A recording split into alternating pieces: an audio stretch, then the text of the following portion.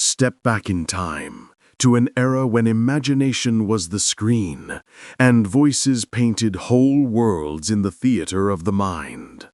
Tonight, we begin our journey into the General Mills Radio Adventure Theater. Hosted by the legendary Tom Bosley, each story was crafted to whisk listeners away into danger, discovery, and daring adventures. So close your eyes, open your imagination, and let the adventure begin. The Radio Adventure Theater.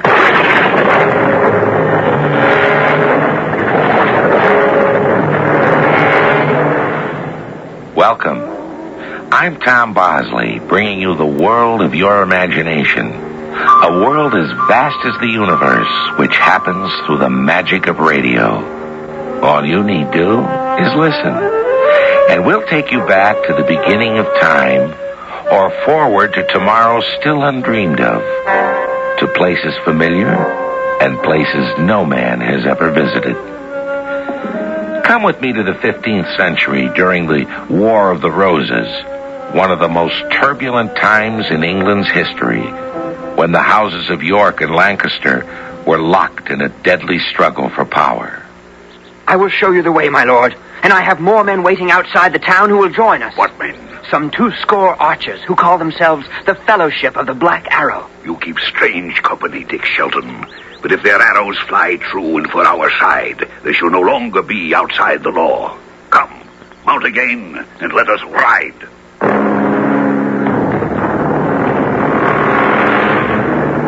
Our story, The Black Arrow, was adapted from the novel by Robert Louis Stevenson, especially for the General Mills Radio Adventure Theater by Robert Newman. I'll be back shortly with Act One. Welcome.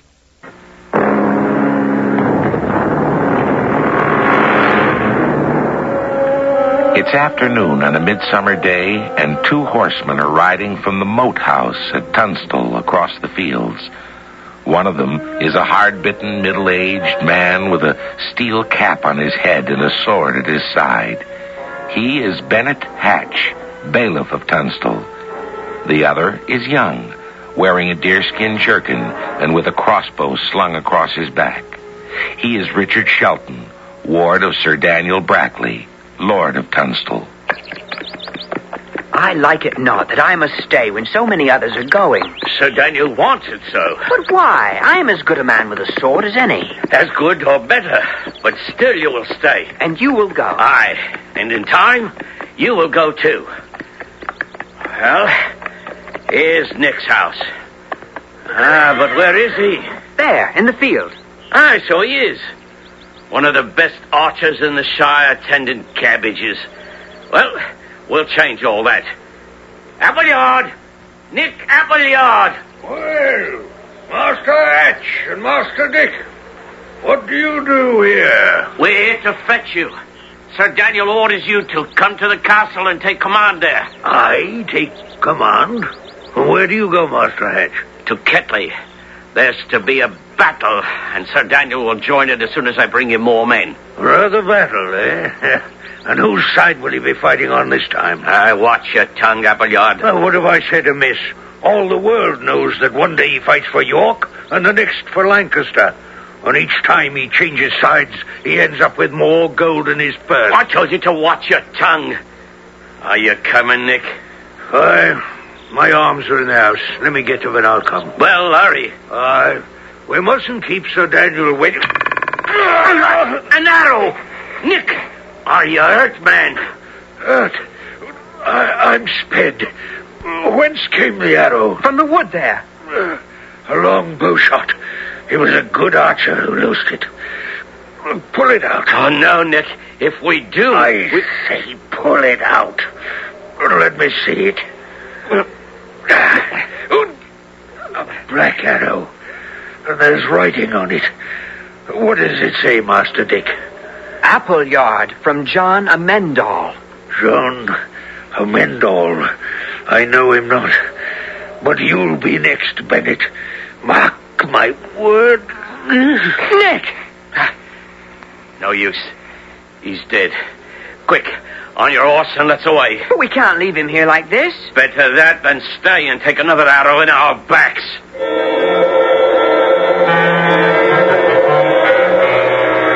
Where is Nick Appleyard? Dead, Sir Oliver. What? How? Of an arrow in the back. A black arrow. Saints defend us. You saw the arrow? Saw it and read the message on it. Appleyard from John Amendall, it said. John Amendall? Who can he be? Appleyard had enemies, but... What say you to Ellis Duckworth? Duckworth? No. No one has seen or heard from him in many years. Who is this Ellis Duckworth? A yeoman who fell afoul of Sir Daniel some years back. When Sir Daniel went to take his land, he fought us, so we burned his house, and Sir Daniel had him declared an outlaw. Duckworth? It might be. But if it is he... Heaven save us, what's that? Another arrow. There, in the chapel door. Is it black, too? Aye, and there's a message wrapped round it. Read it, Dick. What does it say? I had 4 black arrows under my belt. 4 for the griefs that I have felt. 1 is gone, it was well sped. Old Appleyard is dead. 1 is for Master Bennet Hatch, who burned Grimstone, wall and thatch. 1 is for Sir Oliver Oates, who helped cut Sir Harry Shelton's throat. Sir Daniel, you shall have the last, to pay for what you brought to pass. Grimstone. That was Ellis Duckworth's home. And it is he. Why, look you that way, Dick. It says, Sir Oliver, you helped cut my father's throat. Oh, you believe the scribbling of a murderous outlaw? I swear to you I had naught to do with it. This is not a time for accusations. With Nick Appleyard's death, we must change our plans. I cannot leave the castle now. Master Dick, you must take the men we've gathered to Sir Daniel. I? You wanted fighting. Well, you shall have it. I must write a note to Sir Daniel. You shall take him that and a message on the black arrow. Be quick, Sir Oliver. I will. Now listen, Master Dick. I would give you counsel. Sir Daniel may be your guardian, but keep a sharp eye on him. And put not your trust in Sir Oliver either. But why? Did he not just swear? I have heard him swear before. Ask no more questions, but do as I say.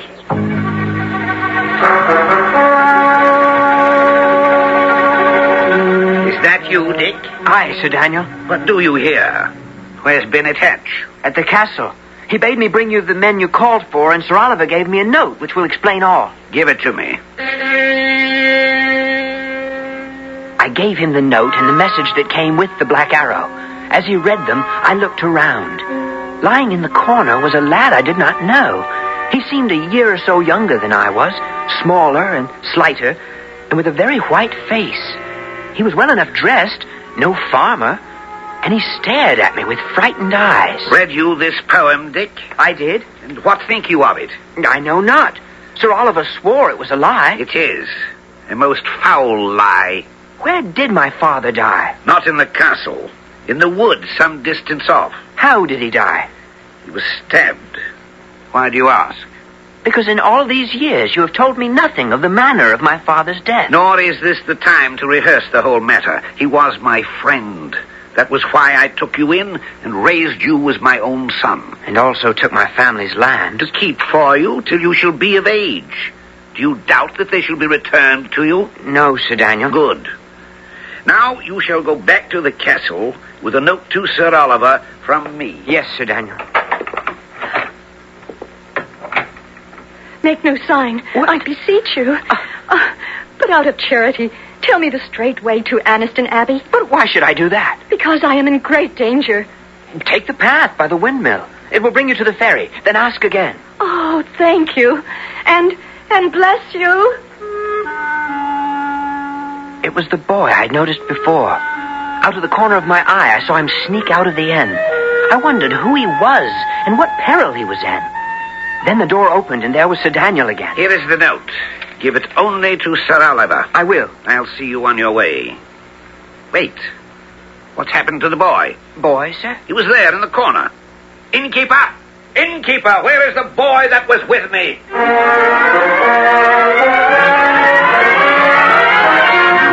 I'm mounted quickly and rode off. I had not known the boy was supposed to stay with Sir Daniel, and had no wish to tell him that I had helped the lad to escape.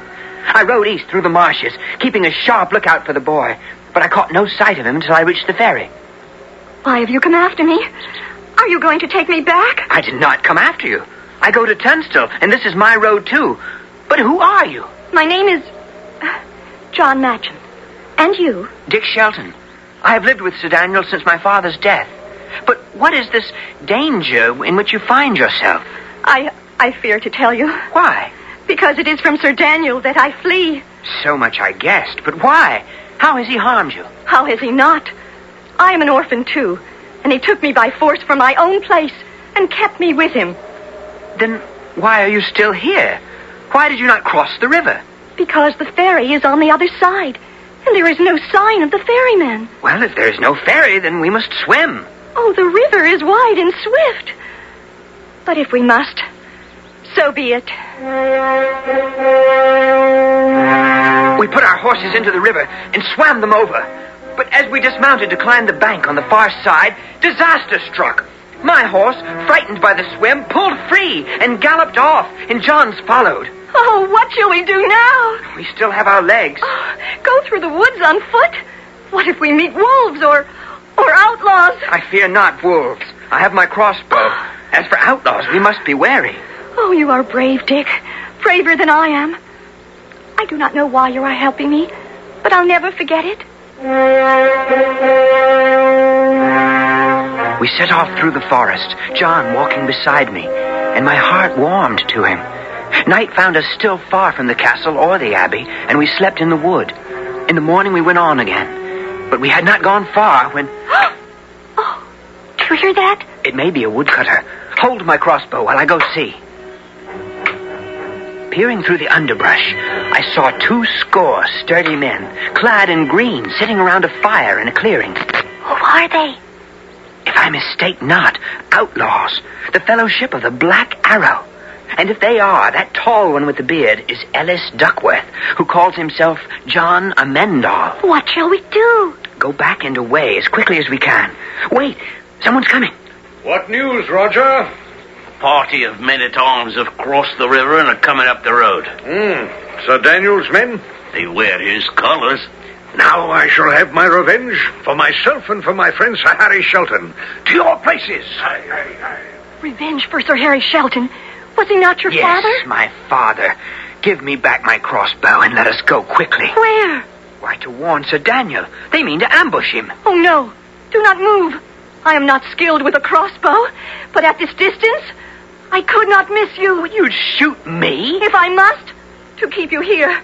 Sir Daniel is my enemy, and I suspect yours too. He swore he did not kill my father. And lied. I'm sure he lied. You're sure? What know you of such things? Give me my crossbow. No. Then I'll take it. So, and if I had the time, I'd beat you soundly. I gave you hell. And this... I'm too late. They have attacked. I must return. Return where? The castle. The next attack will come there. Why do you follow me? The abbey lies that way. I am afraid to go alone. May I come with you? If you will. I meant well, Dick. I hated Sir Daniel, but I also feared for you. We ran through the forest toward the moat house. It was a long way, and when we got there, the drawbridge was up. I called and waved, and it came rattling. Was Sir Daniel. Sir Daniel! I thought you were dead. Why should I be dead? Ellis Duckworth and his men were waiting in ambush on the road. I thought as much. That's why I sent my men that way and went another in disguise. You let them be killed? Your own men? Who were they for the most part? Farmers. I am here and safe. Naught else matters. Raise the drawbridge, man the walls, and prepare for an attack.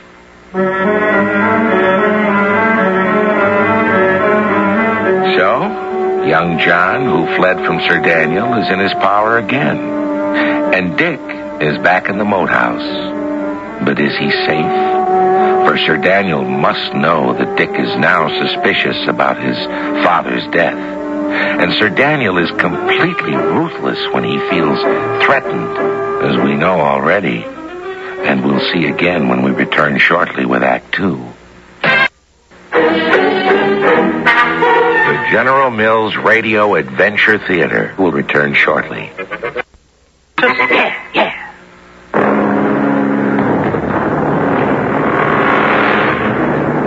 Let us return now to that dark time when England was torn by the struggle for power between the houses of York and Lancaster, the time of the War of the Roses. It is the next morning. Coming down into the courtyard, Dick finds Sir Daniel looking even more grim than he did the night before. So, you're up, Dick. Are things as bad as they seem? They could not be worse. We are besieged. I will take my place when I have said a few words to young John. Young John? Who is young John? What, John Macham, the lad I brought here with me yesterday. There is no such person here. What? But he came here with me. You called him my young friend. A slight and somewhat frightened boy. I say he is not here. But he could not have escaped. Duckworth's men surround us. We're hard-pressed. Bennett Hatch lies in the chapel sorely wounded, and you must prattle of someone you will never see again. Sir Oliver, where are you? Here, in the gatehouse. I must speak with you. I stared after him. Here was another mystery. What had happened to the boy, John? There was someone who might be able to tell me. I slipped into the chapel, and there was Bennett Hatch lying on a pallet. Master Dick, I'm dying. Say not so, Bennett. You have been wounded before and lived to jest about it. I will not jest this time. What do you know of my father's death? I know nothing. Well, that cannot be. You have been sheriff to Sir Daniel for many years. He was found in the forest with a stab wound in his chest. But who could have killed him? Who and why? I tell you, I know not. And even if I did... What is it you do not know, Bennett? I was asking about my father's death. Your father again. Must you plague a dying man? And do you still suspect me of having had some hand in it, when I've already sworn that I had naught to do with it? I ask your pardon. I forgive you. To make amends for my harsh words, you shall have a new room. There's nothing wrong with my old one. It served you when you were a boy. Now you shall have one that is more fitting. The large one, over the chapel.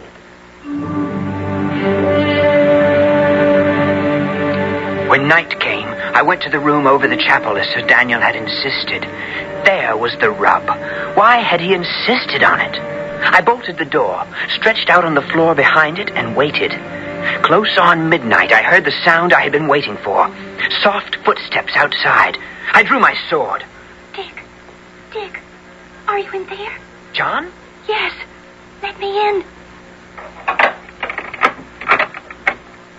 It is you. What do you here? I came to warn you.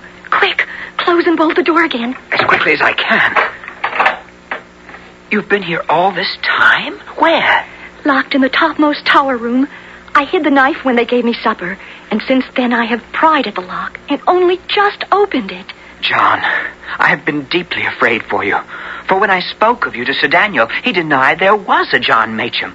For once, he may not have lied. What? But you are here, standing next to me. This is your arm, not a strong one, it is true, but...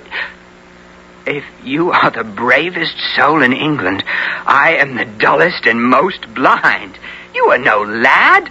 I wondered how long it would take you to discover that. I saw your clothes, your boy's clothes, and your short hair. Who are you? Lady Joanna Sedley. I am an orphan, as I said, and I fear an heiress. I was passing through Ketley on my way to York when Sir Daniel captured me and kept me with him. But why? The Sedley holdings are large, and I believe he either means to marry me himself or marry me off to someone else. Never. Why should it matter to you? I know little of women, but you are such a maid as I never thought could be. I know not if I will live through this night, but if I do, I swear I will love none but you till the day I die. Shh. Do you hear that? Someone is coming. I hear. But the steps are not outside in the corridor. They are there, behind the paneling. How can that be? A secret passage into this room. That is why Sir Daniel put me here, and that is how my father died. Here? It must be so. Sir Daniel had him sleep here, killed him here, and took him out through the passage, leaving his body in the wood. And that is Sir Daniel coming now? Sir Daniel or Sir Oliver, who is his accomplice. Whichever of them it may be, will not find me sleeping as my father was. Stand back and give me room. Joanna! Joanna, where are you? That is Sir Daniel now. He has been to the tower room and discovered I am gone. Joanna! Dick, open the door. What shall we do? Nothing. Answer not. Dick, I know that Joanna's in there with you. Open the door. Break it down, men. We are undone. Someone in the secret passage, and now Sir Daniel and his men at the door. Whoever was in the passage must be gone. He knows he can no longer surprise me. How can that help us? We shall go out the passage. I saw a light through a crack near the bed. There must be a secret opening there. Yes, here is the crack, and... Oh, you are right. But what of whoever was in the passage? Gone. If not, he is only one man, and I fear him not. Come quickly. I led the way through the door, down a few steps, and then along a winding passage, feeling my way. Behind us, we heard the door of the room crash open, Sir Daniel shouting, then following footsteps. I came to another door, found the latch, and opened it. Where are we? In a room over the moat. Then all was in vain. We are still lost. Can you not swim? No. I will help you. We will leap from the window into the moat. I cannot. It is too high, and the water is No, deep. you are caught. Hurt not the girl, men. She is a rare prize. But as for Master Dick... You shall not take him. Guard yourself, she has a knife. Why, you wild cat. Dick, go, quickly. I cannot hold them long. No, drop You that must, you must. I pledged you my troth. And if you die... I go then. But you and vengeance shall be mine. I climbed out of the moat and crawled into the woods. I knew there were outlaws all around me, but night was no time to approach them. So I waited till dawn, made myself known, and was taken to the tall man with the beard, whom I had seen in the forest. Was it you who leapt into the moat last night? It was Ah, that was bravely done. Who are you? Dick Shelton.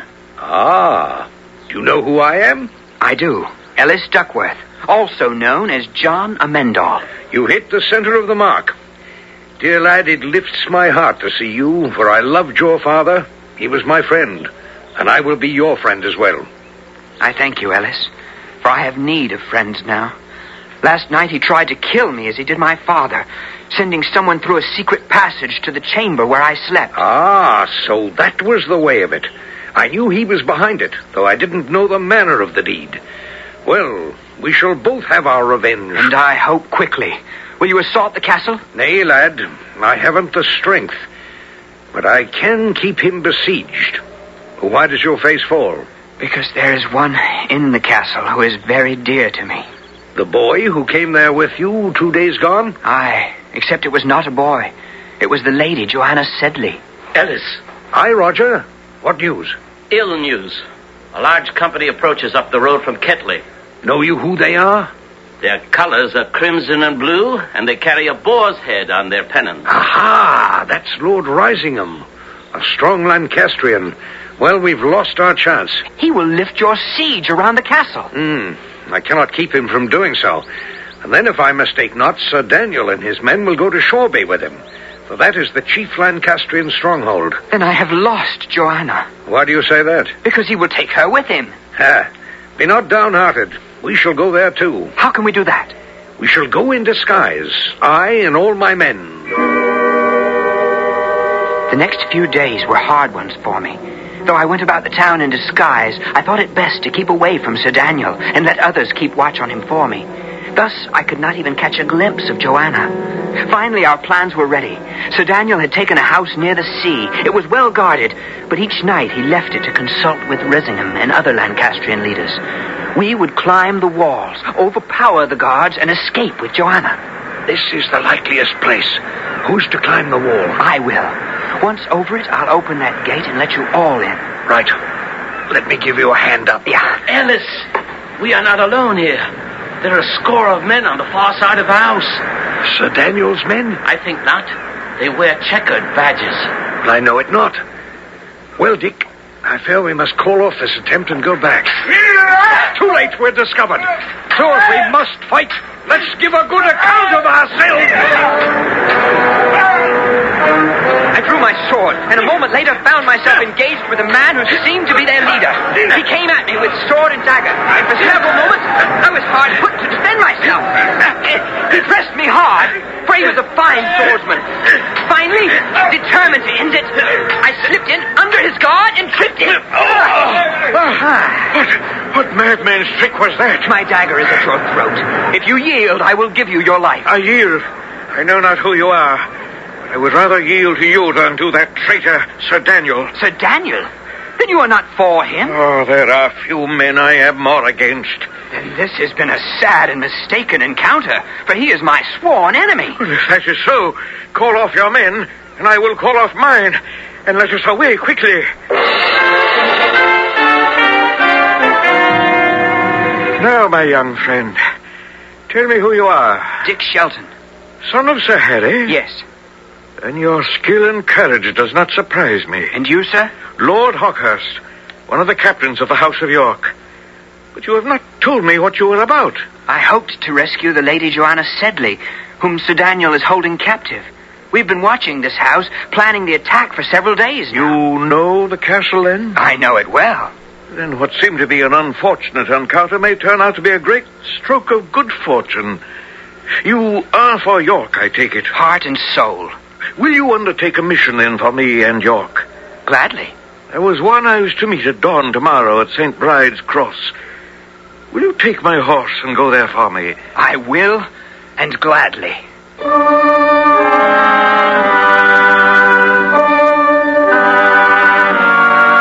So for the second time, Dick has failed to rescue the woman he loves. But who is this mysterious man he's to meet at St. Bride's Cross? Will he indeed prove to be a friend? Or will the meeting lead to even greater dangers? We'll find out shortly when we return with Act 3. This is... The General Mills Radio Adventure Theater will return shortly.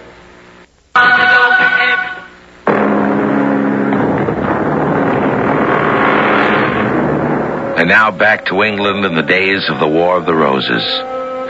It's just before dawn, and Dick, approaching St. Bride's Cross, hears a strange sound, the clear call of a hunting horn. He pauses, and then, hearing the clash of steel, he rides on. There at the foot of the wayside cross, a single man in full armor is fighting half a dozen men-at-arms who wear the Lancastrian colors. Hold you well, sir. Help is at hand. Keep the varlets in play while I sound another call. I'll try. But if you have men, they had better come soon. They will. As always, I have been too eager and outrun them. Here they come. And there go our enemies. So will all of Lancaster flee one day. May the day come soon. Well said. Now, dismount. Tell me who you are that came to my aid in such good time. My name is Dick Shelton. I know the name, Shelton. You are a brave young man and a good swordsman, though somewhat foolhardy. That has been said of me before. But may I know who you are? I am Richard, Duke of Gloucester. The king's son? The same. My lord. Nay, kneel not to me. I am not king yet. But tell me what you do here. I came to meet another. I like it not that he has kept me waiting. If you mean Lord Hawkhurst, my lord, he sent me in his stead. I thought I knew your horse. I can tell you what you wish to know. I've been in Shoreby for several days now. Have you? You came in a fortunate hour. Tell me then. There are about 1,800 men in the town. 1,800. I have 700 there in the woods behind us. 700 more will be here shortly. And tomorrow will come another 500. Now, if you were Richard of Gloucester, what would you do? Strike now or wait until tomorrow? Strike now, my lord. Why so? Well, so far they know not of your presence here. By tomorrow they may have some report of it. I think the surprise is worth 500 men. And you are worth almost that many. We shall do it. You will show us the best way into the town? I will, my lord.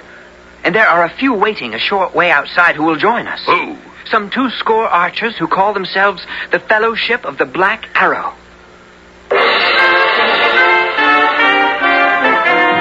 Now let me study this. If a small body of men struck there near the harbor, that would draw their forces. Then I and my main body could sweep in from the west and take them from the rear. If you will give us 100 men, my lord, Ellis, I, and our archers will strike that first blow. You think you can not only strike, but hold there until we cut our way in to relieve you? I do, my lord. Then we shall try it. And if you succeed, you shall not only win your spurs, but my undying favor. Go then, young Dick and Ellis, and good fortune go with you. We ran up the street the Duke had indicated. We were well into the town before those there knew what was afoot. Then they came at us, and for a time the fighting was hard and grim. Ellis fought beside me, and our men shot arrow after arrow from the windows of the houses on either side of us. How goes it with you, Dick? Well enough, though I do not think we will be able to hold them if they charge again. Nor do I. But we've fought a good fight so far, and... Listen! That's the Duke! He comes charging in! And look! They break and run! It's over! Shoreby is ours! Where go you now? To Sir Daniel's house to find Joanna. When Ellis and I got to the house, we found it empty. Sir Daniel had fled, taking Joanna with him. Sick at heart, I walked back to where we had made our stand. Young Dick, I have been looking for you. You have fought like a hero, done what you said you would, and pleased me greatly. Kneel. I dub thee knight. Rise, Sir Richard. I thank you, my lord. Yes, you thank me, but still look as black as midnight. Why? Because the lady I told you of, Joanna Sedley, is gone. And you think of that now, in our hour of victory? I do. My lord, I believe I have somewhat aided you at St. Bride's Cross and here. I crave a boon. What boon? Give me a score of lances to follow Joanna and the man who has taken her, my enemy, Sir Daniel Brackley. We rode out of town, found a farmer who had seen Sir Daniel and his company riding west, and followed. At dusk, deep in the woods, we found that the company had divided, some going on towards the castle, and some turning off towards the south. We decided that Sir Daniel had gone on to Turnstile and went that way. A short while later, through the trees, we saw a campfire. It's Sir Daniel. He has your lady and perhaps a dozen men with him. What shall we do, Dick? Leave our horses here, surround and attack him. Aye, that would be my counsel, too. We dismounted, crept through the woods, and then attacked. York, Richard, and the Black Arrow! Joanna, here, to me! Dick, be careful, there are others! More men! What?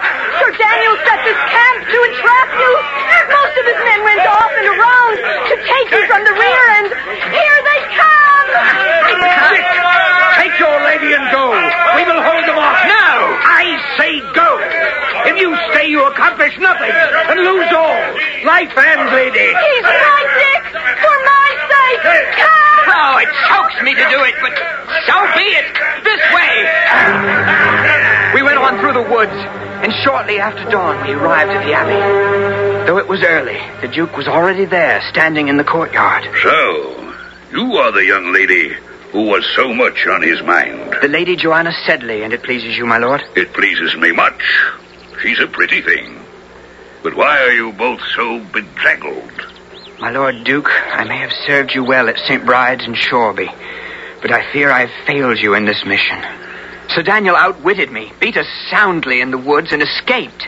And the men I gave you, a score of lances? Lost, I fear, my lord. As for Sir Daniel, I believe he has made for the castle. He will not get there. I've sent men on to take it. But I am displeased with you, Sir Richard. I like not those who fail me. You have your lady. This afternoon you shall wed her in the abbey. But expect nothing more from me. That afternoon, waiting until it was time for the wedding, I left the abbey and walked into the woods. I had much to make my heart heavy. Ellis, who had been my good friend, was gone. Dead, I was sure. And Sir Daniel had escaped me and my vengeance. I had gone some little way when a monk, his hood pulled forward, came up the path towards me.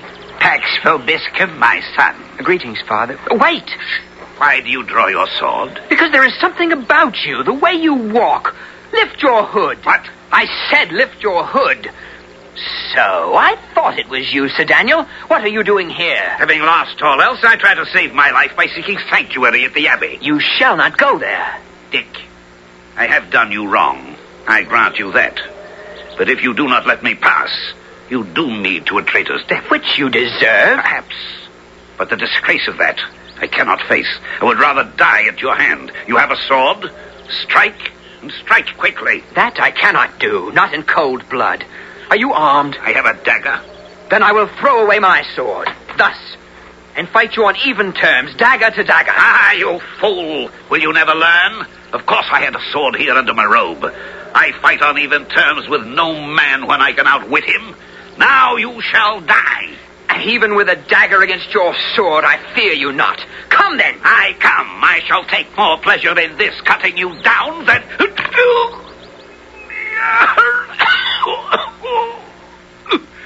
The arrow, is it black? It is. Then vengeance is done. Aye, that it is. But by whose hand? Whose should it be? Ellis, praise be to heaven. I thought you were dead. Not I. I fought my way clear when you escaped, hid in the woods, and followed this villainous traitor when he found the way to Tunstall blocked and came here. And arrived in rare good time. Not only to save my life, but to speed me on my way to a new one. Your marriage? Yes, it is to be celebrated within the hour. And there is no one I would rather have stand by me there in the chapel than my good friend, Ellis. Well, then, why do we tarry here? On to the Abbey, and let the bells ring loud and clear.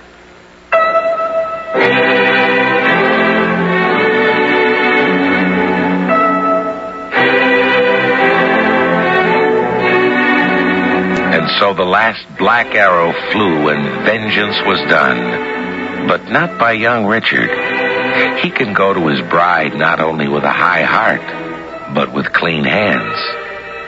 I'll be back shortly.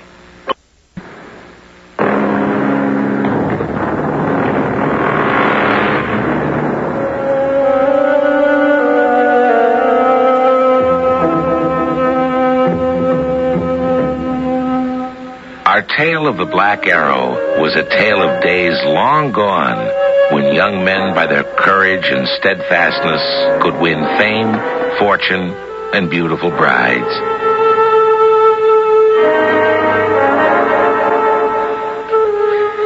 Yes, those days are long gone. Did such things happen even then? Well, who knows? But they can and do happen on Adventure Theater in the world of radio drama. A theater whose stage has no limits but your imagination.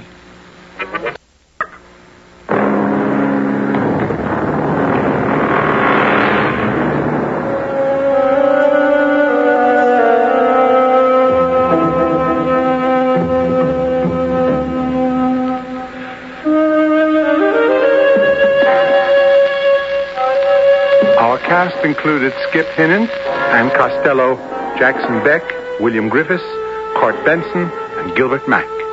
The entire production was under the direction of Hyman Brown.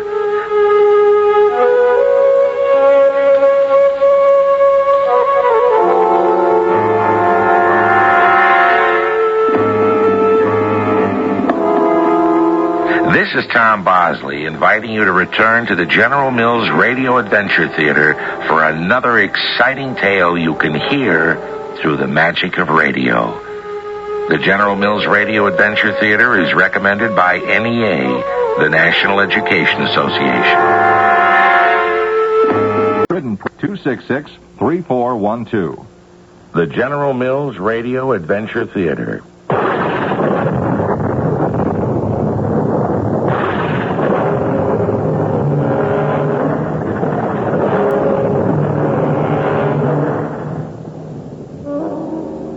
I'm Tom Bosley. In 1896, that's over 90 years ago, which is a long time, a very great man named Rudyard Kipling wrote this exciting story of the sea and about a little stinker of a boy who was changed into a regular Joe during 5 months at sea with a handful of Gloucester fishermen.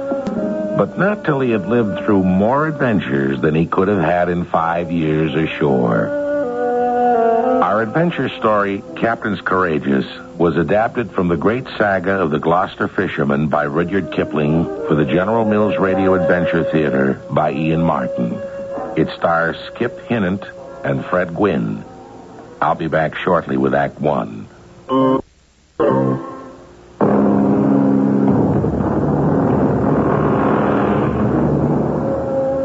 His name was Harvey Chain. He was 15 or 16 and acted like a smart aleck most of the time. He wore a cherry red blazer, knickerbockers, red stockings, high sneakers, and a red flannel cap on the back of his head. Nobody aboard the big ocean liner could stand him. Old Mr. Cyrus Porter is busy summing up his fellow passengers' feelings on the subject of Harvey in the men's smoking salon. What can you expect from such a boy?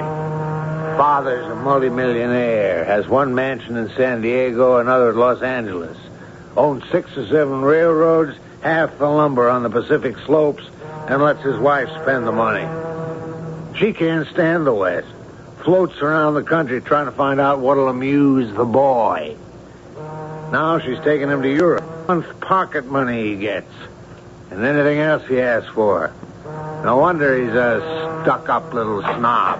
Hey, that fog's thick outside. You can hear the fish boats squawking all around us. Wouldn't it be great if we ran one down? Shut the door, Harvey. No. Get yourself outside at first and then shut it. You're not wanted in here. Who's going to keep me out? I got as much right as the rest of you.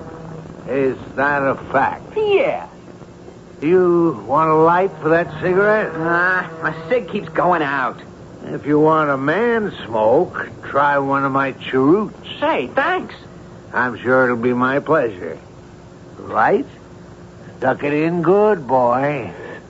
Sure. How's your mama this afternoon? I didn't see her at lunch. Stateroom. She's most always sick on the ocean. You know, this is the first time I've been on the ocean. Say, it's deader than mud around here. Hey, I think we're slowing down. We're getting near the Grand Banks. Shaving pretty close to those fish boats you'd like to run down. How's the cigar? Fine, full flavor. Well, there's no action here.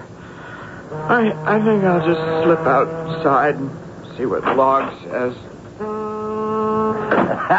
Oh, yes, gentlemen. It takes a man to handle a wheeling stogie. And our little brat ain't that yet by a long shot. My head was bursting. I wished I'd never boasted that I was never seasick. I threw the vile cigar away and staggered to the side of the boat. I was going to be sick. But just as I leaned over, the ship rolled and tilted me over. I landed on my head and just about blacked out. I could feel myself sliding and slipping. And before I could come to, a big gray wave broke out of the fog, whacking my head so hard against the wood that suddenly everything went black.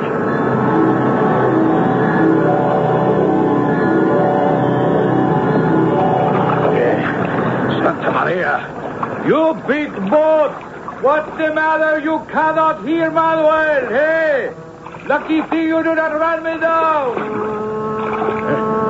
Good for Manuel. He blows his horn so you turn away last minute. But not so good for this young boy. Hey, little fish. You feel some better now? Where am I? Am I drowned? No, you are alive. Well, pretty good, so. I take you aboard my boat. I row now. Hey, Bastille, we move better. If you rock the dory, maybe you slide off back into sea, huh? I thought I was a goner, sure enough. Fine, good job I caught you, eh, what? How come you fall out? I was sick. I couldn't help it. Just in time I blow my horn on your ship. She turned a little. Then I see you come down. I think you are cut up with the propeller, but you drift to me, and I haul you in. So, you will not die this time. Well, where am I? You are with me in the dory. Manuel, my name. And I come from the schooner We're Here of Gloucester, Massachusetts. I live in Gloucester. By and by we get supper, eh, what? Oh, I can't eat.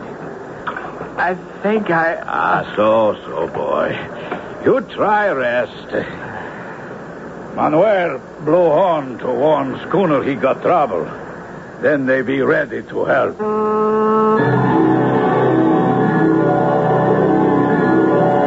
Later, I don't know how long, I felt hands lift me. And suddenly I was dropped down a dark, heaving hole with men in oilskins who gave me a hot drink and took off my clothes.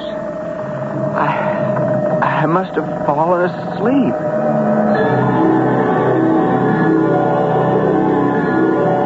Well, good morning. Feeling better? Say, how about some coffee? Oh, isn't there any milk? Well, no. Leastwise, there ain't likely to be long about till September. Here. It ain't bad coffee. I made it. Oh, it's hot. Yeah.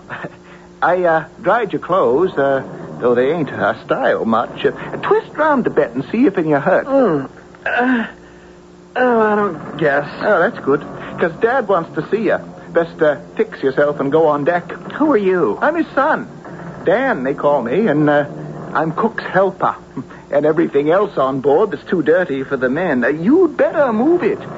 Dad's waiting. Well, if he wants to see me, he better come down here. If that don't beat all. Hey, Dad, he says you can slip down and see him if you're anxious that way. Dan, quit fooling and send that boy up to me.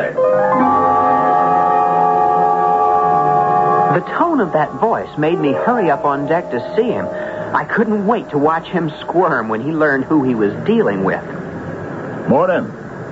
Afternoon, more like, I might say. You've nearly slept round the clock, young fella. What do you expect after an accident? We won't go into what I expect right now. What might be your name? Where are you from? My name is Harvey Chain II. I'm overboard from the liner Calpurnia, and I demand you take me straight back to New York, where my father will pay you anything you ask for returning me. Wow! Quite that. Well, I can't say as I think much of any man, or boy even, who'd fall overboard from that kind of packet in a flat calm. Least of all, using the excuse he was seasick. Excuse?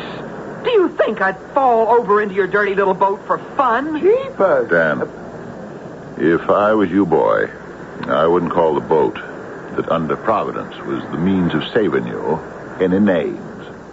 I'm Disco Troop, and this is my boat, the We're Here, out of Gloucester, which you don't rightly seem to know. I don't know, and I don't care. I'm just telling you, the sooner you get me back to New York, the better it will pay you. How would that be, young fella? Cold dollars and cents. If you want an advance now, I can give you 100 or so. Is that a fact? What? It's gone. My money's been stolen. So, I'd have to wait to see your pa to get the reward. I had $134 in my pocket. You stole it. Give it back. Now, what would a boy be doing with that kind of money? It was part of my pocket money. I get $200 a month. You don't say. 200. You don't suppose he might have hit his head, maybe, Dan, scrambled his brains? Why, you... We're sorry for you, son, and we won't talk anymore about the money. About getting back, we've just come onto the banks, fishing. So with good luck, we ought to make it ashore about the middle of September. But this is May. I can't stay here doing nothing while you fish. Right and just and right. We won't ask you to do nothing. You'll go with Dan here and help him do as you bid, and I'll give you 10.5 months. 10.5? You must be crazy. For what? You don't expect me to wash pots and pans and things. And lots of things. No call to shout. You take me to New York, you hear? And my father will give you enough to buy this dirty little fish kettle 10 times over. Then I won't tell him you stole my money. Oh? Now, don't you call Dad a thief. He don't take that from no one. I'll call him what I want. Pirate, thief. I won't do menial work for anyone. You hear me? You Shut up! Oh, you hit me. You hit me right in the nose.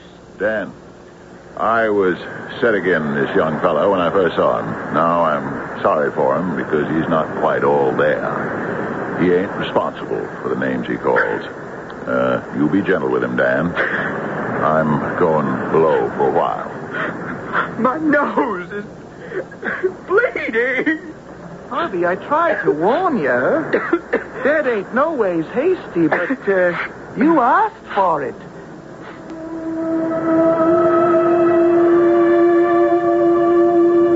I found it hard to believe I was really going to be stuck on this smelly old tub for 6 months. I couldn't believe it was happening to me. And that all my dad's money wasn't going to save me. I was scared. I was alone. And most of all, I was sorry. Sorry that I'd made such a bad start on my new life.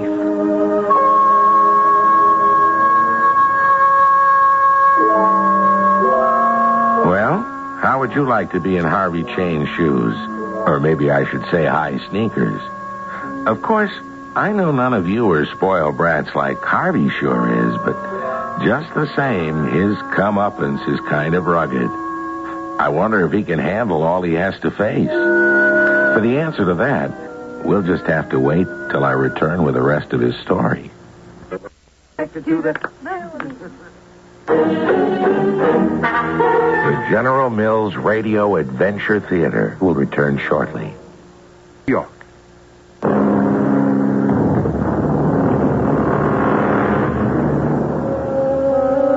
Well, now, let's see. We left a very miserable boy in a wrinkled, shrunk, saltwater-stained cherry red blazer and knickerbockers, nursing a nosebleed and feeling very sorry for himself.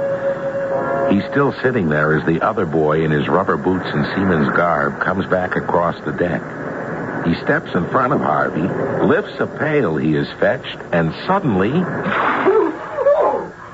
What did you do that for? To wash up. And the deck. And you better forget being mad at Dad. You are crazy to call him a thief. Oh, why? My money's gone. Your father has never seen more than a $5 bill at one time, so why wouldn't he just... You don't know what this ship, the We Are Here, is worth. You wouldn't say that. Oh, my father could buy up this boat once a week and never miss it. Oh? How did your dad get all this money? Gold mines and things, out west. Does he go around with a pistol and a trick horse, the way they do in the circus? They call that the Wild West. My father hasn't any use for ponies. When he wants to ride, he takes out his own private railroad car. I bet you've never even seen one. Oh, yes, I have, at the Union Depot in Boston. But that belonged to Slayton Beeman. He's a millionaire. My father's what you call a multimillionaire, and he has 2 private cars. I told him about the private cars. One named Harvey after me, one Constance for my mother.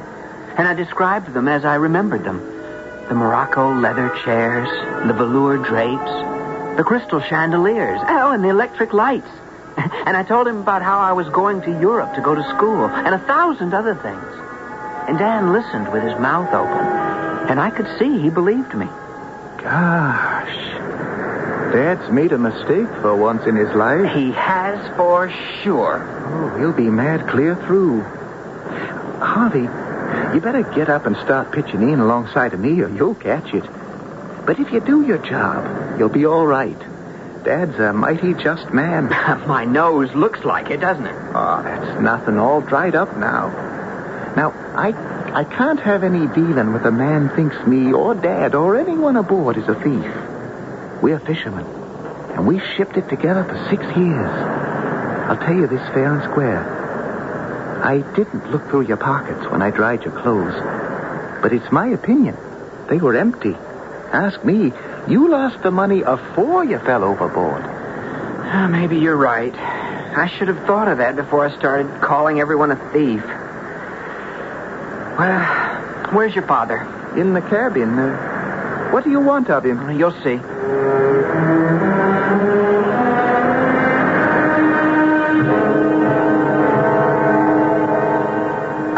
Excuse me, Captain Troop? Huh?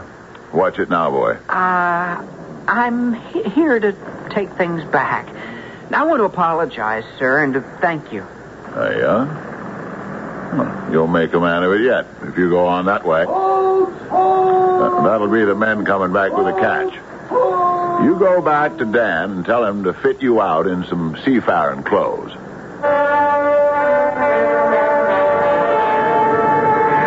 Here they come. Now, you'll have your work cut out for you. Wow, I've never seen the sea from so low down. It's a good catch. Look at Manuel there. Couldn't take another fish aboard. He's as low as a lily pad in still water, ain't he? Oh, which is Manuel? There he is, with the curly black hair and the yellow earring in his left ear. Portuguese, he is. He's the one who found you last night. He'll be the first aboard. Who are the others? Behind him, to his starboard side, Long Jack, Irishman from South Boston. Port is Tom Platt. Used to serve on a man-of-war. Then back of him, Uncle Salters, Dad's own brother. And if there's any bad luck around, it'll fetch up with him. Only man stung up today, I'll wager. And what would sting him? Strawberries, mostly. Pumpkins sometimes, and sometimes lemons and cucumbers. Strawberries? Lemons? You're pulling my leg in the ocean. You don't want to believe me? Someday, you'll see. Hey, here's Manuel. Lay a hold of that tackle there. The what? That rope by your hand. Ain't you ever done a ton of work in your life? Well, I'm going to try to work now anyway. Only it's all new. What do I do? We'll be swinging him aboard soon. Hey, Manuel, how many? You count with me as I park them aboard. 231. Look out! What are they? What do we fish for? Cod! You wouldn't believe how fast and how easily Manuel flipped those big fish onto the deck, while Dan held the dory close with a boat hook. When it was empty, Dan told me to give Manuel my rope, which had a hook at the end of it. He took it, slipped it through a hoop of rope at the dory's bow, caught Dan's tackle, hooked it to the stern, and clambered aboard. All right, Harvey. Together. Pull! Pull! Pull! Hey, now, hold on. That's high enough. Now, swing her in and lower her away. Steady as she goes. These dories don't weigh nothing empty. Well, that was right smart for a passenger. Yeah, well done, Nino. You feel pretty good now, huh? Yes, thank you. Well, what is to be thankful to me? I only do what I must when I pull you from the sea. Hey, I am stiff, and I have not cleaned my boat today. Too easy. You clean him for me, Danny. Oh, I will. I want to. Well, here, catch this swab. Oh, I got it. And best make haste for his Long Jack. If you don't, his boat will be nesting on top of you. Long Jack's dory whacked against the weir here, and in no time, another stream of glittering fish were thumping on deck. 200 and more. He was followed by Tom Platt with 190 odd. Dan and I were just nesting his boat with the others when Uncle Salter's boat thudded against the hull, and another boat I hadn't noticed. In it was a small man with a small voice. very quiet and sort of dreamy. He and Uncle were in an argument of sorts. I think it's 42. Well, then my luck's turned for once, because I caught 45. Well, 42 or 45, I've lost count. Who's that? Uncle Salters and Penn counting their catch. This beats the circus any day. 42, you said. I'll count again, then. Patience in Jerusalem. What possessed a farmer like you to set foot in a boat beats me? What's the stir here? You get that fish aboard. Don't spoil the fun, Dad. They're arguing who caught the most again. Well, supper's waiting, and Salters is on first half. I'll count for you, Salt. 1, 2, 3. Make fast, Uncle, and come aboard. You too, Penn. Toss them lines, Harvey. Aye, Dan. Come on, Uncle Salters. You too, Penn. All right, thank you, Danny. You're a good boy. What's count? 47 for Penn, 41 for you. Salt, Penn here beat you. I thought you called yourself a sailor. Well, 'twant a fair count. Come on, Salt. After supper, we'll go to dressing down. You'll pitch to me, Tom and me'll stow. We are second half, Harvey. You, me, and Manuel and Penn. Now, what's second half? Oh, well, we sit down to eat second. What's dressing down? You'll see. I saw. I stood by my tub at the edge of the hold. Long Jack, with one scoop and a wrench, cleaned the fish and waxed their heads off.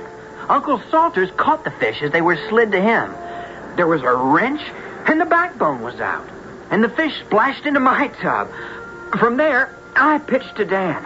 Pitch 'em bunched. Don't scatter 'em, Harvey. That was Dan crying out from deep in the hole as he stacked. After an hour, the fish were heavy as lead, and I wanted to quit, but you couldn't. And I made up my mind to keep at it till I dropped, which by the time we were finished, I was ready to do. Water! Turn in! Well, I did a little better that time, Danny. Aye, Penn. And I think it's my duty to help clean. I wouldn't have your conscience for 10,000 cod, Penn. Turn in. You've no cause to do a boy's work. Good night, lads. Good night, Captain Troop. Here's your water, Dan. Oh, thanks. Where do you think you're going? Bed. Oh, no. Boys have to clean up after dressing down. And first watch is boys' watch in calm weather. Oh, but I can't keep my eyes open. Oh, you will, Harvey, or a rope's end will teach you. I saw a lot of things as the days went by. Like the first day Dan got permission from the captain to take me fishing in his little red dory called the Hattie S. My first holiday, I thought. Go short, Harvey. If you crab your oar, you're liable to turn her over. Where's the sail and mast? You don't sail fishing dories, you pull. But isn't my little Hattie a daisy? Don't you wish you owned her? I guess my father might give me one or two if I asked him. Oh, that's right. I forgot your father's a millionaire. Well, ship oars, Harvey, and we'll try a line over the side. Where are the fish? Well, if Dad was along, he'd read the signs plain and tell us what. Oh, I've got something. Bring it in. I'll lend a hand. No, it's mine. I want that. Why, these are strawberries. Leastways, they look like. That's right, sea strawberries. Now you know what strawberry bottom means. Nothing except fish should be touched by the naked hands, Dad says. Oh, it stings. Worse than nettles. It'll pass. Here, now take my line and give me yours. I'll clear it for you and bait up. It's stinging. I don't know if... Oh! Now I've caught one this time for sure. The line's running out. Ooh, hey, he's a big one. Give him room. Yeah. Let him run. Test his strength. No. I'll help you. No, you won't. No. This is my first fish. Is it a whale? Halibut, maybe. Wait. Oh, there. I glimpsed him. I'll lay my wages. He's over 100 pounds. Are you still so everlasting anxious to land him alone? Yeah, I'm going to. if it's the last thing I do.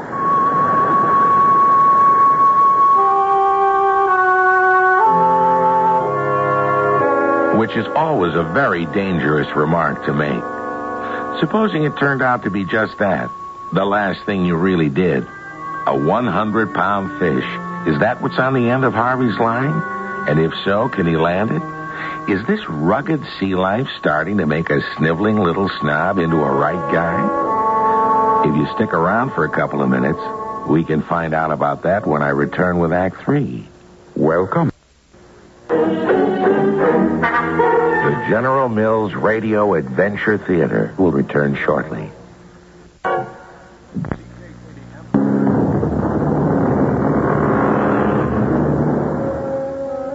Remember when Harvey asked Dan about second half and about dressing down? And that Dan's answer was always a sort of mysterious, you'll see? Well, mostly when Harvey sees, it turns out to be something not too pleasant.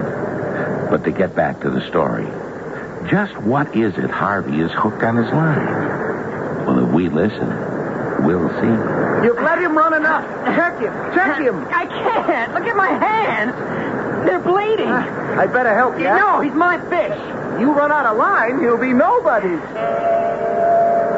I had to let him help. If I didn't, I'd have lost him for sure. Dan came over and snubbed the line in the bow cleat. Then the two of us started to fight him. He took off all over the place, and for the next 20 minutes, he was in charge of the dory. Then suddenly, with my face blue from hanging on, and my hands near cut to ribbons, he went dead on us. And Danny let me haul him in. Bring him home, Harvey. He's all yours. I'll gaff him soon as you get him alongside. I don't know if I can make it. Oh, sure you can. You can't lose him now. There. He's breaking water. What is it? Halibut. Bring him in. I'll sink the gaff. There. Oh! Hey, beginner's luck. He'll go at least 100. Is he that big? Big? Why, I've been fishing ever since... What's that? It's Dad. He wants something. I wonder what. He's calling the whole crew in. How can you tell? See the fore-rigging? He just run up a potato basket. That's the signal. Ooh, he must be on to something, or he'd never break fishing this time of day. Get your oars out. We'd best start rowing back. My back was sore, and my arms were falling off. But if Danny rowed, I had to. But before we got back to the boat, we saw Penn in some kind of trouble. So we rowed over to help. He's done it again. What? Fouled his anchor. We'll have to free it up for him before he loses it. Loses it? Oh, he's always losing anchors. Lost 2 this trip already. Dad says if he loses another, sure as fishing, he'll give him a kelleg. What's a kelleg? Oh, just a big stone instead of an anchor. That'd break Penn's heart. He seems to try hard. He can't rightly help it. He's not quite caulked, huh? He's not all there. See, there was a big flood at a place called Johnstown. Oh, the Johnstown flood. I heard of it. A dam bust open. Yeah, and the water drowned most of the town. Penn lost his whole family in it. And his mind, too. He was a preacher in the Moravian church.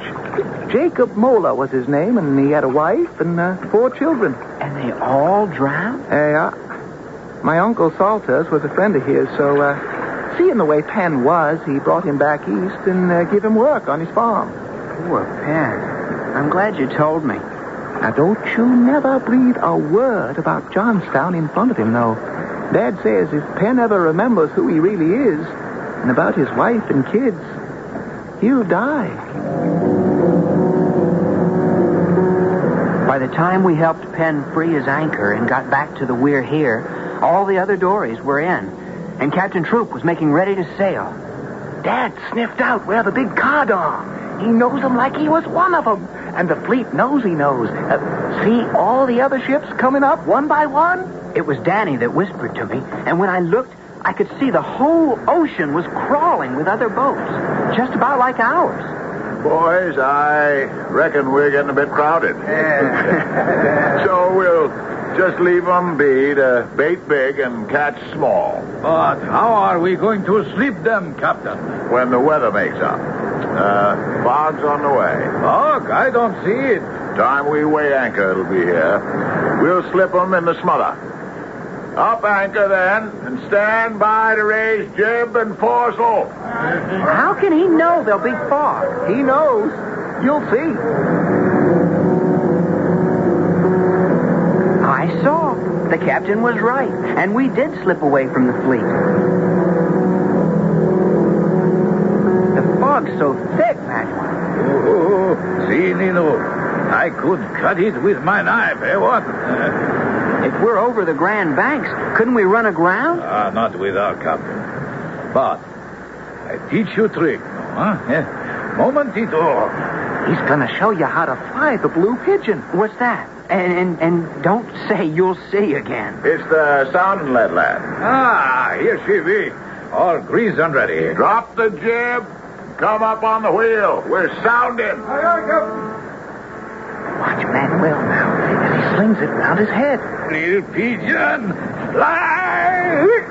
Whoa! Look at her go! Way out over the bow. Sounding is an art. There she drops. What do you make it at a guess, Dad? 60, maybe, if I'm any judge. Oh, she's bottomed. What does she mark? The captain, he is right. 60 fathom to the mark. Why are we hove to, Dan? Bait a line like the rest of us and... Don't say it. Because we are over the fish. Fish haul! 20-pounder, big fellow! And hungry, too. They'll fight even a bear. Oh. How did your dad know they were here? Dad could smell fish in a graveyard. Brought back the sextant, Captain Troop. I didn't mean to interrupt, sir. That's all right, Harvey. Just brighten up the log. You find some sun to shoot? Yes, sir.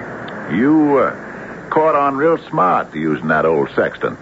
You're getting to be quite a seaman. Just learning from what you and Dan and the others have taught me. Yeah, learning a heap more about things than just the sea, I think. Captain? Yes, son? How many days is it by the log since I came aboard? Oh, power of them, Harvey. Most 5 months. Oh, that's a long time. Yes, son, it is. But chin up. It won't be long before we turn for home.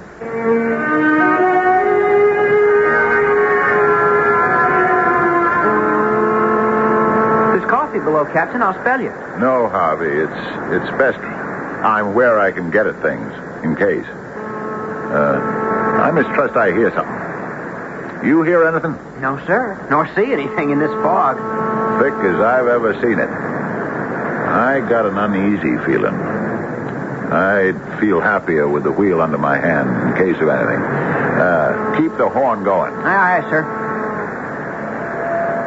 It came on me sudden, after all those months away from home, how I used to be a no-good stinker of a kid in that cherry red blazer. How I once thought it would be great if a steamer ran down a fishing boat. How I hated what I used to be. And how much better I liked myself now. Here I was, up at 4 a.m, just before dawn, in streaming, crackling oilskins, blowing literally for dear life on a small horn, while somewhere near at hand, the steel bow of an ocean liner, rearing 30 feet out of the water, was storming along at 20 miles an hour. And then, I wanted my dad, so bad that I cried till my face was wet as my oilskins. And I prayed, please, God, just get me home to them. Like a bad dream come true, she came sweeping out of the fog. So clear I could see the waves at her bow. And all I could do was blow that horn and yell, "Look out! Look out!" She passed so close close, a jet of steam blasted in my face, and a spout of hot water raked our deck. We staggered in the wake her propeller left, breaking over us and heeling the boat as if she'd never right herself. But she did. And once again, we steered for home.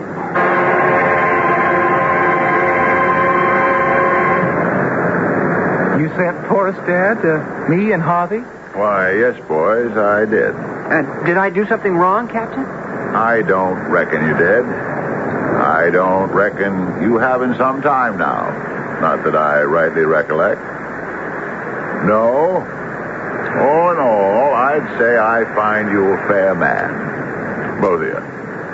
Now, I have a job for you. Skip up that rigging and let me know when we sight land.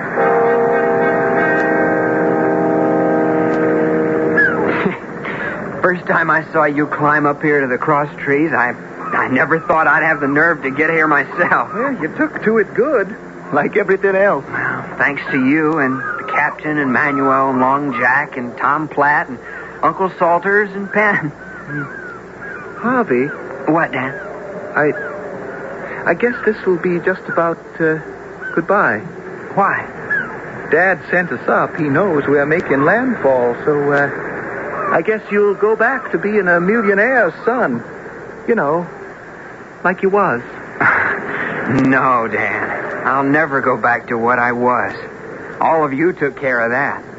And you'll be seeing me. Why, you're my father. And you just wait till you see what he'll do when... Hey, Danny, look! Yeah. I saw it afore. Land. I never thought I'd see it again. Especially that morning in the fog, the steamer nearly ran us down. I never thought we'd make port. Oh, Dad always does. That's why he called his ship the We Are Here. Harvey, you let him know we've made landfall. Aye, aye, Dan. Off the port bow! Land ho!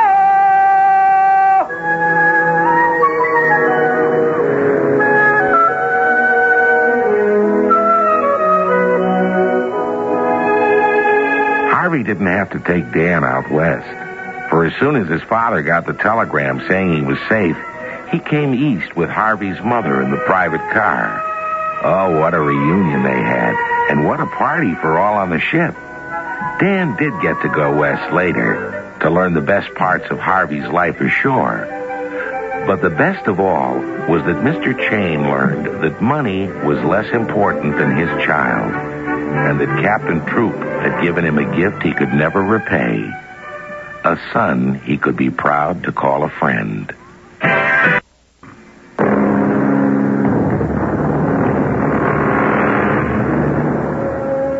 The gift is repaid now.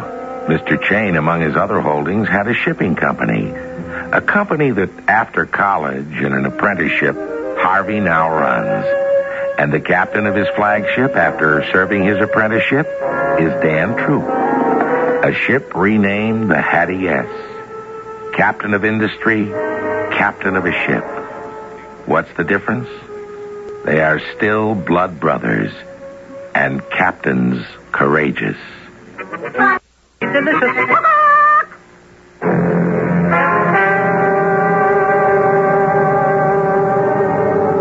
Our cast included Skip Hinnant, Fred Gwynn, Russell Horton, Ian Martin, and Robert Dryden.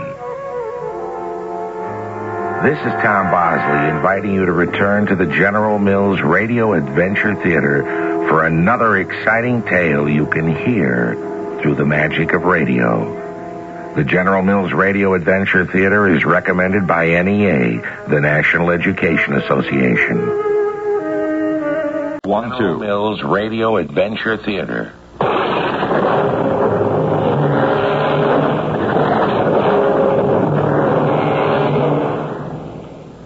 Welcome. I'm Tom Bosley, and it's time again to enter the wonderful world of your imagination through the magic of radio. Won't you come with me on a voyage of excitement, action, and the thrill of discovery? If you're with me on this trip, you're in for a spine-tingling adventure, a visit to another world, and a surprise meeting in real life with one of the great men of history. I reckon the captain would like to put you on the griddle. Get some information out of you. What kind? Well, that's up to him. I'm taking you on back to camp to meet him. Mr. Armbruster? Yes, son? I mean, Missy, or whatever you are. What's your captain's name? Lincoln. Captain Abe Lincoln. Company of the 1st Regiment of the Brigade of Volunteers. Commanded by Brigadier General Samuel Whiteside.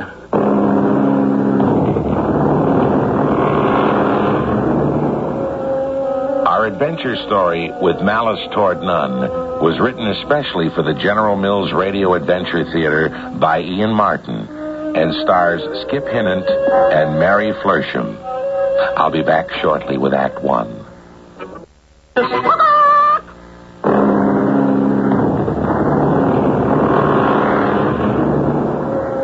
Mention time travel, and what do you think of? Well, I know what I do.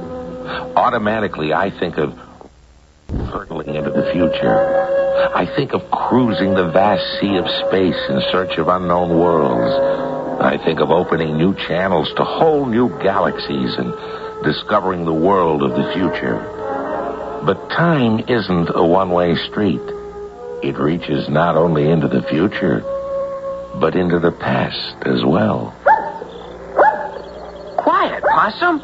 You hush up now. Stupid name you gave that old hound, Jeff. Oh, he just doesn't like caves, is all. He knows where we're going. He doesn't sound much happier about it than I do. Where is this cave, anyway? Right there, Judy. Right where? There. Where? Can't you see, for Pete's sake, where I'm pointing? All I see is a big old cliff and scrub pine and bushes and things. If the way into your cave is hiding behind them, it must be awful small. It is. That's what I've been trying to tell you. You got to crawl in, and then, man, it really opens out. I don't know that I'm so anxious to go this route. Oh, come on, Judy. I brought all the equipment and stuff, so this time we could really explore it. Beats me why you had to wish it on your sister. Why? You scared? What's to be scared of? So, okay, grab your share of the gear and let's get packing. My name is Jeff Jones. I live in Center Corners, Illinois, some west of Chicago and just east of the Mississippi. I'm a senior at Keg High School, and my sister Judy is a junior. She's pretty smart, straight A's and like that, especially in history. Me, I'm just about cut it so I keep eligible for football. But I'm kind of into archaeology and like that. And this cave I dug up, I don't know. It's just something I got to go all the way with. See what it's about and where it goes. So here we are. Possum! Knock it off, will you, Possum? You have to squiggle in through that little hole in the rock? Sure.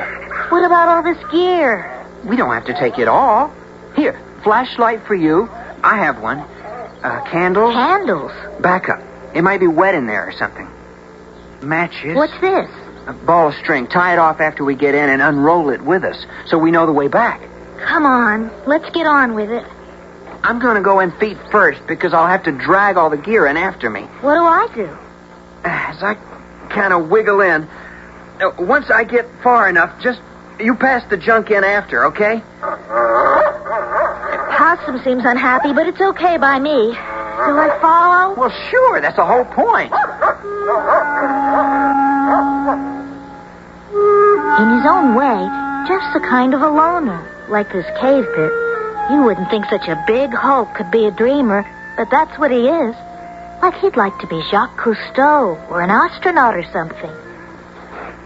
The narrow little tunnel we were crawling along wasn't much bigger than a sewer pipe and a lot more uneven. I was very scared, but I didn't dare let on to Jeff. Hey, come on, Judy, move it. Jeff, you sure this is safe? Sure. This passage has been here for about 1 million years. Maybe 1 billion. I don't think I want to go any further. What's the matter? You scared? No. Yes. I mean, I feel so hemmed in. It's hard to breathe. All in the mind. You should be a lame brain like me and you wouldn't have problems. Jeff, you all right? No sweat, Judy. I just backed into the main cave. Boy, it's bigger than I remember. Well, before you get too carried away, could you get me and the equipment out of this bottleneck? Oh, I'm sorry. Hey, give me this stuff. Yeah, I got it. You want a hand? Oh, I could use some help. Yeah, here. Wait till I get my flash on. There. Here you go. Now, how do you feel? Oh, I guess like a champagne cork after the bottle is opened. Hey, wait till you see this place. It's bigger than a cathedral. You don't even need the flash. There's some light in here. Hey, where does it come from? Oh, way up there. About 60, 70 feet. There's some kind of fault in the rock lets in some light. It's very faint. And among all the shadows, What's that? Bats. It's the flashlight. Turn it off, stupid. Oh, yeah. They frighten you? They give me the creeps. Hey, we sit quiet a moment, they'll settle again. Fantastic, huh? It's like the inside of a pyramid. You can sit here with just a little bit of light sneaking in. It's like moonlight. And you could be anywhere in time. Just look. It's like sculpture. All those stalagmites hanging from the roof. Stalactites. Huh? Stalactites. They hang. Stalagmites stick up. Like those sort of pillars over there. The hundreds of thousands of years. Millions, I guess, it took for them to form. Jeff? Huh? I don't want to think of the thousands of millions of years. I want to get out of here. This place gives me the creeps. We haven't even started to explore. I don't want to explore. I want to get back through that narrow little tunnel. I don't think this is safe. What's that? Oh, it's Possum coming after us. Hey, boy. Possum, here, boy. Make him stop that. He doesn't mean anything. Make him stop. For crying out loud, Judy. What's the big deal? Don't you know in caves or old mines or places you shouldn't make loud noises because that could start a... What was that? Give me my flashlight. Oh, no, Jeff. No, look. What are we going to do? In any excavation or on a mountainside, one of the greatest dangers is sound. A cannon fired with a blank charge, or even a rifle shot, has triggered more than one avalanche. Poor Possum. His barking and howling was to warn us. Maybe it wasn't even that, but whatever it was, the roof of the tunnel had fallen in, and we were sealed inside what I'd thought of as a pyramid. Well, that's what it was now. A tomb. What are we going to do, Jeff? First thing is not to panic. Oh, you're too late. I already have. What's next? Well, I don't see how we can dig through that. Forget it. Oh, how about that place up there where the light's coming from? Forget that. Nothing to anchor the rope to. And without it, we could never climb up. It's just a crack anyway. Isn't there some other way out? I don't know. We better hope so. Come on, grab a knapsack and let's go explore. You go around to the left, I'll go the other way. See if you find any breaks in the rock that look like a passage. Supposing there isn't another way out? Oh, someone will come after us when they find out we're missing. How? No one knows where we are. Possum will go stir them up. If you wasn't buried when the roof fell in. So we'll dig ourselves out some way. Come on, let's track. The wall was solid, not a cranny or even a crack. Suddenly, Jeff and I were meeting again. And I could tell by his face he'd had no luck either. Nothing? Nope, not so far. You hungry? No. Yeah, I guess, I don't know. Jeff. Now, come on, Judy, hold on. But I'm scared. Scared, Jeff. So am I. Maybe something to eat would be a good idea. If you want to. I got sandwiches here you made and chocolate. Trusting to him who can go with me and remains with you and be everywhere for good, let us confidently hope that all will yet be well.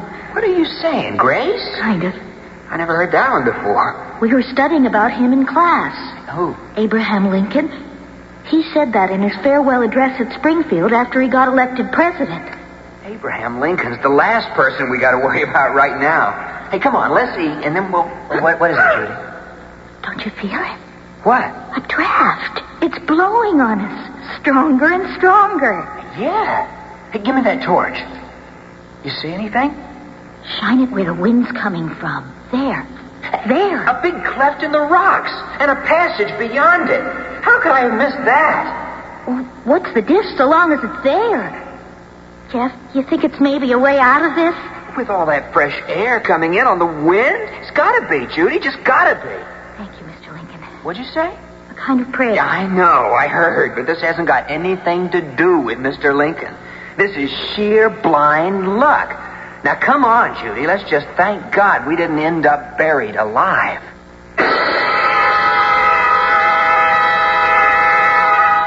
Claustrophobia. A big word that means being shut in, finding it difficult to breathe.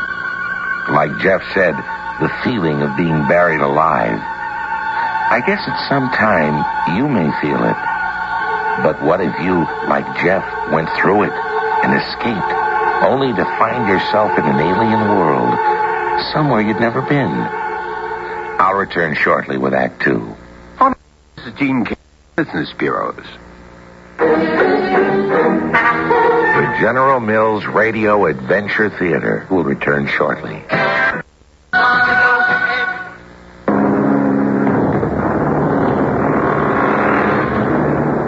Now, let's see. Where were we? Oh, yes. At the edge of discovery. Jeff and Judy are facing a crevice beyond which a twisting, tortuous passage reaches away into darkness and mystery. And where it leads to doesn't matter anymore, because this represents escape from the tomb of the cave into which they are locked by the landslide. And so, beckoned on by the fresh wind that blows in their faces, promising freedom, our two trapped young people fight their way towards the fresh air. How far have we come? Oh, let's see. Checking my ball of string. I tied it off when we came into the passage, and it's 2/3 gone now. That means, about half a mile. Oh, we've been climbing. That means we ought to come out pretty near on top of Old Baldy Mountain. Yeah. Ready to go on? Yeah, come on. Let's hike. Hey, look. Yeah, sunlight, daylight, the light at the end of the tunnel. Yeah. Oh, we made it. I wonder where we are, where we'll come out.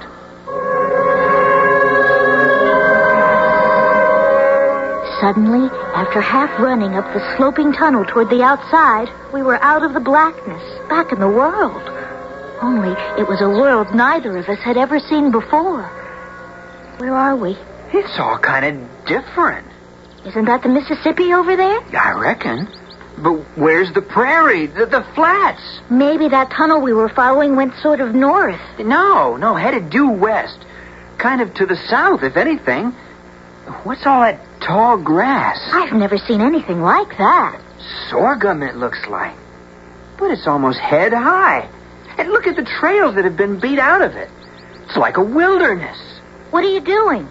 We're just marking this spot where the tunnel comes out so we can find it again. What for? You never know. It might come in handy. Come on, we have a ways to go before dark.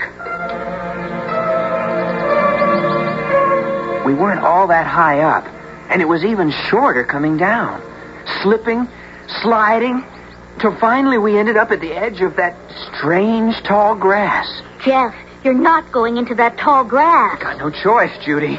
There seems to be a trail follows around to the south. I saw it from above. How do you know south's the way home? Well, we've got to go south or north to cut east back through the hills. You must have seen for yourself this side ain't where we live. Just follow me. Darn stuff is like a jungle. Easier to cut across a cornfield. What is it? It looks like plain old prairie grass nobody ever grazed or cut. Maybe we'd better not get too far into this. I tell you, there's a trail right... Well, we don't have to find it. Here it is. I'm glad to be out of that. It's so dusty. Makes you... What's that? I don't know. Steer, I reckon. A stampede? Those aren't steer. They're bison. Bison? You mean buffalo? Here? There hasn't been a buffalo in this part of the country since... Look out! Hey, get back in the grass.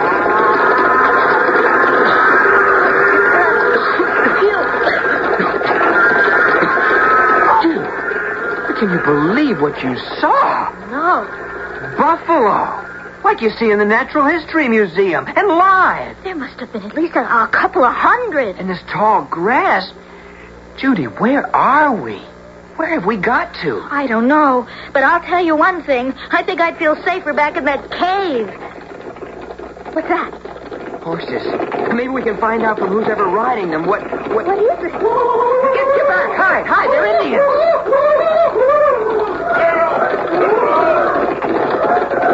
Did you see them? I sure did. I just hope they didn't see us. Indians in full war paint. Oh, I don't believe it. What's going on? Some kind of bicentennial thing? Oh, that's over already. This is 1977. It's at least 100 years since you could see anything like this in North Illinois. 100? More than that. I mean to... To what? Well, that's a part of history I've just been reading about. Because it was interesting and less known, and I thought would make a good paper. I don't get it. Like I said, Miss Motley has been concentrating on Abraham Lincoln, sort of for his birthday like. And Lincoln did get in the Indian Wars, French and Indian like, the Black Hawk campaign. I don't know what you're talking about. What was that? Sounded like an arrow. Jeff, you see, in the tree trunk. It's a tomahawk. What? Judy, look out. Hey, Don't hurt him, please. Please, Mr. Redman. What your name? I'm Judy Jones. This is my brother, Jeff. All men, brother, till white man come. What does that mean? I don't know. Keep still, I guess. Nawatan, Hikagume, Kaman Piyoti Timakamo. What are you going to do with him? Jeff. Take it easy. Hey, Mr. Indian, don't harm her, please. She's a girl. How? Woman? Why she wear pants? Well, that's what we wear, blue jeans, girls and boys. White man have strange custom. This one most strange. You are new tribe. Where from? Right over the hill, the center corners. Center corner? Yes, it's just a little town, more like a village. No town there. You lie. No, there's a town there, honest. No town. Setayati, Kiwa. No. Wait, what are you going to do with us? Gray Beaver must order what we do. We take you to him. Gadota, Aba. Our hands were tied behind us with rawhide, and ropes of it were looped around our necks. We had to run as fast as we could to keep up with the Indians. Indians that looked for real. Breech clouts and deerskin leggings, moccasins, bands around their head and feathers stuck in them, and in full war paint. And they were armed, not only with knives and spears and tomahawks, but with old-fashioned rifles like I'd only seen in pictures in a book. I just couldn't dig it. I am Gray Beaver. Lame Fox bring you here. You are white man scout. You tell me, where is white man? I don't know, sir. You lie. All white man lie. You will not lie to me. Black Hawk has called us on warpath. Now you tell, where is army? Honest to Pete, we don't know. You think not to speak? You will tell. Lame Fox, teach these pale faces. The white man attack. So, we meet him in battle. Take these two, tie them down to stake. Some of the Indians dragged us to some stakes buried in the ground and tied us to them. Then they ran off to the fight. There were bullets flying and arrows, and Jeff and I tried to huddle together as the battle went on. Judy, I'm sorry I got you into this. What is it? I don't know. I just can't believe anything like this could happen in this day and age. That's the whole trouble. It isn't this day and age. What are you talking about? Black Hawk? Who? Black Hawk. Didn't you hear Chief Gray Beaver mention his name? Oh, that. Yeah, he was the chief of the Sauk and the Fox Indians. And when he refused to leave his home on the Mississippi, right around here at Rock Falls, he started a war. Rock Falls? War? When was this? That's what I'm trying to get through your thick head. What's happened to us?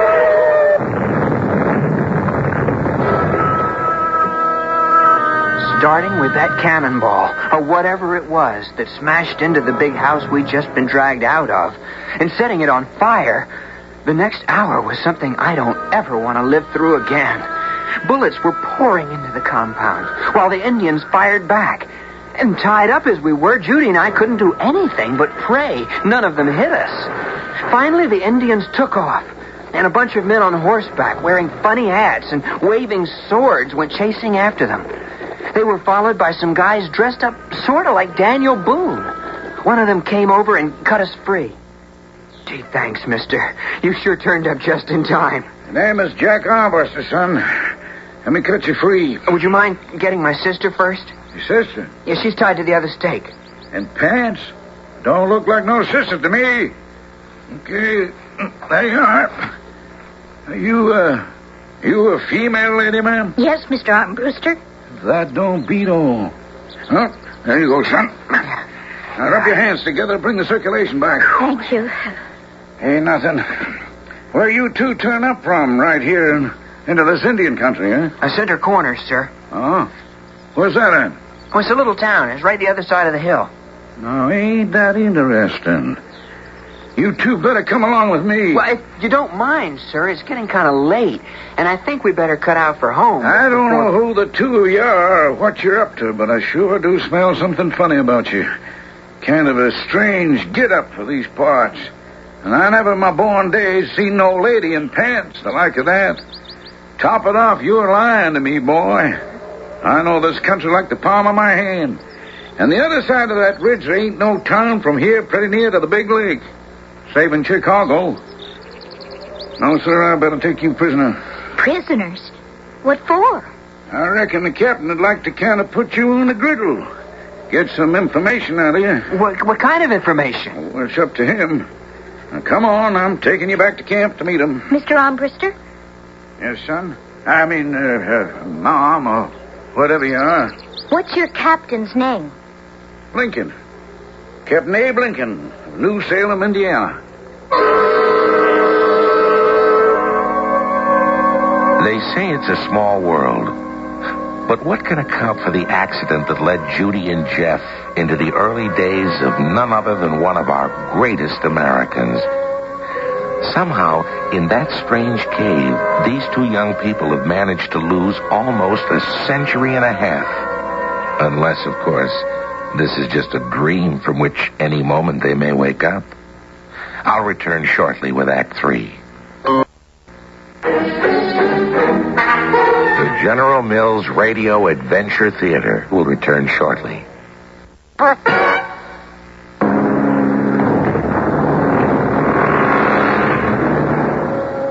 With Judy up behind Sergeant Jack Armbruster and Jeff Tide riding behind a cavalryman, brother and sister have been brought back to the bivouac. And to the captain with the incredible name, which became not so incredible once he straightened up his long, lanky frame. The captain whose face is as familiar to everyone in America as any in his own family. The captain whose name is Abe Lincoln. I bid you good day.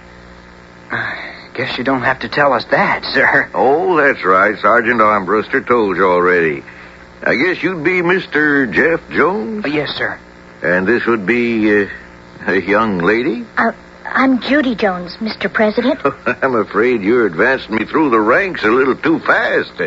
I'm just captain up till now. Now, let's see. Where shall we begin? You claim to be from Center Corners. Well, I'm afraid that just won't wash. Beg pardon, sir? Well, I just plain ain't no Center Corners, Mr. Jones. Leastways, where you claim it to be, so the first question is just where are you from? You wouldn't believe us if we told you, Mr. Lincoln. Well, now, suppose you were to try me. All right. Do you know the date, sir?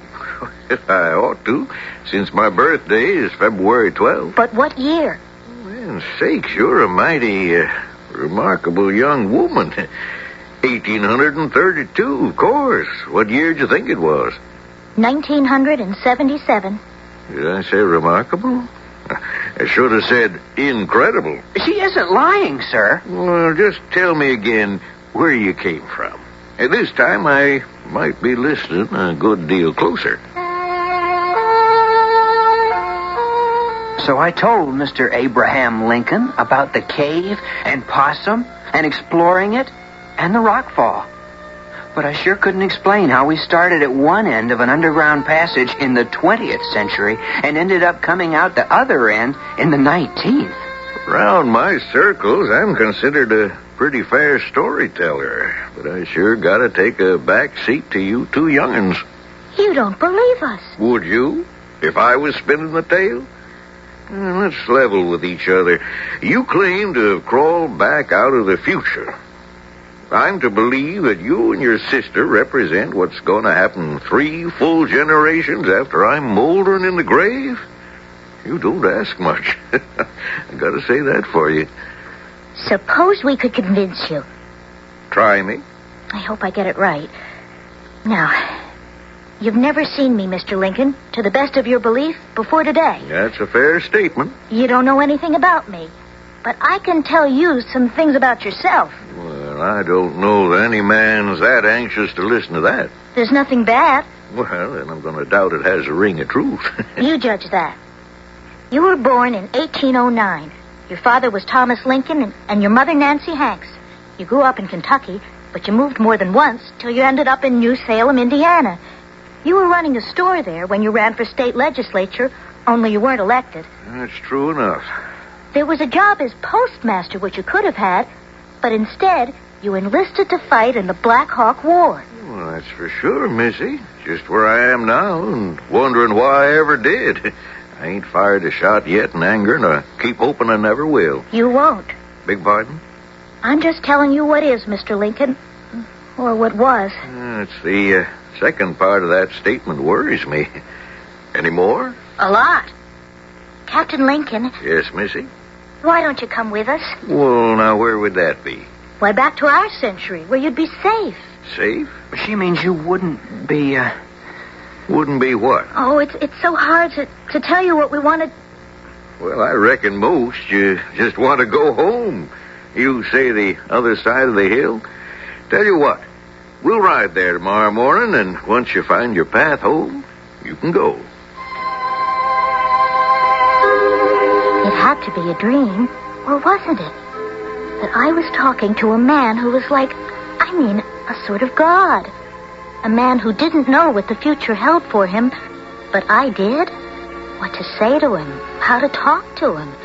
And then there was this other thing. He held our future, Jeff's and mine, in his hands.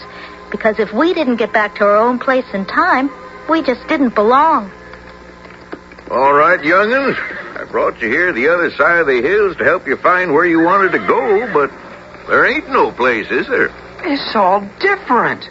You can't find anything in the bullgrass. You think we're just sick in our minds. No, I didn't say that. It's what you think all the same. You think we ought to be locked away somewhere as crazy. Well, now we're going to show you some proof we're where we say we came from. Jeff, show him your wristwatch. Huh? Oh, sure. Here, sir. Well, that's very interesting. Very interesting. Not much like my old turnip. It's got an extra hand. That's the stopwatch. Stopwatch? Counts off and measures how much time it takes to say something. Well, like 87 years ago, our fathers brought forth on this continent a new nation conceived in liberty and dedicated to the proposition that all men are created equal. See? Just 13 seconds to say it. It's amazing, all right. But the words, boy, the words, what are they? Words you said, Mr. Lincoln. That you will say. I don't know how to reply to that. I don't know exactly how you could, sir. I'm just trying to make you understand us. We're what comes after you. A long time after. I'm confused. Well, Judy's just trying to explain that we're two people out of our time. who want to go back home and don't know the way. I think I know how I can prove it to you all the way, Mr. Lincoln. Jeff, you got a $5 bill? You kidding? Why? Because it has his picture on it. That's right. And I don't even have a Lincoln penny. But there must be something. Oh, hey, I got it. Just let me see here. What are you looking for? The envelope Uncle Josh's letter came in last week. I saved it because Buzz collects stamps. Yeah, here it is. Look at this, Mr. Lincoln. A letter? What's this on the upper right-hand corner? You're a postmaster. Don't you recognize the stamp? Stamp? Never seen one like this. 25 cents. From California. What are you children trying to do to me? Where'd you get this trick? No trick. Just a plain old stamp you lick and stick on. Don't you recognize the picture on it? It's you, Mr. Lincoln. Oh, why would I be on, well, that little piece of paper you call a stamp? Because you were our president, the greatest. Because you're going to be president of the United States. When? In 1860. You're going to emancipate the slaves and save the Union. What are these words around my head? Of the people, by the people, for the people. You don't know? How can he, Jeff? He hasn't lived that yet. It's the last part of your Gettysburg Address. Gettysburg? It's the battle that won the Civil War and brought peace. And you said that this nation, under God, shall have a new birth of freedom, so that government of the people, by the people, for the people, shall not perish from the earth. I've been studying you in high school. Well, I like those words. Well, come on, children. Let's get back to camp and study how to find where you're going and what your destiny is. I have a feeling it's somehow tied up in mine.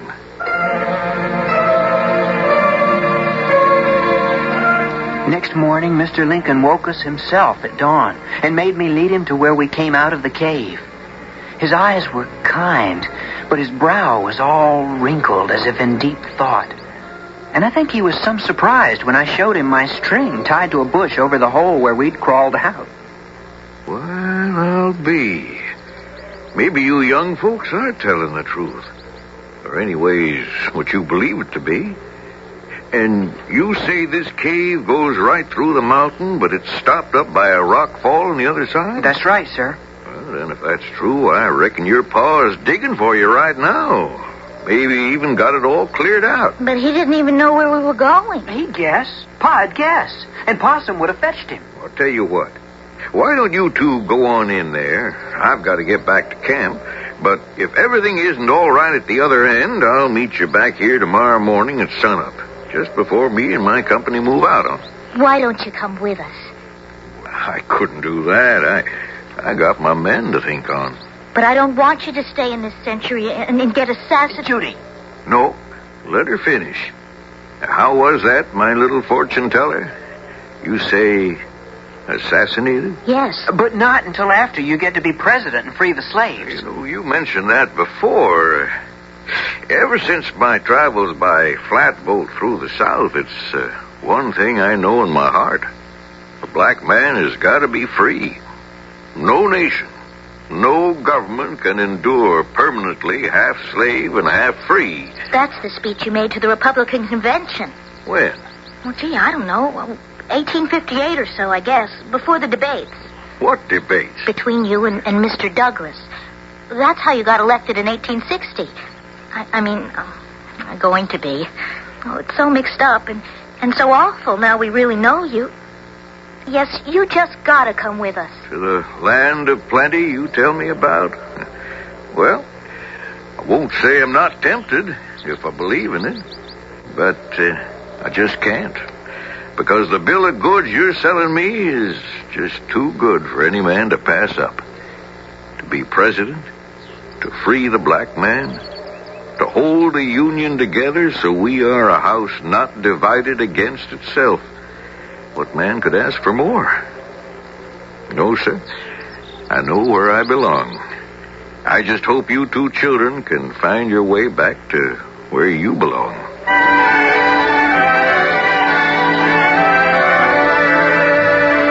It seemed a long, long journey down the twisting corridors of the cave, back to where the adventure all began.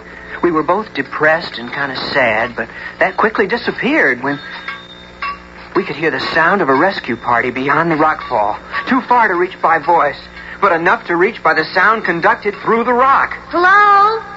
Hello? We're here. It's Pa, or someone. Judy, we're going back home.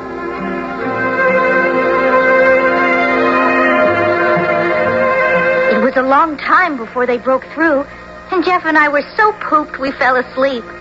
But not before we had made a pact. Then we're agreed. We don't say a word. But who'd believe us anyway? And besides, we're not going to change history, no matter how we might have wanted to. Who says we wanted to? Without Mr. Lincoln, we might not have had a country. I was just thinking of him dying. Well, it's something we all have to do. Just think instead of how much he did for our country. For you and for me.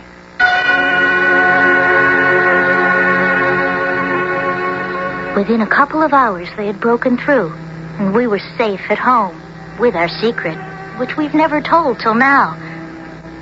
I wonder if I should have tried to tell Mr. Lincoln the things I did. Wasn't it terrible to tell a man his death was written for a certain date? Wouldn't it haunt him? I just hope I didn't do wrong. I know that every time now I look at his face, in all the places it appears, that gentle, kind face. I wonder if maybe I was the one who gave him the haunted look, knowing he was to die from an assassin's bullet, because of his belief that all men are equal. I know that kind face will haunt me all my life.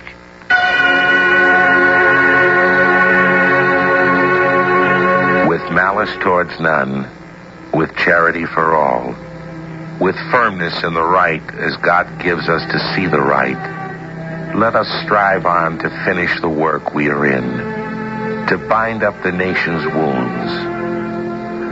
What better way to say the end to any story? I'll be back shortly. Joy power. Joy power.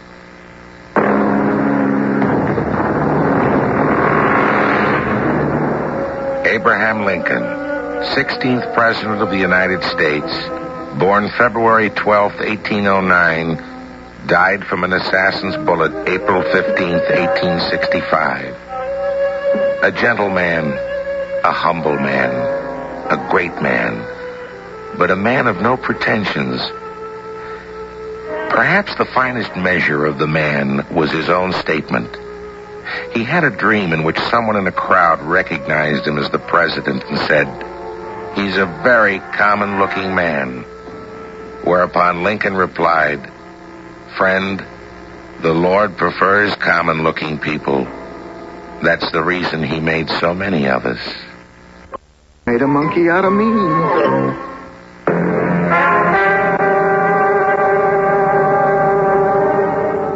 Our cast included Skip Hinnant, Mary Flersham, Ian Martin, and William Griffiths. The entire production was under the direction of Hyman Brown. This is Tom Bosley inviting you to return to the General Mills Radio Adventure Theater for another exciting tale you can hear through the magic of radio. The General Mills Radio Adventure Theater is recommended by NEA, the National Education Association. 63412. Mills Radio Adventure Theater.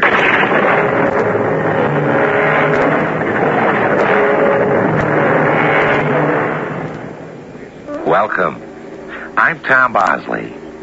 There's a world of adventure, a world of excitement, surprise, and drama. And this strange and fascinating world does not exist on some distant planet in a remote and faraway universe. It's a world you can reach right here. It's the wonderful world of radio, the wonderful world of your very own imagination. Explore it. Discover it with us today aboard a Greek slave ship. Hylas, it's time. Numa, I'm frightened. Do you want to be a galley slave forever. But we'll all be killed. Who says we'll be killed? We have a chance. I don't know. We'll kill the guard first. I'm with you. When he comes by again, trip him with your chain.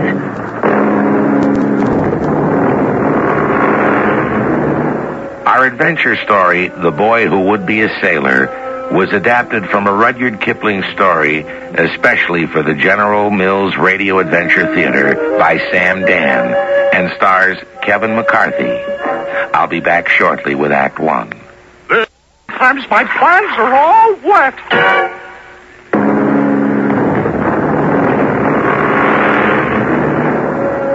Life is so short, eternity so long.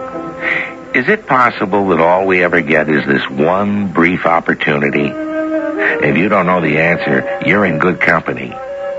This question also puzzled a man who was one of the world's greatest writers of adventure stories, Mr. Rudyard Kipling. And because he was a writer, anytime anything ever puzzled him, he wrote a story about it. And this is the story of how he happened to write this story. Meet Mr. Rudyard Kipling himself. Well, now, this took place along about the beginning of 1915. I happened to be doing some war work for the government. It was supposed to be confidential, and we were warned that London was filled with enemy agents. But I didn't pay too much attention to it until one day. Come in.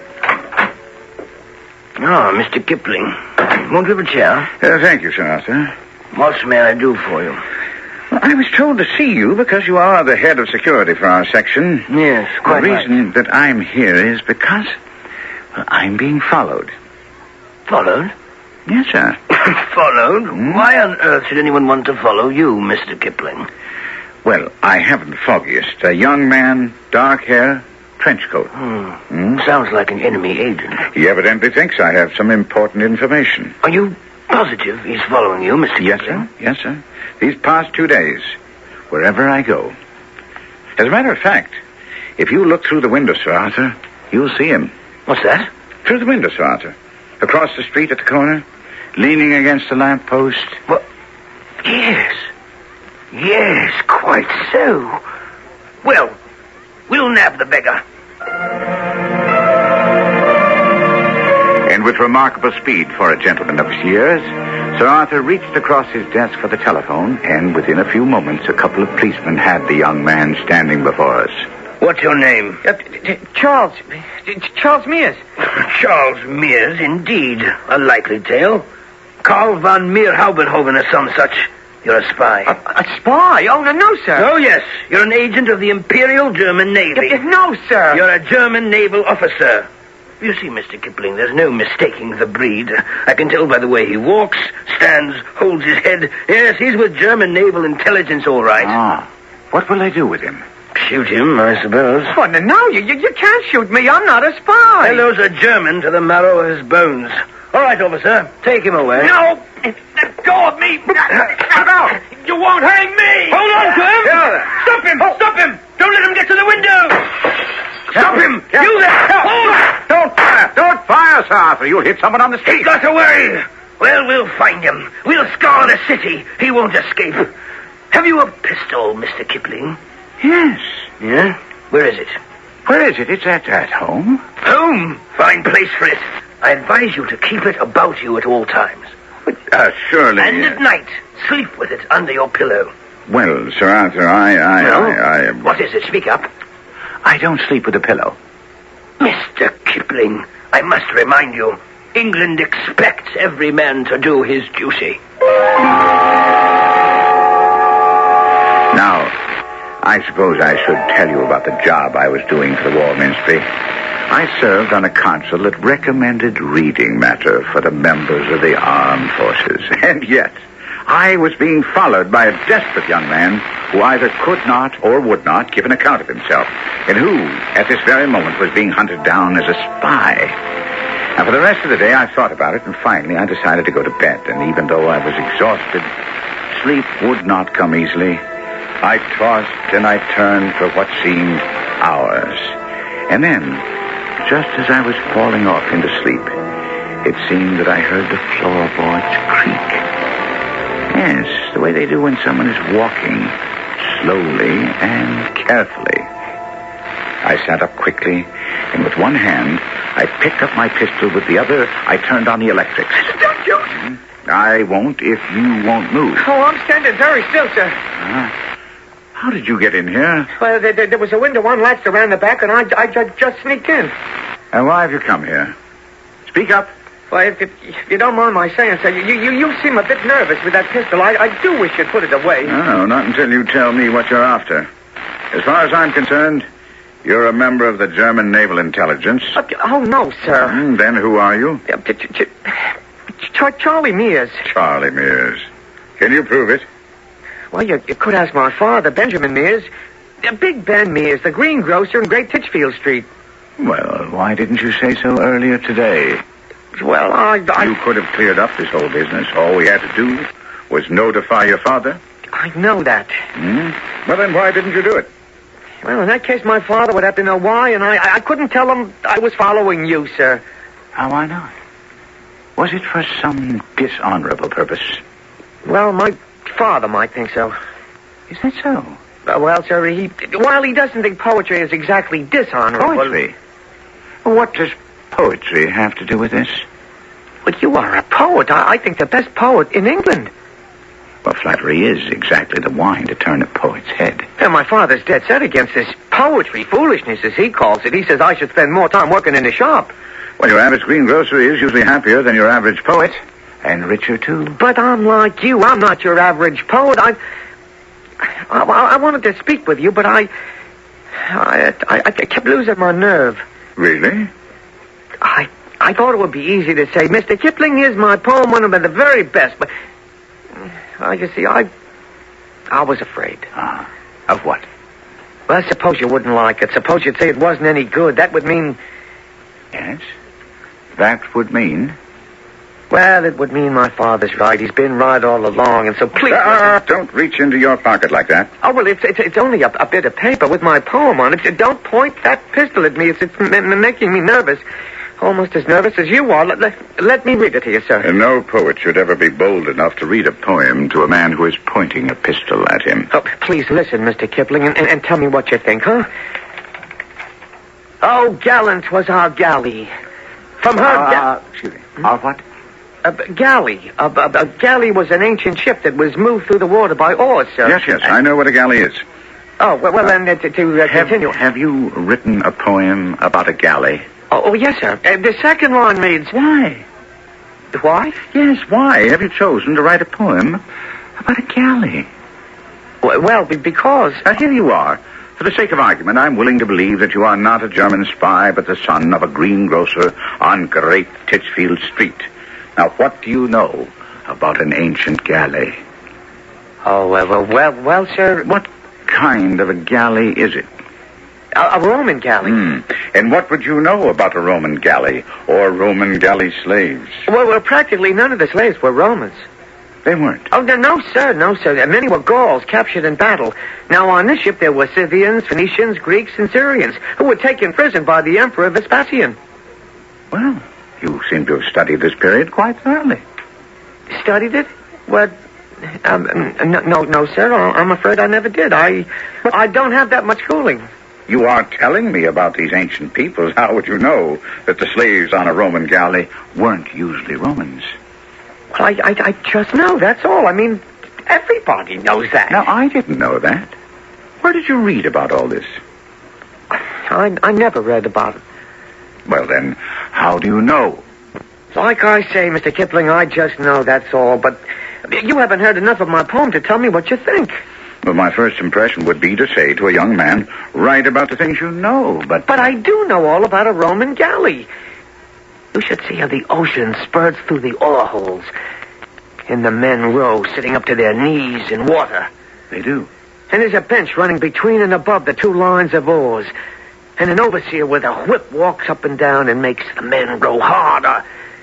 And there's a rope running overhead and it's looped to the upper deck. Now, do you know what that's for? Oh, I didn't even know it existed. Well, it's for the overseer to catch hold of when the ship rolls in bad weather. Are you saying that you've never read about this? Oh, no, sir. Let me read you the part about my hero. He's chained to his oar, and Wait. How is he chained to his oar? Well, he's got an iron band around his middle, and it's fixed to the bench he sits on. See? No. Well, there's a kind of handcuff on his left wrist, which chains him to the oar. Iron? Yeah, oh, yes, sir, but it's not like the iron you see around today. It's kind of rough. Anyhow, he's on the lower deck where the worst slaves are sent. It's dark, full of water. You have to imagine how the sunlight kind of squeezes through the space between the oar handle and the oar hole itself. It's a tiny shaft of sunlight, always dancing and jumping, and he keeps his eyes glued to it because it's the only light he ever sees. All right, let's hold on. Right here. You must tell me how you know about this Roman galley. But I told you, Mr. Kipling, I just know. Well, when did you first know about it? When? Well, it seems to me I always knew about it.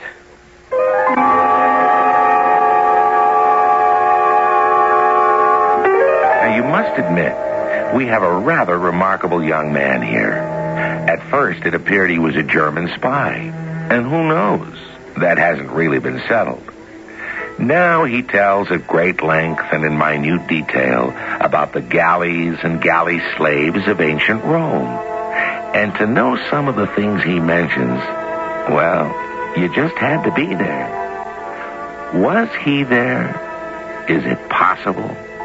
Well, anything's possible on Adventure Theater. I'll be back with Act 2 shortly.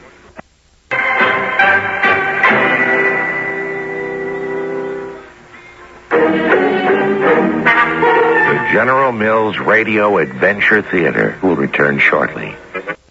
They're magically delicious. Yeah.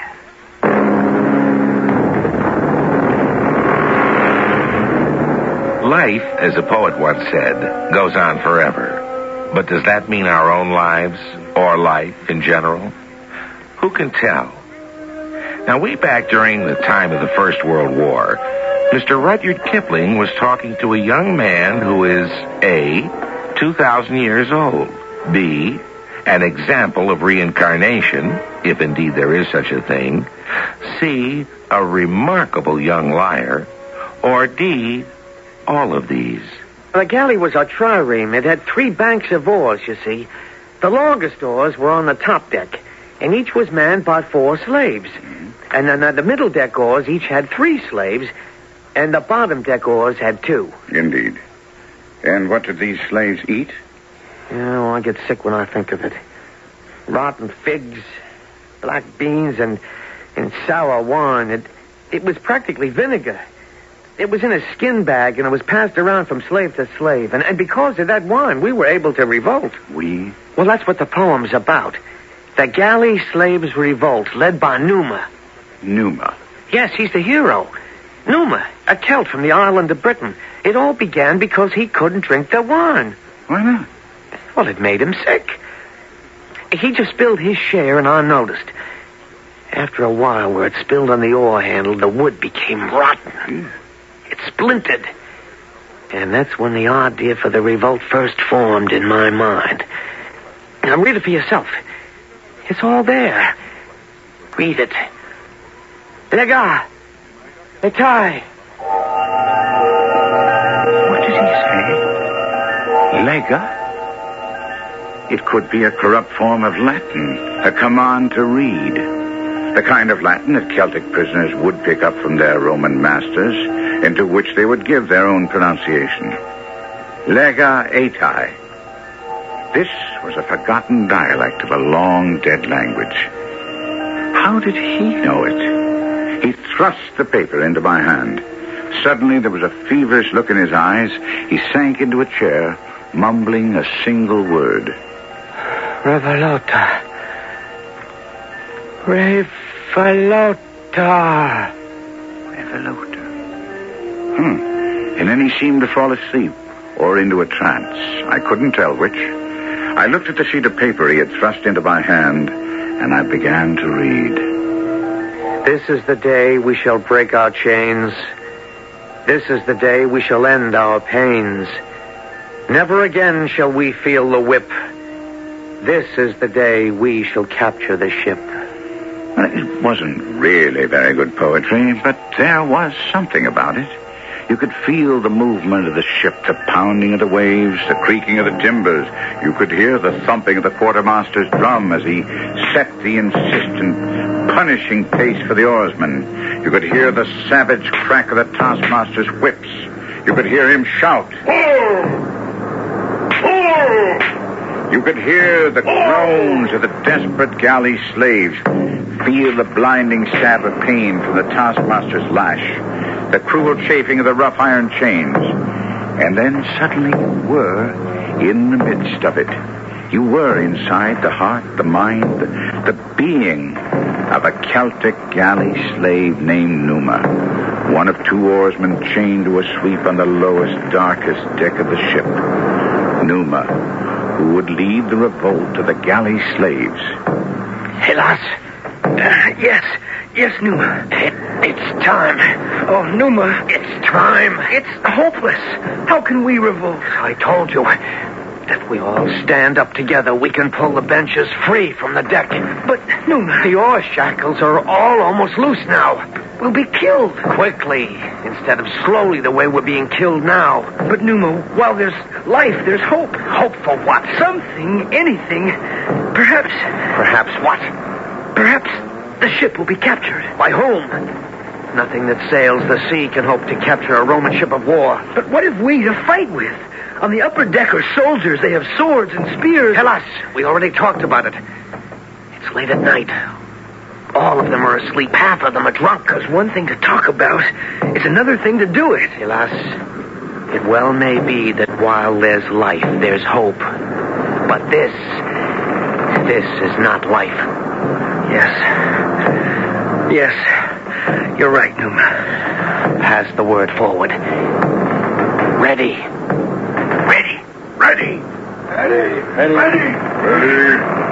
The whipper. He's making his way back. I can hear him. He's not going to hit me again. He's never going to hit me again. Pull! Now! Be up and down! Be up and down! Take me up and down! Follow me! Numa, the ship! The ship is sinking! The ship's sinking! The water! It's pouring in! It's up to my knees! The ship is sinking! We'll drown!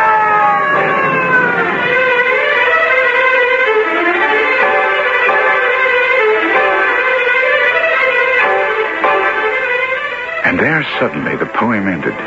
The water rushing in through a hole in the bottom of the hull. But what happened? What happened? What happened then, Charlie? What? They drowned. Drowned? Well, the hull was rotten. It was a scandal. You see, the Vesculatories who were supposed to repair the ship... The who? The who? Well, I think they were called the Vesculatories. Something like that. Anyhow, that's the way it sounded. Well, it might have sounded that way to a Celt who didn't speak Latin. The first syllable, ves, might be for vessel. Anyhow, they were cheated. The ship wasn't seaworthy. And the water came in and the ship went down and everyone drowned. Yes. You were standing there and there was no escape. The water rose very quickly. I'm talking about the level of the water. But somehow, when it reached the level of my eyes, it seemed to pause. It was like a banjo string that was torn very tight, and you could hear a hum that grew louder and louder. You knew it was going to burst, and suddenly it did. Charlie, you'd better go home. Well, I've got so much more poetry. It's all in my head. It has to come out. Well, why don't you write it? Oh, where? I can't write it. Hell, my father simply won't have it. Well, why don't you write it here? Here? I have a big house. You can have a place all to yourself. Mr. Kipling, no, I wouldn't want to impose, sir. Why? We're two of a trade, you and I. Are you saying I'm a poet? Well, I'm saying that either you have the most fantastic imagination or... Or what's it? Or... never mind. It's late. You'd better get some rest. But I'm not tired, sir. I am. I had a long day, and I'm exhausted just reading about the galley slaves on that ship.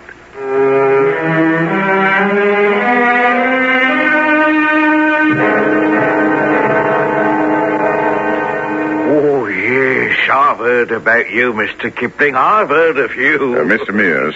It's Sergeant Mears. Sergeant Mears. I was Colonel Sergeant, H Company of the Mavericks. The Mavericks? Yes, sir. Stationed 12 years in India I was. I read all the poems you wrote, sir. But I was led to believe that you didn't care for poetry. Who led you to believe that? Well, your son, Charlie. Oh, well, sir, I'm opposed to poems when they're wrote by those who don't know what's what. But you, sir, you know, yes, sir, you know. Now, I want to ask you about Every Charlie. word true. Now, like you take that Tommy Atkins. I walks into a public house to get a pint of beer. The publican he ups and says, "We sew no lead coats here." Has your son ever studied about ancient The Rome? girls behind the bar, they laughed and giggled fit to die. I outs into the street again. To myself, says I. Yes. And now, where does he come by his fantastic knowledge Tommy this and of Tommy ancient that, Rome? and chuck him out the brute. But it's saviour of his country when the guns begin to shoot. Why would your son write a poem about Roman galley slaves? Well, I wouldn't know the answer to that, sir. I don't know nothing about those people. Are there any books in the house about ancient Rome? Oh, no, sir. What about school? Well, sir, he never was one for schooling. He's more of a dreamy-eyed kind, wants to be a poet. Oh, he's starved to death, he will. That's why I wants him in the shop, for his own good. Well, I think he has the making of a poet. You do? I mean, you mean he could write a poem like the one you did about Gunga Din? No, I'm only saying, Mr. Mears, that he has a great imagination, and you have no idea how or where your son could have learned about Roman galleys and slaves. Why, sir, you just said it. He's got a great imagination. Imagination. I know about imagination, but it only carries you so far. You can see the ship, but not the grain in the wood. Where does it all come from? I went back home after a rather long and difficult day with Sir Arthur, who, to this day, believes Charlie Mears is a spy, to find Charlie hard at work with pen and paper. Oh, it's a new poem, Mr. Kipling. It seems I just can't stop writing. I'll stop long enough for tea. Oh, no, sir, I don't have time. But the first lesson every poet must learn is never miss a meal. Have you decided to finish the poem about the Roman galley slave? What Roman galley slave? No, the poem you showed me last night. Well, which poem was that? The one you called The Revolt of the Roman Galley Slaves. But why would I write a poem about Roman galley slaves? Well, you... Well, I mean, what do I know about Roman galley slaves? Oh, wait. Where's it? There it is on the table. Here, this piece of paper. You see? The Revolt of the Roman Galley Slaves. You mean to say you didn't write this? Well, no, I don't remember writing that. Isn't this your handwriting? Well, yes, but I'm sure, I'm positive I never wrote it. I never saw this before. You're writing another poem, you say? Yes, sir. Huh? What's it about? It's about Canute the Killer. Canute the Killer? Well, he was a Viking pirate. What do you know about Vikings? Oh, well, I know everything about Vikings.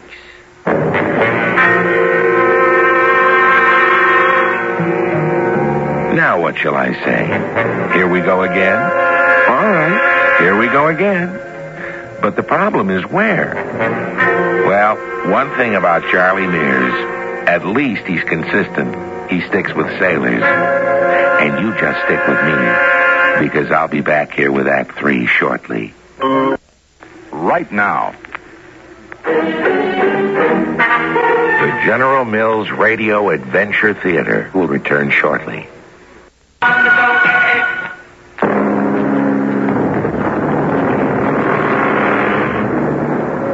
Rudyard Kipling wrote a poem which went, "Home is the sailor home from the sea." Well, it was really a eulogy. It meant the sailor had found his final resting place. And so, when you come home that way, you can only come home once. Doesn't that stand to reason? Well, this time, Mr. Kipling is telling us about another sailor. And this one, well, quite frankly, it's hard to tell at this point if he's coming or going. And you don't remember writing this poem about a Roman galley slave named Numa? No, Mr. Kipling. He wasn't a Roman. He was a Celt. Yeah, well, I wouldn't know anything about him. He led a revolt and was drowned when the ship sank. I can't remember writing anything like that. Well, how do you account for the fact that it's in your handwriting? Well, I can account for it. I see. What do you see, Mr. Kipling? Nothing, no. Now, this poem is about Canute the Killer. Yeah, well, not exactly. Well, it is or it isn't. Well, it's about Thorstein Olafsson. Thorstein Olafsson? Mm-hmm. Who was he? Well, he was the son of Olaf the Minstrel, and he ran away to sail with Canute the Killer, who sailed in the wake of Leif Erikson, and Leif the Lucky. What you've written here is a poem about a boy named Thorstein Olafsson and his singing sword. Ah, yes, sir, the singing sword. For Thorstein said to his father, Olaf the Minstrel, "Thy voice sings for thee, my sword shall sing for me." And he ran to the sea to join the ship of Canute the Killer, and long did they range the wide sea road. And what happened to Thorstein Olafsson and Canute the Killer? Well, Leif the Lucky did speak of a land to the far west beyond the setting sun. Ultima Thule, a land where gold glittered in the streams and pearls and rubies were like pebbles on the beach. What land was this? Oh, Vinland or Markland or... Today, I think it's some part of America. And this was the land of great riches. The falsehoods. Leif told those things to Canute the Killer to get him out of the way.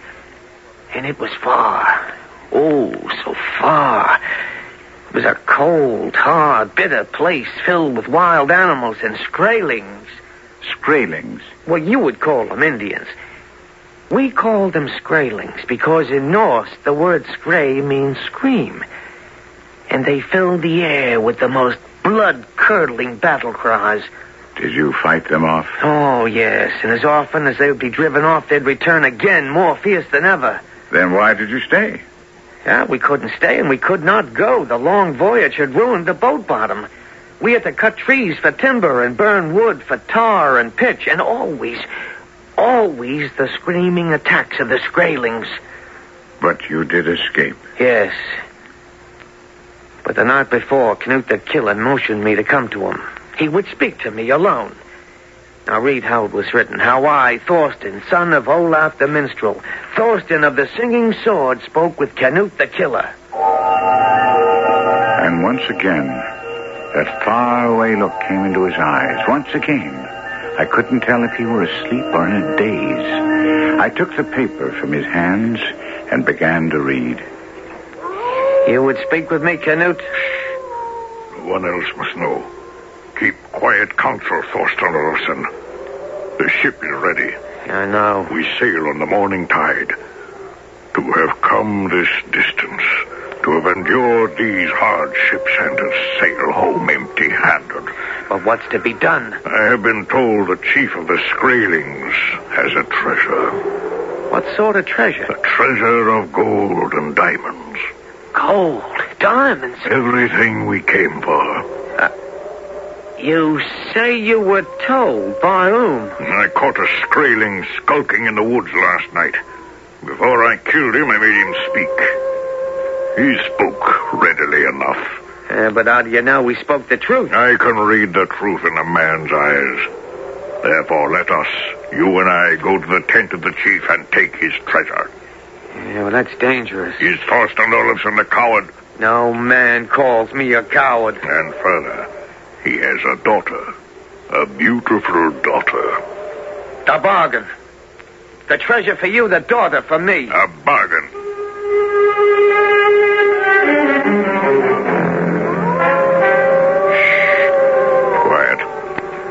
This is the biggest tent. It must be that of a chief. How shall we enter? With your sword, cut a hole in the side. Quiet. Good. So, now, inside quickly.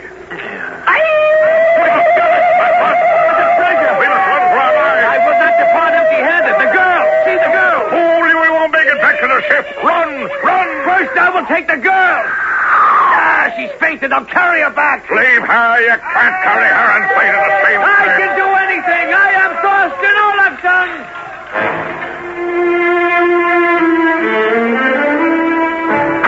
Hurry, Thorsten. The ship is waiting. There is no hurry now. The Skirtings did not dare to follow us into camp, see? Our men come to greet us. You men of the sea. Hey, you see what I have done? A Skraelig princess. I have stolen her from her father's tent. With my singing sword, I have done this. Put her down. I shall carry her into the ship. Put her down. She belongs to me. She was taken with my sword. I am captain of the ship. We made a bargain. The treasure for you, the girl for me. Fool. The girl is the treasure. She's a treasure worth gold and diamonds. We shall sell her for a queen's ransom. She belongs to me. I said put her down. I shall put her down only to draw my sword. You want the girl, Canute? Come, take her. You will have to fight all of us.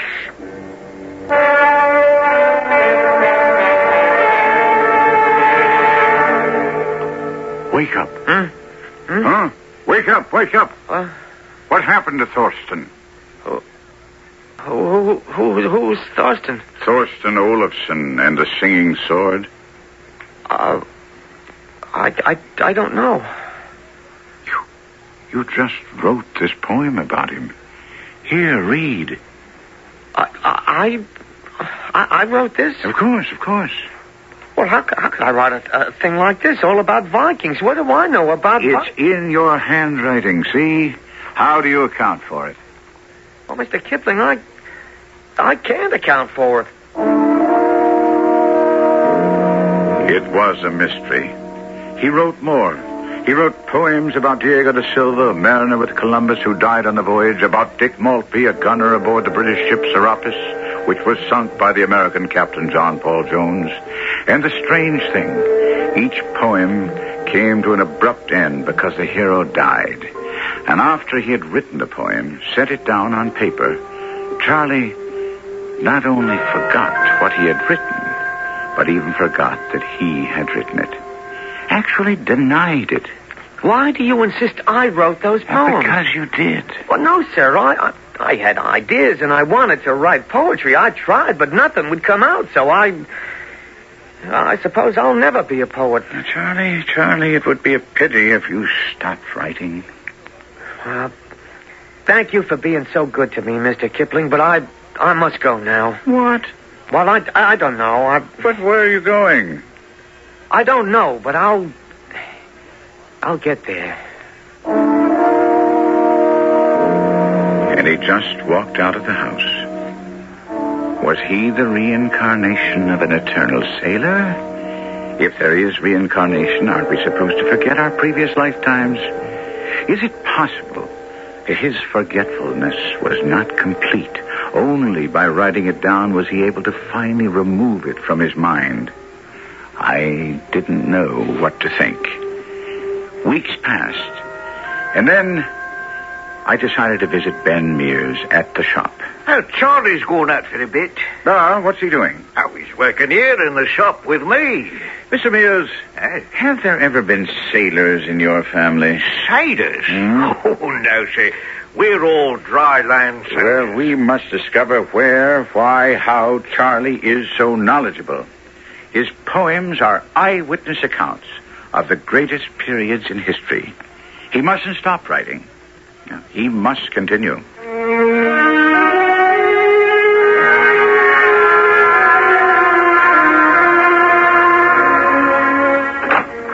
Hello, Mr. Kipling. Charlie, come in. Well, I can only stay a minute. Oh, sit down.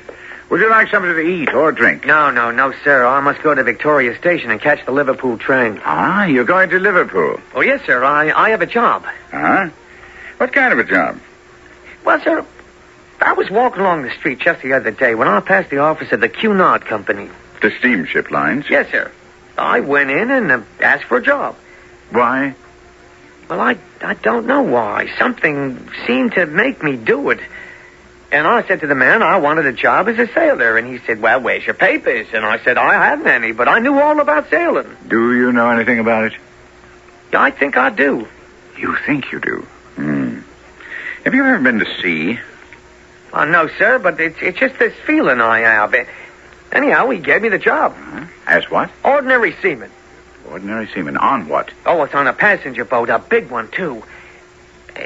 Funny, I think about that ship, and for some reason, I feel as if I'm going home. Well, when will I see you again, Charlie? Well, we sail for America tomorrow. We'll be sailing back on, May 8th or 9th. Are you beginning to feel poetic, Charlie? I think so. Come see me as soon as you can. Oh, I will, sir. Oh, I will. Good luck, Charlie. Oh, by the way, what's the name of your ship? Oh, she's the finest vessel afloat. The Lusitania.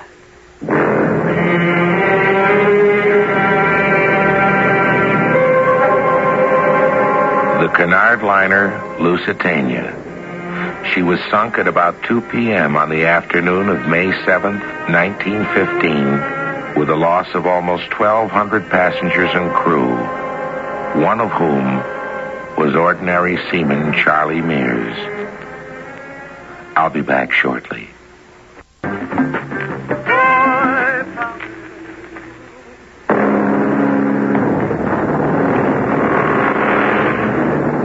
Do you hear sounds in the night which should be familiar, but you don't know why? Do you ever see the vague outlines of a face that belongs to someone, but you can't for the life of you recall who? So many things can never be explained completely or satisfactorily. Is it possible that we've lived before and that vague traces of a past life somehow linger on? Well, past, present, or future, you'll get the best of all possible worlds when you listen to us. Welcome to the Monster with Count Chocula and Frankenberry.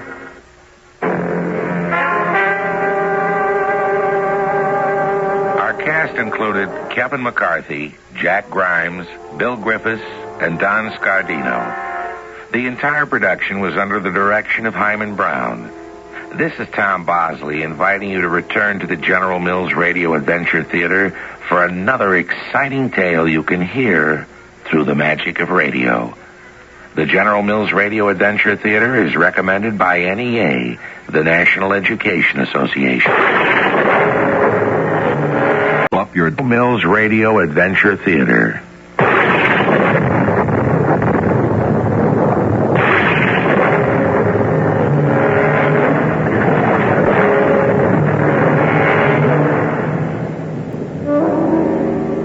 Welcome to the magic world of radio. I'm Tom Bosley. We've traveled together all over the world and up into the stars, seeking the thrills of adventure. But today, we don't have to cross any oceans. Our story is waiting for us right here at home. From the very beginning, America has been one of the greatest adventures of all time.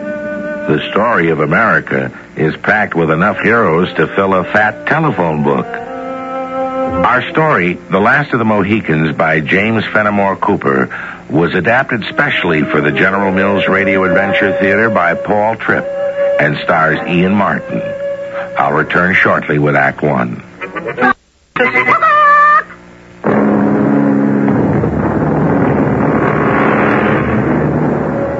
Only recently, we celebrated our 200th birthday as a free nation.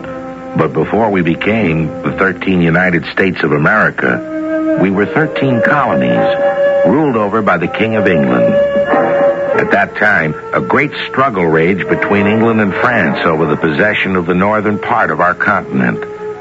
This struggle was called the French and Indian War. Now, only a string of forts protected our colonies against the French and their Indian allies who kept coming down from Canada to attack us. Our story begins at Fort William Henry, which was situated on Lake George in New York, under the command of Colonel Monroe. Come in, come in. Yes, what is it, Sergeant? Urgent news, Colonel. A message just came in from Nathaniel Bumpo. Nathaniel who? Bumpo, sir, your special scout. The Indians call him Hawkeye, sir. Ah, much simpler. For once, I agree with the Indians. Well, now, what's this urgent message? An army of 8,000 French soldiers and Indian warriors under the command of General Montcalm are on their way to attack this fort. Good Lord. 8,000 men? We'd be hard put to defend ourselves. We've only half that number. And that includes our own Indian allies. Excuse me, sir, but speaking of our Indian allies, their chief, Magua the Fox, is still out in the square with his head and hands and feet locked in that wooden contraption like a monkey. Well, serves that scar-faced villain right. Stealing guns and ammunition right from under our noses. Well, his tribe isn't taking it very well, Colonel. When we're attacked by the French, we'll need all the help we can get. We can't afford to offend Magua and his warriors. Well, perhaps you're right, Sergeant. Have Magua released and sent in to me. Yes, sir. Corporal, release Magua and send him in to the Colonel. Oh, good Lord, I almost forgot. My daughter Alice is away visiting some friends at Fort Edwards, 40 miles to the north of us. Oh, when the French come, they'll hit that fort first, Yes, sir. precisely. Sergeant, I want you to saddle a horse immediately. Ride to Fort Edwards and fetch my daughter. She'll be much safer here. Come in, Magua. On the double, sir. All right, Magua. What have you to say for yourself? You have disgraced me in front of my tribe. I will not stand for stealing in my fort. Oh, come now, Magua. This is no time to quarrel. What's done is done, eh? We have a great task ahead of us. A great army sweeps down upon us from Canada. I shall need every warrior in your tribe to fight beside me. First you shame me, now you need me. Is that the way of the white man? Oh, Magua, let bygones be bygones, eh? Why don't you go now and prepare your braves for battle? I will go and speak to them.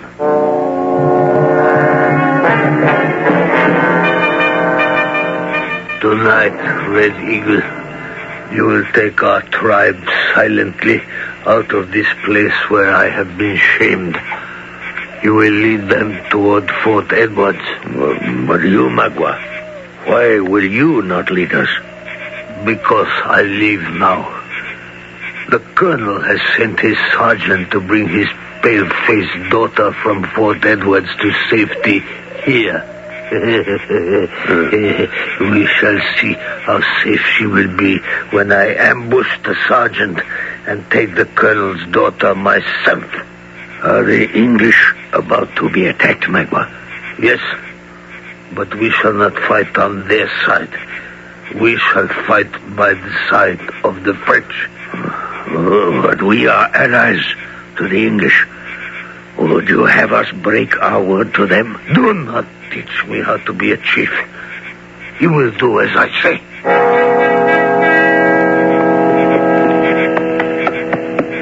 Whoa there. Whoa. Who's that? Oh, Magua, it's you. What are you doing here? The colonel sent me to help bring his daughter. He thought it would be safer. Yeah, he certainly changed his mind about you in a hurry. Is that so surprising? We are good friends now. Wait. Why is your horse suddenly limping? Has he caught a pebble in his hoof? What? Oh, yeah, let me see.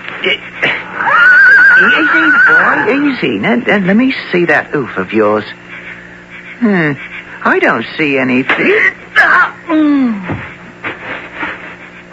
Lie there, white man. Tonight, when my warriors find you on this trail, they will know what to do with you. Magua will fetch the colonel's daughter.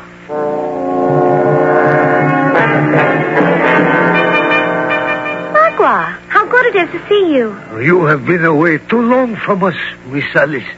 We have missed the yellow-haired daughter of our colonel. How very kind of you. Yes, it has been a long time. 6 months. How is my father? Oh, he is well. But he is troubled for your safety.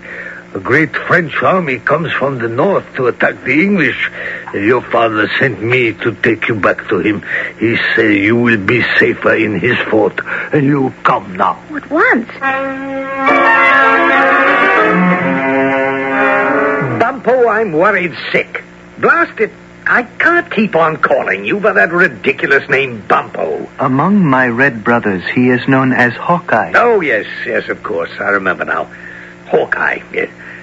Well, now, see here, you. What are you doing in my headquarters? Indians are not permitted unless they're invited. This young Indian is my friend. Where I go, he goes. I am Uncas, son of Chingachgook. He's the last surviving member of the Mohicans, the most honorable tribe in this entire state. Now, you treat him with respect, or we'll both skedaddle out of here. Yes, well, I'm sorry, Hawkeye. I didn't mean to offend you. But I'm beside myself with worry. For your information, it was Uncas here who first discovered General Montcalm's plan to attack this fort. Oh, I see. Well, most grateful. Now, about Alice. When I got your message about the coming French attack, I immediately sent my sergeant to fetch her from Fort Edwards. I figured she'd be safer with me here. A wise decision, Colonel. Fort Edwards will be attacked first. Yes, but she hasn't arrived yet. She should have been here hours ago. You didn't happen to see any sign of her on your way here? No, but I wouldn't worry too much about it, Colonel. There's no sign of the enemy yet as far as Uncas and I could see. Oh, by the way, when we got here, I didn't notice any sign of your Indian allies. They hiding or something? You're going to need all the help you can get when the French attack. The French and their Indian allies are as countless as the leaves in the forest. Yes. Well, I don't have any Indian allies anymore. I had an argument with our chief, Magua. When I caught him stealing guns and ammunition, I had him punished. The next thing I knew, he'd walked off with his whole tribe. You have made an enemy, Colonel. When you punished him, you made him lose face. Yeah, this Magua character's a low-down snake. Come on, Uncas, we better make tracks. The Colonel's daughter is in a bigger danger than I first thought. We will wait here. If Magua has stolen her, he will come this way. Shh. Uncas, you were right. It's Miss Alice. And you were right, too, Hawkeye. See who leads her horse? Magua Bakgori. Magua, are you sure this is the way to the fort? We must have lost our way. I'm sorry, but you must trust me. Well, I don't. Mr. Hawkeye. Howdy, miss. So, friend Magua, you've lost your way in the forest? No Indian can lose his way in the forest, Magua. There is water in your veins. You are a squaw. We shall see which one of us is a squaw later. After him, Uncas! I missed him. Now we're in for it. We better hightail it out of here right quick. Magua will be back with a whole war party. Oh, my fault. I never should have trusted him. Now, don't you worry, miss. We'll get you out of this somehow. I have hunted many times in this place. There is a cave. We shall hide there until dark. Then we shall escape. Miss Alice, dismount, please. We go on foot. Yeah, and I'll stampede this horse the opposite way so he'll throw Magua off the track. Get, boy, move! Now, we go this way. Quickly. Oh, no, I tore my sleeve on his brand. Don't stop. Keep on moving.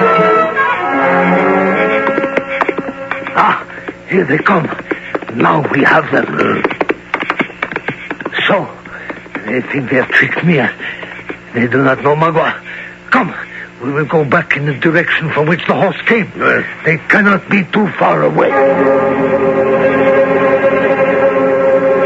This is the place where I left them. Now, which way did they run? Look, Magua. There is a red piece of cloth hanging from that branch to the right. And the pale-faced girl wore a dress of red. Come, we go this way. They shall not escape us.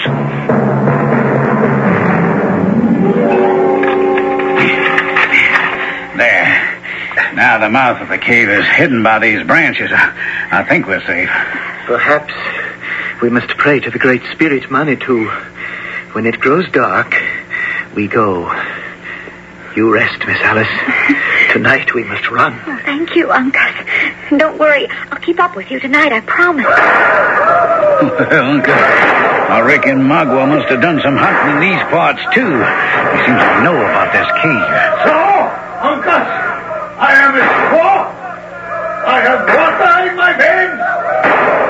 We shall see who is the mightier warrior. Right now, I'm going to see if he'll swallow this bullet. Go on, Mr. McGinn. Well, we might as well make ourselves comfortable. Looks like we're going to stay here a little while.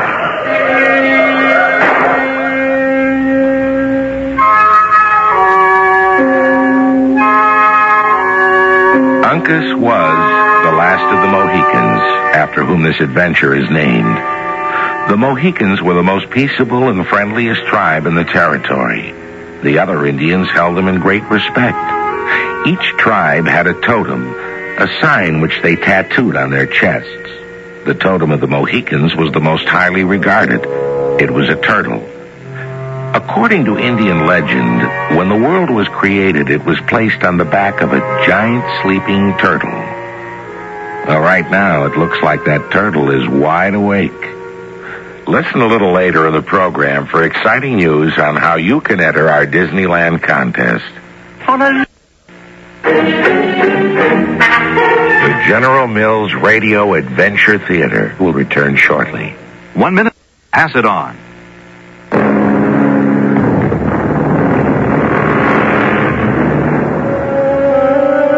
Hawkeye was among the great heroes who protected our settlements from unfriendly Indians when our country was very young.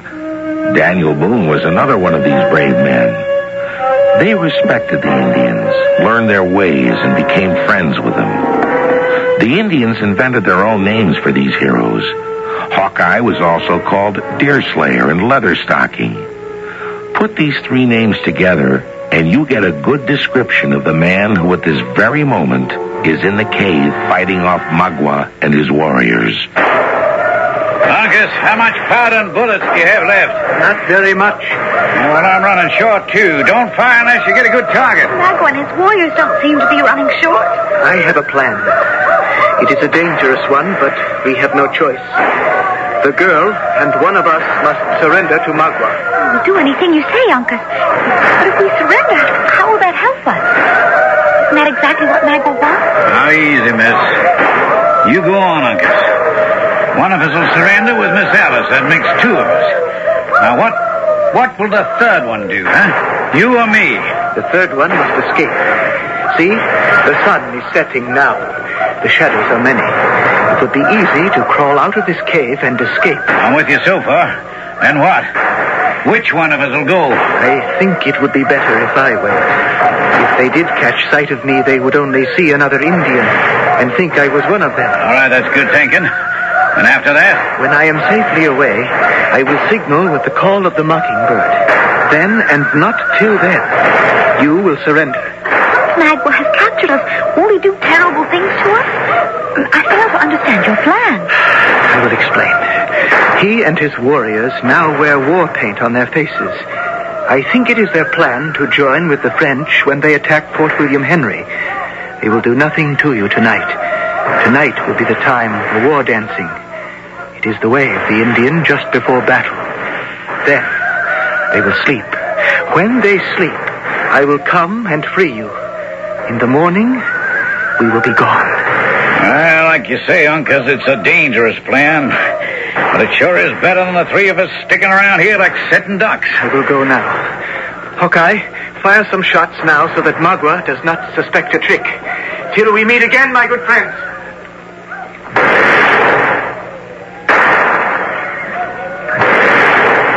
Is Uncas gone, miss?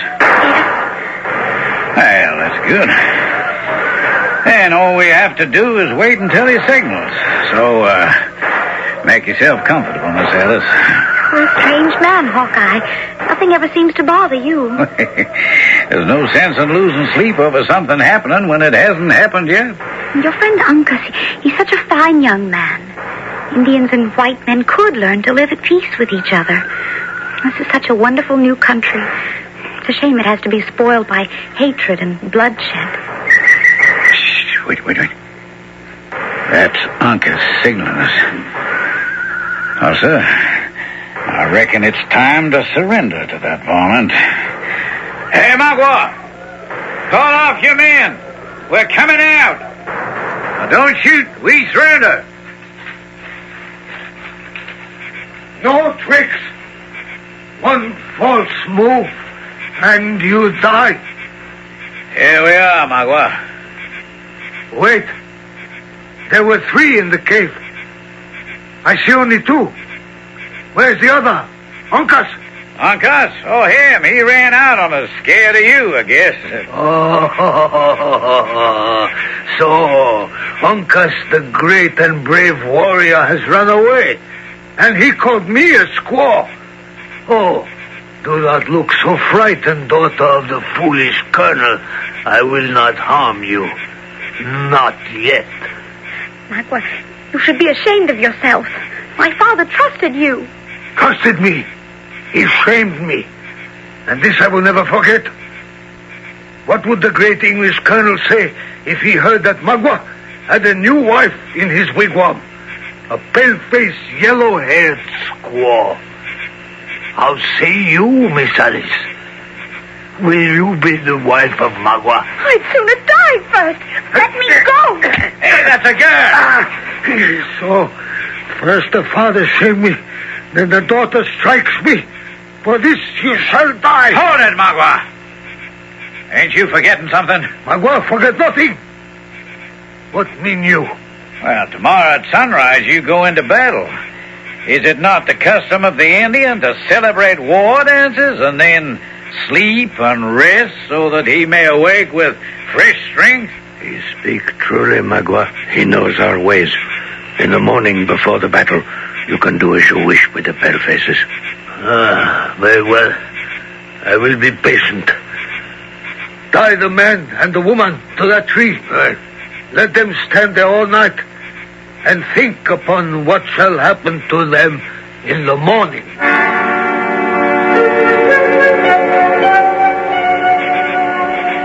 You all right, Miss Alice? Fine. My wrists hurt. They tied them so tightly. Now be patient. Them Indians have been asleep for some hours. Uncas ought to be along any minute now. But the moon is so bright. It's almost like daylight. That sentry over there is sure to see him. Yeah, maybe.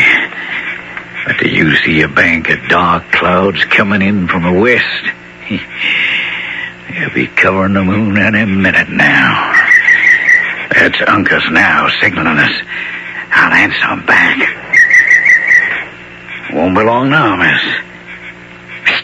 Hey, Uncas, here we are. Quietly.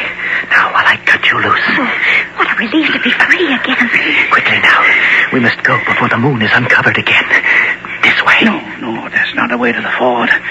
Why are we going toward the river? Because a canoe waits for us there. I did not think Miss Alice could walk so far.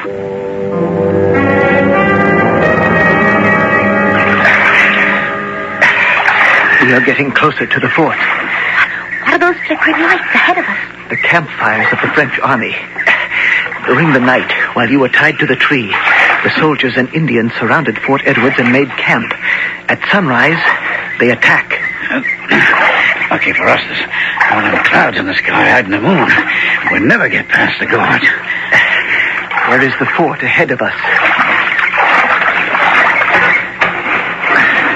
Now, you two go on ahead without me. Aren't you coming in with us? Now, from the looks of all them campfires around us, the French general has brought more of an army than we figured on. You're going to need plenty of help here. I'm heading back to Fort Edwards. Maybe if I ask politely, General Webb will send a rescue party back with me. In you go now. There's light coming up from the east. Oh, thank heaven you're safe, Alice. Father, Uncle saved my life. Oh, well, I'm much obliged, young man. Oh, where's Hawkeye? Why isn't he here? He's gone to Fort Edwards to bring us some help. Help? We don't need any help. We can handle this ourselves. Colonel, You have not seen the true picture of what faces you. In the night, while you were asleep, the French general came with his army. This fort is now surrounded on all sides. Father, Uncas speaks the truth. And here is another truth you will not like, Colonel. The man who was once your ally, Magua, the man whom you punished and put to shame, that same Magua and his warriors now fight against you on the French side. The traitor! We are now all in danger together. The sun is rising. The attack will come any time now. Yes, you're quite right. I'm behaving like a fool. There is the enemy, Colonel. The enemy you did not believe was here. Yes, so it is. So it is. Alice, my dear. Yes, Father? Choose a cabin and set up a camp hospital. I'm afraid there'll be many wounded. I'll get some of the women to help. Good. Now, let me see. May I suggest, Colonel, that buckets of water be placed around every cabin in the fort? What on earth for? Magua will have his braves shoot flaming arrows on the rooftops. If the fires are not put out at once, the fort will burn to the ground. Good Lord, I never thought of that. Sergeant, have the men place buckets of water in each cabin in case of fire. Anything else, Uncas? How long can you hold out? Do you have enough food and water in the fort? Enough for 3 days, I should say. It may not be enough. If I were an English colonel, I would order my soldiers to cut their rations in half. Then we could hold out twice as many days. By George, Uncas, you should have been a general. Thank you. I'll pass the word along. Yes, Uncas, I know what you're going to ask now. We have plenty of ammunition. And if we run out before Hawkeye comes with help, we'll fight them with our bare hands.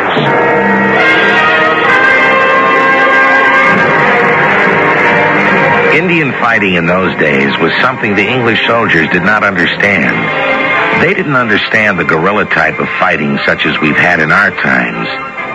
During the same French and Indian War, an English general, Braddock, innocently marched his army into a forest somewhere near Pittsburgh as though it was a parade. They were ambushed by Indians who waited for them from behind trees. Only the bravery of a young colonel from Virginia saved that army from complete disaster. The name of that young colonel? George Washington. We'll be back shortly with Act 3. The General Mills Radio Adventure Theater will return shortly.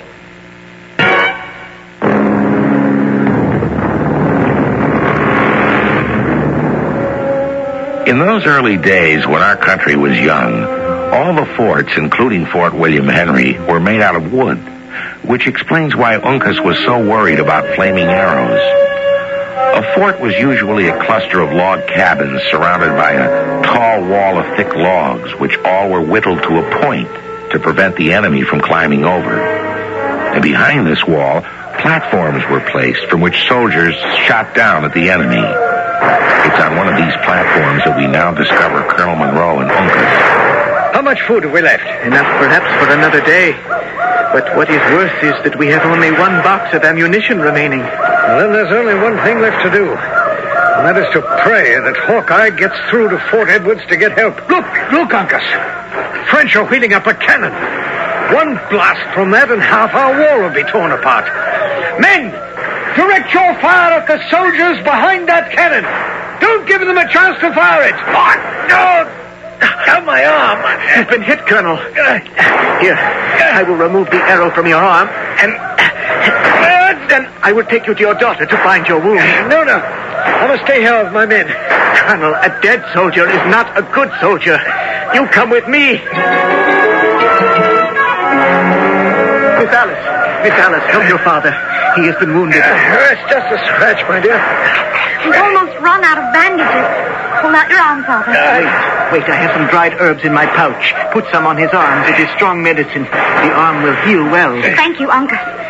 Uncas, I know I've said some pretty horrible things about you Indians, but I take it all back.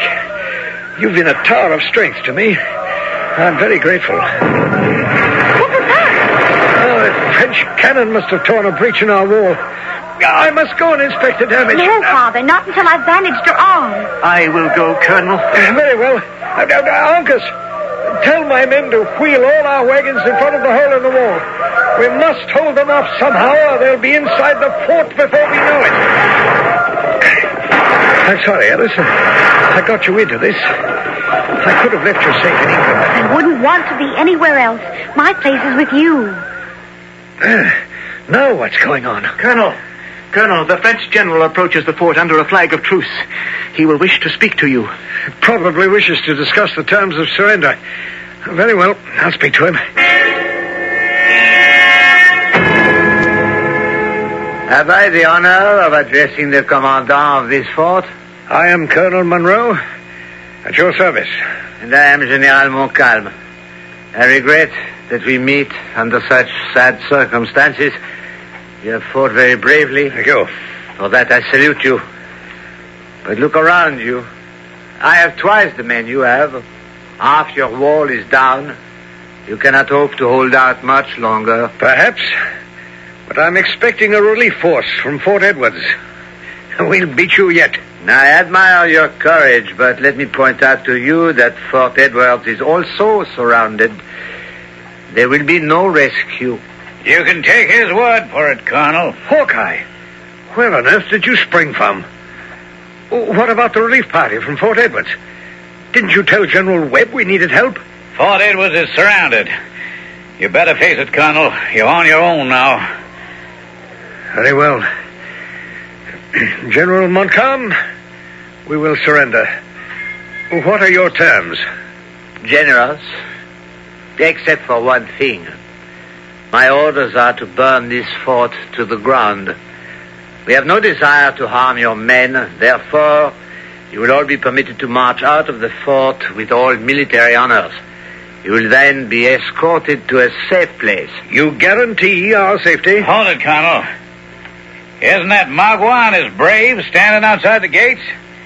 I doubt if the general can guarantee our safety with him around. I swear to you upon my honor, you and your men will be safe.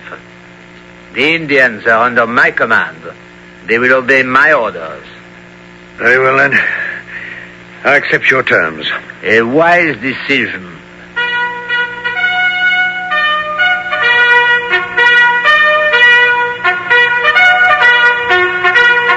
By the way, Colonel, where's your daughter, Alice?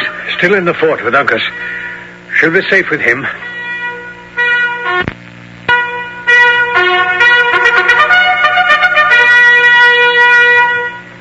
Sound the fife and drum.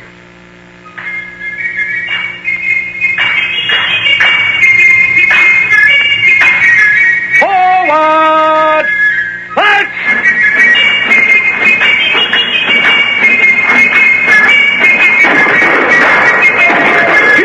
You keep your word, General. Your Indians are attacking my men. Stop it before it becomes a massacre. It's Magua who is leading the attack. I better find Miss Alice and Uncas before he does. My apologies, Colonel. Blast your apologies, General. Do something. Soldiers of France, your general has been dishonored. Fire upon the Indians who are attacking. I give my word that the English will be saved. Fire!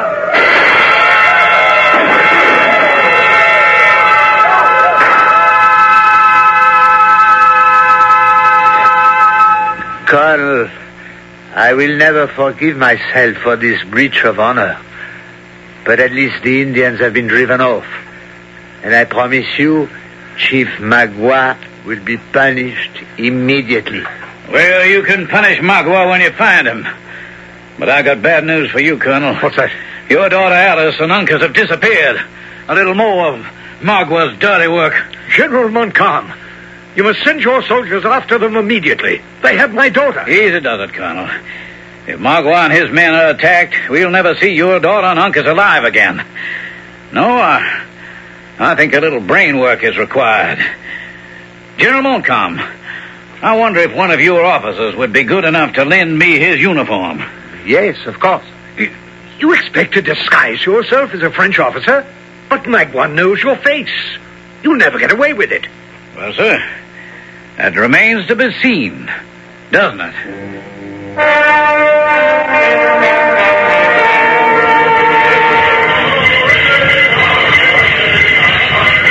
Captain Ancient Tamamon, great chieftain of Indian nation, tell me, why you look so angry and scowl at me? Am I not a guest in your camp? At the dancing, Steve. I command. Listen to me, Magua, and listen well. Your French general gave his word that the English soldiers would be safe. It was not my word. He spoke for all. In the days of my youth, there were warriors who held honor more dear than life. Old man, hold your tongue. Soon you will die, and I shall be chief in your place. Nah, what does it matter what you say? I still have my 2 prisoners. Bring them in. So, Magua, brave warrior, I see you also fight against women. Chief Tamamund, I heard your words to Magua. Don't let him harm me and my friend Uncle. Silence! You are my prisoners, not his. I'm free to do with you as I like. Ah, bonsoir, my friend Magua. I'm glad I found you. French officer?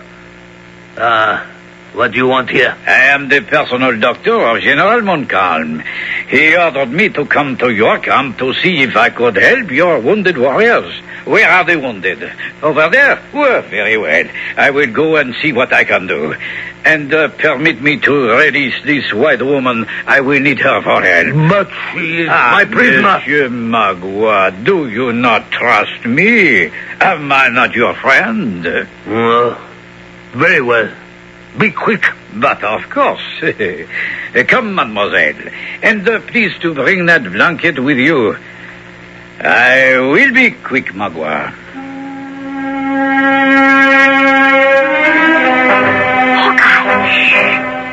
Another word. Just open that blanket quickly. Now lie down a minute and let me wrap it around you. I don't understand. I'm carrying you out of this camp right under Magua's nose. Uncas, what about him? First things first. Excuse me now while I cover your face and your hair.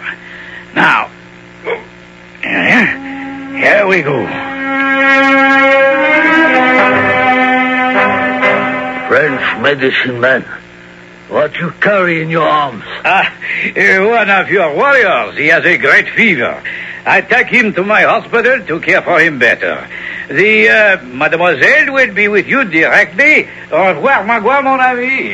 You see, old Tamamund, the French pale-faces are my friends. But they will never forget your evil deed.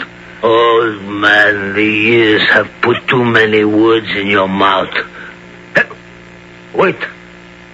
Where is the yellow-haired squaw? Tricked! I have been tricked! She's gone! That French doctor! Was Hawkeye, Magua. Did you not recognize him? Uncas, you shall pay for this. You shall pay and pay with every bone in your body. I am ready, squaw warrior. Oh, enough of this wrangling. Enough. Angry word for one day. You, Uncas, are you indeed Mohican? I am the last. Can you not see the totem of the turtle tattooed on my chest? Aye. The turtle is indeed proudly there.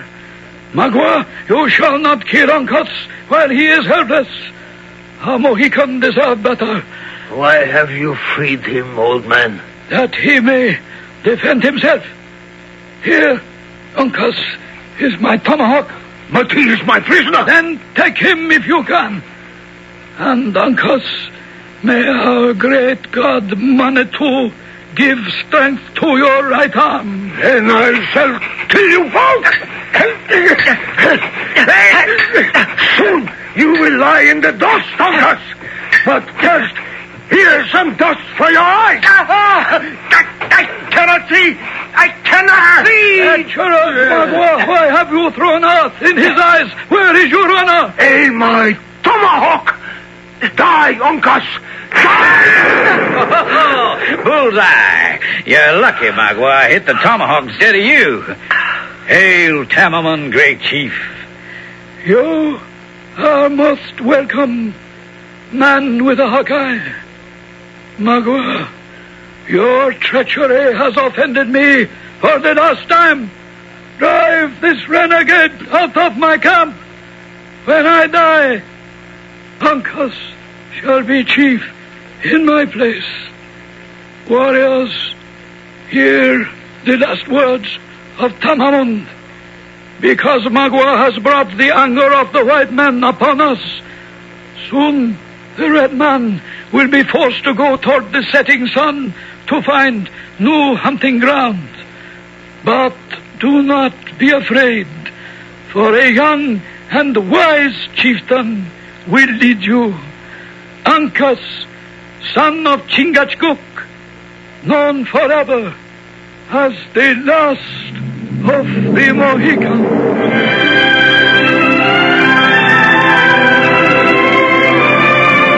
And that was the way it happened, just as Tamamund predicted.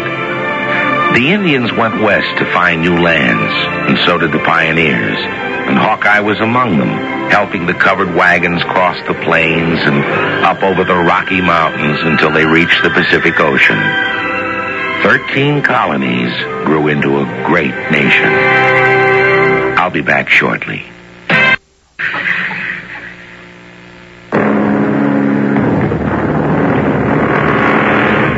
More than 200 years have passed since the time of our adventure. Lake George, where once Fort William Henry so bravely stood, is now a peaceful place where people swim in the summer and ski in the winter. There are no scars left from the past. And Canada, from where the French and Indian Army once invaded the United States, is now our neighbor and a good friend. There are no unfriendly borders. Canadians and Americans can go freely without passports. I think the early settlers would be very pleased.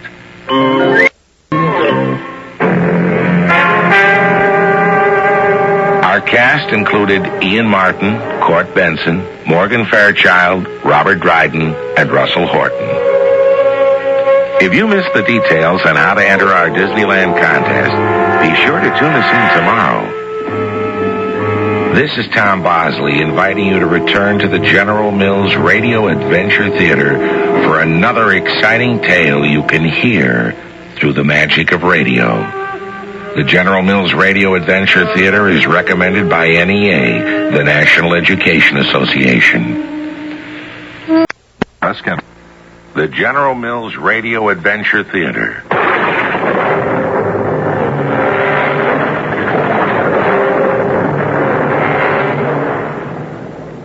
Welcome to the magic world of radio, where you make everything possible. I'm Tom Bosley, and I'll lead you through mysterious highways and byways into a world that's inhabited by heroes and villains, beggars and kings, dragons and winged horses.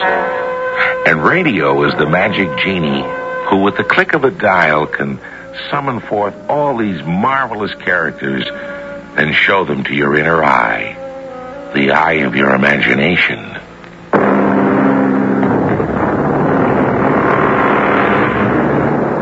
Our adventure story, The Caliph of Baghdad, was adapted from the Arabian Nights especially for the General Mills Radio Adventure Theater by Paul Tripp. I'll be back shortly with Act 1. They're magically delicious. Yeah.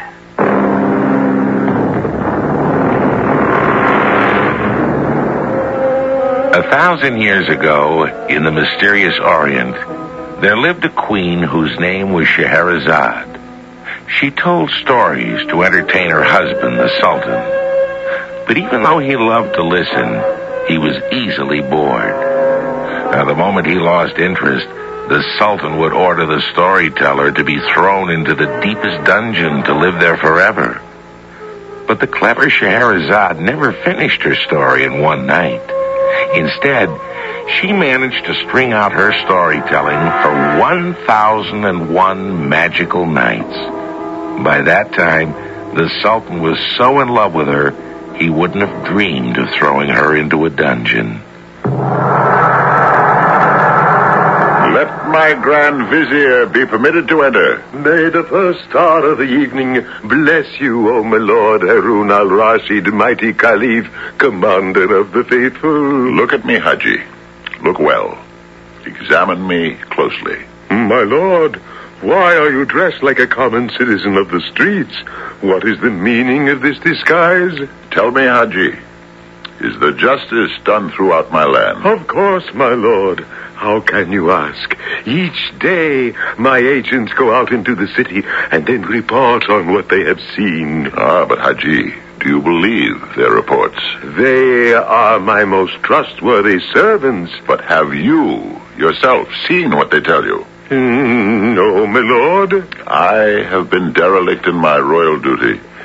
Would it not be better, Haji, to see with my own eyes rather than with the eyes of others? True, my lord.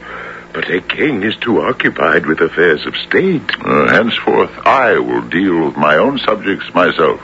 Therefore, this disguise. They will not know me. Therefore, they will speak freely. And with my own eyes, I shall know how well I rule. But it is too dangerous. I cannot let you do this. Cannot?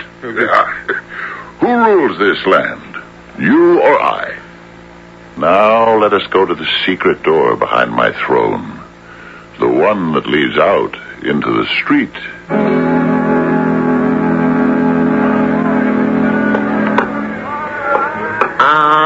Arms, for the love of Allah, arms. Here, my poor blind friend. A coin for your cup. May Allah shower his blessings on your head. And on yours as well. Good night. No, wait, kind stranger.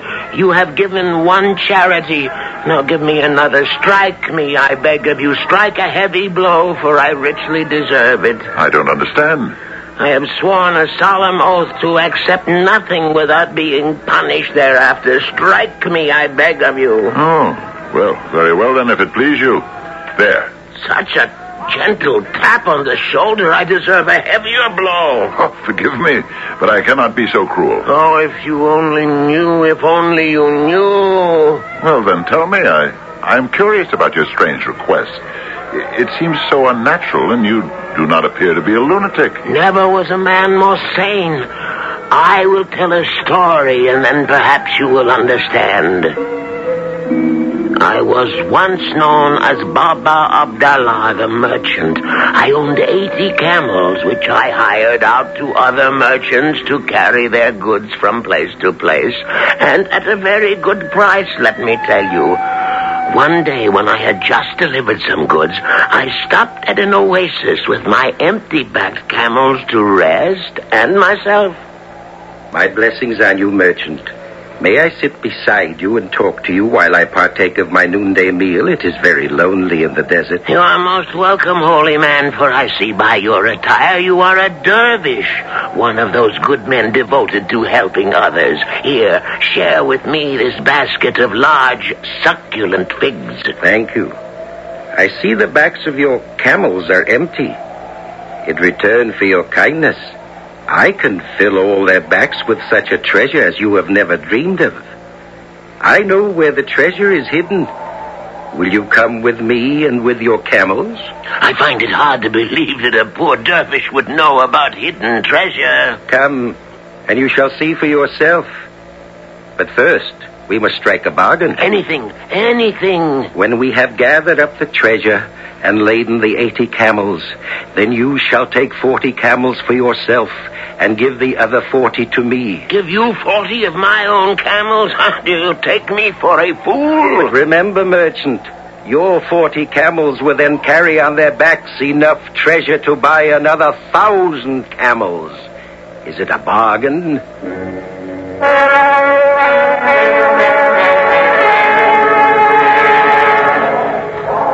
Do you see yonder twin mountains? There is a narrow pass between them. Through this pass you will lead your camels single file. Then we will go into the secret cave that I know of, and we will bring out the treasure which is hidden there. kind sir, I did as the dervish told me, and found the treasure of gold and precious gems, as the dervish had promised me. When we had loaded the camels, the dervish took his 40 camels and went his way, and I took my 40 camels and went mine. Farewell, merchant. May you find joy with your newly acquired wealth. And you with yours? But wait, I have a thought. I trust it is a good thought. I have been thinking. My brother, listen well. You are a dervish. You lead a quiet life, caring only to do good. What good is wealth to you? What do you know about wealth? It can only bring trouble. I know, for I have been a merchant all my life. Wealth is a burden. Therefore, you would, like the kind, generous man that you are, help lighten my burden. I am grateful. Here, you may have half my camels. Now I will take the 20 left to me and bid you farewell. What a wise man you are. Wiser than you think, O wily merchant. Wily? Do you think I mean to cheat you? I accuse you of nothing. Farewell. Farewell to you, most generous dervish. But wait, I have another thought. Oh, you are as full of thoughts as a desert is full of sand. Do not mock me. My thought is a kind thought. Listen well. It takes great skill to drive a herd of camels. Perhaps you would be happier if you had less camels to keep together. Therefore, if I gave you 10 more of my camels, it would be easier to drive the 10 that would be left to me. Oh, wise and holy dervish, how well you read my mind. Your mind is as easy to read as a child's book. But now I have a thought. If, as you say, leading camels is such a burdensome task, why don't you take my remaining camels? Then I shall be as happy and carefree as I was before I first met you. Will you do that for me? It would be a kindness. I would be overjoyed to oblige you. But wait a moment. When we were gathering up the treasure, did I not see you hide a small box of ointment in your robe? You did? But you may have it if you wish. To make you happy is my most earnest desire. Was there ever such generosity? But tell me, what are the virtues of this ointment? Apply a little of it to your left eye, and in an instant you shall see all the treasure hidden in the earth. But beware of putting it on your right eye, for then your sight will be destroyed forever. I shall test this ointment on my left eye. Oh, how marvelous are the sights I see. Heaping chests of gold and diamonds and rubies and emeralds. And only I know where they are to be found. Now, if I put ointment on my other eye, will I not see twice as much? Do not do so, I pray you. For if you do, you will lose your sight. I do not believe you. It is not sensible to believe that the same ointment will have a different effect on each eye. I will prove it. Behold how I now apply the ointment to my right eye. I cannot see. My eyes are plunged in darkness. I am blind. Did I not warn you? It is your own greed that has done this to you. How shall I lead my camels?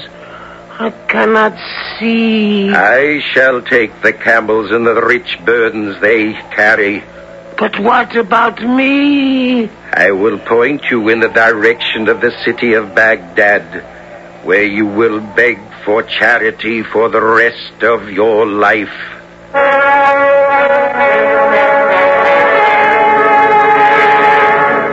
Kind sir, that was 20 years ago, and in those years I have reflected on my sins and begged for punishment.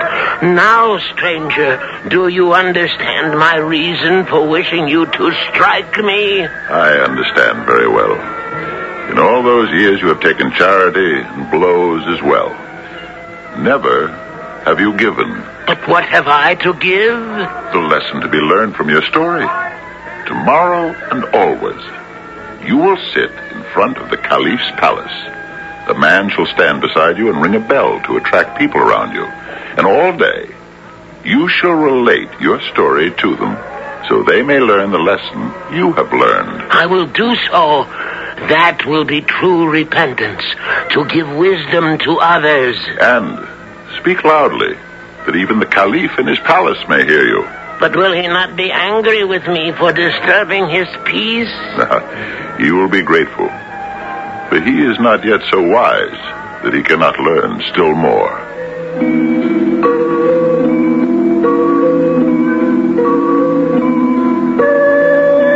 Today, the President of the United States studies the many public opinion polls to discover what the people want. As much as he'd like to, security prevents him from going out into the streets by himself to find out how the people feel about things. But 1,000 years ago, the Caliph was bound by no law. He himself made the laws, so he could travel among the crowds. We'll join the Caliph on the streets of Baghdad shortly. The General Mills Radio Adventure Theater will return shortly.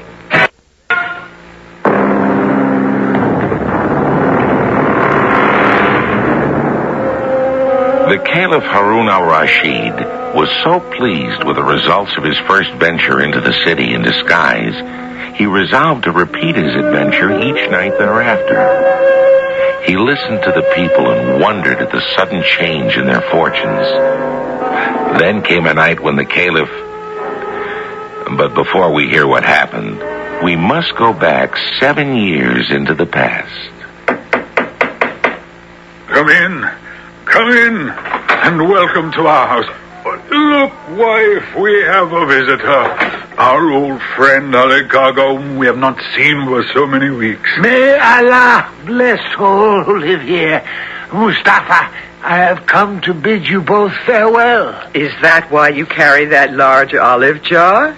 For your journey? Oh, no, Amina. People would laugh at me. An olive jar is no place to pack one's clothes. I have brought it to leave in your safekeeping. Well, of course.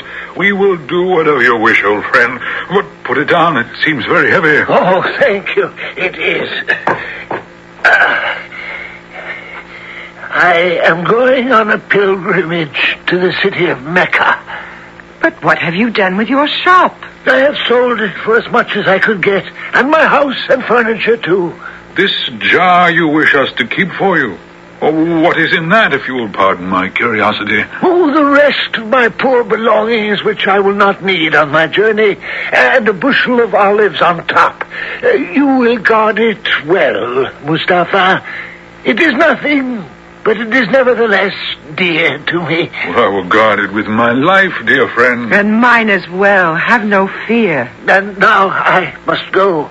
The caravan which I will travel with is waiting at the edge of the city. It leaves within the hour. Allah be with you, my dear friends. And with you. No man ever had truer friends. And when shall you return to us? Only Allah can tell. 2-3 years, perhaps. I will write and let you know. Farewell.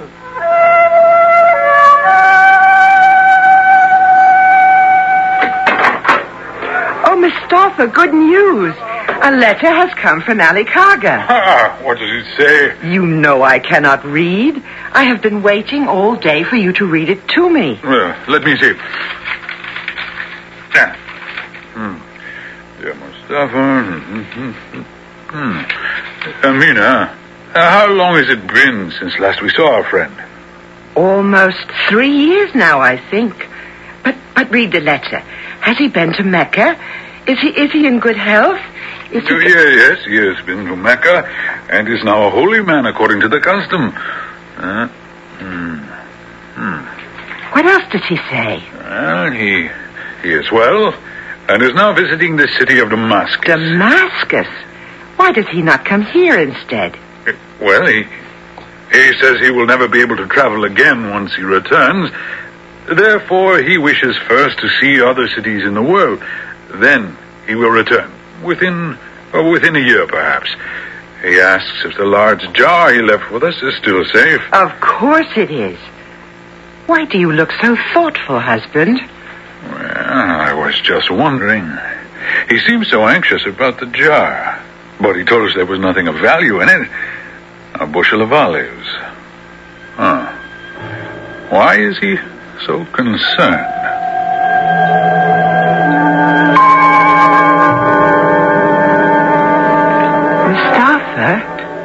Mustafa. Oh, did you say something? You are not eating. Are you not hungry? Of course I'm hungry, but how about these olives are bitter? Well, I am sorry about the olives. But why do you keep staring at that jar in the corner? The one Ali Kaga left in our care so long ago. Oh, was I staring at it? Well, I was not aware. But tell me, Amina, now that you have mentioned the jar, how long has Ali Kaga been gone? Well, let me see.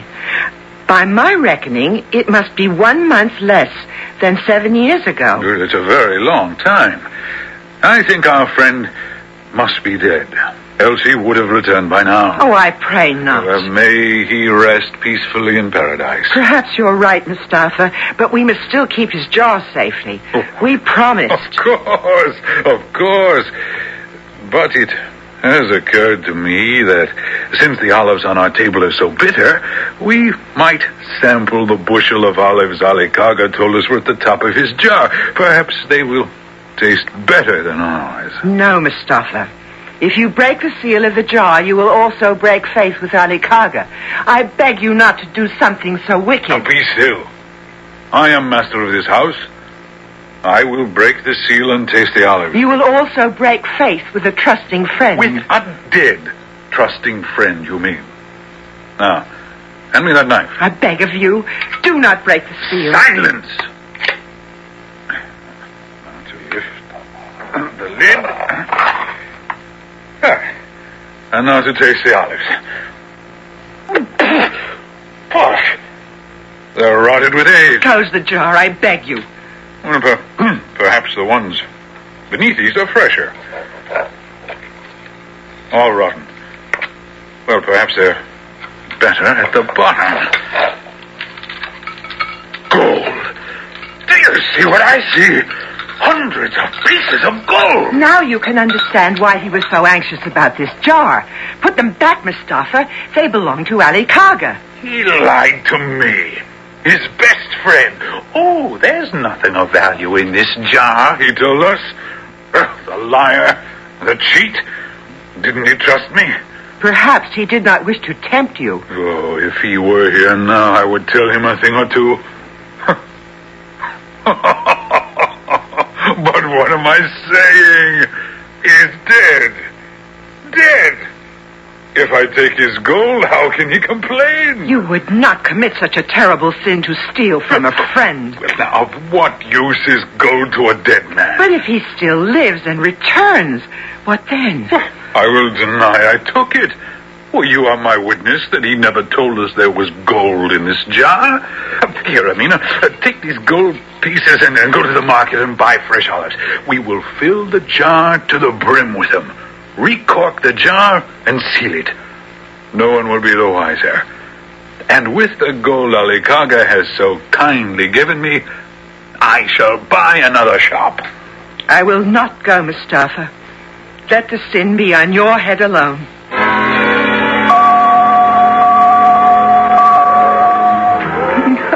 Oh, Mustafa.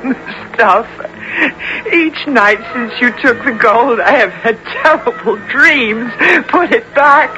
I plead with you. Put it back. Oh, for a month now, you have been howling like a cat whose tail has been stepped on.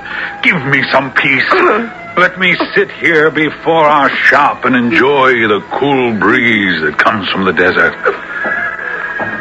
Amina, look. Here comes comes that stranger again. The one who walks past our shop every night and wears a scarf across his face. Now, stop your crying. Good evening, my friends. It has been such a hot day. I thank Allah for the cool wind he has sent from the desert. And I, too, thank Allah for his blessings. Mustafa! Amina! I have returned! Who calls? Who has returned? It is I, your old friend Ali Kaga, back after 7 years. Well, welcome back, my old friend. Well, see how Amina weeps for joy. We had thought you were dead. Oh, I'm not surprised. It has been a long 7 full years, but I am alive and well, as you can see. Well, yes, I can see. Oh, come, sit beside us and tell us of your adventure. Later. But first I must ask you for the jar of olives I left with you so long ago. Oh, by all means.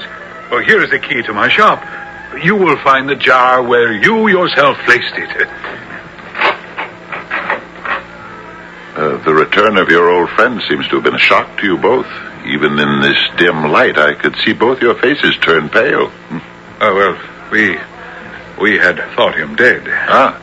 But where has he been for so many years? On a pilgrimage to the holy city of Mecca. Oh, then I must ask for his blessing, for he is now a holy man. I have been robbed.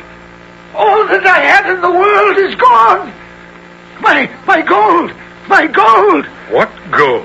The gold I placed at the bottom of the jar. It is gone. Ali Gaga, you astonish me. When you left the jar in our shop, you never told us there was gold in it, did he, wife? No, husband. He never told us. Oh, you see? Well, the journey to Mecca must have addled your brain. Oh, I swear the gold was in the jar. Now, please, Mustafa, tell me the truth. Perhaps in the 7 years that I was gone, you had need of some money and therefore borrowed some of my gold for business purposes. If you placed gold in the jar, then it must still be there. But it isn't. It's gone. Why blame me? For shame, Ali Gaga. You have returned a poor man and therefore have invented a trick whereby I am obliged to give you the gold you claimed I have stolen. No, that is not true. You are a thief. Let the world know. Mustafa is a thief.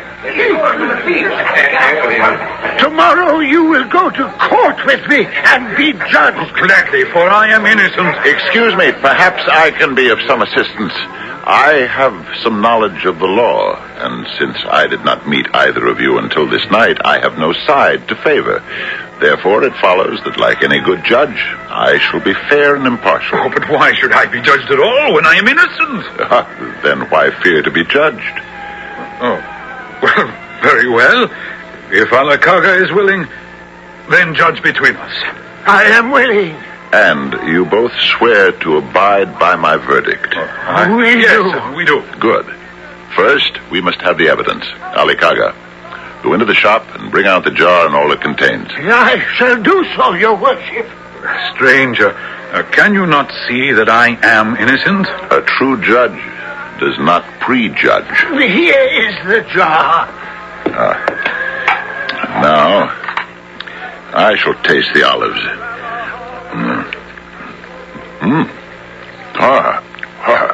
Delicious. Mustafa, you swear you never opened the jar? I swear it. Extraordinary.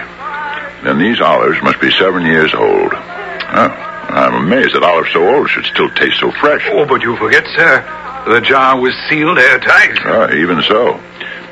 Good people.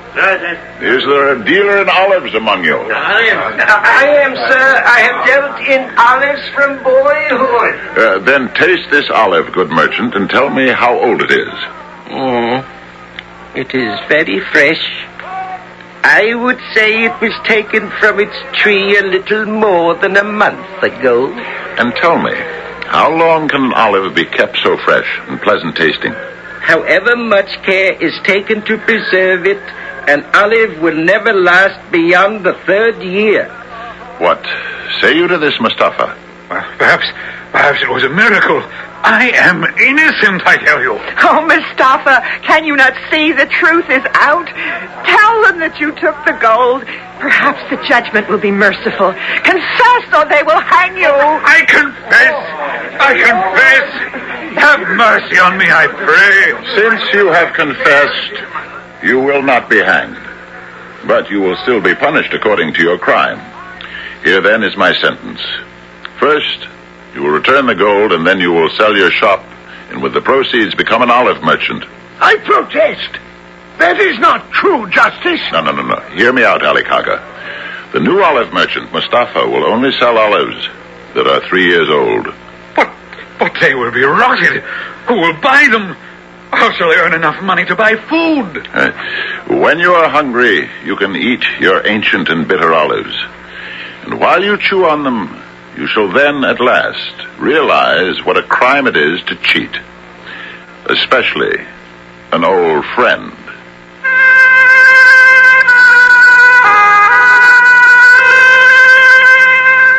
There are interesting words in a song from Gilbert and Sullivan's operetta The Mikado. My object all sublime I shall achieve in time to let the punishment fit the crime, the punishment fit the crime. Mustafa would have understood, or perhaps he would have liked something I have just made up. Before a thief steals, let him first become an expert on olives. We'll rejoin the Caliph in the streets of Baghdad shortly with Act 3.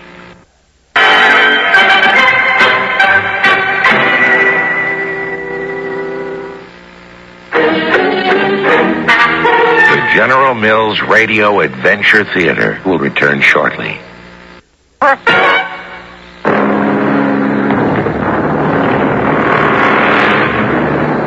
The Caliph continued his nightly walks and learned to know his people.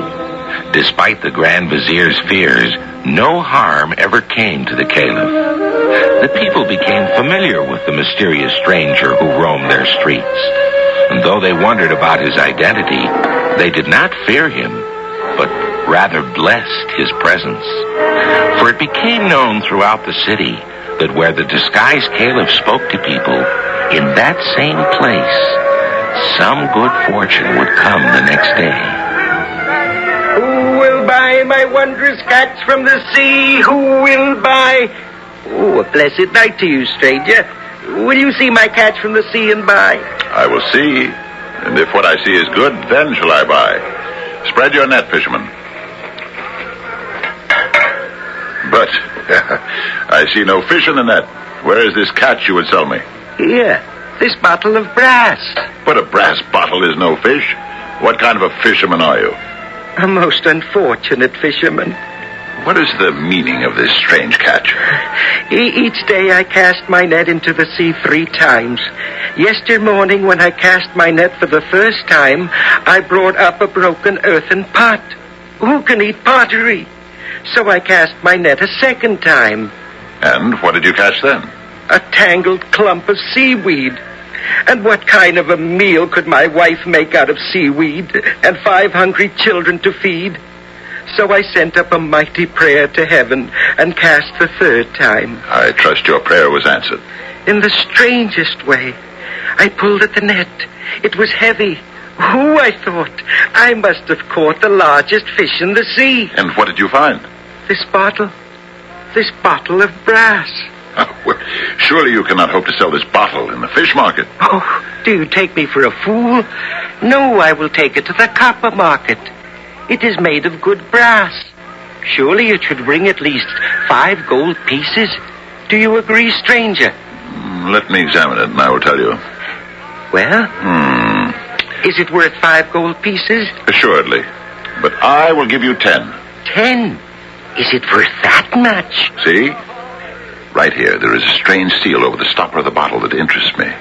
Something is written on the seal, but I cannot read. It is the name of King Solomon that is written on the seal. Will you sell the bottle to me? Oh, willingly. But wait. Perhaps it is worth even more. Oh, I assure you it is not. Perhaps there is something valuable in the bottle. A bird in the hand is worth two in the bush. You have not opened the bottle. How would you know what is in it? First, I will break the seal.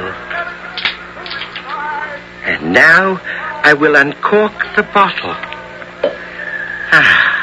Now let me see. Free!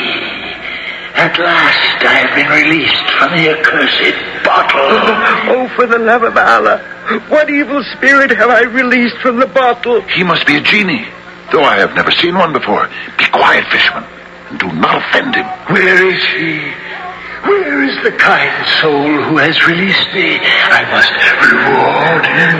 I am here, O mighty genie, standing small before you. It was I who fished you out of the sea. It was I who uncorked the bottle and released you. I pray you, give me the reward you speak of, and let me go back to my home. I will reward thee, thou vile fisherman. Why didst thou wait so long to find me? 1,000 years have I waited for thee.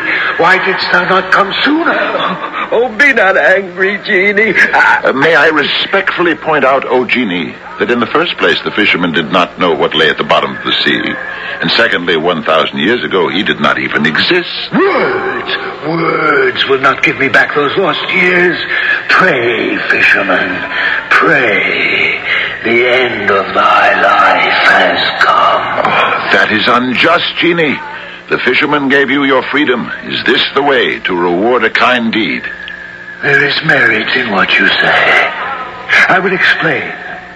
1,000 years ago, I refused to obey mighty Solomon, whereupon he confined me in this brass bottle, placed his seal on the stopper, and threw me into the sea. There I remained 200 years, and I said in my heart, whosoever shall liberate me, I shall enrich him forever. But no one came. I waited another 200 years, and I said, whosoever shall release me, I shall open to him all the treasures of the earth. But, genie, if you promised all that to the man who would liberate you, why do you now wish to kill the innocent fisherman? I have not finished. When another 200 years had passed, and I was still imprisoned, I grew angry, and I said to myself, whosoever shall liberate me now, him will I kill. I shall reward him in only one way. I shall let him choose the manner in which he wishes to die. But, genie, an oath taken in anger is not a true oath. Nevertheless, I will do as I swore to do. Wait, genie, wait. Consider this. To choose how a man shall die is not a small matter. At least give this man a moment to think, and another to pray. Well, I have waited this long. I can wait another short minute. Then I pray you withdraw from us for that moment. Let the fisherman choose in peace. Oh, very well, but be brief. Oh, I do not wish to die. Help me, stranger. Oh, why did I not sell the bottle to you? Why did I open it? Calm yourself, calm yourself. What is done cannot be undone. And you are not dead yet. I have a plan. Listen carefully. Give me the bottle. Now, take the stopper in your hand. And when I shout, now, swiftly plunge the stopper into the bottle. Have you not yet chosen? I grow impatient. But what is your plan? You will see. Come back, genie. The fisherman has chosen. Well, fisherman, what manner of death hast thou chosen? Wait, genie. Before the fisherman tells you, will you do me a kindness? Well? I look at you, and I see a tall and mighty spirit, whose head is almost hidden in the clouds. Now, look at this bottle in my hands. It is so small. Not even your tiniest finger could fit into it.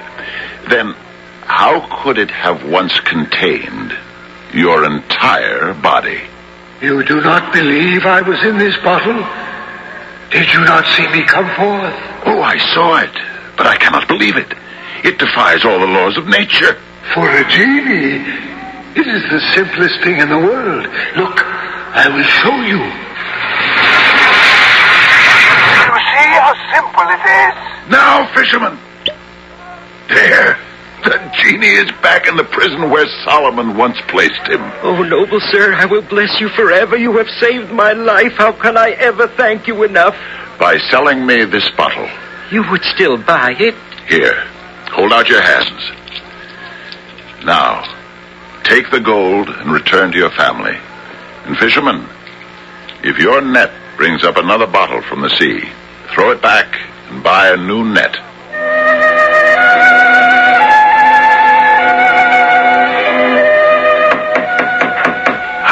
Haji, noble vizier, let me in. I am sorry to disturb your slumber, Haji. I was not asleep, Your Majesty. I never sleep when you go on your nightly adventures. Quick, close the door. Listen carefully, Haji, and do as I tell you. You will take this brass bottle. You will seal the stopper with my royal seal. Then you will wrap it thickly in many scarves. You will place it in a heavy lead box and seal that as well. Then tomorrow, you will secretly give it to the most trustworthy captain of my ships. Tell him to sail to the deepest part of the ocean, where he shall throw the box overboard and watch till it sinks out of sight. I shall obey your command. But what is in this bottle? If I told you, you would think I was mad. Therefore, do not ask. This has been a long night, Haji.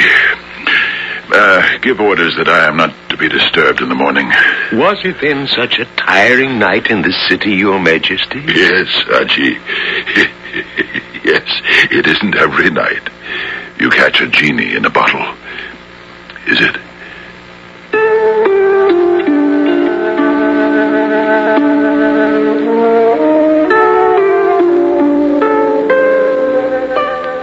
I think the best adventure stories are those that weave fact with fantasy.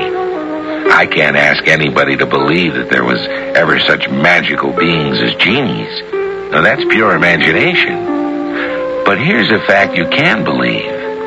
There actually was a Caliph of Baghdad in disguise. I'll be back shortly.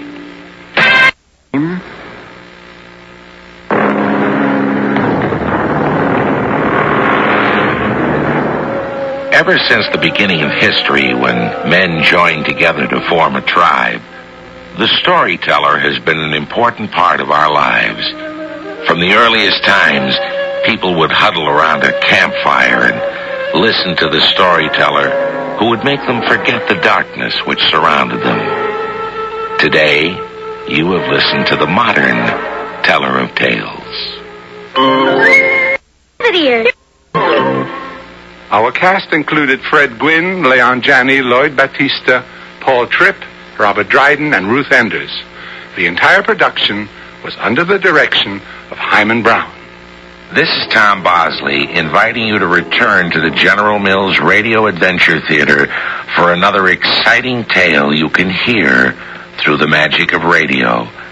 The General Mills Radio Adventure Theater is recommended by NEA, the National Education Association. The General Mills Radio Adventure Theater.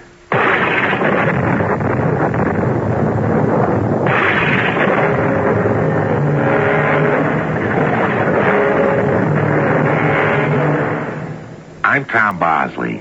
Welcome to the magic world of radio. Do you remember the hero of the Revolution who stood before a British firing squad in 1776 and said, "I regret I have but one life to give to my country"? Well, it was Patriot Nathan Hale. His grandnephew, Edward Everett Hale, will also go down in history. He wrote a book about what it means to leave home and what little you were left with should you say, "I don't care." Our adventure, The Man Without a Country, adapted from the book by Edward Everett Hale, was written especially for the General Mills Radio Adventure Theater by G. Frederick Lewis and stars Russell Horton. I'll be back shortly with Act One, where I can bet it.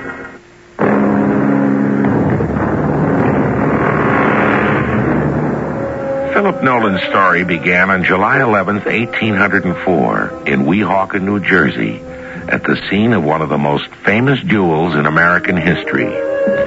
Two of America's most brilliant politicians, Aaron Burr, who was vice president, and Alexander Hamilton, who had been the first secretary of the Treasury, were about to fight a duel in which one of them would die. The scene was a lonely meadow overlooking the Weehawken River. It was early in the morning. The light was still gray. Aaron Burr had arrived first, and with him were two trusted friends, Van Ness and young Philip Nolan, the subject of our story. Well, this spot is as good as any, Aaron. You shall have your duel with Mr. Hamilton here. Mr. Nolan, would you take Mr. Burr's coat? I see Hamilton coming up from the river. Is that Judge Pendleton with him, Van Ness? Yes, it is. Aaron, before they arrive, as an old friend, I ask you, don't you think it unseemly that you, Vice President of the United States, are engaging in this duel? Had it not been for Alexander Hamilton, I might have been president. His attacks upon Mr. Burr were unforgivable. Unforgivable? Yes, Van. He said that I could not be trusted. Well, would you have accepted a public apology? Any gentleman would. But it was not forthcoming. Oh, they are here. Good morning, Judge. Mr. Burr, Mr. Hamilton. I shall cock the pistols, hand one to each. Back to back, please. 30 paces. Mark off, please.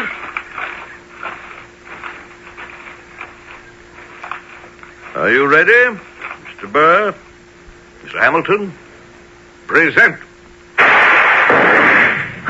Hamilton has been hit. Mr. Burr, we must go. Come with me. I cannot. Let me go to him. He's badly wounded. Mr. Burr, Judge Pendleton is attending him. I think we should go. Aaron, your young friend Nolan is right. But it may be a mortal wound. So be it. It was a fair duel. One of you had to fail. I'm glad it was not you, Mr. Burr. Now, make haste to your home. I will meet you there later.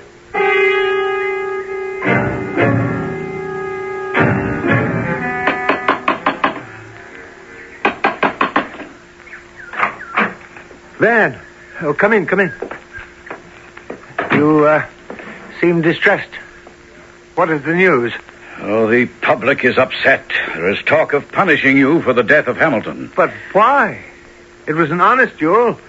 Surely they know my honor was at stake. The coroner's jury in New York has found you guilty of murder. Oh, they found all of us guilty who were there, myself, Judge Pendleton, and Philip Nolan. Whatever is that? Don't show your face at the window. No, I'll go. Hide yourself. Who is it? Philip Nolan, let me in.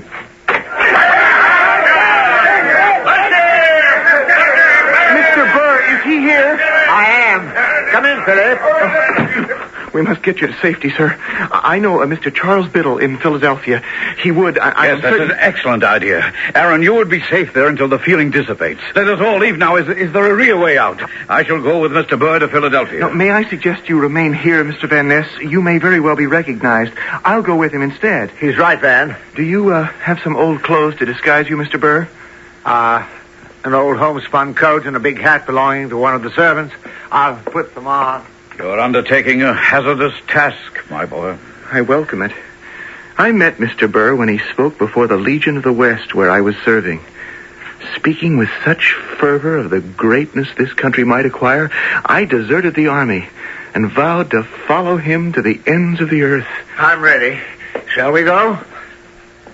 Well, I'd say, Aaron, in that outfit, you're quite unrecognizable.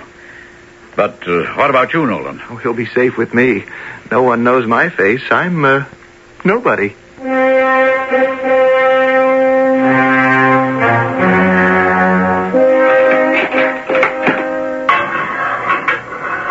Mr. Van Ness, what brings you here? God, I'm not here as a visitor, but as Mr. Nolan's attorney. I shall call you when my client and I have finished. You will be my attorney? Of course, my lad. Colonel Burr has asked me to. I've been here without anything formal placed against me for 33 days. I've heard nothing from the outside world when they came to the house to arrest us. Arrest a vice president for treason. I thought the world had gone mad. Philip, Burr, has been acquitted. Oh, when may I leave? Well, Philip, I'm afraid you may not. For some unaccountable reason, you have been singled out to be made an example. Now, be honest with me, lad. What have you done? What did you say? Who are those in your employ who seek to overthrow our country? Mr. Van Ness, I know nothing. I was Mr. Burr's friend, that's all. I'm no spy, and it is madness. Very well, Philip. I'm satisfied. Burr told me you'd done nothing wrong. Tell the court what you know, and I'm quite sure you'll be exonerated. Isn't that so, Philip Nolan? That you are a deserter from the United States Army's Legion of the West? Yes. And did you not conspire with one General Wilkinson, who was an agent of the Mexican government? Well, I knew him, yes, but... In fact, while holding the post of commanding officer of the United States Army, he was Mexico's agent number 13. Now, did you not know that? I did not. Then how much of the $2,000 he received annually was given to you? Well, nothing at all. Then for what other reason did you conspire with him? I hardly spoke with him. He was a general. I was a mere lieutenant. And a deserter. I have already said I was. Now, did you not secretly transport one Aaron Burr to Philadelphia? I did. And to what allegiance did you subvert the laws of the United States? There is a higher allegiance than justice to one's country. The allegiance to one's own conscience and to friendship. Your Honor, may I move for a short recess to enable me to consult with my client? Motion denied. Proceed, Mr. Hay. Well, it is I who wish the defendant to proceed. Now, I am sure we are all anxious to hear Mr. Nolan's appreciation of the extraordinary Mr. Burr. He is my friend. He understood me and my devotion to the higher good. Those who would clap patriots into jail are the traitors, not I. Aaron Burr is as good a friend as this country will ever have. He is a true and honest man, and I would serve him anywhere. Go on. What guilt is mine since you have already acquitted him? During all this plotting, you had no qualms, no question as to loyalty to the United States? No! Of what am I being accused? It was the United States that gave you the uniform you wear. The United States that gave you the sword that hangs by your side. Is that not so, Lieutenant Nolan? Yes, it is so. And you, Philip Nolan, swore an oath to be true to the United States, did you not? Did you not, Nolan? Well, I await your answer. Philip Nolan... Do you wish to say anything in your own behalf? I have nothing to say. Surely you must be able to show one shred of evidence to prove your fidelity to the United States. United States? United States? Damn the United States! I wish I may never hear of the United States again!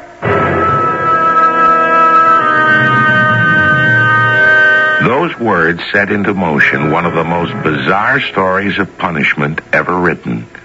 For I must remind you, although many of the events taking place in this story and many of those named are real, Philip Nolan never lived. However, so believable is this account that I have to admit it just might have happened. I'll be back in a moment with Act 2. The General Mills Radio Adventure Theater will return shortly. They're magically delicious. Yeah. Damn the United States. The words were out before Philip Nolan could stop them. Badgered, harassed, unfairly imprisoned, his personal beliefs attacked, Philip Nolan was alone. He waited in jail to hear what his punishment would be. He wore his uniform, but his sword had been taken from him. It lay in 2 pieces on the floor by his feet. Prisoner, hear the sentence of the court. The court decides that you never again hear the name of the United States. Mr. Marshal, take the prisoner to New Orleans in an armed boat and deliver him to the naval commander there. Make my respects to the commander and request him to order that no one shall mention the United States to the prisoner while he is on board ship. I want the prisoner brought to my chambers.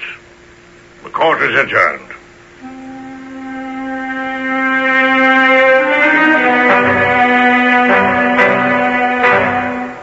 Lieutenant, I have asked you be brought here to my chambers so that you may note its contents. The wall calendar marking today, September 23rd, 1807. The bust of George Washington. On the bookcase, the eagle of the United States. Behind my chair, a portrait of General Washington, and standing unfurled before you, the flag of the United States of America. Remember these, Lieutenant Nolan, for only in your mind shall you ever see them again.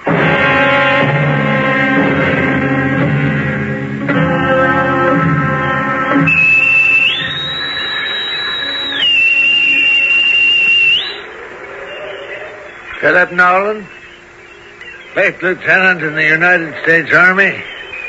Before the entire crew of the patrol ship Nautilus, I, Captain T.J. Shaw, am directed to read this document. This person on his trial by court-martial expressed with an oath the wish that he might never hear of the United States again. The court sentenced him to have his wish fulfilled. You will take the prisoner on board your ship. You will provide him with such quarters, rations, and clothing as would be proper for an officer of his late rank, but under no circumstances is he ever to hear of his country or see any information regarding it. It is the intention of the government that he shall never again see the country which he has disowned. Respectfully yours, W. Southard, for the Secretary of the Navy. Crew dismissed. Nolan, do you understand what I've read? Yes, quite, Captain. What is that book you have under your arm? The Book of Common Prayer, sir. Oh. I should think that'd be all right. Sir? Yes, Nolan. Now, come on, speak up. I was merely thinking that you're right, sir. There is nothing in the Common Book of Prayer which could be thought particularly American, sir. That'll be all, Nolan. Take Mr. Nolan to his quarters below. Captain Shaw? Hand me that spyglass, Jason. You see anything, Captain? No. We've been sailing for 2 months and have still not seen a British ship. I suppose it is a bit tame for you, eh, Jason? It's not that, sir. It's that Nolan man aboard. Makes the men uncomfortable. I'm sure you've noticed it, sir. Oh, yes. It is uncomfortable. We're at sea 6 months at a time, and our greatest pleasures is to talk about home. Can't do that with Nolan at the table. Jason, you have a legitimate grievance. We'll see what can be done to ease things all round.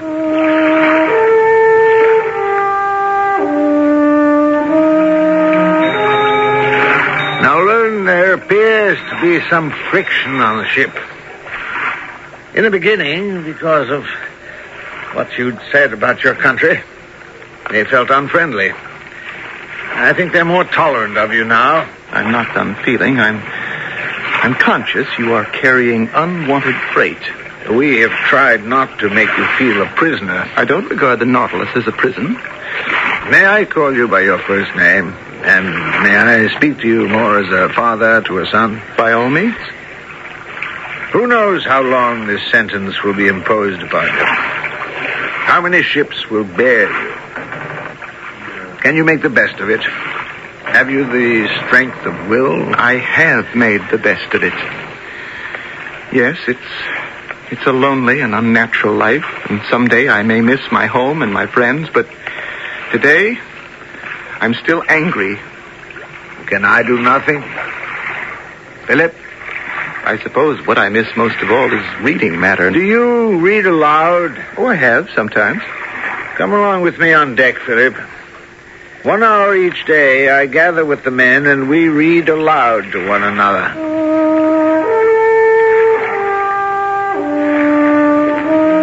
Gentlemen, I've asked Mr. Nolan to join our reading session today, and I have brought with me an English book, newly published, I believe. It is called Lay of the Last Minstrel, which I had heard of. Some of us have also, Captain. At any rate, the smoking lamp is lit, and I shall begin. Captain, forgive this interruption, sir.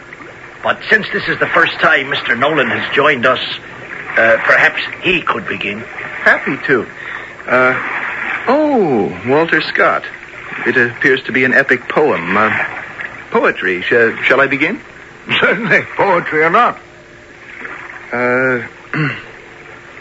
Breathes there a man with soul so dead, who never to himself hath said, "This is my own, my native land," whose heart hath ne'er within him burned, as home his footsteps he hath turned from wandering on a foreign strand.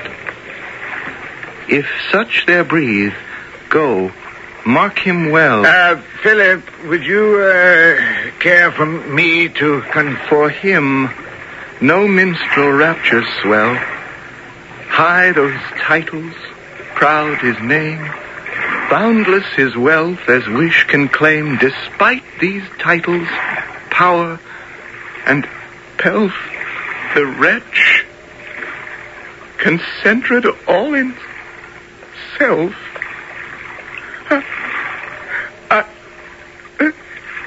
Excuse me, gentlemen.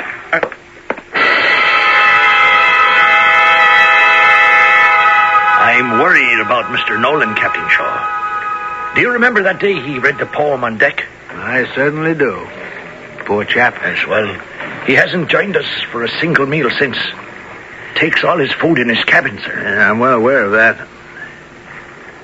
4 months of this is long enough. I'm transferring him to the Essex tomorrow. Well, now there's a boat that sees a lot of action. It'd be good for him. I'd say Nolan is a broken man.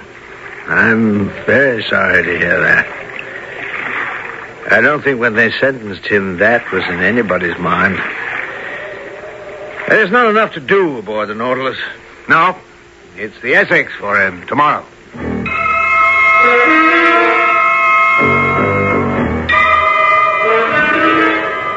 Our guest was telling me he liked this ship much better. Liked the men on her, sir. Strange chap if there ever was one. Union Jack ahoy! Union Jack to leeward! Straight on course. Aye, sir. Captain Porter. She's the British ship Alert. Oh, it's a nervy little beast, isn't she? Does she think she has a prayer with the Essex? I think she's trying to find out who we are. This is your captain. As we come about, fire 2 broadsides. All right, sir, 2 broadsides.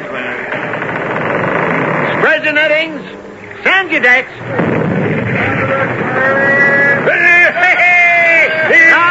Wait till the smoke clears. Oh, sir, she's found out who we were, all right. Her foremast knocked down. Set the fore and mainsail and luff up close. Hey, who is that on deck in his shirt sleeves? That man running. It looks like Nolan, sir, the prisoner. Oh, cannoneer! The enemy's jib boom is foul of our rigging. Shoot them away.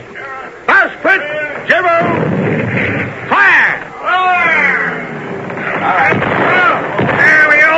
Down the netters.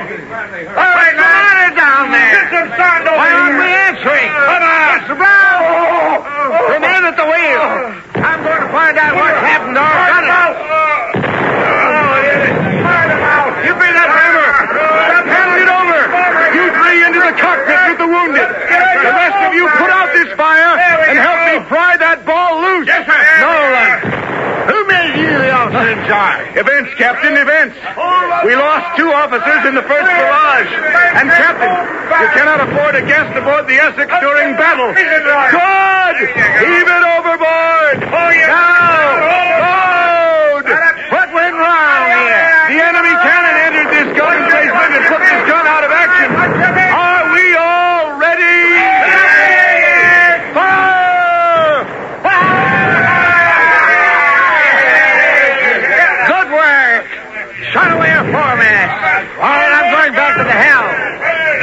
it, Nolan. You seem to know what you're doing. I was in the artillery, sir.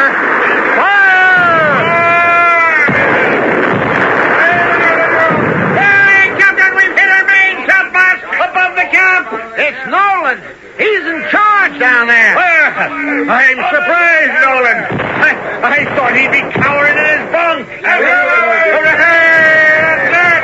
What's your name, Nolan? Splendid. Their gaff and spanker boom are down. Hey. Why doesn't she try to run for it? Can you see her, Mr. Brown? Who, sir? Nolan. I'll be blowed. He's showing the guys how to handle the heavier shots. Fire! His gun is loaded and fired twice as often as any other on deck.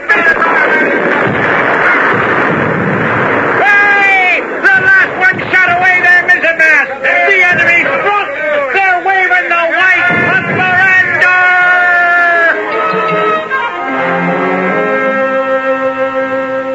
Nolan, you did a splendid thing. Well, one doesn't forget one's artillery training very easily, sir. Yes, Dick, so is you a great deal. I shall never forget this day, sir. And you never shall either, Mr. Nolan. Pound for pound, timber for timber, the American frigates outclassed the British. But their greatest advantage was the spirit of the men, fighting for something they believed in. That very spirit of 76, which Philip Nolan had denied, suddenly called him to action, made him accountable. How difficult it must have been for Philip Nolan, a man without a country, to find peace and sleep that night. I shall return in a moment with Act 3. The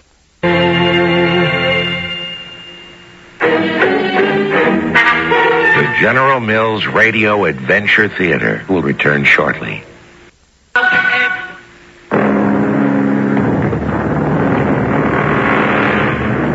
Was Philip Nolan fighting side by side with the men of the Essex because they were partners against a common enemy? Or as an American defending the United States? It was a question to which he had only just learned the answer. His leadership that day on the gun deck made Nolan realize who he was and what he really felt at heart. The defeated British ship, Alert, lowered its Union Jack. Their captain came aboard and in the customary ceremony handed his sword to Captain Porter. Where's Mr. Nolan? I've asked you to fetch him. Captain, you asked me to the quarterdeck, sir? Mr. Nolan. Yes, sir. We're all beholden to you today. Today, you are one of us. Now I wish to present you with my own ceremonial sword. I've had it at my side for many years. 100 years ago, it belonged to the Duke de Broglie.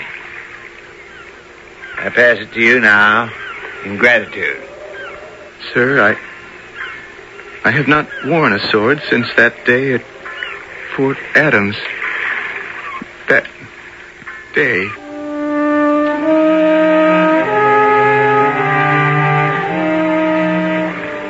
It is my birthday today. It seems incredible to me that I have spent 30 years at sea, living on 21 different ships and never once touching land. This Cumberland is a fine ship. We patrol the South Atlantic waters, intercepting slave traders. Come in. The door's not locked. Lieutenant Nolan? Who is it? Stand over here, young man, where the light is better. Van, is it you? Oh, indeed, sir. That's my first name, but I don't think we ever met before. Your voice, your face, and your bearing remind me of a dear friend many years ago.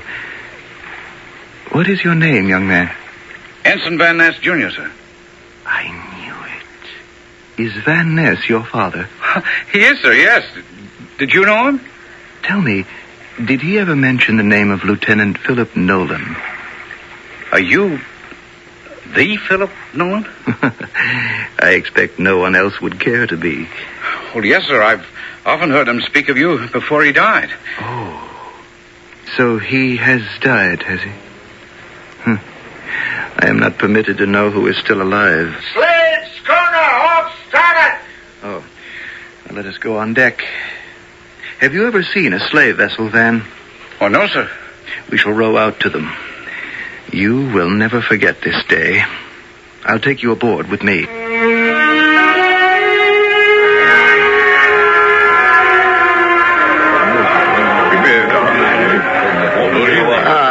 Nolan, that's the old problem, communication. See if you can make these poor slaves understand they are free men. Aye, aye, sir. I'll do my best. What do you do with the crew and the officers? Oh, they're in chains. It's these poor wretches. In just a moment. Nolan, tell them we'll take them all to Cape Palmas.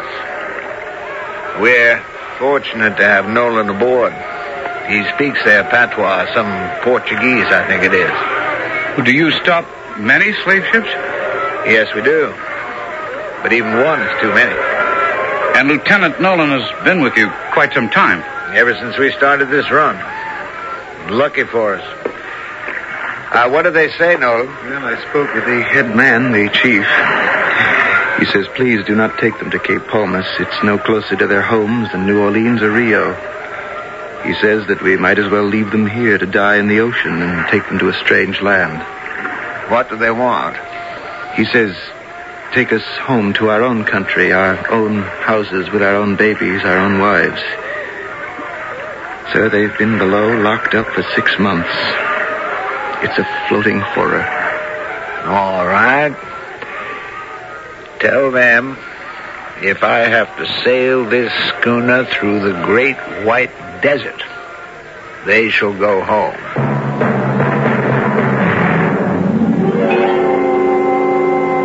Young Van, that is what it is to be without a home and without a country. Terrible, sir, terrible. I've never seen anything like that. If you are ever tempted to say a word or do a thing that shall put a bar between you and your country, I pray God in his mercy to take you. Think about your home, boy. Talk about it. Let it be nearer to your thought the further you have to travel from it, no matter what happens to you, no matter who flatters you or who abuses you. Never look at another flag.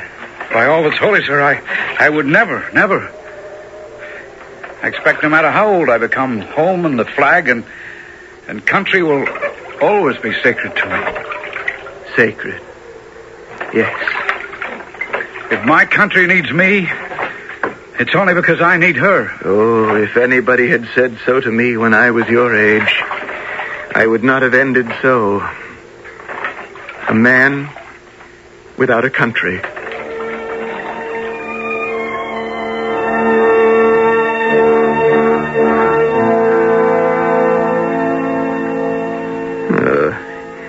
I almost forgot to read this letter. Washington, D.C., December 23rd, my dear Lieutenant Nolan. It seems time has gone so quickly that I'm surprised to find it almost 20 years have passed since you took me, Green Edinson, aboard a slave ship. For my part, I've been working in Washington and seem now to have some influence here. I wanted to write and tell you I've been trying to move heaven and earth to have you allowed to return home. He's a good boy. It is like getting a ghost out of prison. They pretend there is no such man as yourself. Lieutenant? Lieutenant? My dear man, what are you doing sitting here in the dark, reading? Are you all right? Yes. Since the letter came from Washington, I put it through without censoring it. Is it bad news? How old a man would you say I am, Captain? By the looks of me, what would you say? You have suffered, sir.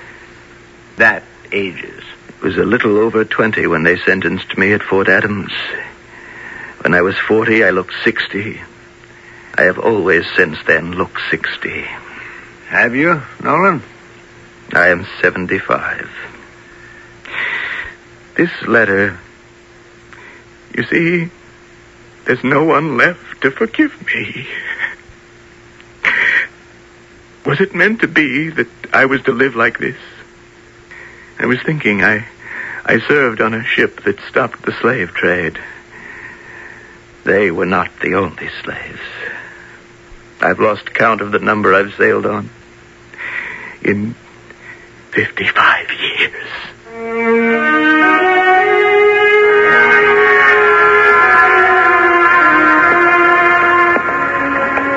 Admiral Van Ness, it was good of you to come aboard. I do fear for the lieutenant's life. Well, Captain, it's fortunate I could.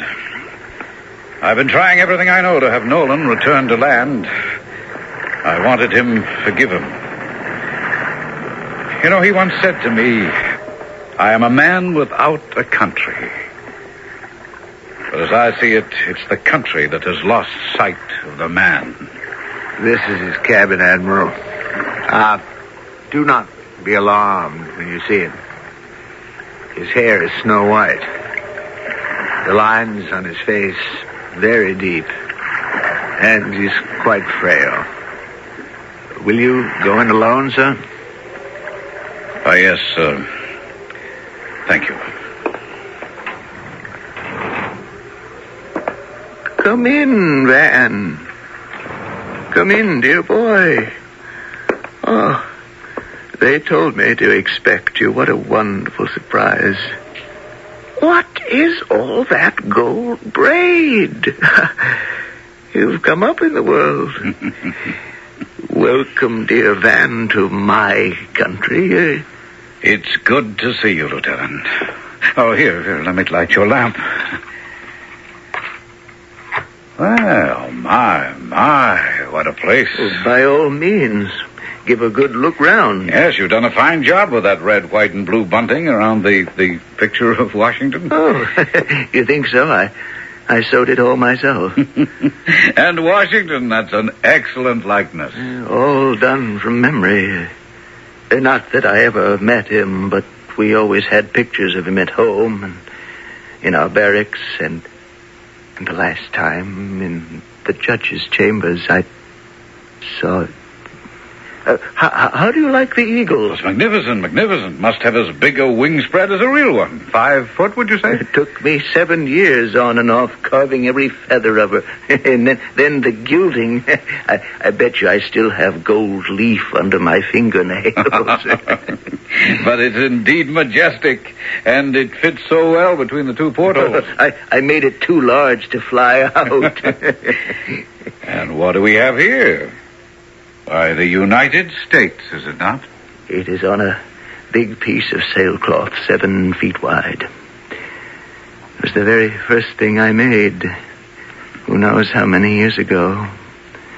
When I'd been transferred from one ship to another, I'd roll her up and take it with me. Indiana Territory, Mississippi Territory, Louisiana Territory. I expect it's quite out of date. There have been changes. Oh, yes, very many, Lieutenant.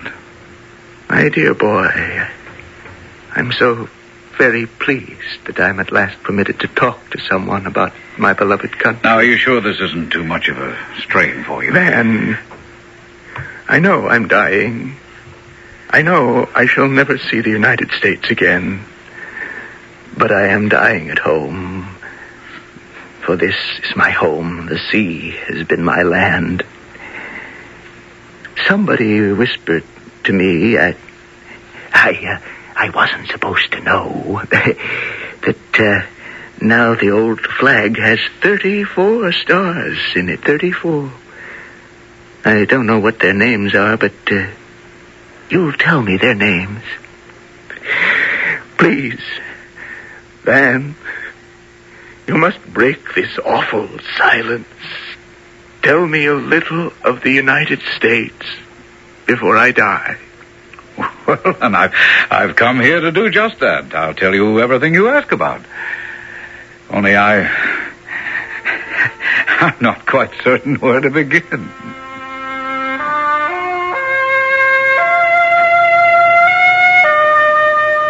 Tell me more. Well, now I've given you the names of the 34 states. And you've shown me on my map where they are. I've told you about the steamboat and the railroad, the telegraph, and the... Wonders have been taking place while I sat on the sea, rocking my life away. Who is the president? Well, that's Abraham Lincoln. I'm tired. Such a beautiful tiredness. Bring me my book of prayer. Yes. I brought this very prayer book aboard the Nautilus with me over 50 years ago. I remember so clearly.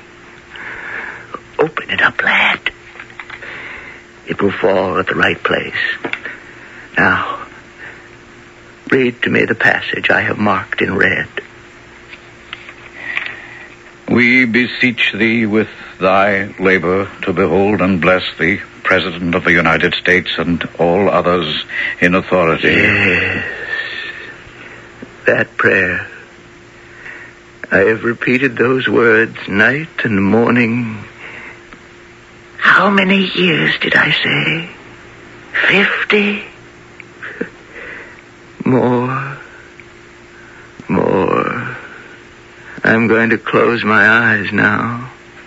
Van, look in my Bible when I'm gone.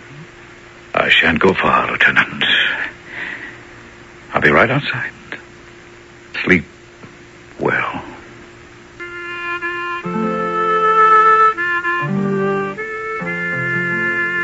Philip Nolan passed away in his sleep.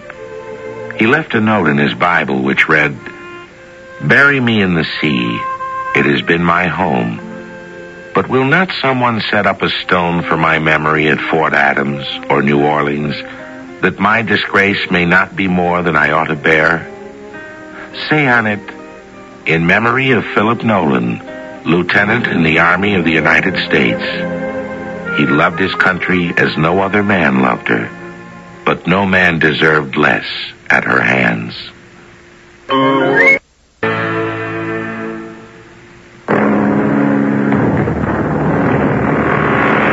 A strange and haunting story of a boy's mistake, ending in the tragedy of a man. Edward Everett Hale wrote The Man Without a Country in 1863 against a background of the Civil War. Brother fighting brother, North and South, both American, each asking, who am I loyal to? What is right? What has this country done for me? A full 100 years before another president would take the oath of office and say, ask not what this country can do for you. We've come a long way since Philip Nolan turned his back on his country, yet it is a story that cannot be repeated too often. Delicious. Our cast included Russell Horton, Ian Martin, Earl Hammond, Robert Dryden, and William Griffiths. The entire production was under the direction of Hyman Brown. This is Tom Bosley inviting you to return to the General Mills Radio Adventure Theater for another exciting tale you can hear through the magic of radio. The General Mills Radio Adventure Theater is recommended by NEA, the National Education Association. The General Mills Radio Adventure Theater.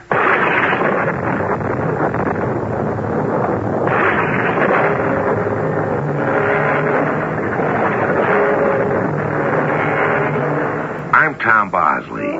Welcome again to the magic world of radio, where your imagination can lead you to the most wonderful adventures you ever dreamed of. Today, we take you into the mysterious jungle, the dark green forests of lions and tigers, of wolves and monkeys, the land of the jungle people. You will understand everything they say as though you were a jungle person yourself. Our adventure story, Mowgli, was written by Rudyard Kipling, and adapted especially for the General Mills Radio Adventure Theater by James Agate Jr. I'll be back shortly with Act 1. The magically delicious. Yeah.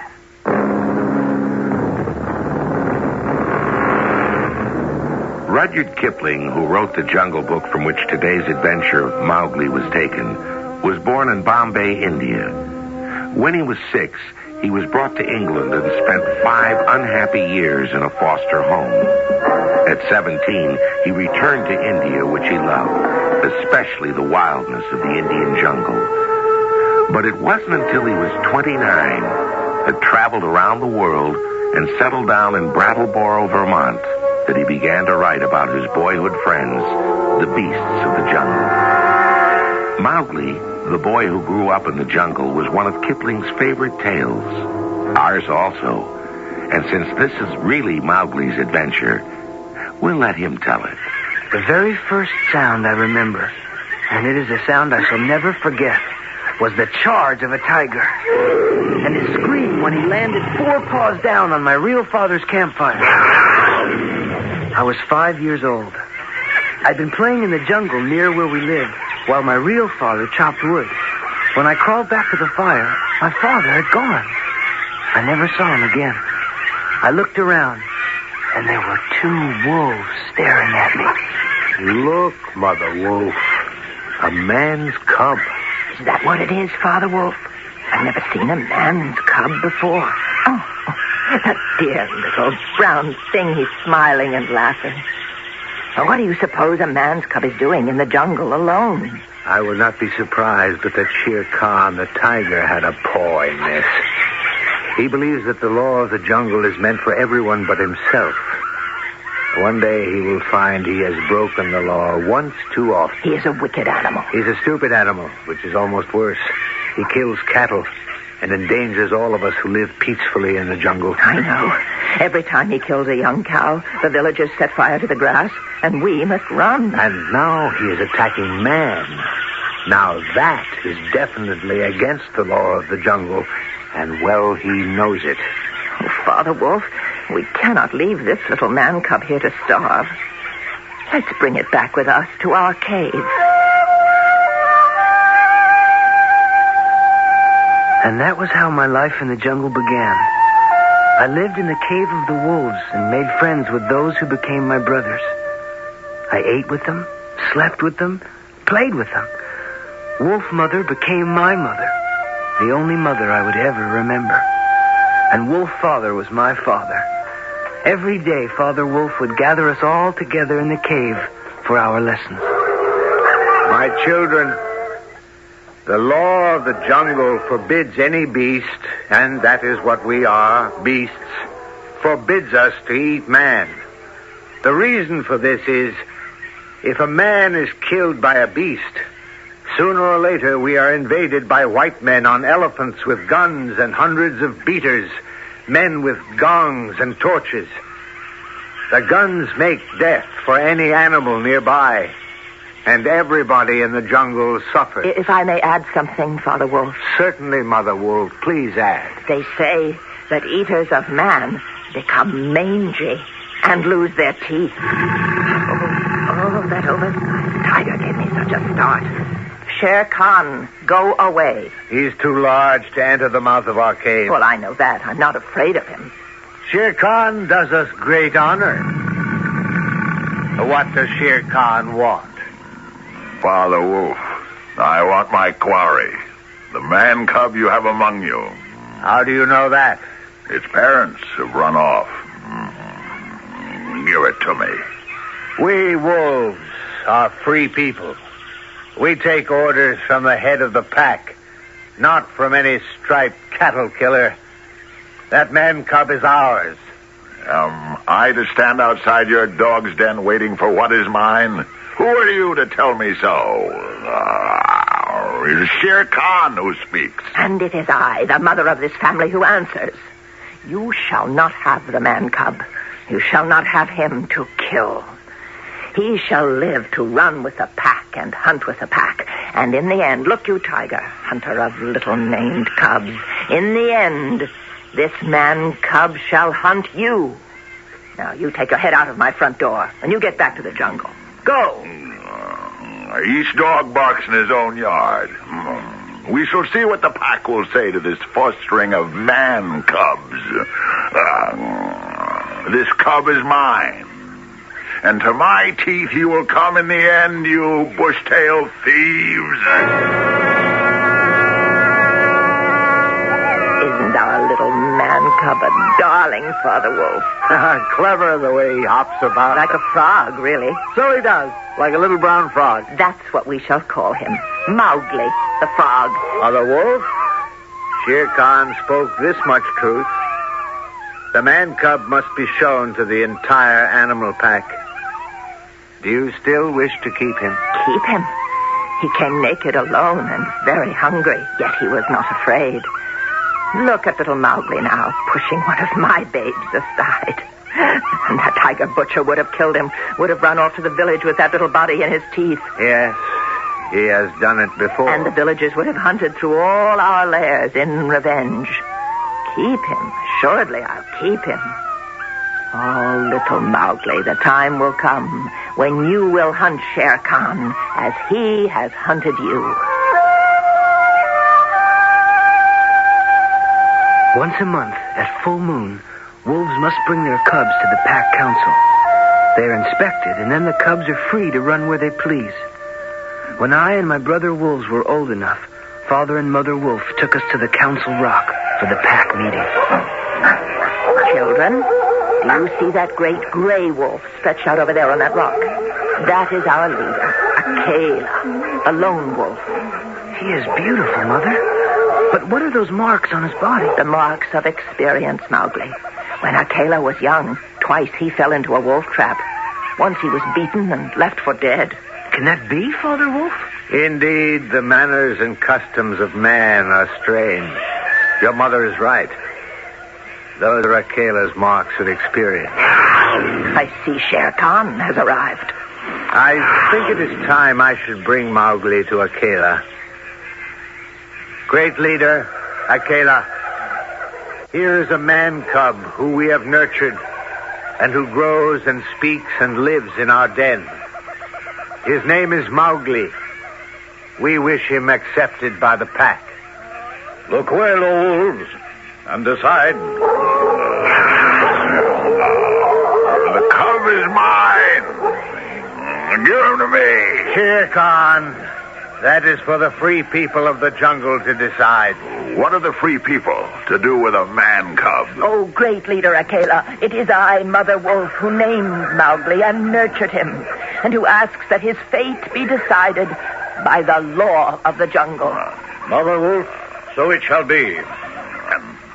What have the free people to do with the man cub? It has not even been accepted by the pack. Silence! Now look well, O wolves. For the law of the jungle lays down that if there is any dispute as to the right of a cub to be accepted, he must be spoken for by at least 2 members of the pack who are not his father or his mother. Who speaks for this cub? Among the free peoples, who speaks? I see a paw. Is that you, Bardo Brown Bear? Yes, Akela. It is I, Barlo. I acknowledge Bardo the Bear. He is our great teacher. It is he who teaches the young the law of the jungle. Oh, he's a doddering old fool. Because he only eats nuts and roots and honey, they let him come and go as he pleases. Shh, be quiet, Mother Wolf.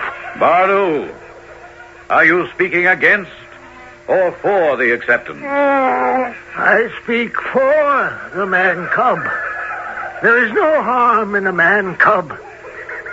I have no gift of argument, but I speak the truth. Let him run with the pack and be entered with the others. I, myself, will teach him. Very well, we need yet another who speaks for the man cub. Look well. Who speaks besides Bardo the Bear? Yeah, the Black Panther. He frightens me. Always has. Oh, what will he say? He doesn't know us or Mowgli. Bagheera, the Black Panther. You would like to speak? Oh, Akela, I greet you and the free people of the jungle. I have no right in your assembly, but The law of the jungle says the life of a new cub may be bought at a price. To kill a naked cub is a shame. Besides, he may make better sport for you when he is grown. Barlu the bear has spoken on the cub's behalf. To his word, I, Bagheera, the Black Panther, will add mine. And one fat, newly killed bull as payment if you would accept the man cub according to the law. Payment is accepted by the pack. This tribute is bribery. Shere Khan, you have not been recognized to speak. Yes, Father Wolf. On behalf of our pack, I wish to thank Barlu and Bagheera. They shall never regret it. Then take Mowgli back to your cave and train him as befits one of the free people.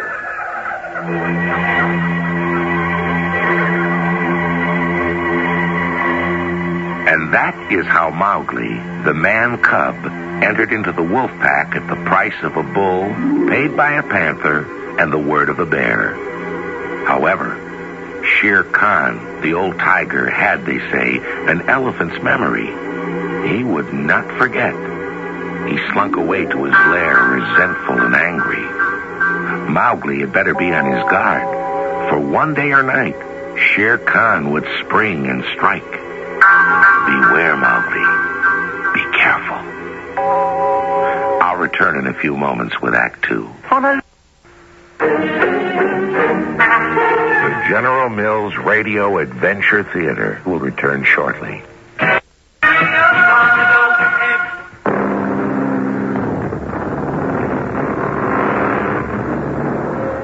A dozen years were to pass, years of adventure in the jungle, living with the animals, years unlike anything any boy had ever known. As Rudyard Kipling, who wrote this incredible story, says, one can only guess at all the wonderful life Mowgli led among the wolves, because if it were written out, it would fill ever so many books. A great deal of living in the jungle was learning, and it was Baloo, the brown bear, who spent many moons teaching Mowgli the secrets of the jungle. Good dawning, Master Mowgli. Brown Bear Baloo.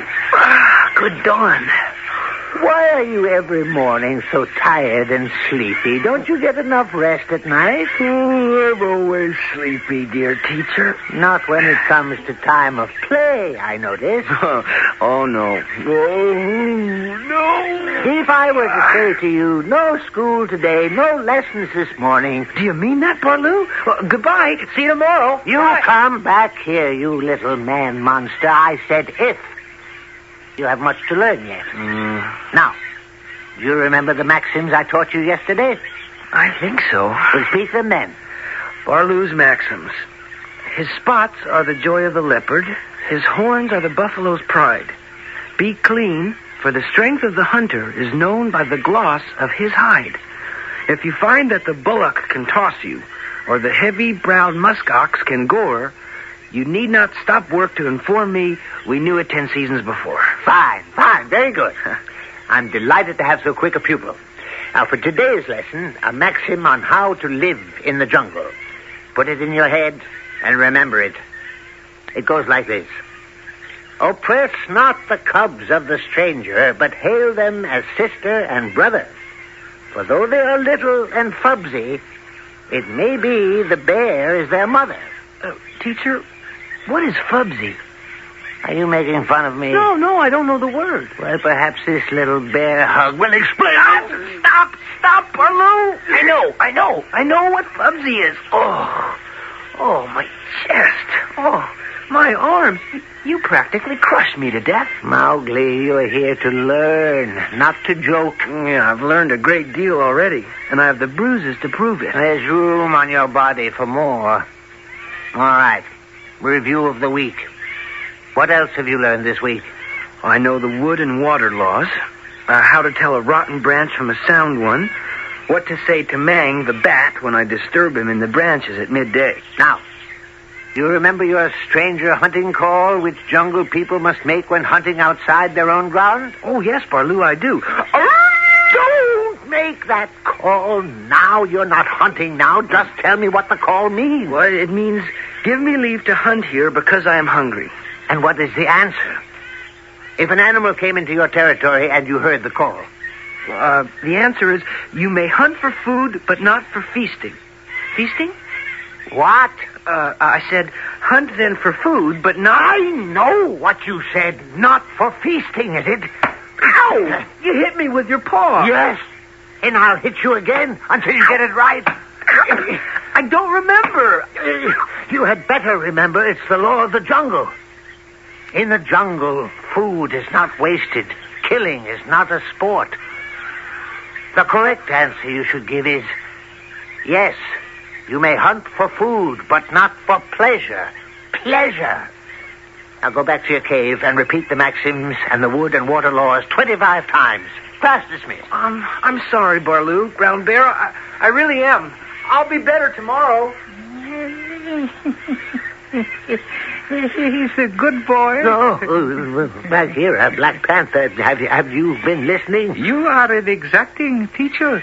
After all, Mowgli has only lived in the jungle for a dozen years. A man cub is a man cub. And to survive, he must learn all of the law of the jungle. How can the head of a mere man carry all your long talk? He has not the wisdom of the animals. He is learning. I merely help him to remember sometimes by hugging him.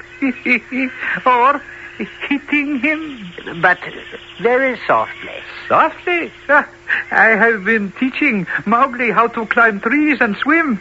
And I have seen those bruises from your softness. Bagheera, my dear friend Black Panther, I know you care for Mowgli, else why would you have given the pack a bull so that he might be accepted? But it is better that Mowgli be bruised from head to foot by me, who also loves him, than he should come to harm through ignorance.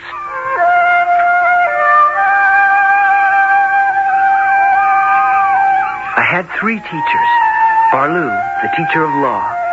Father Wolf, who spends every nightfall with me explaining the meaning of life in the jungle. Every rustle in the grass, every hoot of the owl, and every splash of the fish. But the teacher I liked best was Bagheera, the Black Panther. It seems to me, Mowgli, you spend a great deal of time with Bagheera, the Black Panther. I do, Mother. He has much to teach me. Yes, well, I'm not sure Bagheera is such a good influence. He has quite a wild reputation. Mother, Mowgli can take care of himself. Besides, what harm is there in learning? At least Bagheera will teach our cub to be quick. Is that important, Father? Yes, in this day and age. Mother, have you noticed our leader, Akela, the lone wolf, is not as quick as he used to be? The last time the pack followed him out on the hunt, I saw the young wolves hung back and spent that time talking with Shere Khan, the tiger. That Shere Khan, he's one to be watched. Those stupid young wolves. Shere Khan throws them scraps of meat and they flatter the stripes off him. Mowgli, I hope you're being careful when you run around in the jungle. Your mother is right. Shere Khan would like nothing better than to fasten his fangs on your throat and kill you. He'd have to catch me first. Besides, I'm not alone in the jungle. I have many friends. Bagheera, the Black Panther, Barloo, the Brown Bear, and you, Father and Mother. Why should I be afraid? I hope you're right. Are you staying home for dinner this evening? No, Mother. Bagheera's taking me to the edge of the jungle tonight to see villagers. I don't think that's safe. Oh, come now. They'll be on the hill overlooking the village. At night, none of the men creatures stir from their red flowers. That's true. At any rate, Mowgli, don't stay out all night. You know how I worry. I won't, Mother. Fear not. I'm in good paws.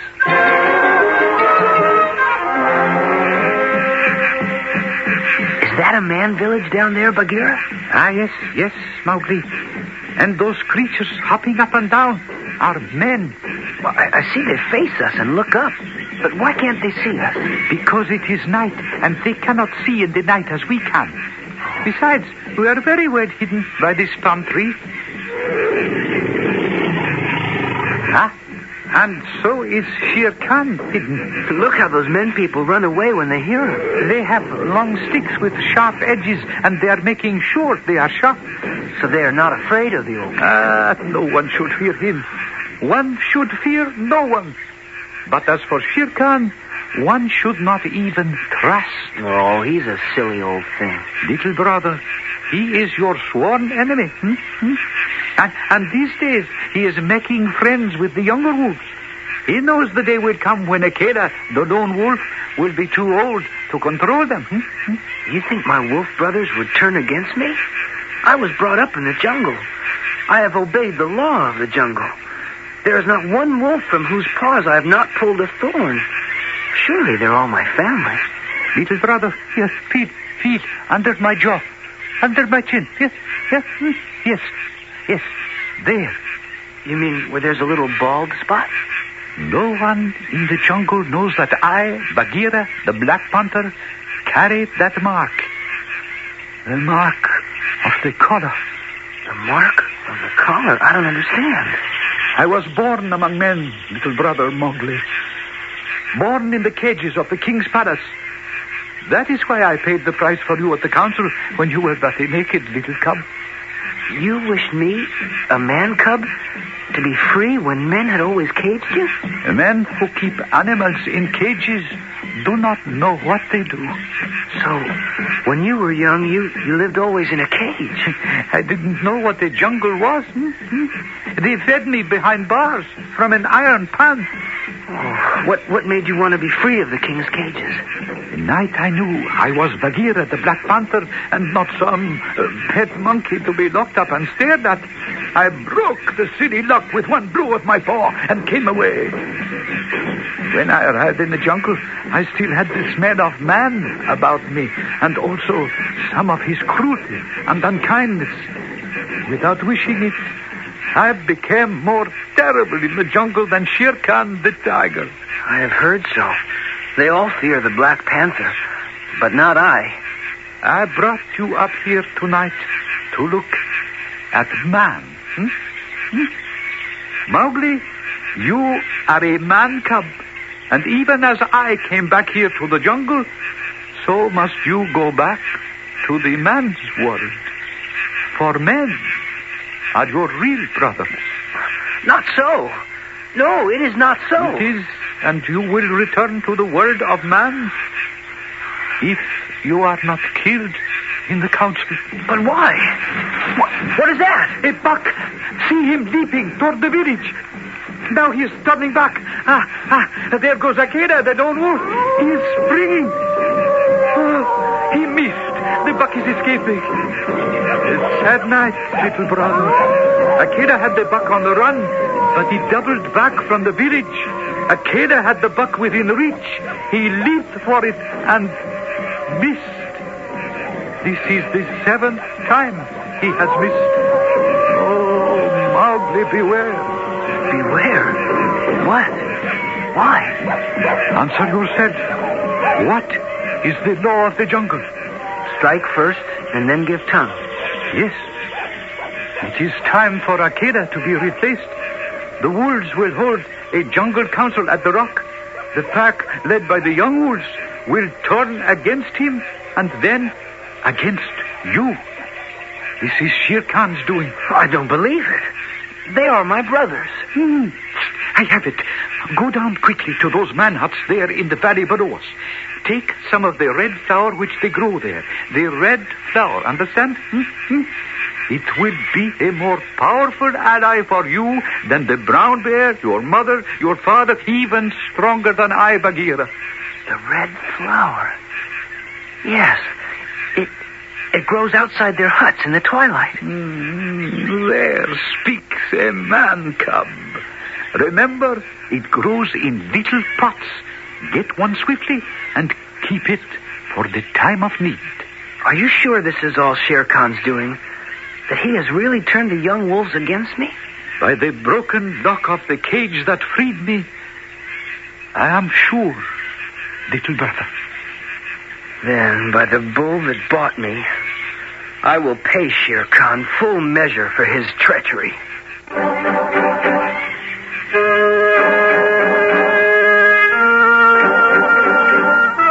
Something in Mowgli's past flickered like a flame in his mind. The red flower. He would ask Mother Wolf what it was. What did Bagheera, the Black Panther, mean when he said the red flower would be a good friend to him when he attended the Jungle Council? I'll be back shortly as Mowgli hears the answers in Act 3.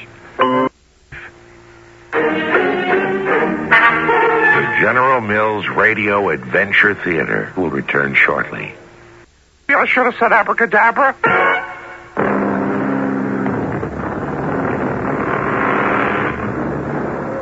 All of us have long suspected that animals indeed do talk. Rudyard Kipling, who lived in India for many years, believed it and wrote thoughts and words for animals to think and say, which generations of readers know to be true.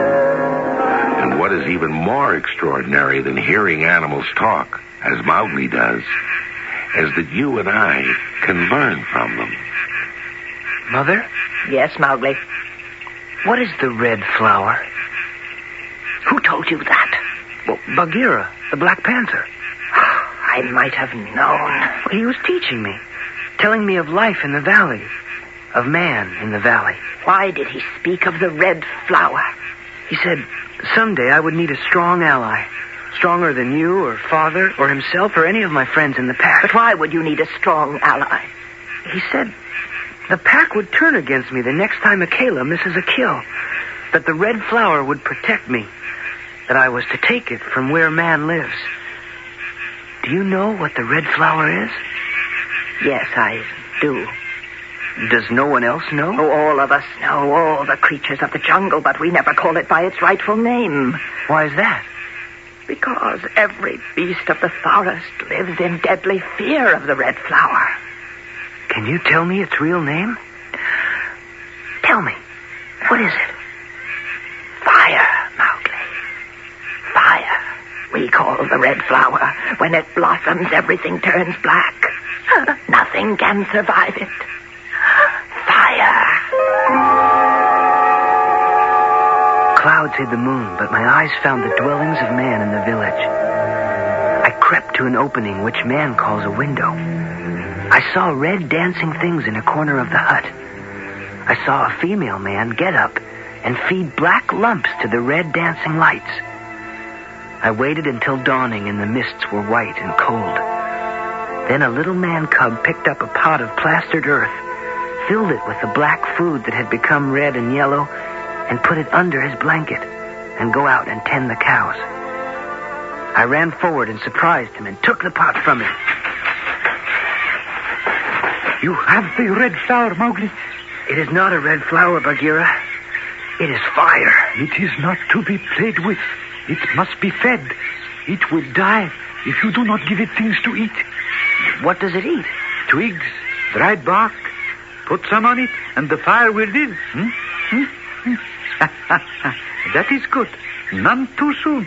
Bagheera, why do you crouch back when I'm feeding fire? It will not harm you. It is warm. I think I remember now. Was it a dream? At the full moon tonight, the pack will be meeting at the Council Rock. I shall be there. Do not fail to bring the red flower. It will serve you better than a dream. It will be more than warm and pleasant. It could save your life. All day I kept the earth pot alive with dried leaves, twigs, and dried bark. That night, under the full moon, all of us gathered for the meeting. Akela, the lone wolf, lay by the side of the council rock, not on top of it, a sign that the leadership of the pack was open. Shere Khan, the tiger, walked around openly, his scrap-filled wolves flattering at his heels. My friend Bagheera, the Black Panther, lay close by me while I hid the fire pot between my knees. Fellow creatures of the forest. The tiger has no right to speak. Mowgli, upon your feet and say so. The days of the lone wolf are over. Free people, listen to me. I, Mowgli, of your pack, wishes a voice. What does Shere Khan, a tiger, not even of our blood, have to do with our leadership? What blood of wolves is in your veins, Mowgli? I was weaned by wolves. We are met here to choose new leadership. Listen to them, fawning like jackals on this cattle butcher.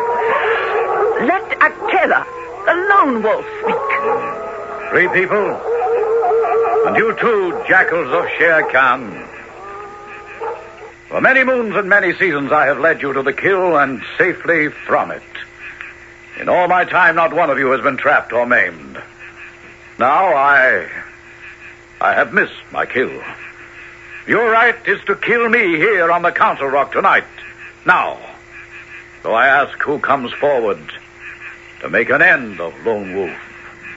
For as you have the right to kill me, by the law of the jungle, I have the right to demand that you come one by one. Why bother with this toothless old wolf? He is doomed to die. It is the man cub who has lived too long. Give him to me. He has troubled the jungle for a dozen seasons. Now he is a man, the offspring of a man, and I hate him from the marrow of my bones. Mowgli is a wolf, and you shall not have him. Stupid female dog, silence your tongue. Shere Khan, you came sniveling to our cave 100 months ago. You're a despicable old cat, and you shall not have him. Look well, O wolves. It is not becoming to the free people that we squabble like men dividing a harvest. Mowgli is a man, Akela. He has eaten our food. He has slept with us. He has driven game for us. He has broken no word of the law of the jungle. Akela, let me also speak. I paid for this Mowgli when he was a man cub 12 season years ago. I paid with a wild bull, and he was accepted into the pack. The worth of the bull is little, but Bagheera's honor is something that perhaps he will fight for. A bull paid a dozen years ago. What do the young wolves care for bones a dozen years buried? Silence, you screaming young fools. Your wolves have some pride about you. This old tiger is using you. Do not make me ashamed to be a wolf. No man cub can run with the people of the jungle. Give him to me. He is my son, our brother in all but blood. He is a man. He is a man. He is a man. Oh, Mowgli, I fear the pack has turned against you. Mother, do not be afraid. I can defend myself. Stop, all of you. You have said so often tonight I am a man that I feel your words are true. Therefore, I shall not call you my brothers anymore, but dogs, as a man should call you. I am not some fish or fox or wolf cub to be handed over to this mangy, moth-eaten alley cat that was once a proud tiger. And so that you may all know me, I, Mowgli the man, have brought you the red flower. I cast this pot down upon the grass, and fire will spread wherever I wish it to. Look at you. I see you all cowering before the flames. Now, I take this branch and hold it to the fire and set it alight and swing the flaming branch about my head. Yes, I am a man, and you are howling dogs. Mowgli, you are master here, for they all fear the fire, as I told you. But save Akela. He was always your friend. Yes, Mother, I shall save him. Yes, you dogs, I shall go from you to my own people. So the jungle is shut to me, and I must forget your talk and your companionship. However, because I was all but your brother in blood, I promise you that when I am a man among men, I will not betray you to men as you have betrayed me. There shall be no war between man and the pack. But before I go, I have one debt to pay. What are you doing with that burning branch, Mowgli? Shere Khan, do you see these flames? Is this branch of red flowers a little warm for you? Up, cat! Up when a man speaks, or I will set that coat of yours ablaze. Thus, and thus, and thus do we beat dogs when we are men. It is enjoyable to watch your son beating that old tiger about the head. I must admit, Bagheera, I'm enjoying it also. Enough? Had enough? Sin, jungle cat, you may leave us. Remember, all of you, when I come to the Council Rock as a man should come, it will be with Shere Khan's hide on my shoulders. As for the rest of you, Akela, the lone wolf, goes free to live as he pleases. None of you will touch him, understand? You will not touch him. Now, all of you, go about your business and fight not among yourselves. Obey the law of the jungle and be proud to be a free people.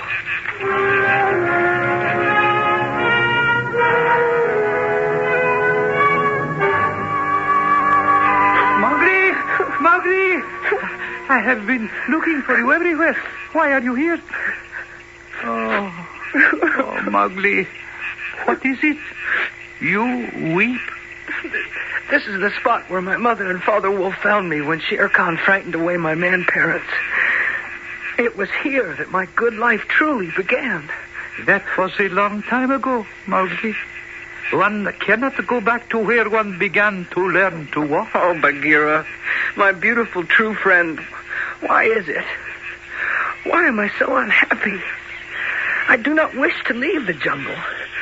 I have so many hurts inside me. Oh, I do not know what this hurt is. Am I dying, Bagheera? No. No, little brother. Those are tears. Tears such as men use.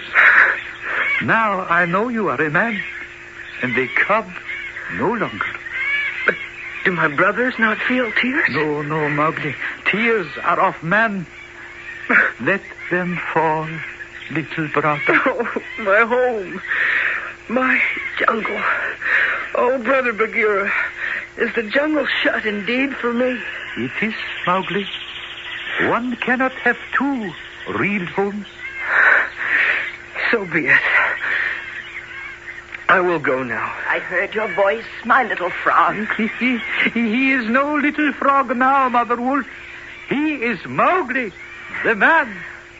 Mother, you will not forget me. Never while we can follow a trail. From time to time, come to the foot of the hill, and I will bring all your friends, and we'll talk. I will. Come soon, for your father and I are getting old. Come soon, child of man. I loved you more than ever I loved my cubs. I will surely come. Do not forget me. Tell them in the jungle never to forget me.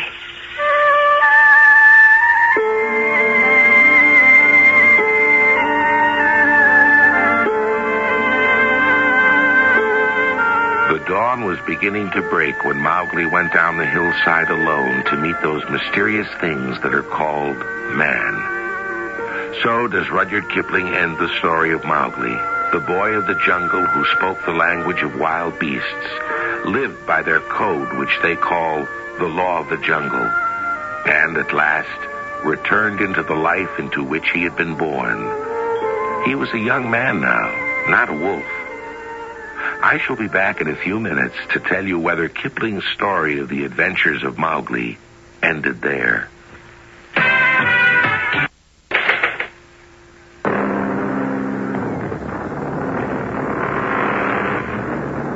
It would be hard to believe that Mowgli had put the jungle behind him forever and would never return to his family, the wolf pack. Mowgli tried, however, to make a life for himself in the village. Kipling wrote about that trial and everything Mowgli did to live the life of a man. But it was not to be, and Mowgli returned to the jungle. So I leave it to you to find out for yourself what happened to him. Sit down one day, open the Jungle Books of Rudyard Kipling, and read for yourself. Go Adventure Theater.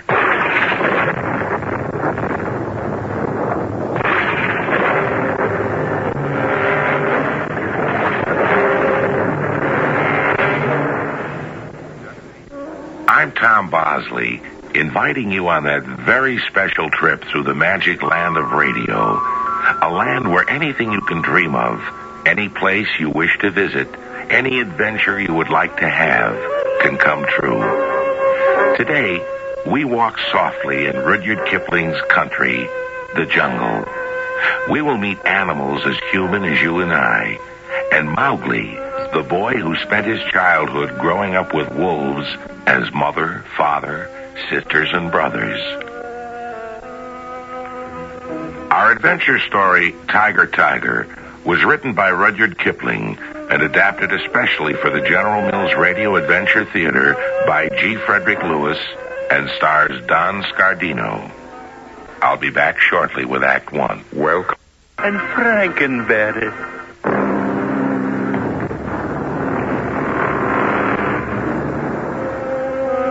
Turn the pages of the Just So stories or the Jungle Books. Turn to any story, any chapter of these marvelous tales for young and old, and you'll never forget the people you meet there. That was the extraordinary talent of Rudyard Kipling, born over 100 years ago. The prizes for literature are not easily given, yet his stories were so valued, he was awarded the Nobel Prize. Who are these special people who live in Kipling's stories? Well, they're animals. Yes, wild jungle animals. Today, we'll ask Mowgli, a real boy who lived his childhood in the Indian jungle, to tell us himself the great adventure called Tiger, Tiger. I was between being a boy and a man. My boyhood had ended when I was cast out of the jungle, and so I left the wolf pack to go back to the village where I was born. At the edge of the town, cattle and buffaloes were grazing. The yellow pariah dogs barked at me as I came to the village gate. They had placed a big thorn bush across it, which I pushed aside. They are afraid here also. What did you say, young man? This thorn bush. Men are afraid of the people of the jungle here also. Huh. You speak with a strange accent. I'm amazed I can speak your tongue at all. My mother tells me I was a baby left in the jungle to die. That is indeed amazing. But more strange than that is that after a dozen years I can answer you in your own tongue. Oh, what is the tongue you speak? That of the wild beasts, the wolves, the panther, the bear, the tiger. They speak my language. I speak theirs. I might have known. Now I see the marks on your arms and legs, the bites of wolves. Good evening, Messoir. Don't be frightened. Just a strange young man whom I caught trying to come in at the village gate. Oh, he's a nice-looking young man. What is your name? Mowgli. Mind you're careful with the Messoir. We can't have just anyone wandering into the village. If you have any trouble, I'll be under the big fig tree in the square. Remember, boy, no trouble, I'll have you run in for a vagrant. He's just a big bag of wind. Who is he? Buldoo, the village hunter. If he killed all the animals he boasts he does, there wouldn't be one left in the jungle. Buldoo, the hunter. I must remember him. Mowgli. What does that mean? Well, it means little frog. My mother gave me that name because she says I used to hop around like a frog when I was a baby. Where's your mother? We're in the jungle. In the jungle? Really? But isn't she frightened to be there with all those wild animals? Oh, we wild animals all obey the law of the jungle. We do not fear. Did you say we wild animals? Yes, I did. Well, what is your mother? My mother is a wolf. The woman of the village was called Messoir. She was most alarmed, yet her curiosity was greater than her fear. For my part, I felt strangely close to her, as if somewhere, sometime our trails had crossed. You are hungry, said the woman to me. I am, I said. And she took me to her home. This is my husband. Husband, this is Mowgli. He's a stranger, so I brought him home. So I see. Well, perhaps we can use another field hand or herd boy. Does he not have the look of our son? Look at him closely, husband, while I fetch some milk and some bread. But, wife, that was a dozen years ago. Our baby was only 5. I fear greatly he was eaten by a tiger. But we don't know that. How could a baby survive out there? It's not possible. He could have wandered somewhere, been taken in by kind people. Here, drink this, and have as much bread as you like. Look at him. Go ahead. Look the young man deep into the eyes, and tell me, husband, don't those eyes say something to you? Yes. It's true. But how could it be? He doesn't say anything. He says his name is Mowgli. He said that his mother is a... Oh, that doesn't matter. He's joking. Of course, he doesn't say anything. He's eating. I'm going to call him by our baby's name. Natu. Natu. Are you our baby? Natu. He's still eating. Natu. You remember the day when you had your first pair of sandals? Oh, such little sandals they were. Well, his feet are hard and calloused, my dear Neswa. He has never worn shoes. What did you say his name was? Mowgli. Mowgli? Have you ever worn shoes? What? Sure. I don't know what that is. No, I guess he doesn't. But you are so like my little Natu had he grown up. Would you like to be my son, Mowgli? They were both so kind. It did much to make my first sundown and night in a man village not too unhappy. That first night they said, "Sleep there. That is called a bed." But it had shiny bars and looked like a panther trap, so I said, "I will sleep in the fields." And I went to the field and lay down. Mowgli, wake up. What do you mean, wake up? I haven't been asleep yet. Whoa! It's Gray Brother Wolf. What are you doing here? The villagers will see you. Not if I lie flat beside you, Mowgli. Are all well in the jungle? What is the news? Shere Khan, the tiger, has gone far off until his coat grows again. He was badly singed. When he returns, he swears he will drop your bones into the big river. Little Gray Brother, I, too, have made a promise to return to the Council Rock with his hide. Ooh, forgive me. I'm very tired tonight. Seeing and learning new things is extremely tiring. You won't forget you are a wolf. And my brother? Never. Never, little Gray Brother. I will always remember those I love. You, Mother Wolf, Father Wolf, and all my brothers and sisters in our cave. But I also cannot forget I have been cast out of the pack. Do not be too content. You may also be cast from the man's pack. Gray Brother, will you bring me news of my jungle always? I shall wait for you in the bamboos at the edge of the cattle grazing ground. We all miss you, Mowgli. Mother Wolf says she loves you more than all her cubs. For 3 months, I was busy learning the ways and customs of man. I had to wear a cloth around me, which was very difficult to get used to. And I learned about plowing and the plow bulls who walk up and down, turning up the earth. And then one day, the husband of Meswar said to me, Mowgli, we're going to put you to work. I've noticed you have a good way with animals. Do you know how to herd cattle? I can do anything with cattle. It is our custom to take the village cattle and buffalo out to graze in the early morning. And bring them back at night, yes? Yes, Mowgli. Tomorrow morning I'm putting you in charge of my herds. Remember, the little boys who help you are safe as long as they stay with the herds, because even a tiger will not charge a mob of cattle. Don't you know that? Did you wander away from the cattle herd? I don't remember. I only remember my jungle parents.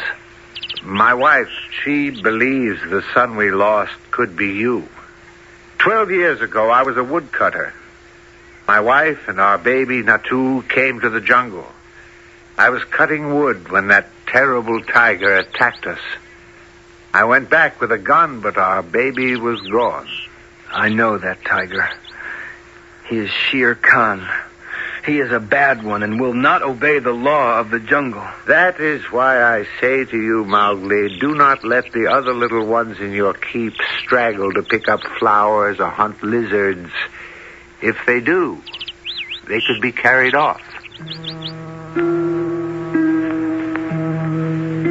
Until this morning, I did not believe I could live with man in the village. Man has many feelings and words unknown to the free people. Greed, hate. But today, I was again one with the animals. I took the buffaloes to the edge of the plain where the big river comes out of the jungle. And there was Gray Brother by the bamboo clump. Mowgli, I've been waiting here for many days. Where have you been? Gray Brother, I'm in the service of man now. Is there news of Shere Khan? There is. He came back to the jungle looking for you. When he was told you had gone to live in the village, he was surprised. Where is he today? No one knows. Mowgli, he means to kill you. Oh, he's been threatening to do that for many a moon. I fear for you, brother. Shere Khan will return. Until he does, will you, Gray Brother, sit on that rock up there each morning? Or one of our other wolf brothers? That will mean Shere Khan has not returned. One of us shall be there every day. And the day Shere Khan returns, will you wait for me in the ravine by the dak tree in the center of the plain? That way I shall know he is back. That is well. Preparedness is all. One need not walk into the old tiger's mouth with closed eyes. He has been sharpening his teeth and his claws for you for many years, Mowgli. True. He has sharp claws and teeth. But my wits are sharper than his.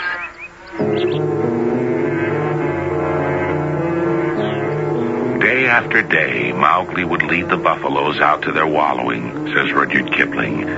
And day after day, he would see Gray Brother 1.5 miles away across the plain. So he knew Shere Khan, the tiger, had not come back.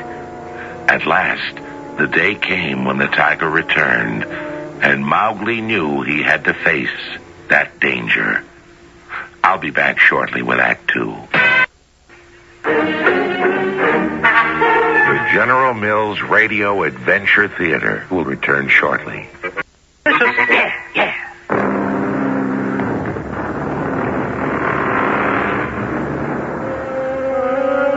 The days Mowgli had spent lazing in the sun while the buffaloes and cows grazed were over. Suddenly, danger was in the air. The monkey people chattered in the tall trees. Mang the bat circled high. Barloo the brown bear sniffed the air. And Bagheera the black panther bent back his long silk ears and listened. Tiger.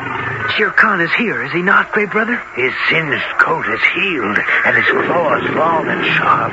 He's been hiding for a month to throw you off your guard. Why do you warn me today? Because Mang the Bat overheard his plan. Do you remember, Mowgli, Shere Khan had made friends with all the young wolves? Today, Mang the Bat heard him telling you he plans to wait for you at the village gate this evening when you return with the cattle.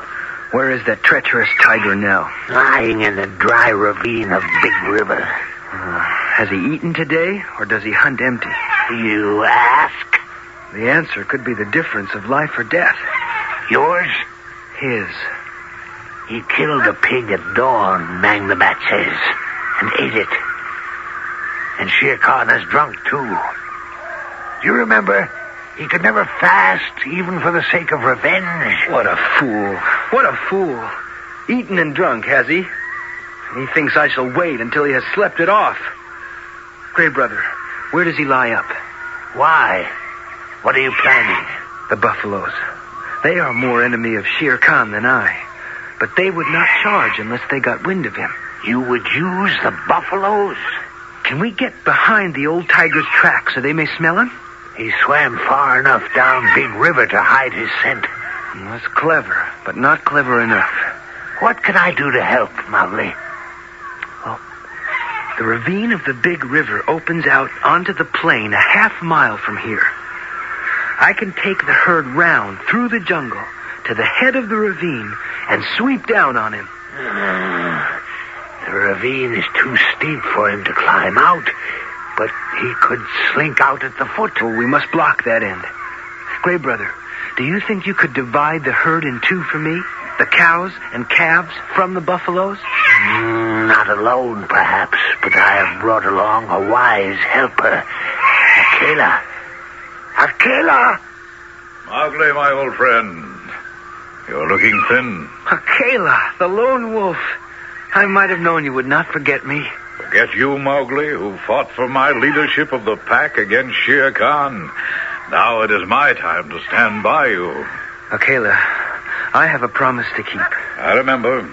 To bring the skin of Shere Khan back to the Council Rock.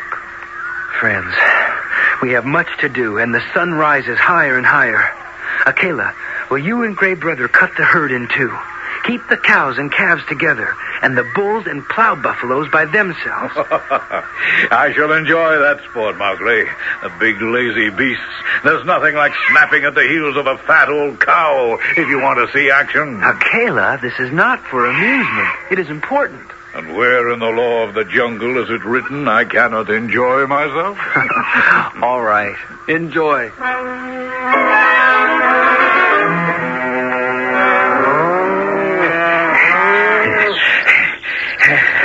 Gray Brother and I have separated the cows from the bulls and the buffaloes. Well, I must say it's not as easy as separating the sheep from the goats. Oh, maybe I'm getting old. Akela, no 6 men could have divided the herd as neatly as you have. They keep wanting to join up again. What are the orders? First, I shall mount Rama, the head bull. Quiet, Rama. Quiet. Akela, you drive all the bulls to the left. Now, when we are gone, Gray Brother, you hold the cows together and drive them into the foot of the ravine. How far down the ravine? Till the sides are higher than Shere Khan can jump. Then keep the cows there, filling the ravine till we come down. The bulls will drive him back, and you will be blocking his escape. Akela, go!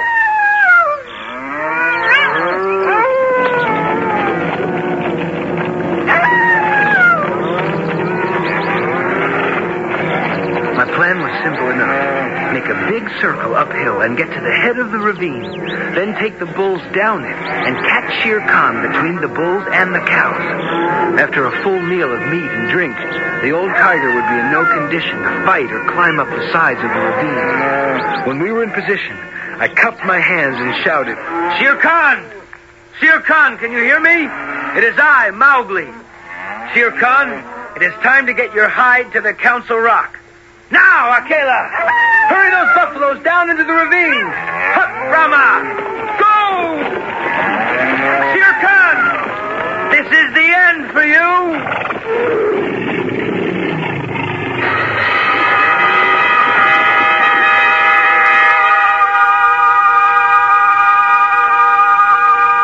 There he lies. The old killer will plague the jungle no more. He had no fight left in him. Are you too sorry for him? My friends, brother wolves, look at it this way. There lies Shere Khan, dead, trampled by the mothers and fathers of all the baby calves he has stolen and eaten. Now, no time to lose. I must skin his hide and bring it to the Council Rock. Mowgli, you are going to skin a 10-foot tiger alone? That is what I'm doing with this knife in my hand. Boy! Jungle boy! Is that you? Another tyrant, a man tyrant, as bad as Shere Khan. Gray Brother, Akela, go. Disappear. It is Buldu, the village hunter. We go. What is this folly? Boy, you think you can skin a tiger? I can.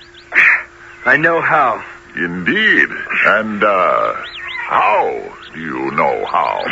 I know how a tiger's skin is fitted on, and I know how it can be taken off. Uh-huh. Where did you find him? The buffaloes must have run him down. Yes, I recognize him. He is the big old one. And there is 100 rupees on his head. Well. And where's the herd you were supposed to be watching, boy? I may overlook that. Perhaps I will give you 1 of the rupees of the reward when I have taken his skin to the city. You will not be taking this hide to the city for any reward. I need this skin for my own use. What talk is that to the chief hunter of the village? It was the stupidity of the buffaloes that killed him. Huh? Put your knife away. Do you hear? Or I will not give you 1 anna of reward. I will reward you with a beating. Akela, this babbling ape annoys me. Teach him a lesson. Get away from me, Wolf. Get away. All right, Akela, don't touch him on the ground. Let him be. All right. I shan't move. I'll lie here quietly. Thank you, Akela. It was nothing. I did not harm him. He fell out of fear. What you do not understand, Buldu, is that there is an old war between this tiger and myself.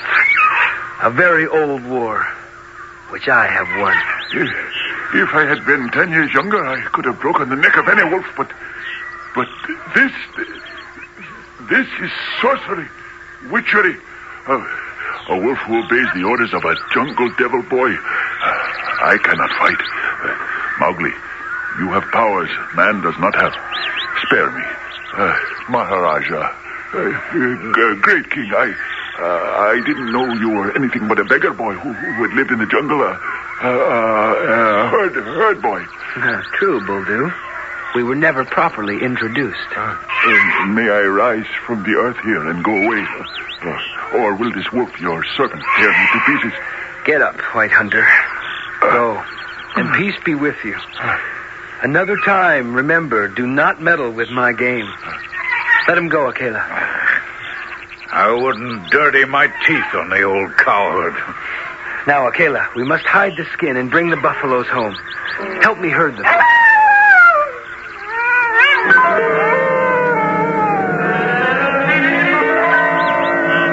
The herd to the village. It was twilight, but I could see men holding flaming red flowers in their hands. Half the village was waiting at the village gate. Was it a welcome and thanks for having killed Shere Khan? In a moment, I knew it was no welcome. A shower of stones whistled about me. Sorcerer, devil boy, jungle demon, go away! Don't let him enter the gate. Shoot him, Buldu.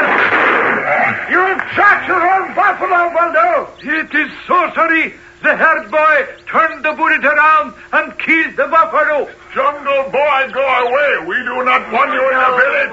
Do you hear me? You are the cub of a wolf. Wolf, go away. Wolf. Devil boy, we want no wolves masquerading as humans. Throw more stones at the wolf boy. Keep him out. Mowgli, your mouth is bleeding where they hit you. Do you hear that, Akela? You hear them cry, wolf? I hear them say, keep him out. They're not unlike the wolf pack, these man brothers of yours. Go away, wolf. Go and do not come back. It has happened again. I had to leave the jungle because I was a man. Here I am turned away because I am a wolf. We shall go, Akela. Oh, my son, my son. Oh, it is dangerous for you here. I cannot. They say you are a sorcerer and can turn into an animal whenever you wish. I don't believe that. Miss, come back here. I cannot stay where stones are thrown at me and backs are turned. Oh, don't stay. I don't wish you to stay. Buldu says he will hunt you like an animal. He says you're a demon. I know it's not true. I know, but whatever they say, you have avenged Natu's death. You must go back, Miswar, my man-mother. I know you're no demon, for I know you are my son. This why it will be death if you remain here. I hope I have paid you for your son's life. Goodbye, both of you. Now, Akela, bring the herd through the village gate. Good. Fine work, Akela. There they go, back to their masters. Let us now turn to the ravine. take up Shere Khan's skin and bring it to the Council Rock. Goodbye, village. I am going back. I hope the jungle will accept me now.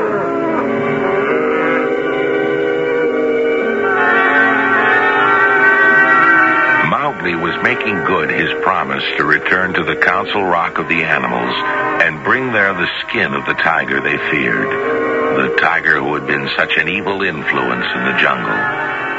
Since Mowgli had left the jungle, much had changed. Akela warned him the law of the jungle was now little observed and less obeyed. Mowgli believed he could set it right. We shall find out what life in the jungle had become when I return with Act 3. The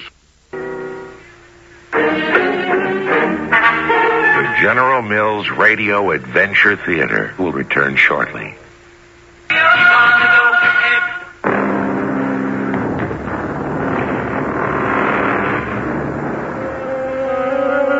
Word sped ahead of the returning trio, Mowgli and his gray brother, and Akela, the lone wolf. Mang the bat carried the news. Shere Khan was dead. The villagers had stoned and cast out Mowgli. He was at long last coming back to his home of a dozen years. Mother Wolf, it is I, your man cub, Mowgli. Oh, my son, my own true jungle son, Mowgli. It is good to be home, Mother Wolf. What good fortune brings you back to me? Well, they've cast me out from the man pack. And what is that you carry about your shoulder? The hide of Shere Khan. I have come back to keep a promise. Well done, Mowgli. At the Council Rock, I spread out the skin of Shere Khan on the flat rock where Akela used to lie. Akela stretched himself out next to the hide and called to the jungle people. Look well, O wolves. Look well. Here they come. Oh, I feel so safe and at home, Akela, sitting here by your side. Will all of the pack gather tonight? The moon is full. They will gather. Since you left the jungle, Mowgli, and I was deposed, the wolves have been without a leader, hunting and fighting. Those two wolves, they're limping. From traps they've fallen into. And that one? A wound from a shot. Oh, those three, so mangy looking. Bad food. Oh, I see what happens with no one to lead them. They can see, too. They are all looking this way at Shere Khan's hide. They recognize it. Stand up, Mowgli. Stand up on the hide of the tiger. Talk to your people. Look well, O wolves. Have I kept my word? I am Mother Wolf. Listen to me. Lead us again, Akela. Lead us again, O man cub. We are sick of this lawlessness, and we would be free people once more. Who am I, and where do I belong? The man pack cast me out. I did them no harm, but they were afraid of me. Why? Wolf pack, you cast me out also.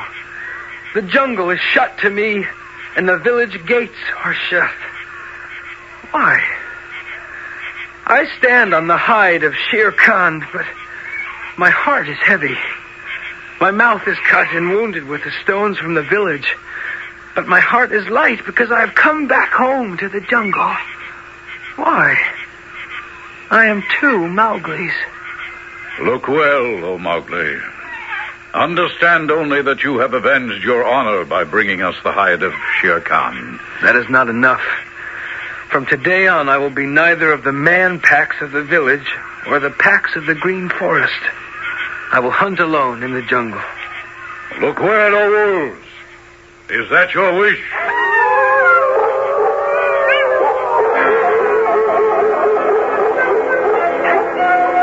It was the wish of the pack. They did not want me. I had intended from that day to leave and hunt alone. But it is not so easy to change one's life all in a minute, particularly in the jungle. They are stupid and short-sighted to refuse you here. Mowgli, you say you will hunt alone in the jungle, but you will not live with us. Is that because in your heart you do wish to return to the village and live as a man? I never wish to see, hear, or smell man again. But what if men do not leave you alone, little brother? Akela is suspicious that all is not over. Where is Akela? He has gone back over the trail from the village that we came along. But why has he done that? I know. How clever he is, our lone wolf. Oh, here he is. Ah, Kayla, we were just talking about you. All is well. I think we're safe for the present. Safe from who? Mowgli knows. How did you mask our trail, Akela? Carefully walking in my own tracks back to the village, turning aside, lying down to make a mixed trail in case someone should attempt to follow us. Buldeo, the village hunter. It has occurred to me. But when I had so fouled the trail that I myself hardly knew it again, Mang the Bat came hawking between the trees and hung up above me to talk. What did he tell you? Mang said, the village of the Man Pack, where they cast out the man cub calling him a wolf, hums like a hornet's nest. The red flower blossoms at the gate of the village, and men are sitting around it, carrying guns. Men do not carry guns for pleasure, and some of us have scars to prove it. A man with a gun is following our trail. But why? You tell me men have cast Mowgli out of the village. What more do they want? Wait. Look. Down there. Man. Stalking up the hill. I can smell him. I can hear him. I shall go meet him. No, Mowgli, don't. You see that flash of sunlight through the trees? He is carrying a gun. Buldeo, the hunter, is never without his gun. It is his third arm. But he will do you harm. I must go, Mother. Yes, let him. Man goes to man. At the last. Buldeo, we have been waiting for you to return. Tell them in the village I have not found him yet, but I shall. Is this herd boy dangerous? Yeah, not too dangerous for me. As I told you all, I was the one who killed the tiger. And as I was skinning him, this Mowgli turned himself into a wolf and fought with me. Then he turned himself into a man again. I mean, a boy. You know I always speak the truth. He was about to turn himself into a tiger at the gate when I fired my musket at him. Remember? Oh, yes. Killed one of your own buffaloes. That's what I mean. This Mowgli bewitched my bullet so that it turned the corner and hit my bull. You tell them in the village I shall return when Mowgli, the devil wolf, is dead. We did as you instructed us, Buldeo, with Meswar and her husband. Good. Tied them up. Barricaded their house so they cannot get away. Good. They must be made to confess they are witch and wizard. But we have all known Meswar and her husband for many years. Suppose they are innocent. How can they be innocent? Whatever they say, I shall see to it they are put to death. After that, we shall dispose of their lands and their buffaloes. Divide them up among all of us. It will be an excellent thing to destroy wizards and witches who welcome devils into their homes. There was only one thing to do. Rescue those who had befriended me. When I arrived at the village, it was dark. At Meswar's house, I saw 4 villagers sitting in front of their door leading to the street. I crept around the side and looked in the window. Inside, I saw Meswar, gagged, bound hand and foot, and groaning. Her husband was tied to the panther trap they call a bedstead.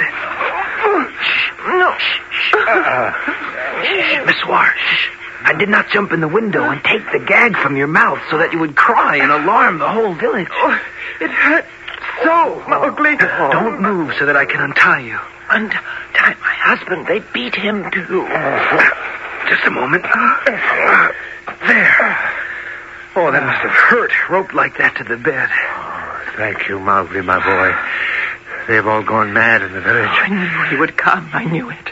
Now I know he is my son. They told us we were being tied to be put to death. But it is not only Buldeo. This madness has infected the whole village. They said it was because we gave you a home. It was an excuse, nothing more. What do you mean? An excuse. Too many here are jealous that a poor woodcutter in just a few years, 5, 10, could own so much cattle. Jealousy. What is this jealousy? Wait. Shh. We'd better go now through the window as I came in.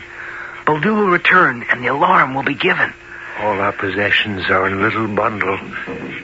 We need to take no more than that. Where are we going, husband? First to save our lives, and then I will tell you. Mowgli, will you lead us? Are you both ready? Yes. We are. Then, one after the other. Follow me.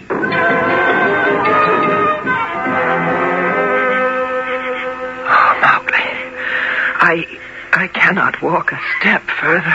We are here. This is a safe place. Here? Where are we? The safest place in the jungle. Now that Shere Khan, the tiger, is dead, no one will find you here. Do you recognize the place? Recognize? I don't understand. Father, you do not recognize this place? The clearing? That stump of tree with the axe marks on it? The stones where you made fire? No, I don't, Mowgli. 12 years ago in some, you came here to chop wood. I was 5 years old. Suddenly, Shere Khan leapt from behind the trees and you both ran away. Oh, my son. This is the place. I knew it. I felt it when you came that day to the village gate. I knew it was you. And as I had done when you were an infant, I gave you milk to drink. Now you are free. Where will you go? To the city. In the morning, before anyone awakens, I shall get one of my horses, bring it here, and Meswar and I will ride it. It is 30 miles to the city. We have some friends there, and there we can begin a life again. But do you think they'll come after us? Suppose the free people of the jungle will guard you on your way. Mowgli, will you come with us? Be our son in our new life in the city. Husband, look into his eyes. He is Mowgli now, Mowgli of the jungle. Mother, you were right. But for tonight, I shall remain at your side.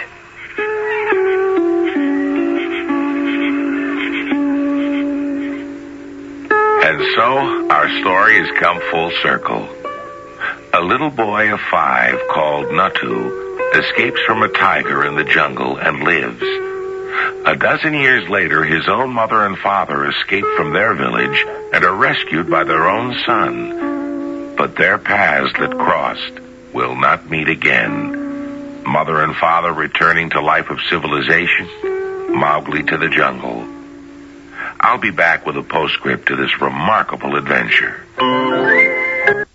Scored.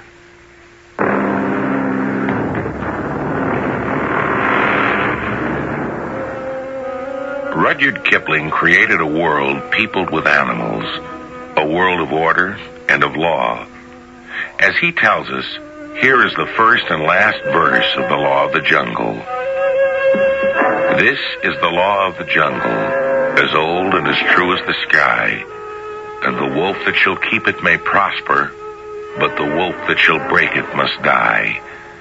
Because of his age and his cunning, because of his grip and his paw, and all that the law leaveth open, the word of the head wolf is law.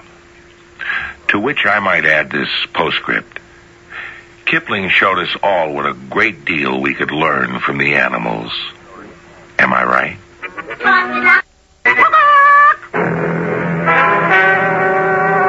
Our cast included Don Scardino, Marion Seldes, Fred Gwynne, Robert Dryden, and Ian Martin.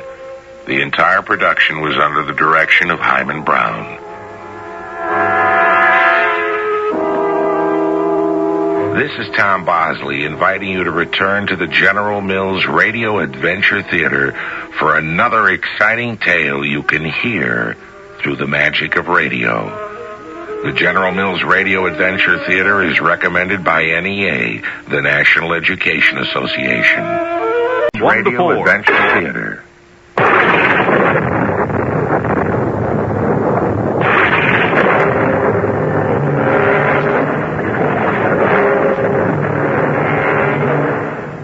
Tom Bosley, and it's time to excite your imagination through the magic of radio. You'd have to look pretty far to find a single person who never heard of or read Cinderella, Little Red Riding Hood, Rumpelstiltskin, or Snow White.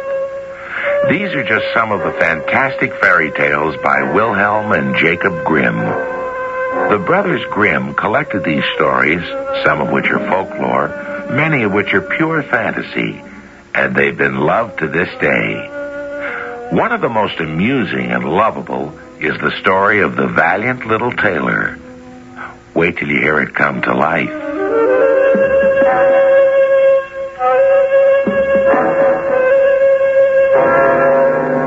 Our adventure story, The Valiant Little Tailor, was adapted from one of Grimm's fairy tales especially for the General Mills Radio Adventure Theater by G. Frederick Lewis. I'll be back in the twinkling of an eye with Act 1.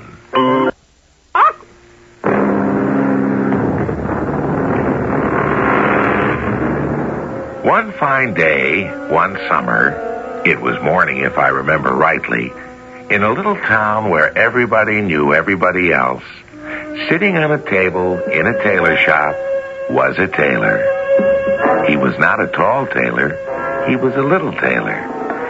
So small, in fact, that in order to enjoy the morning air and the morning sun, he didn't sit at his work table, he sat on it.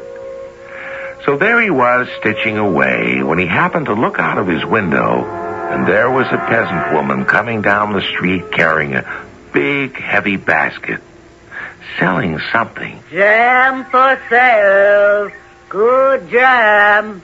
Good jam for sale. Good morning to you, good lady. Good jam for sale. If you've got good jam for sale, I'll buy it. I'm glad your door was open. Oh, would you believe it, Mr. Tailor? I've been up since 6 this morning. May I sit down? Oh, certainly. But be careful of that jacket. Exhausted. Now, let me think. Which jam should I buy? These jars are so heavy. As a matter of fact, one of my favorite jams is... yes? Please, come in. The door's open. Tailor, where is my suit? Ah, I see you have my trousers in your hand. I beg your pardon, madam, but I think you're sitting on my jacket. Well, very nice. I like the material very much. Where is your full-length mirror, Mr. Tailor? I shall try it on. No, don't yet. The sleeves are only basted. Gracious! The sleeves have come off. Now that is shoddy workmanship, Tailor. I hadn't sewed them up yet. They were attached with only the lightest of stitches. Why not? Why not? You promised me the suit for Sunday morning, and here you sit jabbering away. I want to know why my suit is not ready. Just give me until this afternoon, and I promise... How can I believe your promises? I don't know why you're a tailor at all. Good day, Tailor. I shall return this afternoon. Oh, dear. And he was going to be such a good customer. Well, now, please make up your mind which jams you want. Jams. Yes, of course. This is, let me see. I should have brought my glasses. You look, Mr. Tailor. You probably have good eyes. What is this? Elderberry. May I take off the top? Take off the top of the pot? Whatever for? I'd like to smell it. I don't think I remember what elderberry jam is like. Oh, all right, you must. What else? This one is blackberry. I can tell by the color. Blackberry? Oh, it's very nice and black. And what's that one? See for yourself. I must say, you're a hard one to please. Oh, strawberry. Yes. Mr. Tailor, I am not going to unpack every one of these heavy crocks. I know there's a berry jam I want, but I can't decide. You must decide. Will you please decide? Weigh me out 4 ounces of strawberry. No, not strawberry, huckleberry. I don't have huckleberry. I told you that was blueberry. Well, then make it 4 ounces of raspberry. You haven't even smelled raspberry. I know I haven't, but I've decided. Very well. At last. Did you say 2 pounds or 3? Oh, no, not that much. 1.5 pounds, then. It's only for 1 slice of bread, so measure me out 4 ounces of the raspberry. You did say 14, didn't you? 4. For 1 slice of bread, just on top. 4 ounces? Though you could barely see it on bread. I'm sure it's very good. But I must say, 4 ounces. If you wouldn't mind. Here are your 4 ounces. That'll be 3 pieces of copper. No, thank you very much, good jam lady. I'm sure it's going to be delicious. I have never met such a man as you. Man? Mouse. How can you let your customer speak to you in such a fashion? Did I say mouse? Coward. And to make matters worse, you're a penny pincher and a fool. Oh, I'm really sorry. I just wanted huckleberry.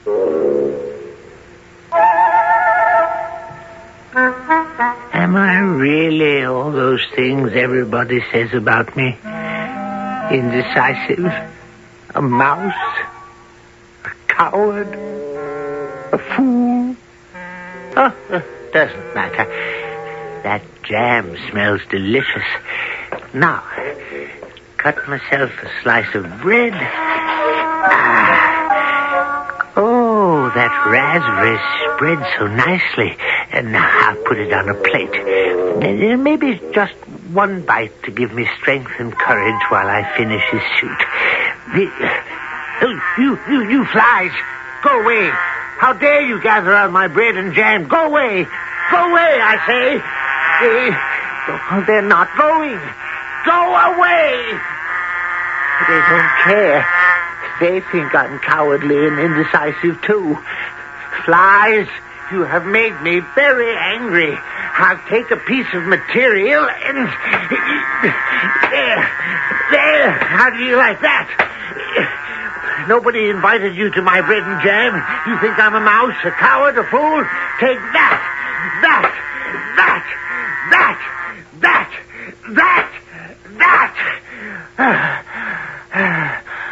All right, you 7. Get up and walk. Goodness me. Those 7 flies are dead. That was the last blow I struck. 7 at 1 blow. 7 flies are dead with 1 blow.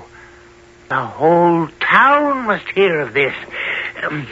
I'm going to cut myself a belt. That should be enough.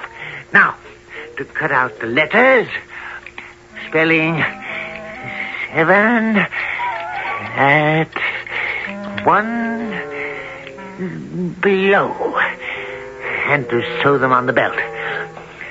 Oh, isn't it surprising how nimbly your fingers fly when you like your work?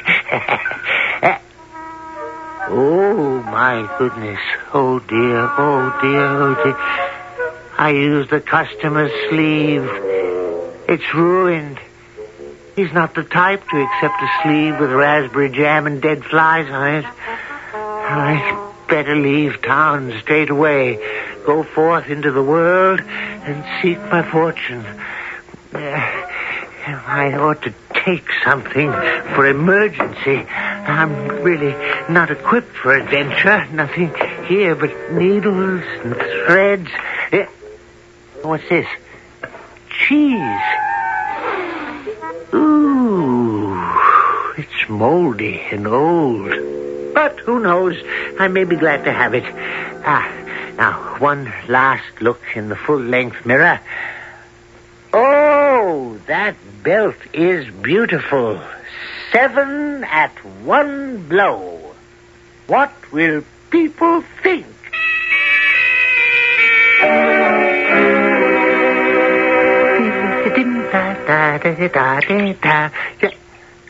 Hello? What have we here? Hello, little bird. What's your problem?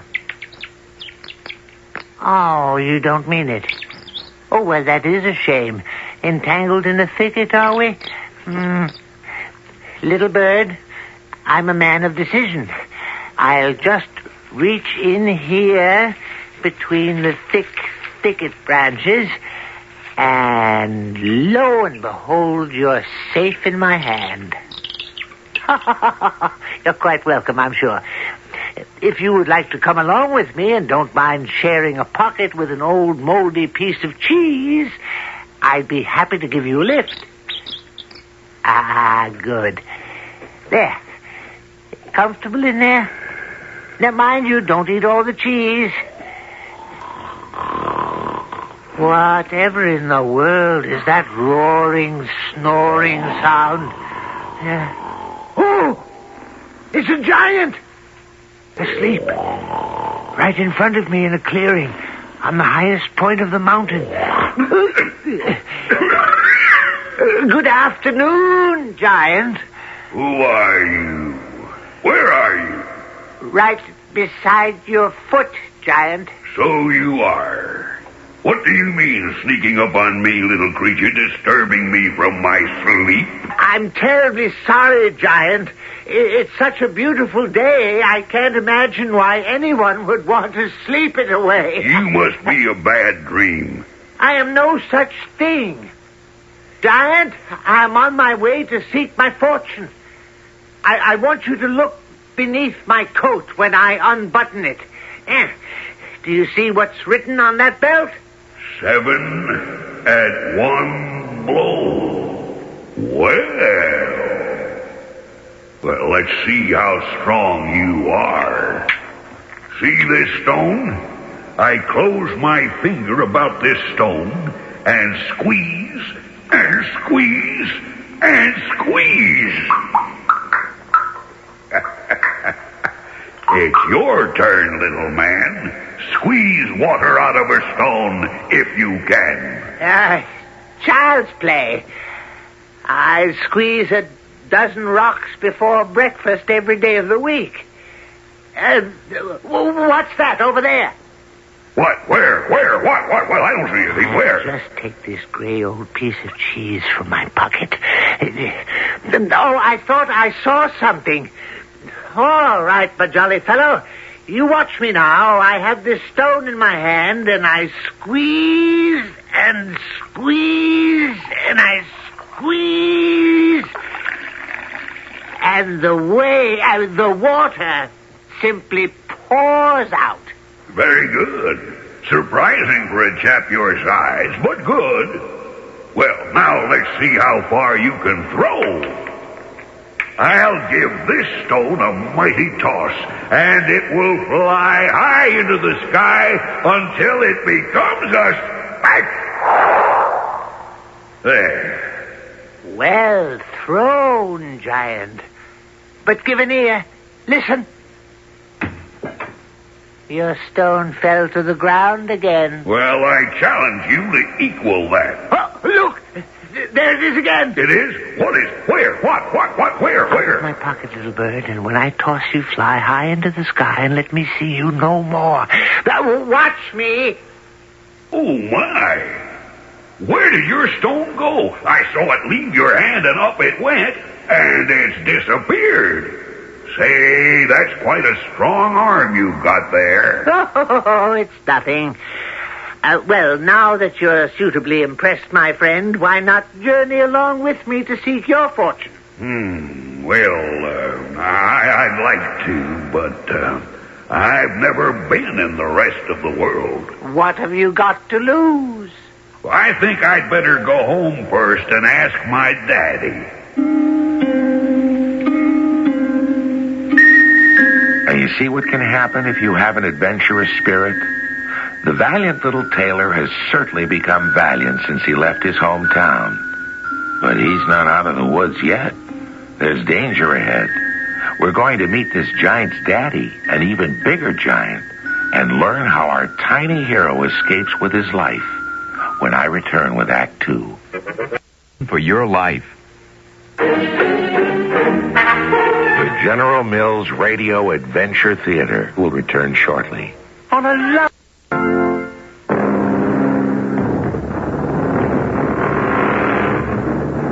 Before we return to the Grimm's fairy tale, The Valiant Little Tailor, I'd like to tell you how many different people and animals are in some of these fantastic stories. Now, there's one little tailor, 2 foxes, 3 rich men, 4 poor men, 5 cats, 6 swans, 7 swabians. I'm not sure what they are. An assortment of kings and queens and hares and hedgehogs, a genie, a woodcutter, a master thief, a miller's boy, a frog prince, lots of little girls with golden hair, and more and more. So we're in good company with our valiant little tailor and his new friend, the giant. Mr. 7 at one blow, I'm getting a little hungry. How are you? Are we far from where you live? No. And when I'm home in our cave, I generally eat something about this time. Do you? Well, I never eat in the afternoon. It spoils my appetite for dinner. Nothing spoils my appetite. I feel like a giant snack right now. I see something that grows on trees, and it could do for a snack until we get back to my cave. A cherry tree. I'll just bend the top of it down, and we'll eat those cherries. At the top, they're sweetest. Here, have some. Good, huh? Excellent. Now, you hold this one down. I see another cherry tree over there. Hey, come back here. Where are you flying off to? I'm fine. How are you, Giant? Did you escape them? Escape who? Couldn't you hold that tree down? Do you think a man who has killed 7 at one blow couldn't hold a cherry tree down? Well, it did seem peculiar. Didn't you see those hunters? Hunters? Where? That's why I hopped over the tree. You're quite safe now. Mr. 7 at one blow, you're a gallant fellow. I want to introduce you to my folks. I hope you'll stay for supper. Well, I can't think of a good reason to refuse.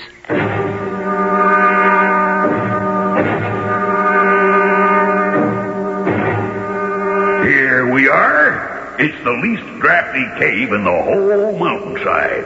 Generations of us giants have lived here. Daddy, Mom, Sis, I brought home a friend for dinner. You brought this home? Why, there's hardly enough meat on this little thing to get between my teeth. Folks, I want you to meet Mr. 7 at one blow. You see that belt he wears? Yeah. It's a mightier belt than the brown, the black, or the red belt. He wants me to join him to seek our fortune. Let's have dinner first. That smells good. What's Mom got on the spit? Roast lamb, your favorite, son. There's a leg for everybody.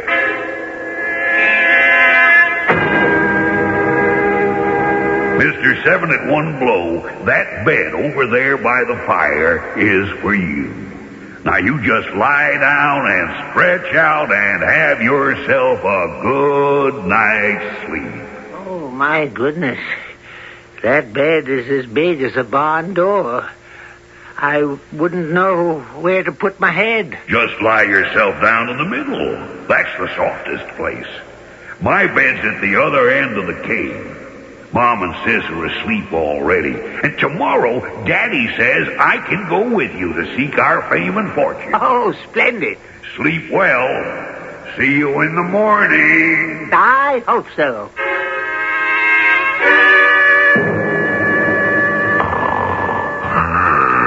Daddy, are you awake? Awake as a snake. What's up? I'm afraid of that little fella. Which fella? The one I brought home, Mr. 7 at one blow. What do you say we kill him, Daddy? It's all right with me, but didn't you tell me there's a giant of strength hidden in that puny little body? There is. He's like a coiled spring, but I don't trust him.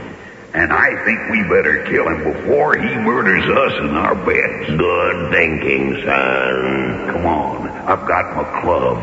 Hey, want to use mine? He's got those spiky little things at the end. Too messy. Mine just crushes like a swatter crushes flies.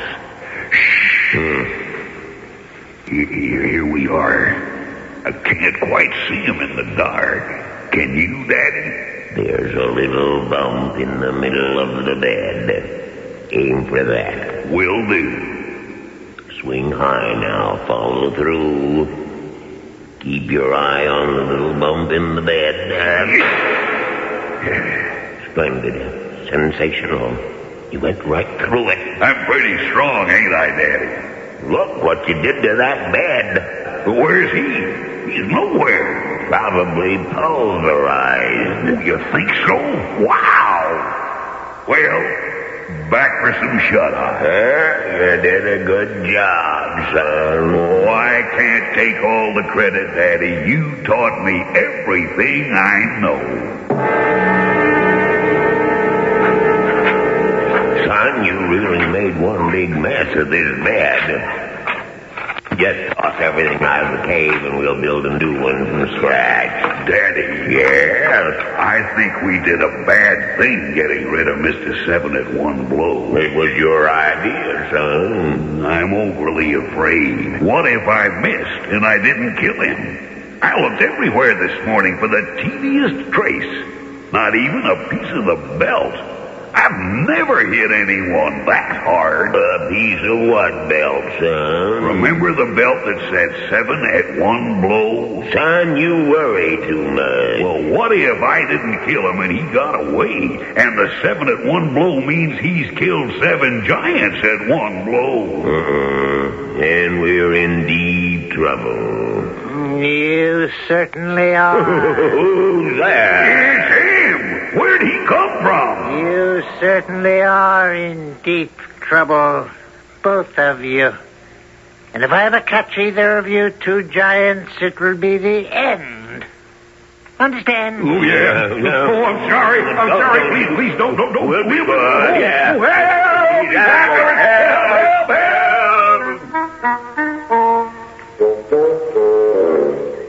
It's amazing the twists and turns life has in store. I'm really very tired. No sleep last night, lying on the floor in the corner of the cave. I knew those giants would try to kill me. Oh, this appears to be a nice shady spot under a lovely tree. I shall lie down and have a bit of a nap.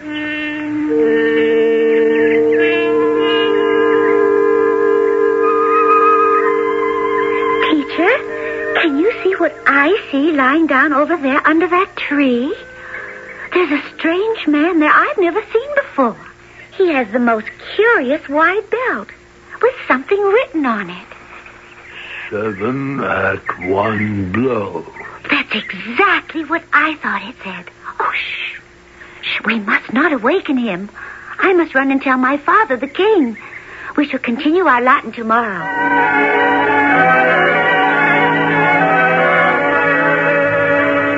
There now, Father. Come, look out of the window. Yes, I see him. 7 at one blow, eh? He must be a mighty warrior, but such a little chap. His features are so finely made, like everything in miniature. 7 at one blow. Yes, that worries me. What is a mighty man of war doing in our kingdom in the time of peace? Father, should a war break out, would he not be a useful and powerful man to have around? I hadn't thought of that. Yes, he would. I'll have one of my courtiers go to him when he wakes up and offer him a military position in our army. Oh, that would be splendid. Let me tell him. Let me. Oh, to have a real man, a real warrior in our kingdom.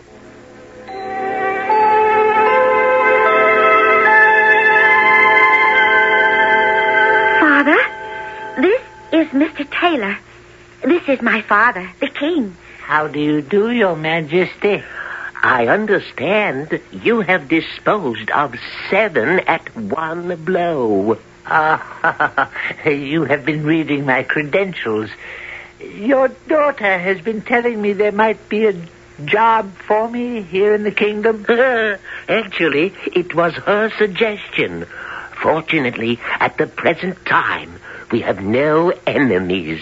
But in the old days, when my wife was alive, there were giants in the neighborhood who were quite annoying and somewhat scary. Your Majesty, I'm an old hand at subduing giants.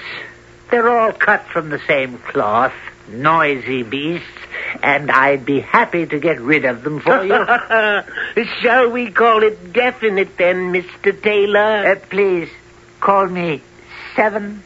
And I shall expect you to regard yourself as the military attaché to the kingdom. You won't be making a mistake. Goody, goody. I'm ready, willing, and able to enter your Majesty's service.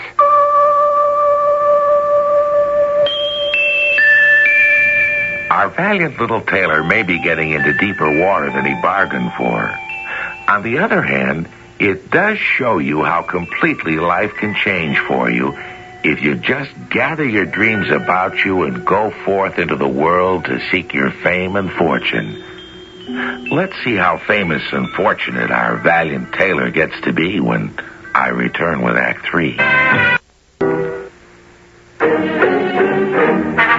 The General Mills Radio Adventure Theater will return shortly. Said abracadabra.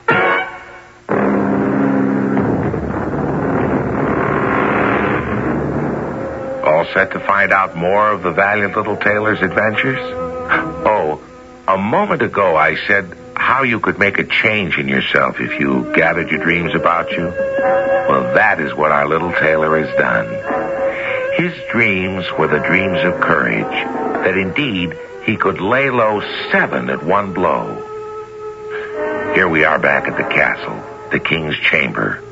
The king is not very happy.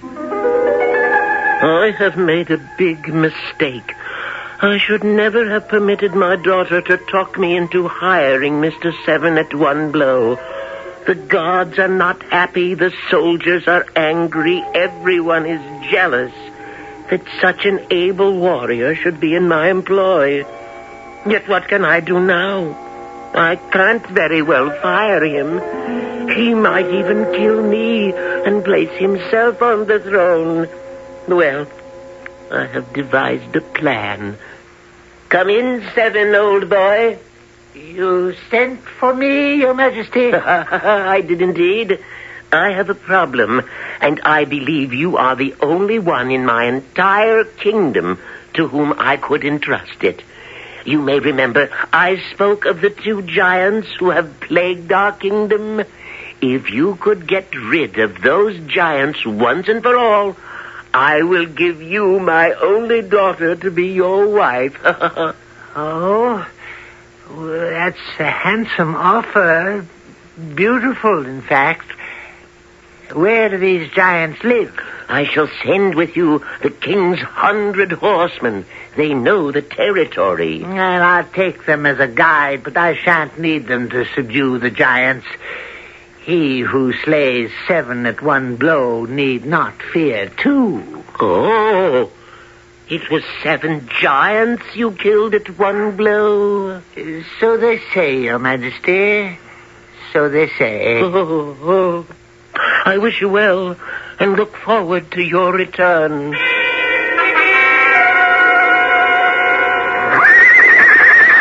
This is the spot, eh? Right at the edge of the forest. You, the king's 100 horsemen, you wait here. I will soon make an end to the giants myself. There they are, asleep. The ugly old things. Bright daylight, and they're snoring away to beat the band. Well, here goes. Another day, another giant. Number 1, fill my pockets with stones. Number 2, when pockets are filled, climb that tree.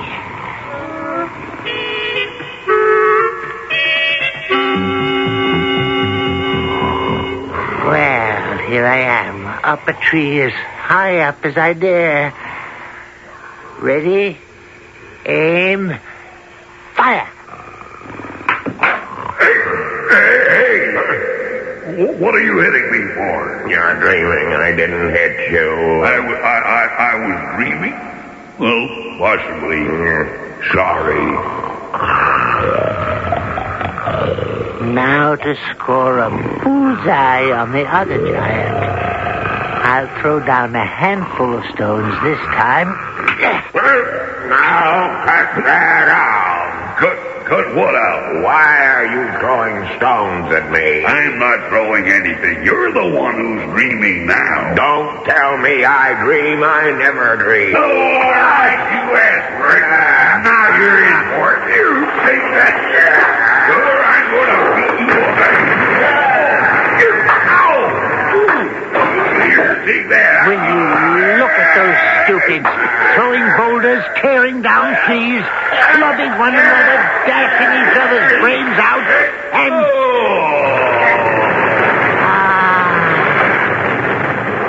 There they are, both quite dead.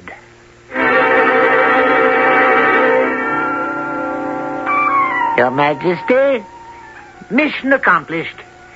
I dealt with both giants, and your king's 100 horsemen came round when it was all over and saw quite a sight, as they will tell you. And you aren't even wounded? There was no danger. Not a hair of my head was touched. But it's very considerate of you to ask. Unbelievable. Yes, I thought so too.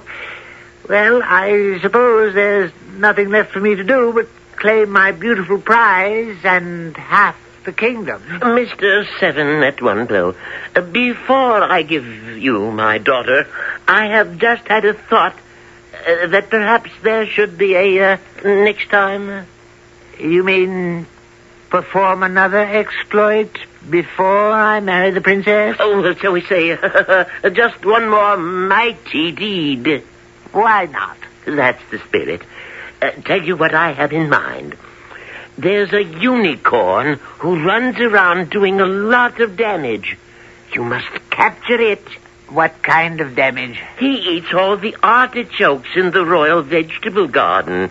He nibbles the bark off the trees, and when the royal laundry hangs sheets to dry on the line, this unicorn makes holes in them with its long, pointy horn.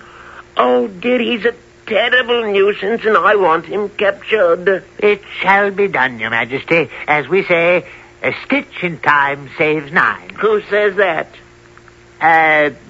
Well, never mind. Tell my bride-to-be her future husband is only a unicorn away.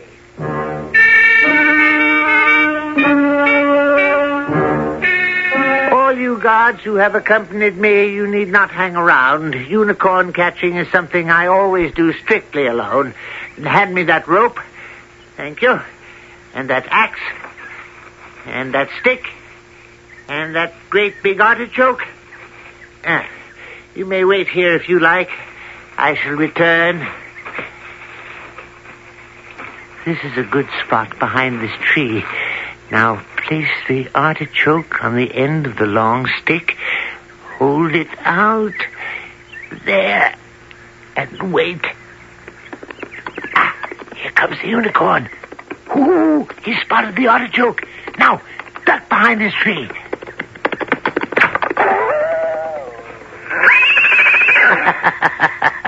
You ran your horn right into the tree, my four-legged friend, and you are stuck.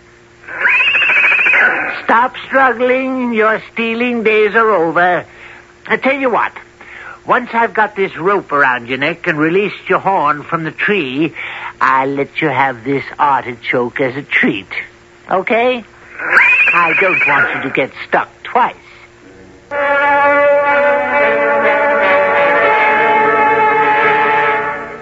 Here he is, Your Majesty. His horn is just a little bent, but otherwise good as new.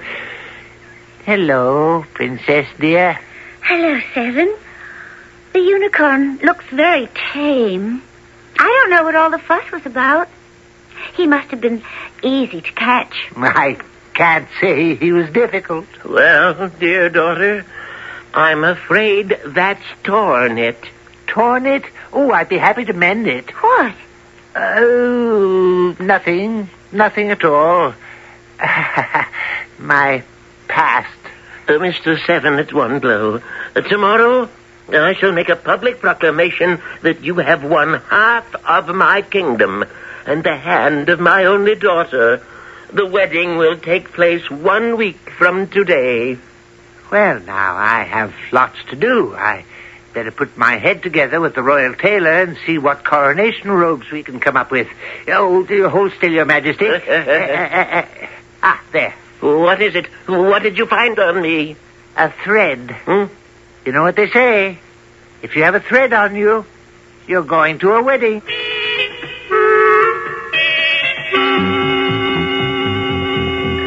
Good morning, daughter. Well, how is married life? Don't ask. In some ways, he's very appealing. But in other ways, disappointing. There's something very strange about Seven. Do you know, I think before he was a warrior, he was a tailor. A man who sews clothes? Yes. He was talking in his sleep last night, and I heard him say, "Bring me that waistcoat, apprentice, and patch the trousers, or I'll break a yard measure over your head." Oh, my daughter married to a tailor. That's marrying a princess under false pretenses. Yes. I think we should run him out of the kingdom for that. We should? Tonight, unlock your bedroom door and leave it open. My servants will stand outside. When he's asleep, they'll go in and tie him up. And I'll have him taken to a ship which will carry him far, far away. Oh, Daddy, Father, thank you so much. Yes, and next time, be careful who you think is cute. And next time, you be careful who you give my hand in marriage to say nothing of half your kingdom to. We'll be very careful. Next time. But there wasn't to be a next time. Now, I can see each of you shaking your head and saying, "Don't tell me that's the end of the story." Well, it isn't. Our valiant little tailor has just one more trick up his hand-sewn sleeve, and I'll be back very shortly to tell you what it was. Your life.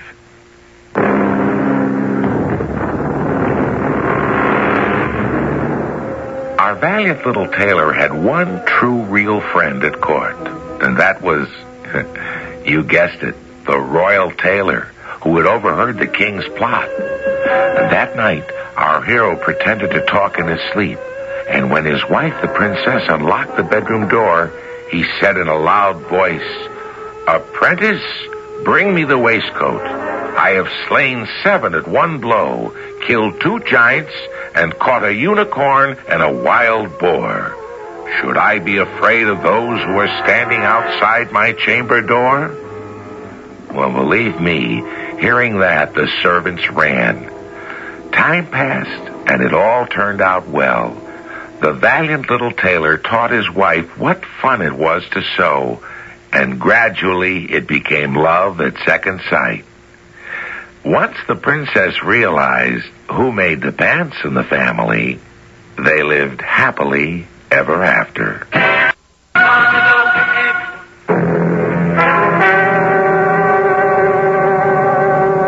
Our cast included Robert Dryden, Evie Juster, Jackson Beck, and Leon Janning.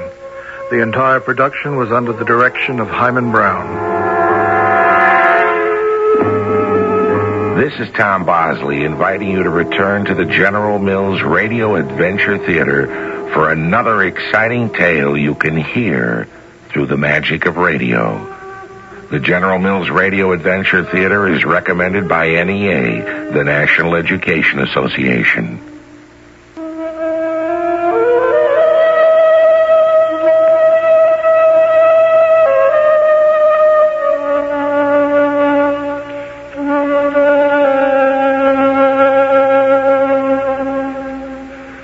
The General Mills Radio Adventure Theater.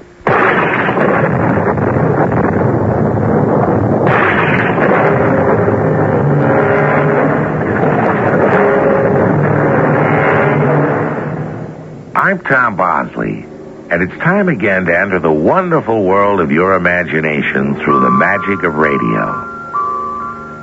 Do you believe in ghosts? Oh, I don't mean the kind wrapped up in sheets that run around shouting boo.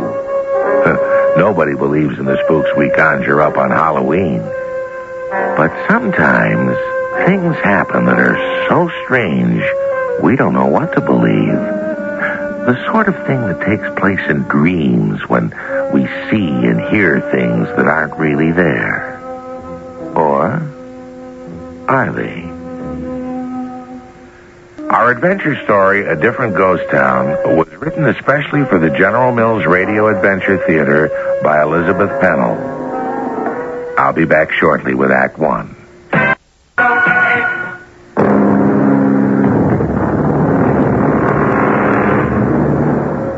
Our adventure takes place in an area where the word ghost has a special meaning. Back in 1848, when gold was discovered in California, people came from everywhere. Towns sprang up overnight, lasted until the gold fever was over, and then disappeared. They became ghost towns. Some have been restored, but there's one... Well, first, let's meet Joan and David. Now, their parents own adjoining summer homes at Lake Tahoe, right on the border of California and Nevada, near where a lot of the gold mining country used to be. It's school vacation time, and when David is not tinkering with his old car, he's driving around the countryside.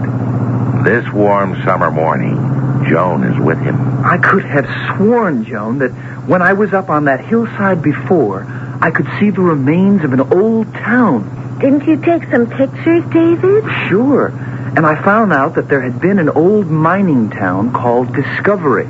We certainly didn't discover anything today. And honestly, David, I've had enough.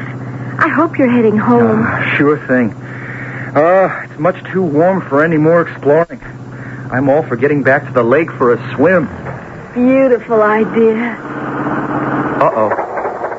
Don't tell me this jalopy is developing more problems. You've been working on it all week. Joni, I'm sorry. I've done a terrible thing. You may never forgive me. We're out of gas. And miles from anywhere. At least we're at the top of a hill. If I can push us just a little way, we'll be on the downside and we can roll closer to the main highway. I don't think I'll ever speak to you again. Okay, but right now you better help me or we'll never get back to civilization. What do you want me to do? Sit at the wheel of the car and then be ready to move over in a hurry when I jump in. I'll try. Whew. It's hot out here, and it feels like a dust storm coming up. David, there's someone behind us. Oh, what a lucky break. Hey, who's there? Who's there? We need help. My goodness, Dave. Do you see what I see? Oh, I'll be. It's an old guy in a covered wagon. You're going in the wrong direction. Howdy. Howdy. Oh, howdy, I guess. Well, who are you? My name's George. Mostly I'm known as the old-timer. Well, Mr. Old-Timer, if you came from a farm around here, I'll bet you know where I can get some gas. Gas? Yes. He acts as though he never heard of it. What do you want it for? Well, to start my car. I've run out. Oh, so that's what makes them newfangled things go. He's unbelievable. Well, if you don't know where there's a gas pump, maybe you'll take us to the nearest main traveled road. Oh, would you, Mr. Old-Timer? I think it would be fun to ride in a covered wagon. Oh, you'll get a ride, Miss Joan, but we aren't traveling toward the main road. How did you know my name? Oh, you and Mr. David were expected. Today's the day. I've been waiting for you up over the last hill. I couldn't understand why you went right by. We've been looking for what's left of an old town called Discovery. No town by that name around here. Then where do you come from? Well, I'm from Morado. That's where I'm taking you. Well, if that's the closest town, I guess we'll have to go there for help. Come along, then. climb in the wagon. Oh, just a minute. I'm going to get my straw hat out of the back of the car. Okay. Boy, I've done a lot of hitchhiking, but a rig like this, it's a first. Hurry up, Miss Joan. We mustn't be late. Oh, help me up, David. It's a high step. Good. Get up.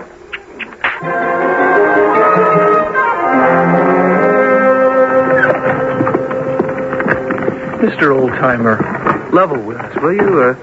What's all this costume bit? I don't understand what you're asking me. Well, the wagon and you, dressed in those clothes. Are you having some kind of fair? Is this an anniversary or celebration? Oh, it is a special day of the year, if that's what you mean. How about that, Joan? Our day's not wasted after all. We've picked a winner. Where did you say you were taking us? My orders are to take you to Morado. What do you mean, your orders? Why, you come to help us, both of you. Just as I'm here to help you. Well, that's fine. But I know this countryside pretty well, and there's no town called Morado. Oh, it's because you've never been here on this particular day of the year. The whole town doesn't just spring up overnight. Down in the valley. Look now. That's Morado. Weren't we up here before, David? Why is everything so different? How could we have missed it, Joan? Well, there are houses. Real houses. It's not a very big town, but... Oh, there must be a restaurant. I'm getting hungry as well as thirsty. Oh, we got a tavern, a church, and a jail. Well, what's the population? Well, it depends. Depends on what? It depends on which way you're counting. Backwards or forwards or in between. I'm beginning to feel like Alice in Wonderland. Get along there, Jezebel. Look at those old-fashioned signs up ahead and the darling little shop. Of course, David, it must be a movie set. Well, it's the only logical answer, but where are the cameras? I don't know what you young people are talking about, but I've done my duty. I brought you to Morado. Oh, there, Jezebel. Oh, it can't be a movie set. These houses are really old. Well, then how could we have missed them? And this street, and even this adobe wall, well, they've all been here at least a century. But where are the people? It's so quiet. Oh, there's no one around this time of day. It's spooky, David. Certainly is. Well, then take us to someone who can explain what this is all about. Well, that was a dusty ride. We'll begin at the town pump. That's a good beginning. What a rusty old cup. But I'm so thirsty. I'd drink from anything. Oh, I don't need a cup. Just let me get my face in that stream of water. How does it taste? Not nearly cold enough. It has a funny flavor. Well, it hasn't been pumped up in a long time. Oh, boy. I feel better. Now, let's get down to business. Well, I'll show you the chief points of it. Please, Mr. Oldtimer, we'd like to see your town, but first, isn't there a telephone or a CB or some means of communication? No, I can't help you, miss. Scouts used to take our messages, although there's no reason to send a message. There are two very important reasons. First, to let our families know we're all right, and second, to find a way out of here. Is this some sort of joke? It's deadly serious. David, this has gone far enough. Did you plan this whole thing just to fool me? Joni, are you crazy? No, but I think you are. I suspect you just pretended to run out of gas, and this has all been planned. I wish I were clever enough to set up a gag as good as this one. Now, you listen to me, both of you. This has been planned. And you're going to stay in Morado. Well, I suppose we'll have to for an hour or two. You've come home, Joan Shelby. Stop talking silly, Mr. Oldtimer. Even if you do know my last name as well as my first name. Well, that goes for you, too, David Harris. This is fantastic. Morado is a place where, once you come, you stay forever. David, There must be someone we can go to. Take us to the mayor or the police chief. To someone in charge. You won't find him now. Not a soul until the stroke of noon. Why not? Someone must live in these houses. Where are all the people? They're asleep, Joan. They're sound asleep. We've been expecting you. Everybody's anxious to meet you. I don't believe it. How could we be expected? That looks like a general store over there. Maybe I can find someone who can tell us... There's no one there yet, young fella. Well, I'm going in anyway. Come with me, John. Yes. Everything's so deathly still. So eerie. Not a sound. Oh, you'll hear a sound, all right. In the barn across the road. That's where the sound always comes from. What sort of sound? Find out for yourselves. You told us this was a very special day. And so it is. It's the hottest day of the year. We don't need you to tell us that. Who are you? And how do you know our names? Predestination. Don't ask me why. All I know is that you're the ones I was told to bring here this time. I don't get it. What do you mean, the ones? Why, the ones who were chosen. What are you talking about? Chosen for what? On the hottest day of the year, when the heat haze spreads across the western desert, seeps into the valleys, Marada comes to life and claims 2 people from the modern world. How do you explain this situation? It would seem that Morado truly is a ghost town. Is the old-timer an imaginary being? Some sort of hallucination brought on by too much exposure to the sun? Joan and David are really in a fix. They're beginning to feel trapped in this strange, silent town. The old-timer has assured them that he's not alone. And I assure you we'll meet some other ghosts when we continue shortly with Act 2. And the color me detected to the... The General Mills Radio Adventure Theater will return shortly. Yeah.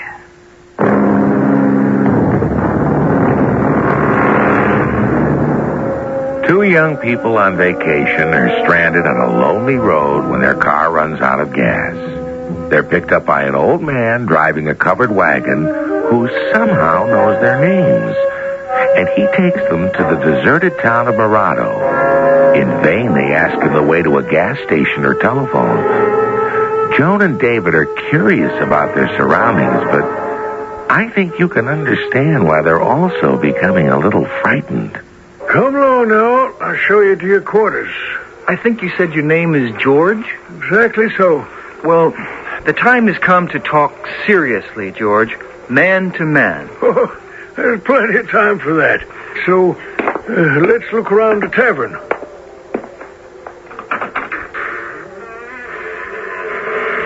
That hinge could certainly use some oil. Come on in, Miss Joan. I don't think I want to. Oh, there's nothing to be afraid of. Come along. See? This here is the main dining room. Oh, what wonderful pewter plates. My mother would lose her mind in here. And in here is the kitchen. Mrs. Jeffries keeps it spotless. And what a funny old-fashioned stove. Oh, in no time at all, the place will be humming. You'll like it here. I don't aim to be here. But you will be. We understand you're studying to be a nurse. Yes, but how... And David's handy with the mechanical things. Mm-hmm. Uh-huh. And you'll both be very... Oh, my goodness. It's later than I thought. They'll all be coming. It's about time. Bring them on. Oh, you'll see them precisely 12 o'clock. Go out on the street. Right now, I have to leave you. I'll be back at high noon. Oh, you haven't answered any of our questions. The bell at the church steeple will strike the hour, and then at 12 o'clock, it'll all be over.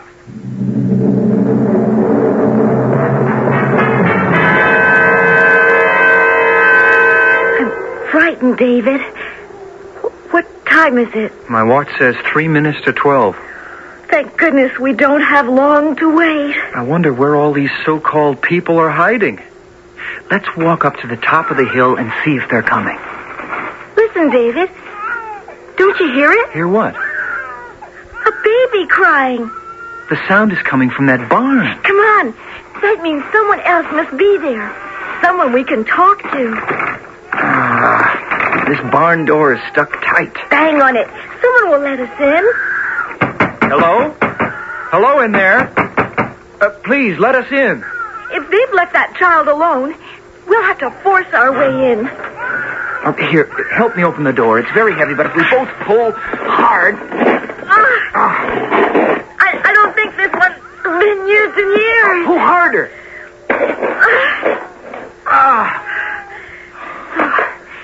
Dank and musty. What a place for a baby. The sound comes from over here.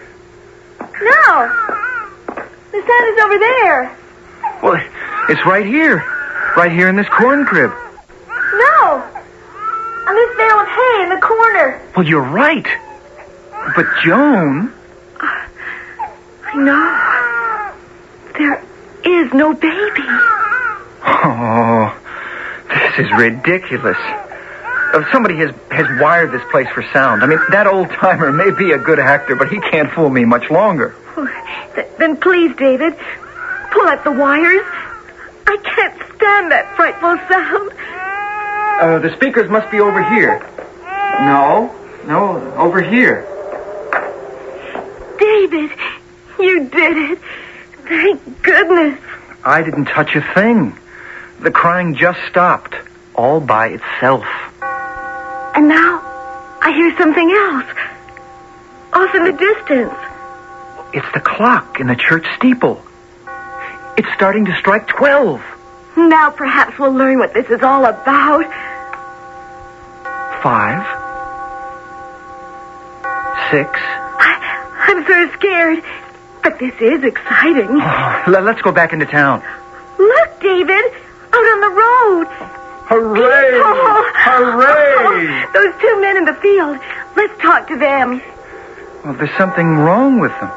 They aren't moving. Like statues. Or posing for a picture. Those kids, they look real enough. Mm-hmm. They're playing rugby. Only they're not. They're frozen in position.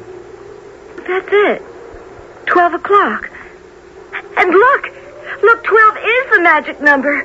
Everybody's moving now. Hey there, kid. Kid, stop the game for a minute, will you? Hey, he went right by as if he didn't hear you. Well, they don't hear us. Or see us. I thought I called hold of a girl's arm, only my hand went right through the air. Oh. Well, look, there are a couple of solid-looking citizens. Those men over by the pile of logs chopping wood. Sir, would you tell us, Please, we don't want you to stop your work, but, we need your help. Hey, come on, you guys. Stop working for a minute. It's no use. They don't seem to hear or see us. Oh, this can't be. It's not real. They're ghosts. Oh, come on. I don't believe in ghosts. This man is real, and his axe is sharp enough to split this wood. David, don't. You can't grab his arm. You'll be hurt. Mister, you drop that axe and listen to me. Oh. He not only stopped work, he stopped breathing. I thought he was real. But his eyes. Look at his eyes. Let go of him. It can't be. It simply cannot be. He's gone right back to work again. All have that same look in their eyes. Like they're living somewhere else. Oh, there has to be some explanation. It's all too strange. Let's get as far away as we can from these robots. Oh. Let's sit down in the shade of that tree. Maybe we can figure this thing out. David? Huh? Did I fall asleep? Oh, well, you may have dozed off a bit. We started out very early this morning, and the sun is hot enough to make anybody drowsy. I feel so strange. Lightheaded, I imagine, from lack of food. Personally, I am starving. And that's the first part of my plan. To go down to the tavern and get some food. What tavern? Honestly, where are we? We're still right here, in Morado. Do you really believe there is such a town as Morado? You can see it from here, just as clearly as I can. Come on. Where are we going? Back into town. Oh, I don't think I can stand any more of those ghostly people. But it's very important. Look, we'll hire some horses and then we'll ride out to the highway. Oh, that's the best idea you've had all day. Oh, everyone's awake now, and they're all so busy. Well, they may be busy, but they're not exactly awake. You don't hear them talking, do you? Let's head over there to the blacksmith's. That should be the place to find out about horses. Why, they're my two young friends. How are you getting along? It's the old timer. You and me have to have some straight talk. Oh, it's all very simple. You heard the clock struck 12? Yes, we heard the clock, and we can see the people, but... Well, everything will work out within the hour. Good. Between now and then, get us something to eat and arrange for us to get back to civilization. Oh, nothing of the sort. You're staying here. But we don't belong here. Those other people, they're... I told you time and time again. You've been selected. You weren't telling the truth. You said we would be welcome. Oh, that comes later. How much later? When we all go away together. Mr. Oldtimer, I don't want to go anywhere with you. Right now, I want to go home. I only do what I'm supposed to do for Morado. There is no such place as Morado. Right before your eyes, Miss Jones. I've had enough of this, Joan. Let's go to the blacksmith shop. David, what beautiful horses. Oh, please let them be real. Oh, of course they're real. We've come to the right place at last. Excuse me. Please stop for a minute. It's very important. You'll have to shout louder. We want to hire 2 horses. No use talking to old Sam. He's deaf and dumb. They're all deaf and dumb. Every one of them. Old timer, who do we see about hiring a couple of horses? There's no sense in hiring. You'll be assigned your own horses soon enough. Someone is waiting for you. You've actually found someone who can help us?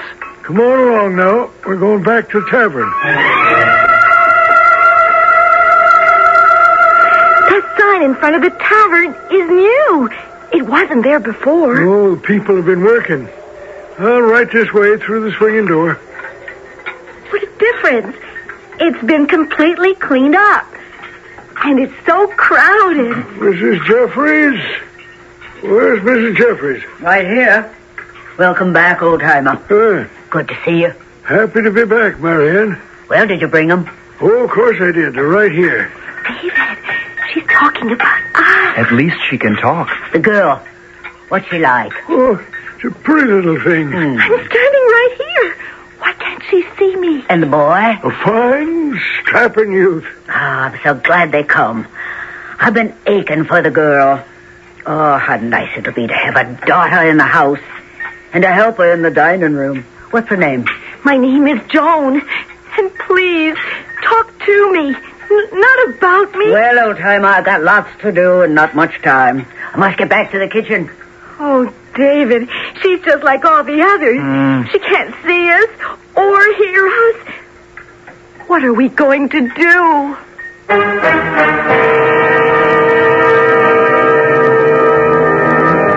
For a moment, it looked as though our young friends might have found an ally. But this Mrs. Jeffries seems to be just as much a puzzlement as all the others. Joan and David are having a most unusual adventure. There are many things about ghost towns which cannot be easily explained. Just think of all the towns which used to be on our maps and are no longer there today. Just ask yourself, where are they? Who knows what spirits may haunt the hills and valleys of our countryside? I'll be back shortly with Act 3. Welcome. The General Mills Radio Adventure Theater will return shortly. All wet.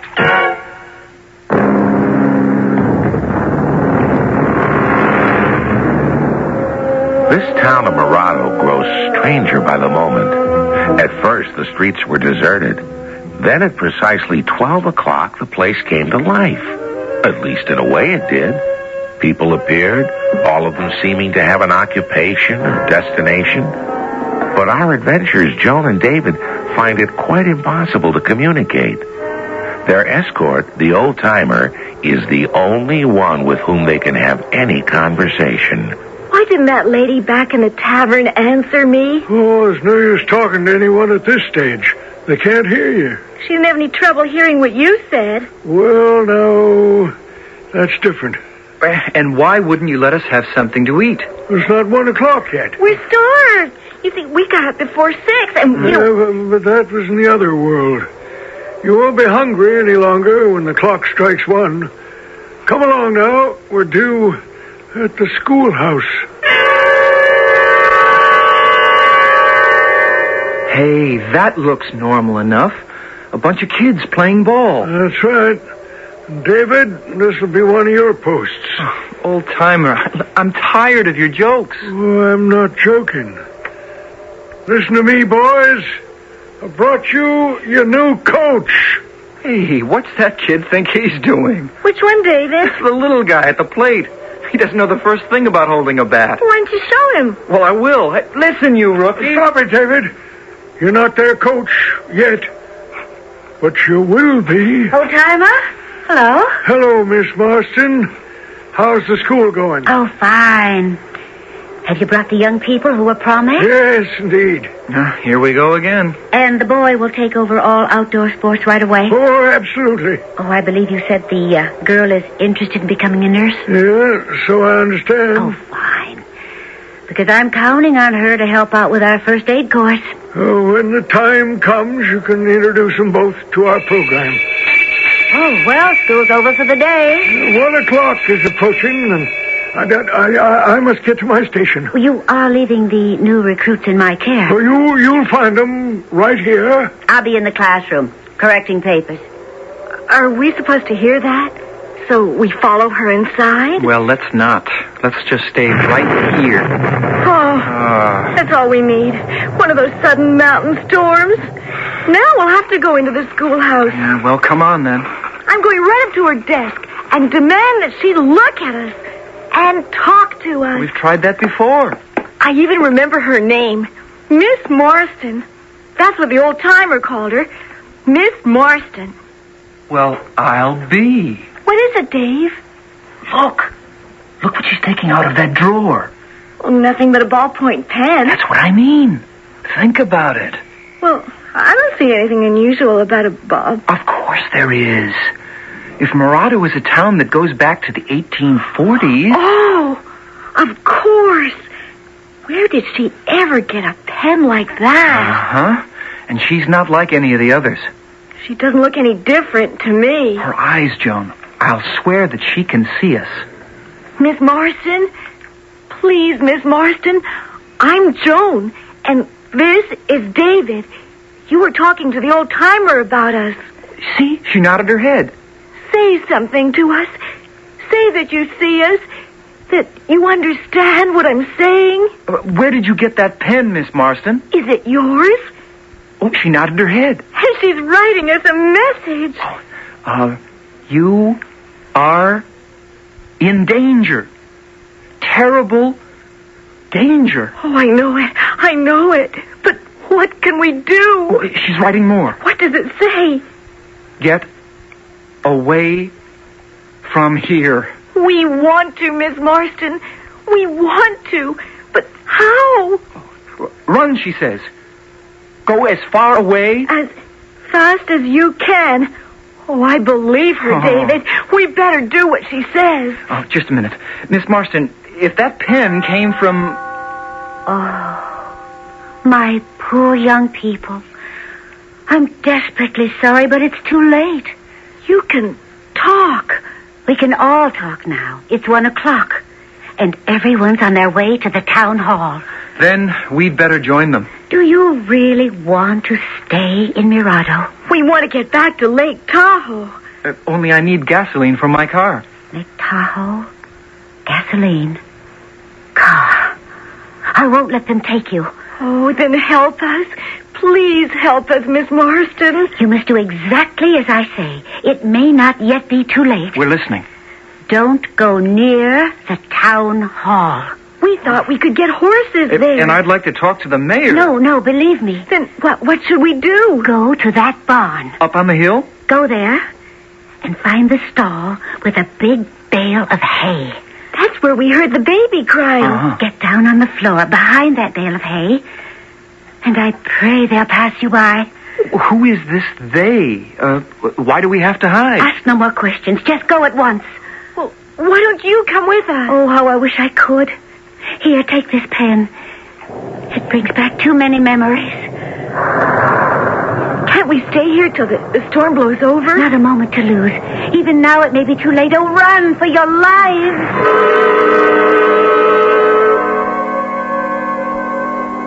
Well, at least no one's been here. This barn door is as hard to close as it was to open. I'll help you. Oh, I don't know why we're doing this. I mean, what is there to hide from? Listen, David. Do you hear what I hear?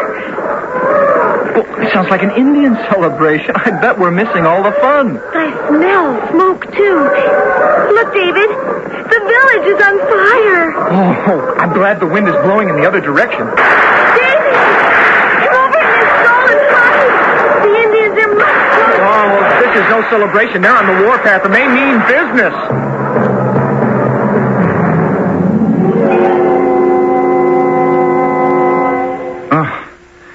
No more Indians. No more storm. Can we leave the barn now? I should hope so. Why? It's much cooler than it was. Maybe that nice Miss Marston will tell us where we can get something to eat. Joan, look. Look! What? Why, it's gone. Not a trace of the town of Mirado. David, in which direction is your car? Well, I'd say it's that way. Let's start walking. But it's still going to be out of gas. I just want to know that the car is real and that it's there. All right, let's get moving. I don't think I'd have been much good as a pioneer. I think you're doing very well. Oh, but I'm hot and hungry and thirsty. And, this Hey, I think I see something up on the road there. It's a car. Oh, David, we're back in civilization. All right. Hello. You belong to the car down the road? Oh, are we glad to see you. Here's my badge. I'm Officer Johnson. This doesn't look like a police car. Oh, I left that with Sweeney, my partner. Come on, climb in. You don't happen to have a sandwich, do you? No, but down by the gas station, there's a hamburger joint. Say, why did you youngsters come in this direction to look for help? Because we got a ride in a covered wagon. Oh, very funny. We couldn't figure it out when we saw the sign in your car. What sign? I left one, David, when I went back to get my hat. What did it say? Well, it said you were out of gas and had gone for help. But that's what fooled us. We looked for you on the main road. Then how come you're back here? Oh, it was lunchtime. I decided to mosey around these back roads in my own car. I'm kind of a ghost town buff.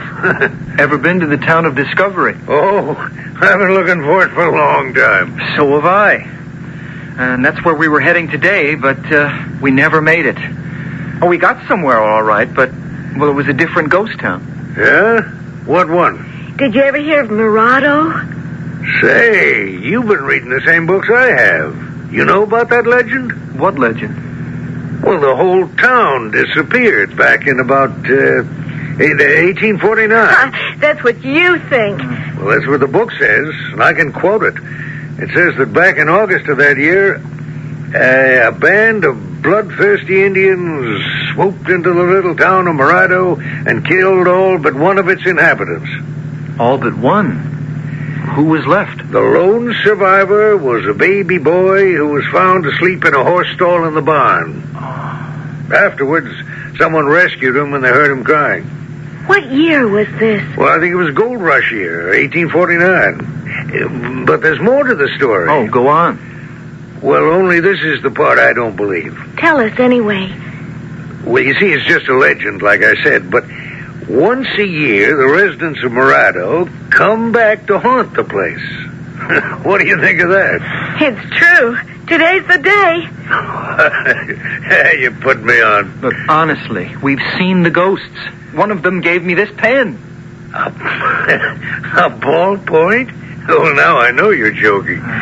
No ghost from back in those days would have anything like that. Oh, but you see, we were in the schoolhouse, and... Oh, I'm sure plenty of tourists go poking all around this area looking for souvenirs, hoping to pan some gold. I'm afraid you'd never believe us if we told you what we've been through today.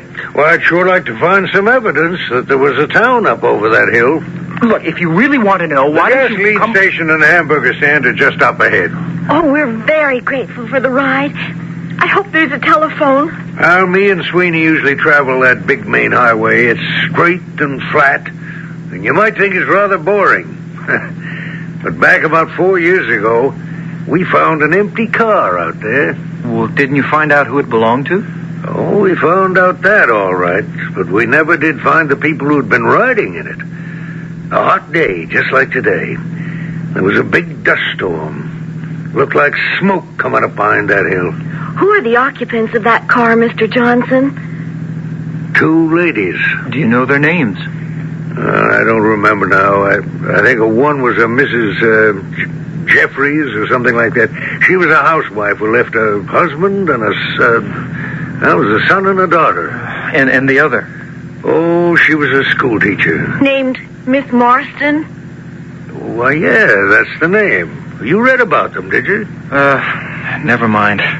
Only take our advice. Just don't go looking for discovery or Morado on the hottest day of the year.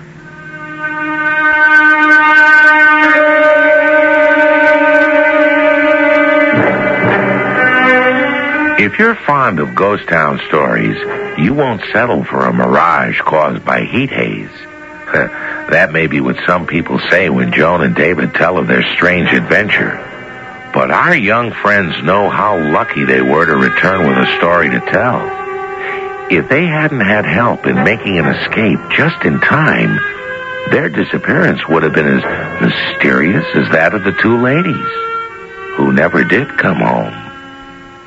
A final word shortly.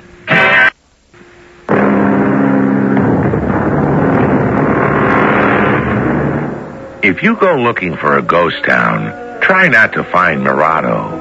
Oh, it's all right to think about it, out there in space. But once a year, when that community settles back in its old place on the map, beware. The old-timer may be out to get you.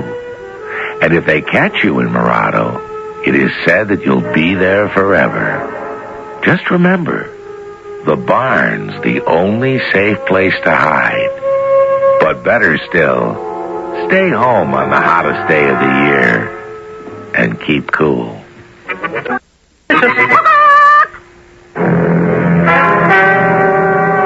Our cast included Corinne Orr, Roger Barron, Court Benson, and Evie Juster. The entire production was under the direction of Hyman Brown. This is Tom Bosley inviting you to return to the General Mills Radio Adventure Theater for another exciting tale you can hear through the magic of radio. The General Mills Radio Adventure Theater is recommended by NEA, the National Education Association. The General Mills Radio Adventure Theater.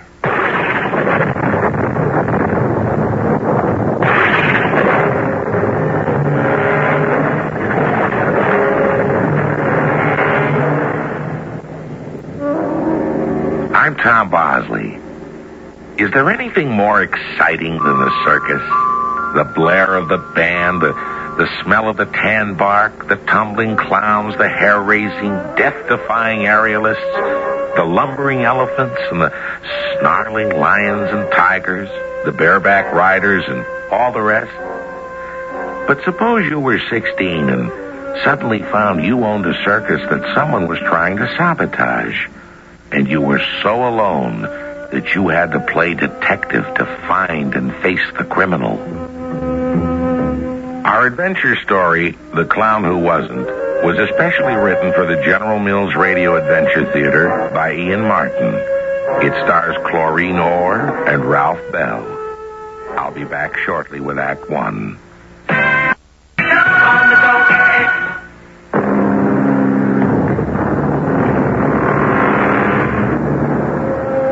Very few things are more exciting than the circus parade. So come on, let's get our popcorn, our pink candy, and some peanuts for the elephant. Weiler's wonderful Wide World Circus and Menagerie has come to town. This is a very special parade. You see that slim young girl in the bright red hunting jacket who leads the parade so proudly on that prancing, magnificent coal-black horse? Well, that's the Duchess of the Duke, one of the star attractions. But there's something even more important about her than that. She's Penny Weiler, the owner of the circus. Easy, Duke boy, easy. See? I'm smiling. And if there are tears, the crowd's too far away to see them. Do you miss him too, Duke? The way I do. Like there was just a great big hole inside of me, which there is, right there where my heart used to be. Oh, Daddy, Daddy, why did you have to go away? You're right, Duke. I ought to be ashamed. I gotta remember, I'm a performer, like Daddy taught me to be. If I gotta cry, I gotta do it alone.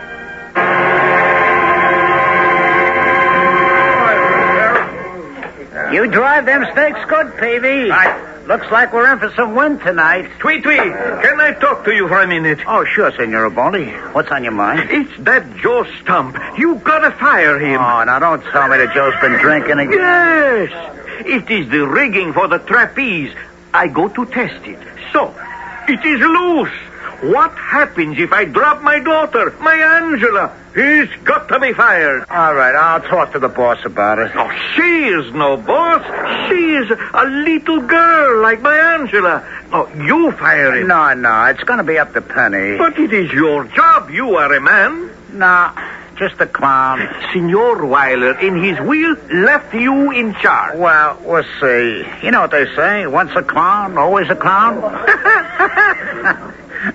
Don't worry. One way or another, Joe Stump will be off your rigging from now on, huh?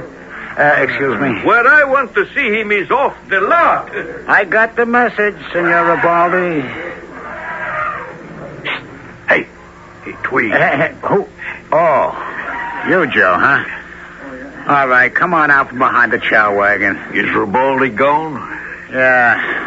I don't blame you for hiding when he's around. Yeah, crazy guy. Thought he was going to kill me. Well, I don't know as I'd have blamed him under the circumstances. Well, I didn't do nothing wrong. It was loose, but I didn't leave it that way. What do you think, he did it? Well, I don't know. Maybe. Maybe he's looking for a chance to jump the show. What do you mean?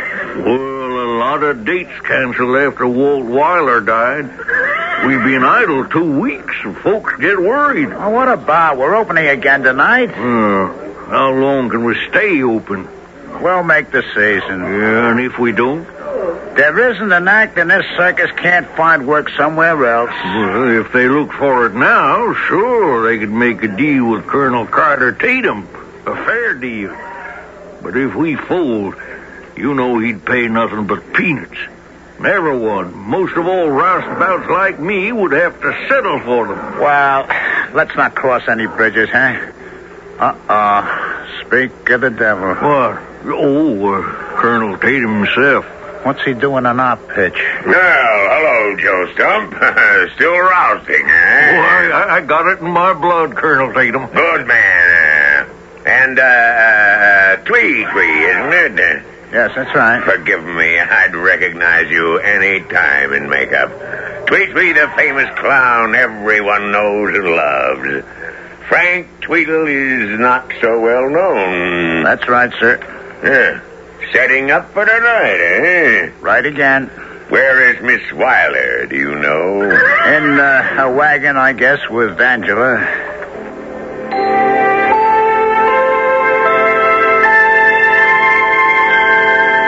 Come on, Penny, you've got to eat something. I can't, Angie. Honest. I'm too uptight about tonight. Well, why don't you lay off, hon? We'll cover for you. Angela Ribaldi, how can you even say such a thing? We're all circus people, me included. And I can't let you down. Now more than ever. No more than I can Dad. We're going to show him that not only the show goes on, but the circus. I can't quite see out of this window. It's Twee and... Uh-oh. What is it? It's Colonel Tatum. You know, the one that owns the big three-ring circus? I know. Penny, it's Twee. Can I see you? Penny, this is Colonel Tatum of... I know the Colonel. I'm flattered you remember me, Miss Weiler. And the Signorina Ribaldi, I believe, the angel of the trapeze. I have to get to the big top for rehearsal. The flying Ribaldis might just try a triple somersault tonight, Colonel Tatum. Why don't you stay and see what a real circus looks like? Now, if you'll excuse me. Spunk. How I admire it. And loyalty. The Colonel has an offer to make you, Penny. Make it. Very well. The offer is simple. You have suffered a tragic loss. You're a brave little girl. But a circus is too big a responsibility for you. No, I'm prepared to buy you out. No. Penny, maybe you ought to at least listen, huh? Twee is right, Penny. Even before your father died, before a long time, your circus has been in, shall we say, a decline. It's too small to compete under modern-day conditions. At the moment, it still has equity, value. Sell out while you have the chance. That's just what it would be. A sellout for all the people who depend on this circus for their lives. I couldn't do that, and Dad wouldn't want me to. This isn't a business. It's a family. Well put. But you would only be protecting your family. Of course, if the Weiler and Tatum circuses merged, you could be sure that I would continue everyone in full employment, including yourself. No. Well, you're a foolish little girl. Sooner or later... Then it'll be as late as I can make it. You may be very sorry. I won't be. Now, if you'll excuse me... You know she's wrong, Twee. Well, Does it have to be proved? Well, I'll have a talk with her after her performance tonight, huh? Very well. You know where to find me when you have her answer.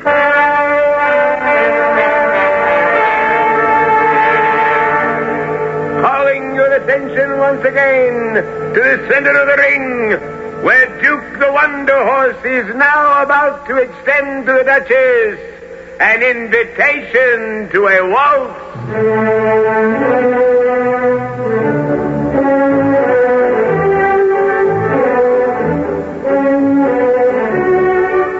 With one dainty flick of her riding crop, the Duchess accepts his invitation, and he rises on his hind legs as the music begins.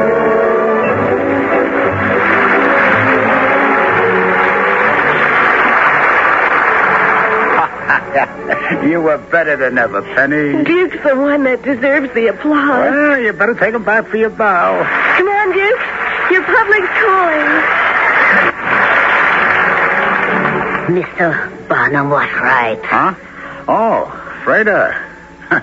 What do you mean? That little nothing with no talent.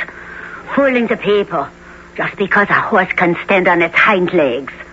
I worked for years to train my cat. What does she know about animals? Well, what are you, Freda? Jealous? No. Maybe just mad. Because I hear she turned down an offer from Tatum Circus. Yeah, that's right. She will be sorry she passed up the chance.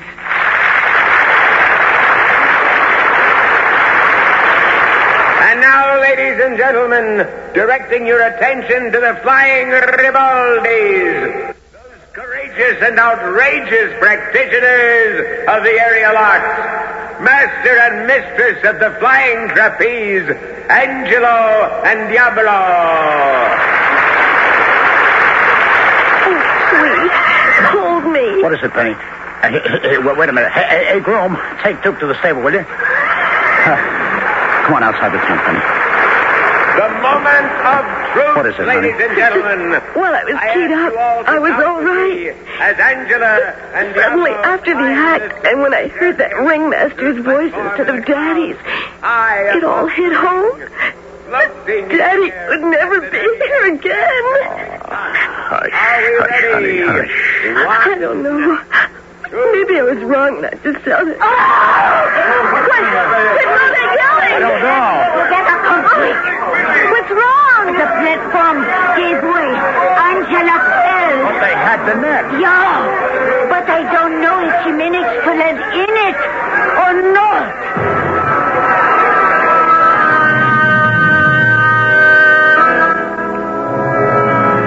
Wow. Remember how that net stretches under the aerialist? So that if a catch is missed, the trapeze artist can fall and bounce in the middle? But a fall from the platform at the end where there's no protection, or even where you could miss the net entirely. Where did Angela fall? And what's a lot more important, why? I'll return shortly with Act 2. The General Mills Radio Adventure Theater will return shortly.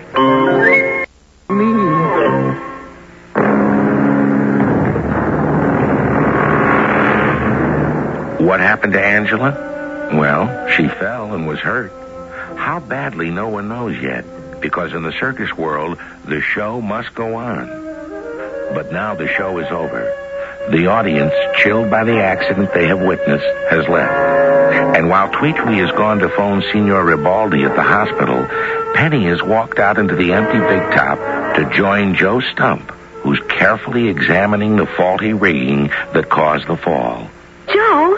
Oh, Miss Penny. What are you doing? Checking this rigging. Nobody asked you to do that. I wanted it left alone till Tweetwee could check it with me. You had no right. Look, I'm still with the circus, ain't I? Tweetwee told me Senor Ribaldi was complaining you left the rigging loose. Oh, someone else slacked it off. I was just going to try to... Tweetwee, how's Angie? Oh, nothing too serious. I talked to the doctor. She wrenched her shoulder. It'll be some time before she's back at work. I don't care about that. Just so long as she's okay. Oh, she is. Hey, what are you doing here, Joe? Well, I was starting to check out this here rigging. I just don't want to get blamed for Now, nothing. look, let me tell you something. Senor Ribaldi is on his way back from the hospital looking for you. If for no other reason, I'd make myself scarce. Twee, come here. What is it, Penny? Look at this cable. Huh. Broken, too. These strands here. Yeah? See how clean the break is? What are you trying to say, Penny? Just what I see. Couldn't one side of this have been cut? Cut? Hey, Joe, Stump. He's gone. You don't suppose that... Oh, I don't know what to think. Maybe we should get the police. Oh, no. I don't think that's such a good idea. Why not? Well, we might get tangled in the law, not be able to move out for the next show. And anyway, we have no proof the cable was cut.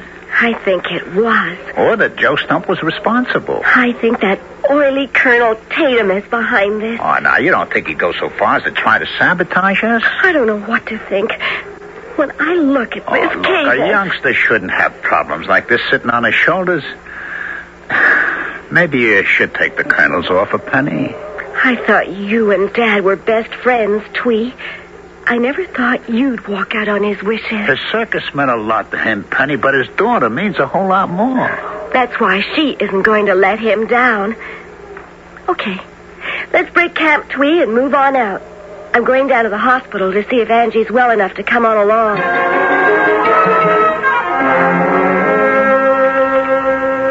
Then, Angie, you want to come along with us to the next stand? Okay by me.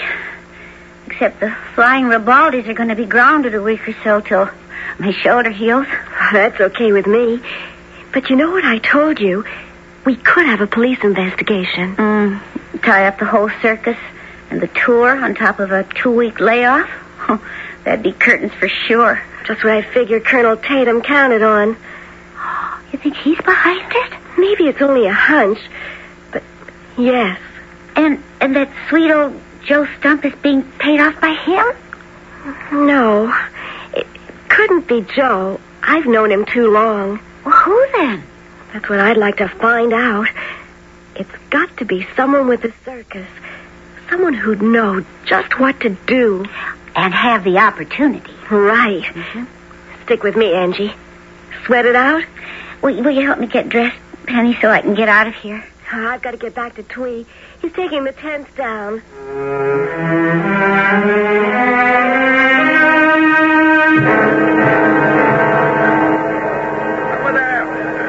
So, you just plan to strike and move on, Twee. That's the way. Well, what else can we do, Senor Ribaldi? What about whoever made this happen? We don't know that anyone did. I saw the cable. You tell me someone did not? Well, you can prove someone did? All I know is my daughter got hurt. What's the sense to talk about it? That Joe Stump. I kill him with my bare hands when I catch him. You know where he is? No, I don't, and he's fired. I don't think he'll show his face around again. Who's that? It's a taxi. 2 girls getting out. It's my Angie. And Penny. Angie, what are you doing out of the hospital? Oh, I signed myself out, Pop. I'm all right. The circus is breaking ground, and I wanted to be here to go along with it. No, you can't work. Oh, that's all right with me. I want to be with Penny. I think we should all stick together, Senor Ribaldi. It's all very well for you to say you did not get hurt. It's the best way, so nobody else does. No, I stay here, and I find that no-good Joe Stump. That's what I mean, Senor. You have no proof Joe tried to harm you. You hurt him, you'll only get in trouble. Come on, Senor Ribaldi. I need you with me. Well, what good are we? We cannot perform. But you could just be there. I mean, you're all a part of the family I have left.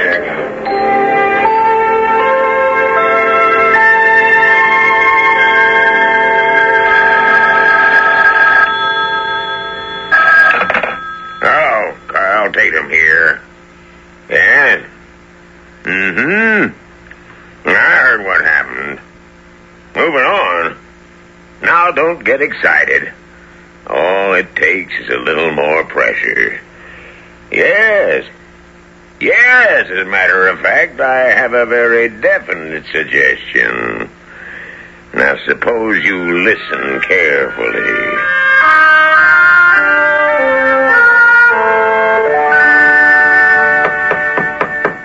Yes? Miss Weiler, it's Nate Kramer, the ringmaster. Oh, sure. Come on in, Mr. Ringmaster. I haven't much to say.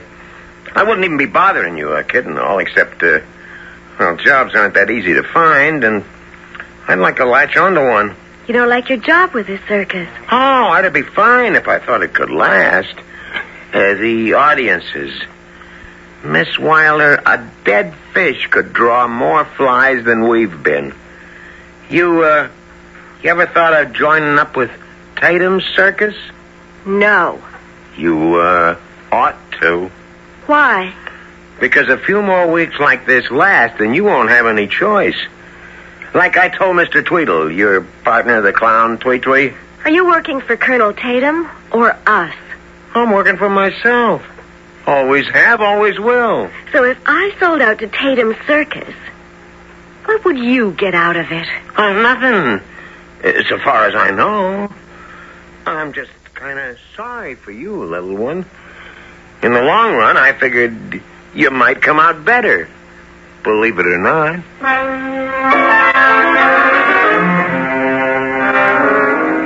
Think we'll have a good house tonight, Twee? Oh, we'd better, Penny. Maybe you ought to let me rub the ring in your ear for luck. It's a long time since you asked that.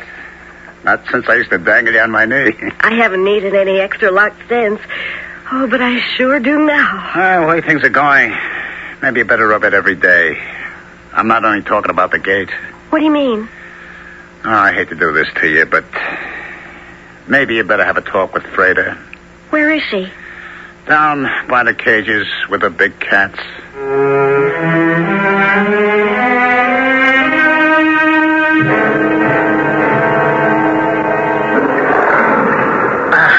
Be quiet, Simba. You've had quite enough to eat. And as for you, Gerda, I've heard enough. Now go back to sleep. She wants her stomach tickled, Freda. Miss Weiler, I wouldn't try it if I were you. What? What did you want? Oh, Twee said you weren't happy here anymore. Liebchen, who is? This little circus is dying. Oh, forgive me. I don't mean to say it. Only that we must face facts. I know the audiences haven't been so good lately, but that's because the Flying Ribaldis weren't able to appear. But pretty soon they can, and everyone is still being paid. Of course. But how long can it go this way? Sell out to Colonel Tatum. Take all this load off your shoulders. But I don't want to. Better do it by choice than to be forced. Forced? Yes. Someone is trying to force me. Twee, Senor Ribaldi, Colonel Tatum, my new ringmaster, even Joe Stump. One of them, with or without Colonel Tatum's help, is really trying to force me. What do you mean, child? I don't really know what I mean. Except I know I want to ask you to stay. Because with all your help, I'm going to make this circus as successful as it was under Dad. If that is the way you want it, we'll all try to do what is best. Thank you, Freda. If you see Twee, tell him I've gone back to my wagon.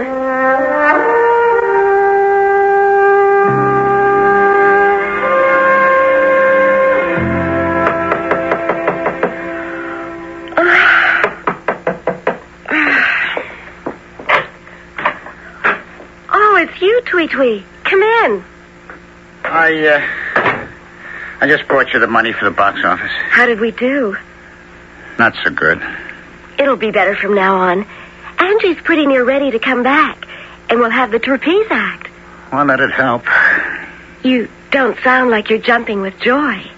It's you, Penny. Don't you think maybe you've bitten off a little more than you can chew? Trying to run a circus? Why should I have? As long as I have you to help me. Oh, baby, it isn't that simple. As long as your father was alive, he was able to, hold off certain things. But now I, honest to Pete, think maybe the best thing for us all would be... Oh, what's that? I don't know. It sounded as though it came from the animal cages. Come on. I was asleep in my wagon when I heard the gun go off.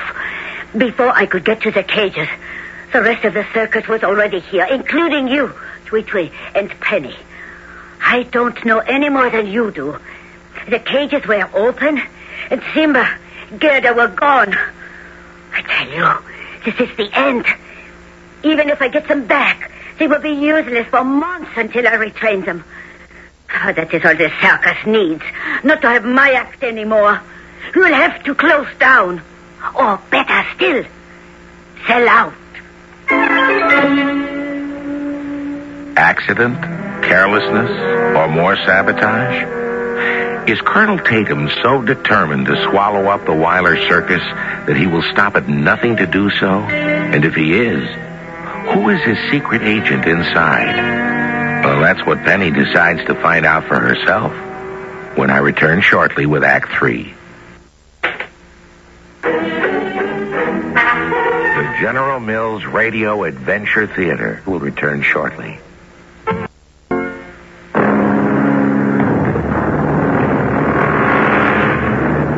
Once again, because of circumstances beyond its control, the Weiler Circus has had to cancel engagements it desperately needs to keep it going. But 3 days of scouring the countryside have finally convinced the authorities that the 2 animals which were allowed to escape are hopelessly lost in the mountain areas. So, reluctantly, they have permitted the Weiler Circus caravan to take to the road again. In Penny's wagon, she stares bleakly out at the wild scenery while Tweet-Tweet drives the twisting roads. I wonder how Daddy would handle things if he were here. Better than me, I guess. Oh, Twee, how could you have stopped things from happening? That one's easy. How? I could have talked you into selling the circus while it was still worth money, the way I ought to have. I was the one who didn't want to sell. Oh, you're as stubborn as your father. Twee? Yeah? Can I rub your earring for luck? Well, didn't bring us much luck last time. This time I'm not just sitting back. This time I'm going to do something to help it along. What does that mean? I'm not talking yet. My ears just popped. We're coming down. We must be near Marriotteville. Yeah, at the bottom of the valley. How long before we get to our pitch? Oh, another hour, 45 minutes maybe. Then I guess I'll catch a nap till we get there.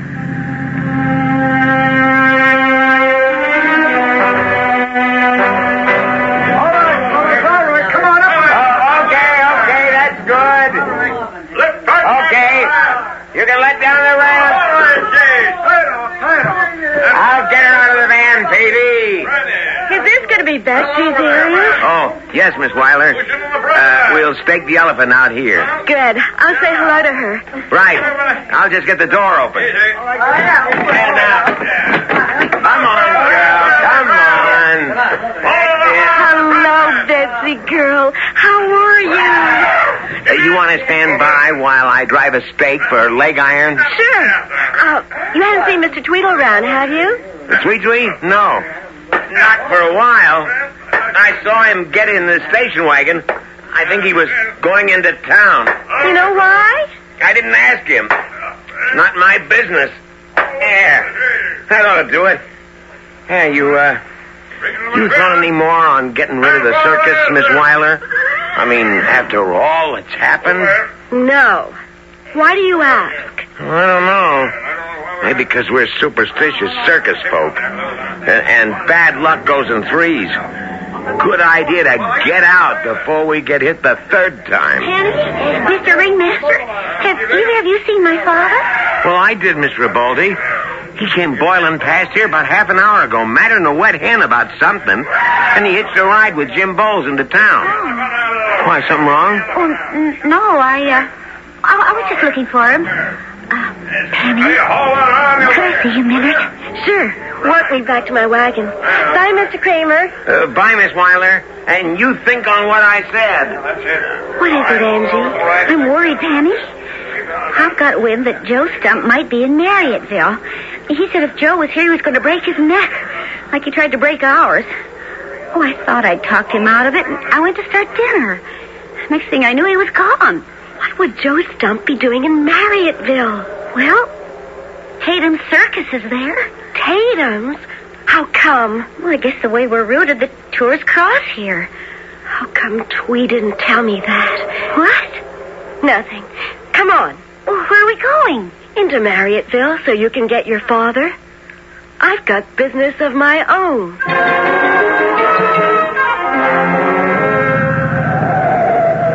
Take it easy, Penny. I'm sorry. You're sort of mysterious. Oh, I wish I knew what you were thinking about. It's not me that's mysterious. It's all the things that have been happening to us. I've been trying to figure out who could be responsible. And have you? I've got some candidates. Oh, who? Well, Joe Stump. Though I think he's out of it now. And there's Kramer, the ringmaster. He's always trying to get me to sell out. Freda. Oh, well, she suffered more than any of us. She doesn't even have an act left. I'm not saying I know who it is. Just who it could be. Well, who else? Well, Twee. Twee? couldn't suspect him. I just hope I won't have to. After this trip to Marriotteville. Will you calm down now, Pop? Oh, I'm sorry I don't find him. I wring his neck like a chicken. You still think Joe Stump sabotaged our rigging, right? Who else? What was Tweet doing going into Colonel Tatum's office? Well, maybe he was looking for Joe Stump like me. I don't like that Colonel Tatum. Well, you think Tweet does? I don't know. We can ask him that when we get back. Here she comes, Penny. Don't you tell her about Tweet. You let me. Why? Because, well, it's like to break her heart. Sorry I kept you waiting. Ready to go? Oh, yeah. Dad, you climb in back. I'll ride up in front with Penny.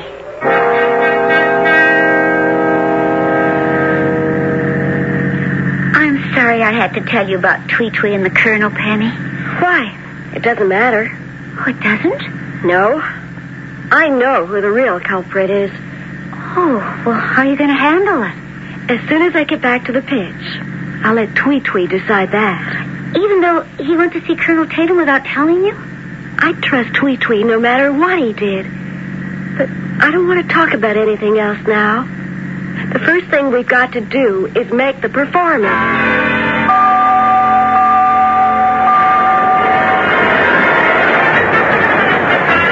I'm glad you're back, Miss Weiler. We can't hold the performance much longer. Tweet isn't here.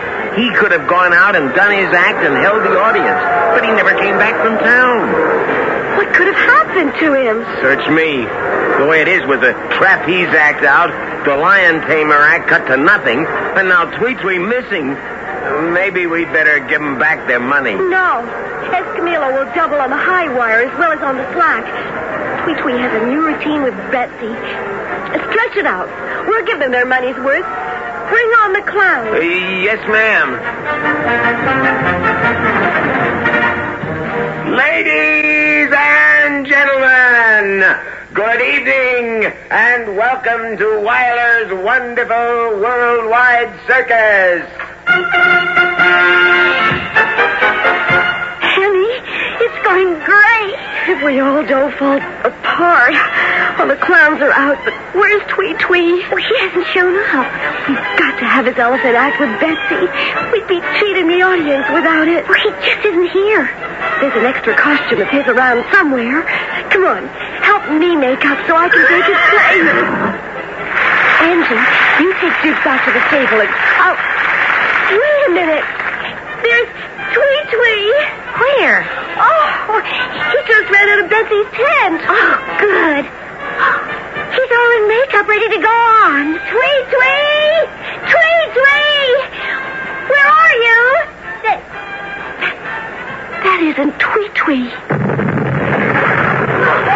What happened? No! Oh, Dad! You all right? I heard the What happened? What is it? Oh, poor dear, what a fire! Hey, run! It's fire! It's a bucket! Look out! It's the elephant! Oh, she's run wild! Oh, wait! Oh, she's on her head! Help me! She's carrying someone on her trunk! Oh, it's Tweet! All right, Tom. Good girl. Oh, we got you and Tweet. Now, let's get that fire under control.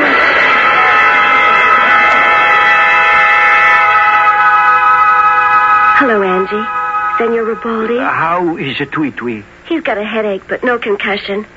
I think the gentleman with him must have had a much larger headache by now. What gentleman?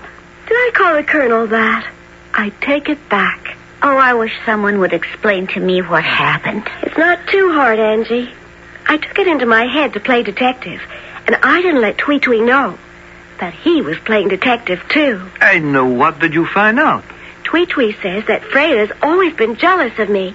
She wanted to hurt me. So she grabbed at the chance to be a saboteur for Colonel Tatum. She half cut through your rigging wire, and she let her own animals out of the cages. That was the tip-off for me. The tip-off? I didn't believe animals as tame as Simba and Gerda could ever have gone back to the wilds. When I went to Marriotteville, I sneaked around to Colonel Tatum's animal cages, and there they were. Of course. If you're going to hide a lion or a tiger, what better place to hide them? But what about last night? Maybe I can tell you that better than anyone. Oh, Twee. Well, you see, I suspected the same as Penny, but I got home earlier and faced Freda with the truth. She pulled out a gun, and when she told me to turn around, she hit me on the head.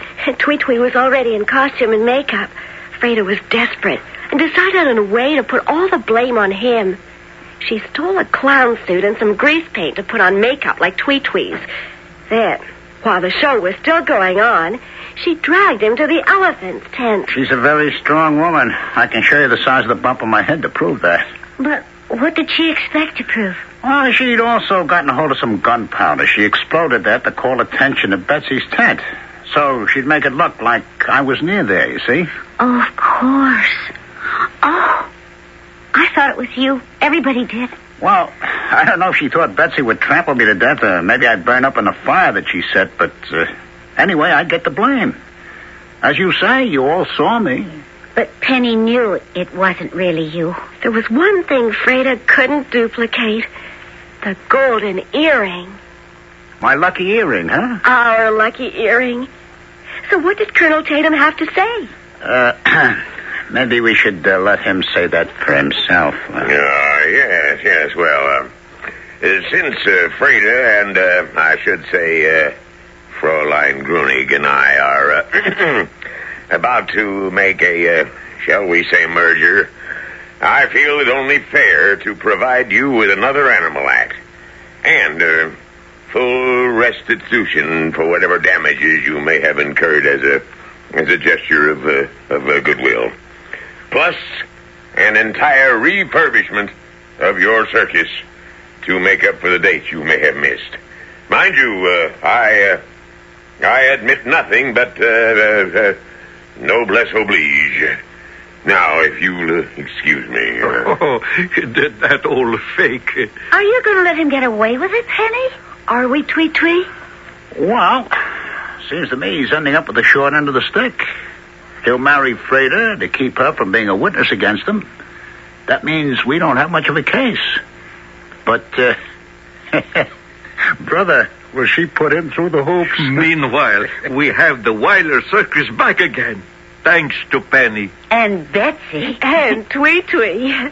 Just one big happy family. So what do you say?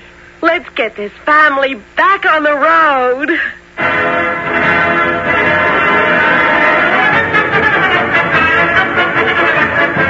All right, everyone. Get your pink candy, your popcorn, and your peanuts for the elephant and join the parade.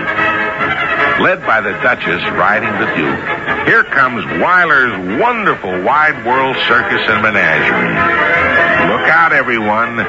Step back and cheer, for the circus is back in town.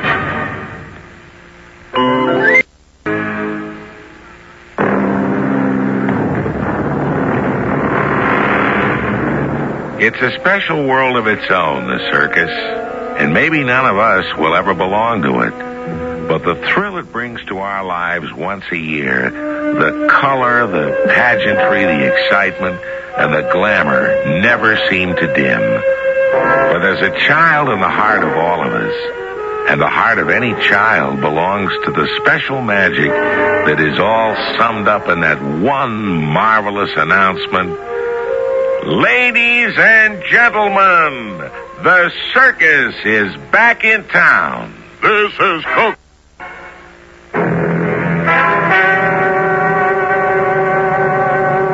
Our cast included Chlorine Orr, Ralph Bell, Leon Janney, William Griffiths, and E.V. Juster.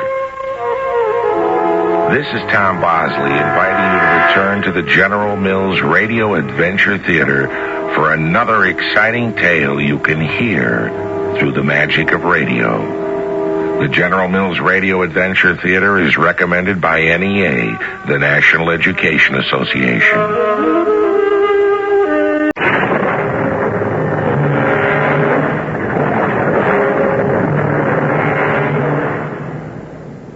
Welcome to the world of adventure. Welcome to the magic of radio. I'm Tom Bosley. You and your imagination are going to take a trip with me. Together, we shall dream dreams. We'll go back, a long way back, to a century quite unlike our own, when people rode on the backs of horses, when they learned things from the lips of their elders because there were no books. A century when wild animals roamed the forests and there lived out their short lives. And the lives of men and women were almost as free and as wild and as brief.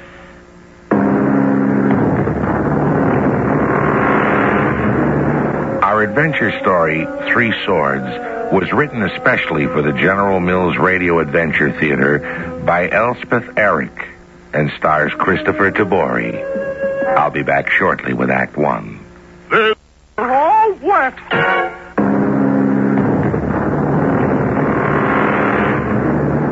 The setting of our story takes us back to the 4th or 5th century. The place is far across the ocean in the south of England, the city of London. Our hero is a boy named Arthur. Right now, he's no more than 16 years old. But before long, this unknown boy will become a famous king. Listen.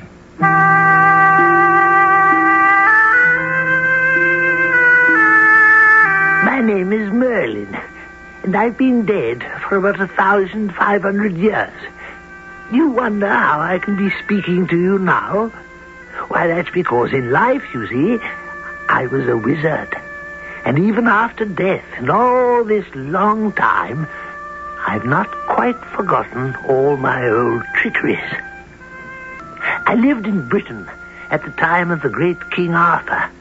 Indeed, I lived before that. I was around when he was born. He was the son of the Lady Igraine and Uther Pendragon, leader of the Britons. One moonless night, by arrangement with the infant's father, I spirited the baby away from the Tower of London where the royal family lived. 2 years later, King Uther sickened and died. Then bad times came to his kingdom.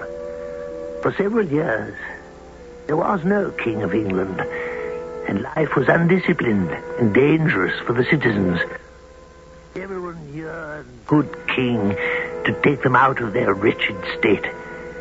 So it was that I traveled to London, and there spoke with the Archbishop of Canterbury. Oh, Merlin, the knights and barons quarrel among themselves. Each is jealous of all the others, each thinking he is fit to rule. Your Excellency, I feel it in my enchanter's bones. The hour approaches. What hour is that? The hour when a new king will arise. A good king, a wise king, one who will stir every noble heart to great aspirations, great efforts, great deeds. And do you know such a one? Your Excellency, I suggest a great convocation of all the knights. Here? Here at the church, perhaps? On Christmas Day. So far, so good. What else? Before dawn, the knights will gather to pray. While they're praying in the churchyard, there will arise a great slab of marble, and in the marble will be set an iron anvil. And in the anvil, a sword will have been driven. Yes, yes. And round and about the marble stone in letters of gold, there will be an inscription. Yes. The inscription will say, "Whosoever pulls this sword from this stone and anvil is king of all England by right of noble birth." But will it be true, Merlin, that whosoever pulls out the sword from the anvil will be the true born king? Everyone will believe it to be true, and believing it to be true will, for all intents and purposes, make it true. Besides, I have my own private reasons for believing that it is true.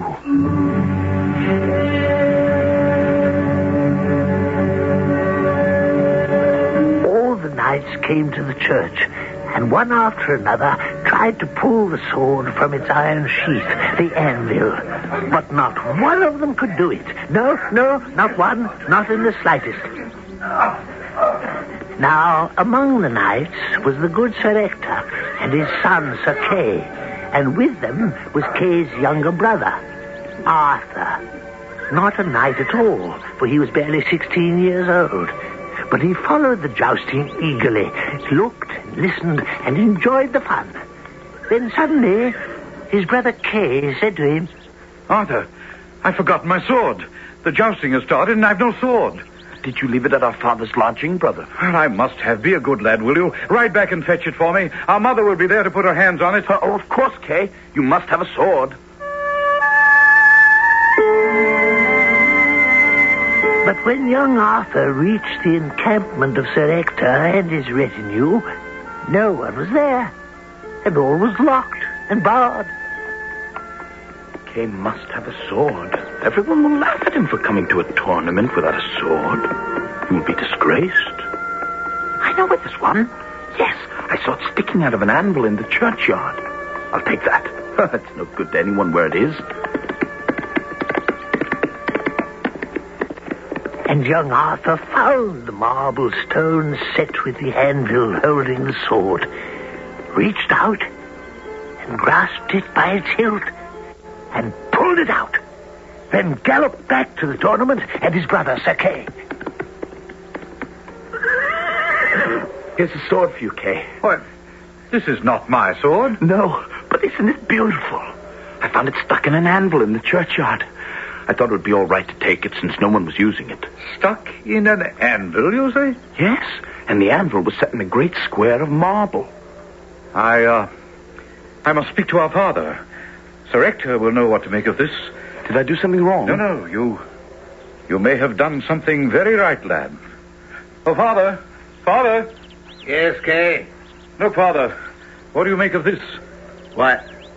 Why, it's the sword from the anvil. Yes. Did you pluck this sword from the anvil? I? Oh, no. Not exactly. I know you did not. For I saw you try to take it this morning, and you could not. As I could not. None of the knights could do it. Now tell me, how did the sword come into your hands? Arthur brought it to me, sire. Arthur? Arthur, come here. Yes, sire. Did you bring this sword to your brother? Yes, sire. Where did you find it? In the churchyard. Did you put it back where you found it, my boy? Yes, sire. Come, let us mount our horses, we three, and ride to the church. Yes, sire. I come, sire. Tell me the truth, Arthur. How did you come by the sword? Kay asked me to fetch his sword, which he had left behind. But when I reached our lodgings, everything was barred and bolted, everyone gone to the tournament, even our mother.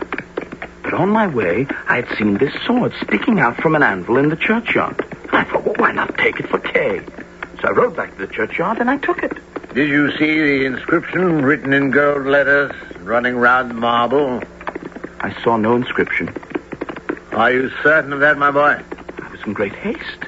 I simply ran to the anvil, seized the sword by the hilt, drew it out, and mounted my horse again. I knew Kay was impatient to enter the tournament, and he could not do without a sword. Let us all dismount. Now, Arthur, advance and replace the sword in the anvil. Yes, sire. No trouble? No trouble, sire. Then come back and stand with me. Arthur, did you tell me the truth of how you came by the sword? Yes, Father. It was as I said. I cannot move it.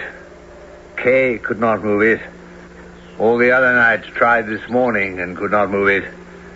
Yet you, a mere boy, show me again how you took the sword. Yes, sire.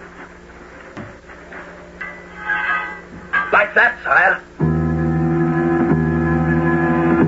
And the sword sword slid from the anvil as easily as anyone could wish. Arthur held it aloft and looked with anxious eyes at his father and his brother, frightened to have accomplished something that had baffled them. Then the look in his eyes turned to astonishment as Sir Ector fell to his knees, and Sir Kay did the same, and both bowed their heads. Father, Kay, why do you kneel to me? Why? Read the inscription round the marble, Arthur. Read it, and you will know why we kneel. Whosoever pulls this sword from this stone and anvil is king of all England by right of noble birth. Oh, Father, what does it mean? I am not your father. I was never your father. You are not my father? What are you saying? I love you like a son, and always have. But you're not my son. The enchanter Merlin brought you to me when you were a babe in swaddling clothes. As my son, I raised and loved you. Now, I love and revere you as my king.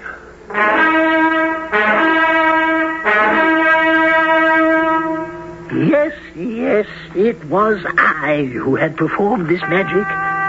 All right, this mischief, if you care to call it that. I do not know precisely what it was that prompted me to take the child of Igraine and Uther Pendragon and give him into the care and custody of Sir Ector and his wife. Something in the winds, something in the air, something had whispered to me with a voice that I myself could scarcely hear, that one day Britain would have need of such a king. And these same whispers had told me later on that this was the hour. I had heard them correctly and obeyed.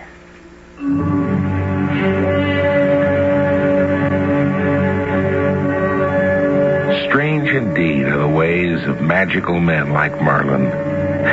They listen to the winds and the waves, the voices of trees and flowers, the mutterings of animals. These are sounds the rest of us hardly ever hear.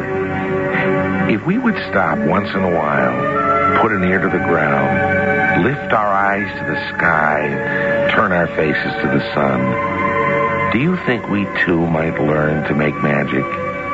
It's worth trying.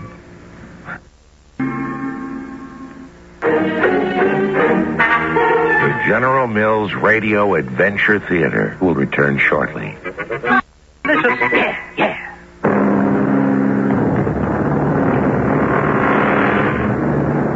As young Arthur drew the sword from the anvil, Sir Ector and Sir Kay fell on their knees before him and bowed their heads.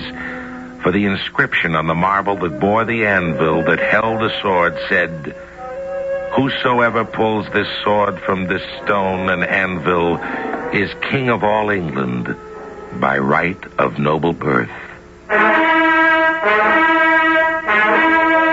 Arthur is our king. King Arthur! Give us Arthur to be our king. It is God's will. Arthur! King I let out a deep breath, for the thing was done. The Archbishop took the sword that Arthur had drawn from the anvil, knighted the boy, and later crowned him in the Welsh city of Caerleon. He was still a young boy, and I had to make it my business to stay close to him and guide him to the best of my ability. So it was that I was at court when a young maiden arrived one day, leading a horse, and across the back of the horse was the dead body of a man. King Arthur? Fair lady, you wish to speak with me? You see here, my lord, the cold body of a knight. A good knight he was, my lord. Yes, lady. And my beloved. Why do you bring him here?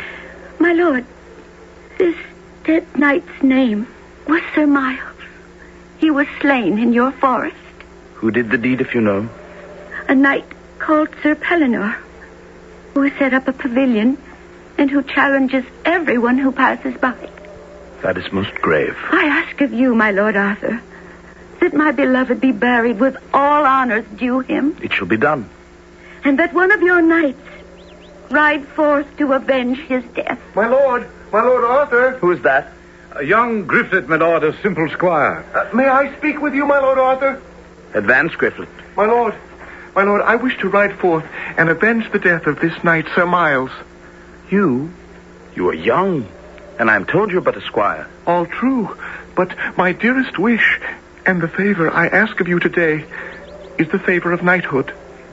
Is it right that one so young should take upon himself the grave and heavy responsibilities of knighthood? Sire, I fought for you in the wars, and I think I fought well. That is true, my lord. He fought long and well. You propose to meet with Sir Pellinor in the forest? Oh, yes, my lord. Then in exchange for your knighthood, give me your promise that you will run but one course against Pellinor, one course only. Then return here. Have I your word? You have my word, sire. Upon my honor. Then kneel, Grifflet, and be knighted.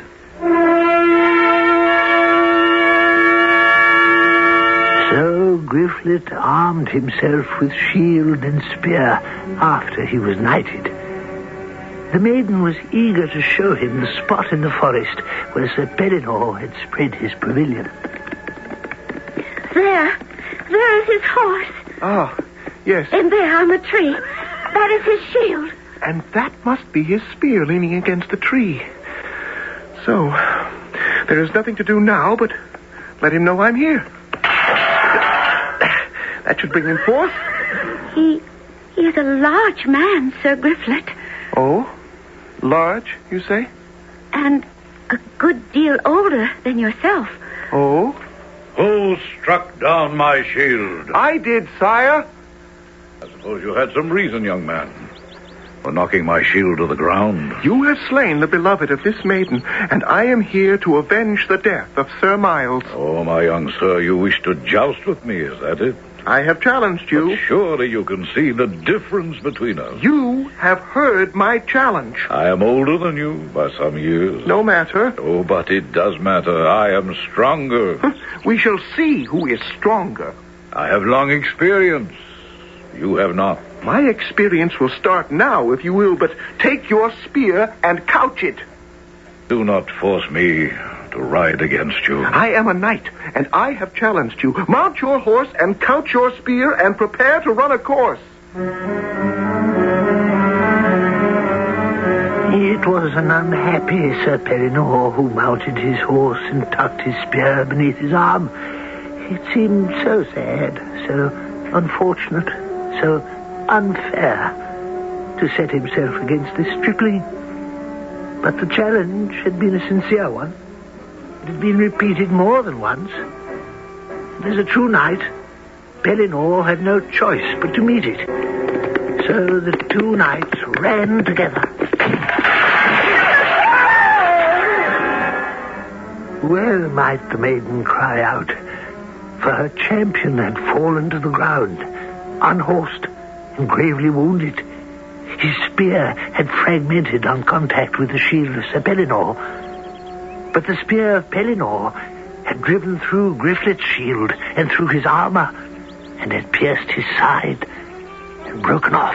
What has happened? What have you done? You know well what happened, lady. He challenged me again and again. Is he dead? Let me unlace his helmet and I'll try to find out. I am as saddened as you, milady. I never wanted to joust with this boy. He wanted so badly to be knighted. King Arthur could not resist. Boys always want to be men before the time is ripe. Is he dead? Badly wounded. Oh, I pity him from the bottom of my heart. What can we do? The wound is deep. He bleeds profusely. Let me take him back to the court of King Arthur. Set him on my horse, and I will lead him gently. No, milady. The blood flows too fast. He will bleed to his death before you could lead him to the court. Then what am I to do for this poor young knight who offered himself to avenge my beloved's death? Let me put him upon his own horse. Give the horse a smart blow across the cruppers and send him home. Can Sir Griflet endure such a fast ride? Such a hard one? He cannot endure a slow and easy one. The blood runs too freely. Then do as you think best.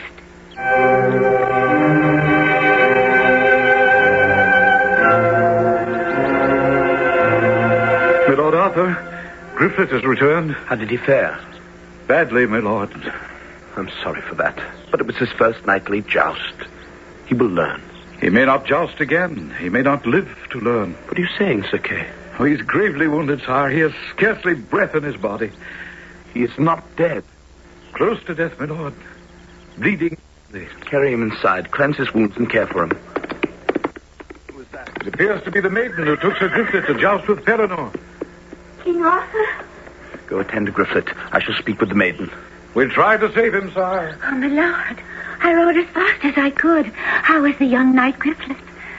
Sir Kay says he is sorely wounded. I know. The spear of Sir Pellinore pierced his side deeply. He may recover in time. Now, maiden, if you wish to go inside, you may be able to help the others tend his wound and make him comfortable. Oh, I see. My magician Merlin is approaching. I know he would speak with me, and by his look I judge that his words will not be kind. I shall withdraw, my lord, and say prayers for the young knight's recovery. Well, Merlin. Well, Arthur. What have you to say to me? I have nothing to say, my lord. Nothing? Nothing. Do you not know that young Griflet's body has returned on the back of his horse, grievously wounded? Oh, yes. That he was wounded by the spear of Sir Pellinore when he went to avenge the death of Sir Miles? Yes. That had I not granted his wish and knighted him, he could not have gone off on this ill-starred adventure? Yes, I know. That I know that I am responsible for his wound? Yes. Then you know that I alone, must take the consequences. You know that, do you not? What I know. What you know. And do not reproach me for what I have done, for the hurt I have caused, for the sorrow I have brought. I have no need. You reproach yourself. You are right. I do. There is nothing I can add to what you said. Tonight I shall have my horse taken outside the city, my armor too, my sword and my shield. And at dawn tomorrow, I shall go alone and ride to meet Sir Pellinore. As king, you are not bound by law or tradition to do this, my lord. By every good instinct of my nature, I am bound to do it. Not as a king, as a man. And the following morning, King Arthur rode away from the city and into the forest. My gifts told me that there was awful danger ahead.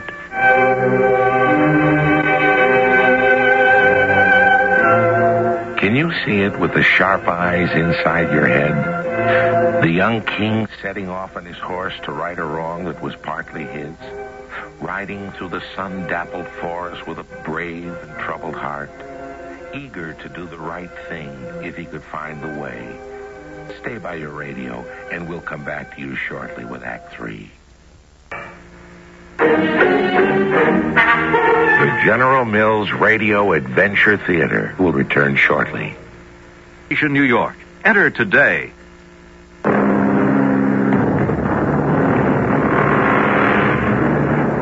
Remember where we left the young King Arthur? Riding on his horse through the forest to find Sir Pellinore, who had sorely wounded Sir Griflet, taking upon himself the responsibility for Sir Griflet's wounds.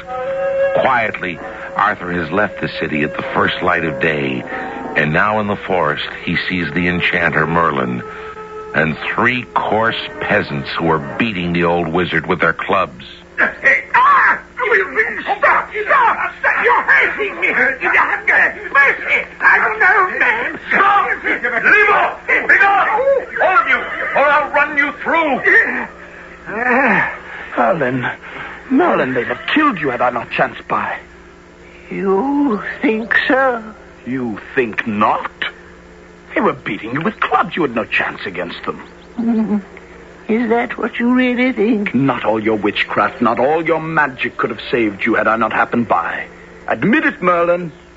My dearest lord, if it pleases you to think so, why should I destroy your fantasy? The truth is that I could have saved myself at any time I wished. The truth is, I wanted to stop you on your way to a most perilous adventure. You're in far worse danger than I was or ever have been. I go to challenge Sir Pellinore. God is not your friend in this undertaking, Arthur. Nevertheless. Nevertheless, your young heart is set on it.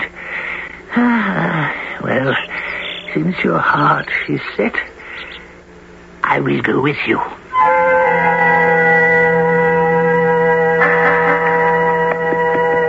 Look there, the pavilion of Sir Pellinore. And there is Pellinore sitting in a chair outside it. He looks quiet and composed and not in the least afraid. Speak to him. Sir Knight, why do you guard this way and challenge every knight who passes by? It is my custom, that is why. A flimsy excuse. I tell you here and now to change your custom. It is my custom, and I will not change it. Whoever does not care for it is free to change it, if he can. I am here to change it. And I am here to defend it. And with those few words, Pellinore mounted his horse and couched his great spear, and the two rode at each other, and their spears struck. Both spears shattered, and Arthur drew his sword, but Pellinore said, No, let us joust again with spears. I have no more spears, Pellinore. I have plenty, take one of mine. And the squire brought two more spears, and again they spurred their horses and crashed together with great force. But again, both spears shattered. Sire, you are the most skillful man at jousting I've ever met. Let us joust again. I agree. Let them fetch two more spears. And the spears were brought, and they ran together again. But this time, Pellinore's spear held, while Arthur's shattered to bits, and both he and his horse were flung to the ground. I still have my sword. I shall fight you on foot. But I am still mounted. No matter. No matter. Prepare to fight. And consumed with rage, Arthur advanced on Sir Pellinore. When he saw this, the knight quickly dismounted, for he found no pleasure in taking unfair advantage. And on foot, the two fought fiercely. Slash, strike and parry. Swords ran through shields. Then all of a sudden, their two swords met in a violent onrush. Arthur's sword broke in two, and Arthur stepped backwards and hung his head in shame and sorrow. Well, it would seem that I have won, sir. So it would seem. I could kill you now. It's true. Or I could let you live. I ask no favors. Yield to me or die. When death comes to me, I shall welcome it. But defeat, I shall never welcome. I will not yield. It was a glorious sight. Arthur, all unarmed as he was, on foot, without a sword or any kind of weapon, leaped at Pellinore and grabbed him about the waist and threw him to the ground and tore off his helmet. They wrestled thus till Pellinore in turn ripped off Arthur's helmet and raised his sword to kill him. Then I stepped in. And go away, old man. He has earned his death. You do not know what you propose to do. I propose to end his wretched life. If you do, you may end the life of a whole kingdom. How say you? This is King Arthur. The great spreading look of fear came into the eyes of Sir Pellinore. Fear of what King Arthur might do to him in retaliation. And he raised his sword again to kill him. It was time for one of my enchantments, so I looked deep into those fear-filled eyes, and Pellinore's sword dropped to the ground, and he himself fell into a deep sleep. Merlin, have you killed him? Have you slain this valiant knight with your weird magic? He was one of the best knights I ever went against. I need him back and by my side. He is asleep, my lord. He will waken soon. Oh, good. He will live to serve you well. Why do you stay with me, Merlin? I, who am nothing. I have my reasons. A defeated king. Not defeated utterly. Not yet. Wounded, disarmed, helpless. Not helpless. Not yet. Without even a sword. At this moment, you do not seem a king. You do not talk like a king. You seem and you talk like a child. A hurt and humiliated child, made angry by the hurt and the humiliation. A crown alone does not make a man a king, and a sword alone does not make him a knight. You were a true knight when you attacked Sir Pellinore, utterly unarmed, with only your courage. And he defeated me. Did you think when you became King of England that you would live on a diet of victories? No one lives like that. There are defeats for everyone, king and commoner. Defeat can destroy you. Oh, yes. Can make you petty and vindictive and turned away from the world. But victory can do the same thing, my lord. Did you not know that? No, I did not. Then you must learn it. To win, to lose, each has its value. Provided you do not value either one too highly. I shall try to learn. If you truly learn, you will be a great king. And that is why I bother with you. Oh, here now is the hermitage where you will rest and get your strength back. And then we will go forth again.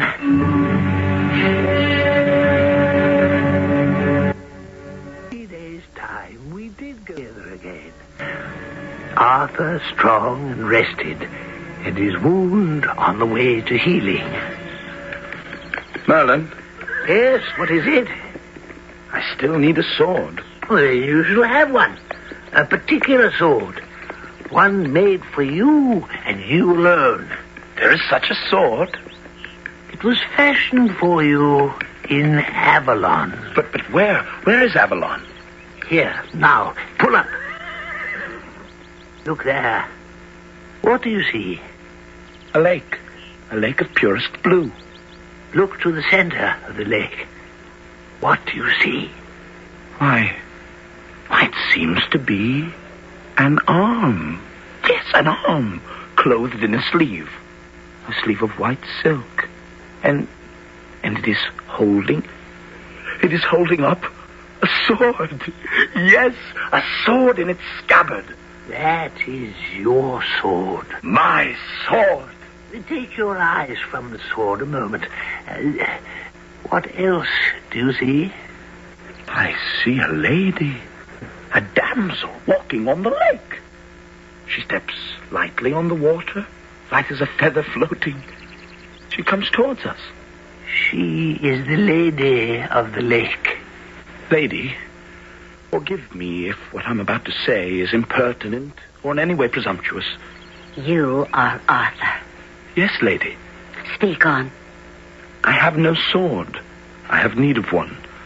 Please tell me, what is that sword that I see out there in the lake? That is my sword.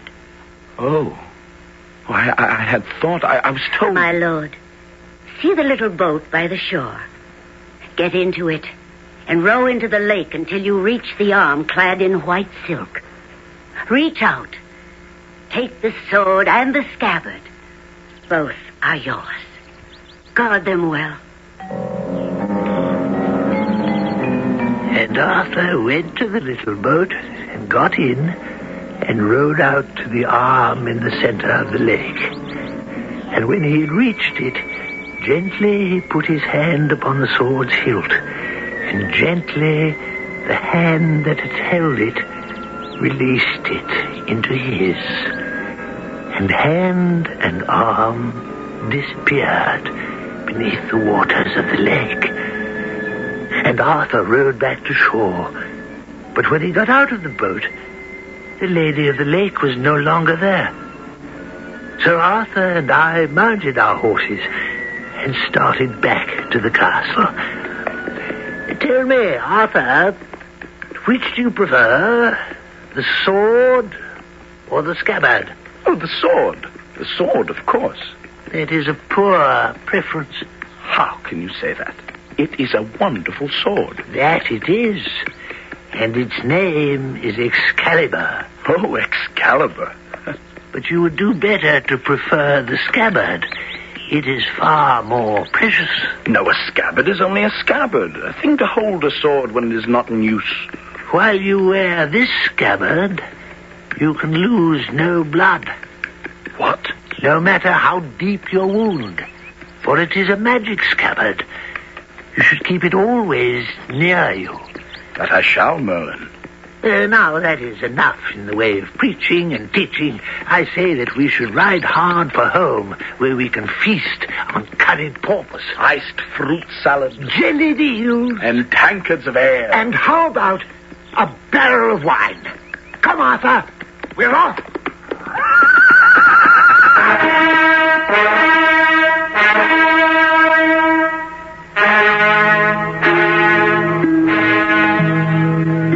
So the two friends gallop off through the forest to end the eventful day. Though one is older than the other, though one is teacher and one is pupil, they are to remain close together throughout their lives by their love of their country and their deep affection for each other. I'll be back shortly.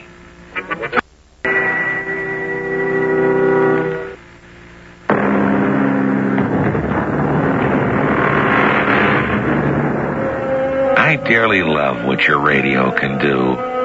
It can build a world for you. A world so different from the one you and I must now return to. Because it's the world of your imagination. A world as vast as the universe. A world in which you could be anything or anyone. Have you enjoyed our visit to another century and England's youthful king? Well, if you have, we'll call our journey a success. If you missed the details, I can bear it.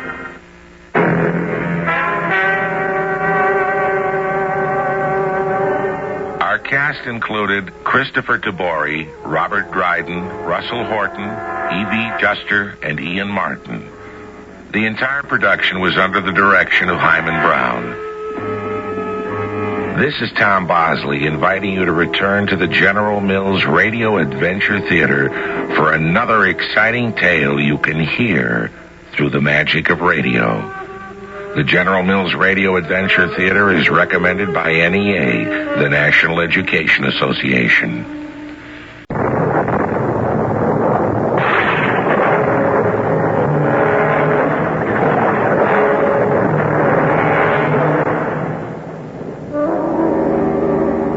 Welcome to the magical land of radio, where adventure is yours for the twist of the dial. I'm Tom Bosley, your guide in this wonderful and exciting world. In the weeks before, you've met many heroes, but today you shall meet the young man who was probably the first of all heroes. His name is Jason, and when he went forth on his dangerous quest for the Golden Fleece many thousands of years ago, he set the style for all the adventures that have been told since. Our adventure story, Jason and the Golden Fleece, was written especially for the General Mills Radio Adventure Theater by Paul Tripp. I'll be back shortly with Act One, where I can bear it.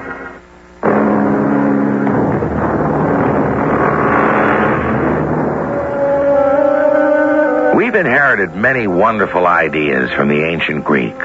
Democracy, mathematics, geography, astronomy. The art of storytelling was also invented in Greece. Even the word hero is Greek. It means a man of courage and daring. The stories we tell about these heroes are called myths or fables.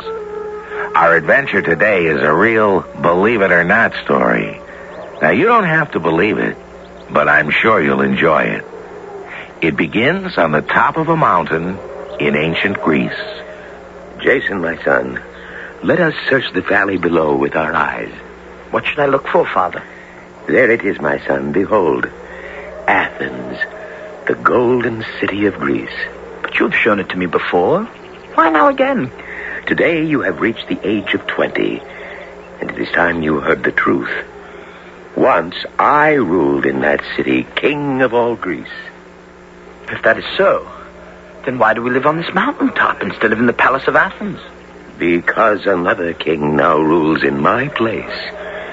My younger brother, Peleus. You gave up your crown to him? Nay, he took it from me. He incited my soldiers against me and seized my kingdom. You were 2 years old then, Jason. Why did you not fight back? Because in a war, many innocent people die. I wish no bloodshed. I took you in my arms and fled to this mountaintop. I wish to hide you from my brother's eyes. Had he found you, he would have killed you. For you are the true heir to his throne. Then I must go to Athens and take it back. Ah, I had hoped you would say that. I have waited long for this day. But, Father, how shall I prove that I am the rightful king? Here. Hang my sword from your belt. My brother Peleus will recognize it. The rest is up to you. You must go now. And may the gods who dwell upon Mount Olympus keep watch over you. Well, soothsayer, have you discovered the reason why my nights are so sleepless? I have, mighty King Peleus. For 7 nights I have read the stars. They say, beware of a man who shall come tomorrow wearing but one sandal, for he shall take your kingdom from you and keep it. Do the stars say who this man is? No, your majesty. The stars lie. No man will ever take my kingdom from me.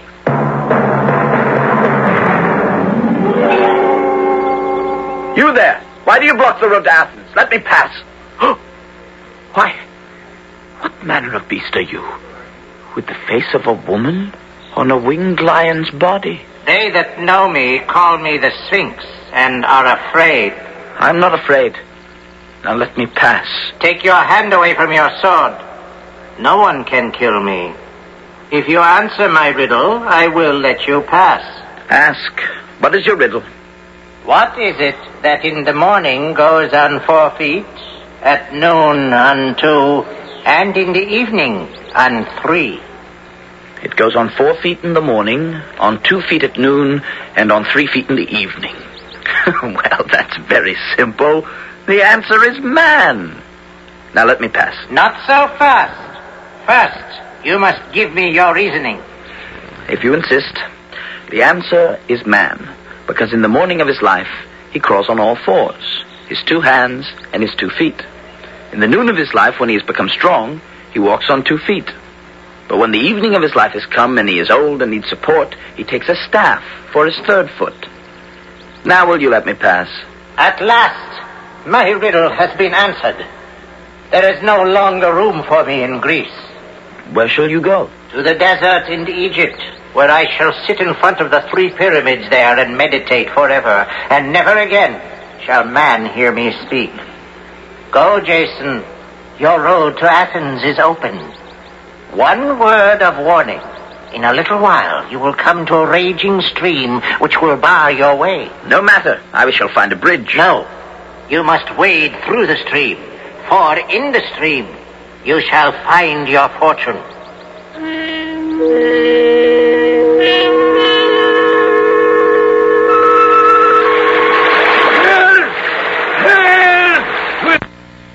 Let me cross this raging stream. Oh, there! Old man! Why Why are you so foolish to wish to cross here? Are you anxious to drown? I must be in Athens by nightfall, else my son, with whom I live, will be concerned for me. Old man, since we are both set on going to Athens, we will cross this stream together. Here, climb on my back, and I will carry you. May the gods bless you for this kindness. No, not so tight around my neck, or we'll both drown. Hold my hand. I will pull you. It's not so far to the bank now. Oh, there. Safe at last. Oh, thank you, young man. What's wrong? One of your sandals is missing. You must have lost it in the stream.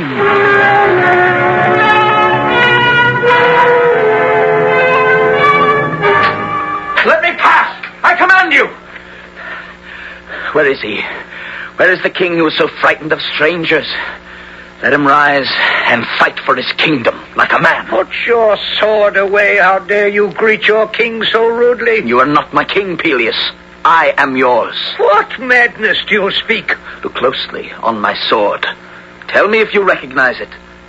Why, it's the sword of my brother. I thought he was dead. No, uncle. He lives, and I, his son, Jason, live as well. Well, so my long-lost nephew comes to visit me after so many years. You know I am the rightful king. I ask for nothing but my rightful throne. Nothing else? Your Majesty, this is no laughing matter. Look, the boy Jason wears but one sandal. What? Remember the warning of the stars. Beware of a stranger who comes wearing but one sandal, for he shall take your kingdom from you and keep it. What is it, uncle? Why have you turned so pale? Or has your soothsayer told you some bad news? No, but suddenly I feel faint. Leave me, my dear nephew, for a moment while I recover. I warn you, uncle. You and your soothsayer may plot all you like, but I have come to stay. Now tell me, soothsayer, what is to be done? Send Jason off on a dangerous journey from which he will not return. Send him to fetch the golden fleece, which hangs from an oak tree at the farthest edge of the world. Others have ventured to find it, but none have returned. An ingenious plan, soothsayer. You will be well rewarded. Oh, there, Jason, come back. And what have you decided, uncle? Why should we quarrel? I'm getting old, and my crown has grown heavy on my head. Therefore, I shall give my kingdom to you if you prove yourself worthy of my crown. And how would you have me prove my worthiness? By being a hero and achieving that which has never been achieved before. Is that not a reasonable request? For once, uncle, you speak the truth. What is this great deed you have in mind for me? Bring me the golden fleece that rests in the kingdom of Colchis in the Black Sea. The golden fleece? My father once told me about it. How there were 1,000 dangers to overcome before one could reach the golden fleece. Are you trying to trick me? Oh, there are a few dangers, I admit. But you're a brave, strong lad, aren't you? Are you afraid? Afraid? I shall go. And when I return, I shall hurl the golden fleece in your face. And we shall see which one of us is more afraid. Good. Then it's a bargain. You will need a ship, of course. I shall have it built for you by Argus, the finest shipbuilder in Greece. Go to him now and tell him I will pay him well. Suddenly, uncle, you are very generous. I wonder why. Let's examine your design once more, Argus, before the hammer starts swinging. Yes, the mast and sail are well conceived, and the ship is pierced for 50 oars. Well done, Argus. Now, but remember, the ship must be so light that it can be carried on land by my crew for 12 days. Now, start building while I seek 50 men to sail in it.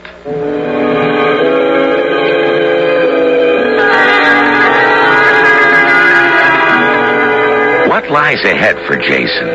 Perhaps only the Sphinx knows, and the Sphinx will not tell. For the Sphinx has kept its promise. Even today, it sits silently in front of the 3 pyramids on the Sahara Desert in Egypt. Not one single word has it uttered in all the thousands of years since the riddle was answered. But there is a mysterious smile on its face. What does the Sphinx know that we don't? I'll be back shortly with Act 2. The General Mills Radio Adventure Theater will return shortly. Yeah.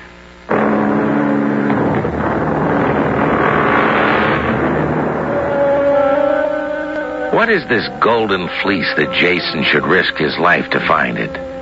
True, there once was a golden ram, the only one of its kind. And true, its fleece was of the purest gold. But do men risk great danger just to find gold? Or is it something else that drives them? When the first man who ever reached the top of Mount Everest, the tallest mountain peak in the world, was asked why he did it, perhaps that is why Jason and his 50 heroes seek the golden fleece. Because it is there to test how brave they are. Jason, by the gods, it is a beautiful ship. Argus, my shipbuilder, has done well by you. That he has, Uncle. And for that reason, the ship is named after him, the Argo. Ah, a noble name. But why do you not sail? I see your crew waiting with their oars. There are only 48 of them. I need 2 more. Not any longer, Jason, for we are here. I am called Nestor, and that mountain of a man who approaches behind me is known as Hercules. Nestor, I've heard of you. Are you not called Nestor the Wise? By others, perhaps, but not by me. Only a fool would call himself a wise man. But I am not so modest. I am Hercules, the strongest man in the world, and it would be foolish to deny it. You are both welcome. Will you come with me on my journey? That is why we are here. Your father, who is our friend, asked us to join you. I to advise you. And I to perform whatever physical labors that may be required. Then my crew of Argonauts is complete. We sail now. And Peleus, I pray you keep the crown polished and bright while I am gone. For when I return, you yourself shall place it on my head. Ho there! Hoist the sail! Do not fear, your majesty. Jason will not return. Do the stars say so? I have not asked them. See how like a tiny feather the ship tosses on the water. Aye. Can it survive the dangers that lie ahead? Do you think, my lord, that the fierce king of Colchis would let them leave with the golden fleece alive?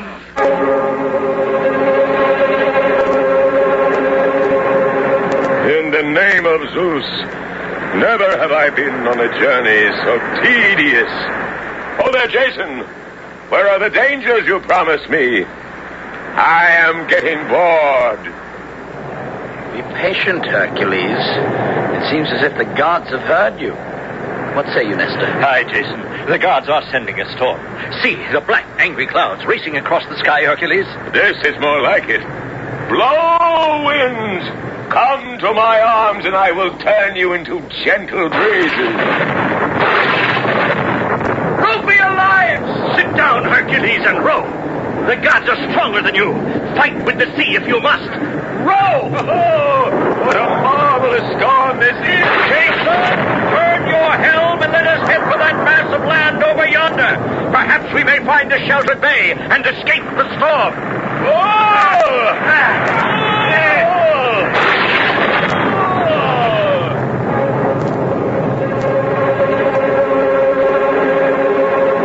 The water is calmer here.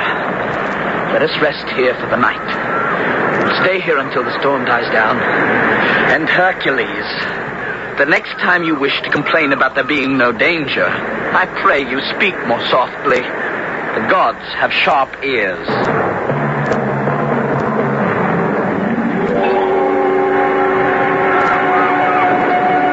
Wake up, strangers.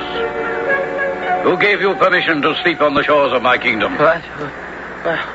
Who disturbs my sleep? Who dares? I dare. I am Amycus, king of this land of fishermen. No stranger enters my land without my leave. In my land, strangers are treated as guests. Since I see you are a barbarian, we will leave at once. Up, everybody. We're leaving. We're not welcome here. Not so fast. No stranger may quit my country without having boxed with me. You see my hands? They're already bound with strips of leather. Now let the best man among you step forth, and we shall box. By the gods, I am ready for some sport. Put up your fists, your majesty, and I will give you a lesson in hospitality. No, Hercules. Perhaps you are the best man among us, but I am your leader. I will box with this king who has no manners. But Jason, he is twice your size. He will break you in two. We shall soon see. Here, Nestor, tie these leather strips around my fists. You are mad, Jason. He will destroy you. Let me. No, Hercules. Jason is our leader. It is his right. Well, very well. Now remember, Jason, strike his jaw with all your might.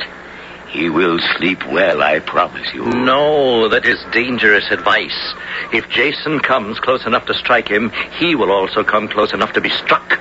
Stay away from him, Jason. You there, King Iamachus. I am ready.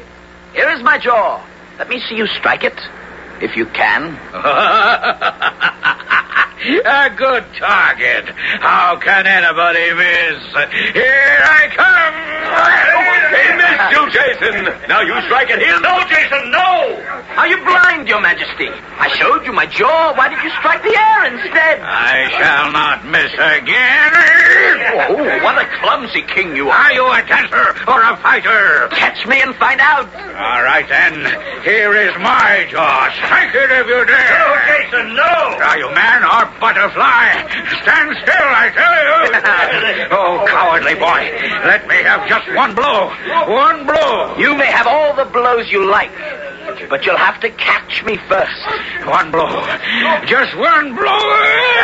By Zeus, the king is on his knees. Yes. I did not see Jason strike him. I can fight no longer.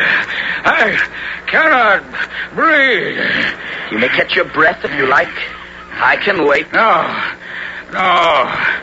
I have had enough. But I did not see Jason strike him. Why is the king stretched out on the sand? Because a lion can never catch a butterfly. Wisely spoken. Give me your hand, Jason, huh? That is your name, boy. Come now. Come to my palace, and I will entertain you with a great feast. Thank you. But the golden fleece awaits us, and we have lost too much time as it is. The golden fleece? Oh, that is a dangerous journey you make. You will never live to see it. How do you know? Have you read the stars? Oh, but I know the Black Sea to which you must sail if you would reach Colchis, where the golden fleece is. Tell us what you know, then. In the name of our newly found friendship. I will, boy. Beware as you enter the mouth of the Black Sea. 2 floating islands lie secretly in wait there.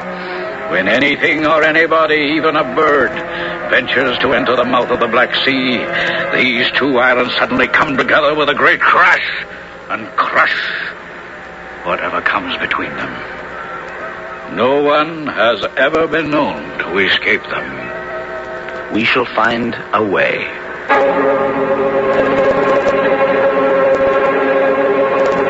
Jason, I have been thinking. If we reach Colchis safely, how shall we win the Golden Fleece? We will fight for it, if we have to. Oh, it would be better not to fight. We would be outnumbered.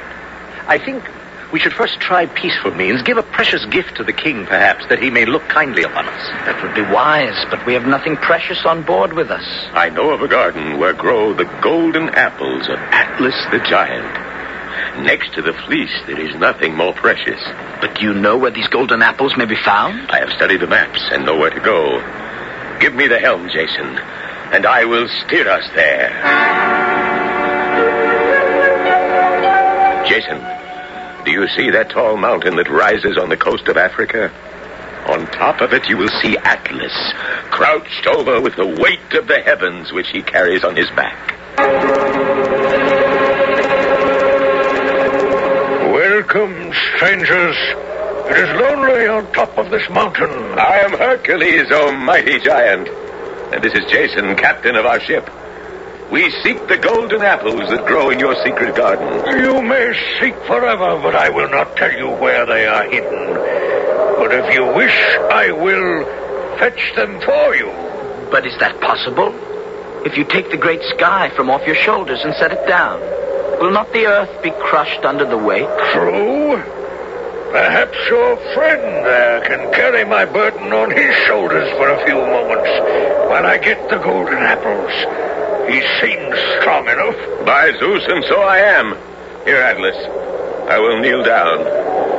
Now, place the heavens on my shoulders.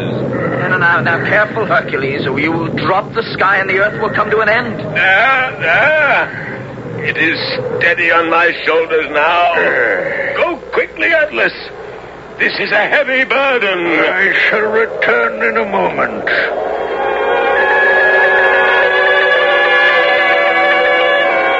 Here, Jason, here are 3 golden apples for you. Use them well. And now I must go. Go! And leave me here forever with the heavens on my back? Why not? I've carried them on my back for too many years. Now I'm weary. Jason, the giant has tricked us. Do something. Be calm, Hercules. Atlas, a moment, please. Well? My friend is willing to carry your burden for you, but he is not used to such labor. Take the sky back on your shoulders, but for a moment, while I place a pad on his back to ease the strain. Oh, very well. Let me have it, Hercules. I will hold the sky for you, but only for a moment, mind you. Hurry, Jason. I would be away from this mountaintop. Hey, where are you two going? To continue our journey, of course. Did you think we would stay here forever? You have tricked me!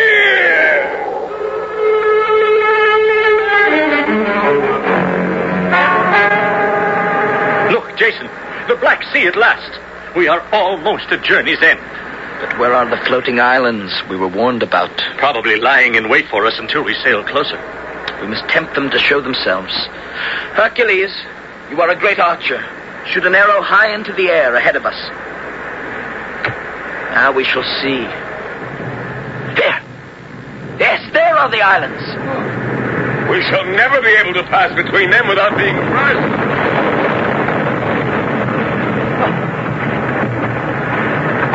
See how they withdraw once they have crashed.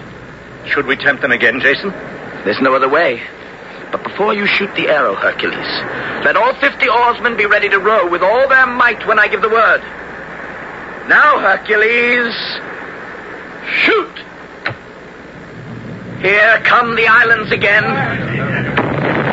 Ready, everybody? Now, row! Row! Everybody, quickly, row before they come together again.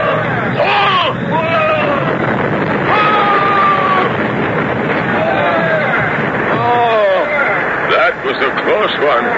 They missed us by a hair. Aye, we are now safely in the Black Sea. Give thanks to the gods, my brave company. And look yonder where the tall towers of the land of Colchis gleam in the sun. Give thanks, for half our journey is done.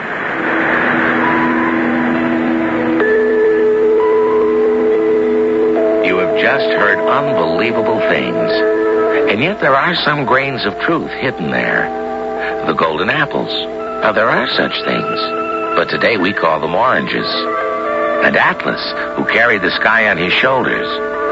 On the northern coast of Africa, there's a chain of peaks so high the sky seems to sit on them. And they're called the Atlas Mountains. From one tiny grain of truth, a great story can grow. We'll be back shortly with Act 3. The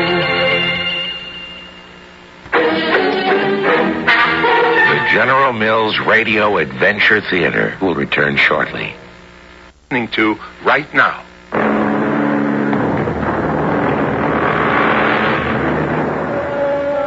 When When Jason and his Argonauts set out on their long journey, they were the first men who dared to sail on seas that had never been sailed before. Now, that should have been enough to satisfy any ordinary hero. But Jason had a far greater goal in mind. The Golden Fleece. His greatest enemy now is not the treacherous sea, but the crafty king of Colchis, Aeetes, before whom Jason now stands with his friends.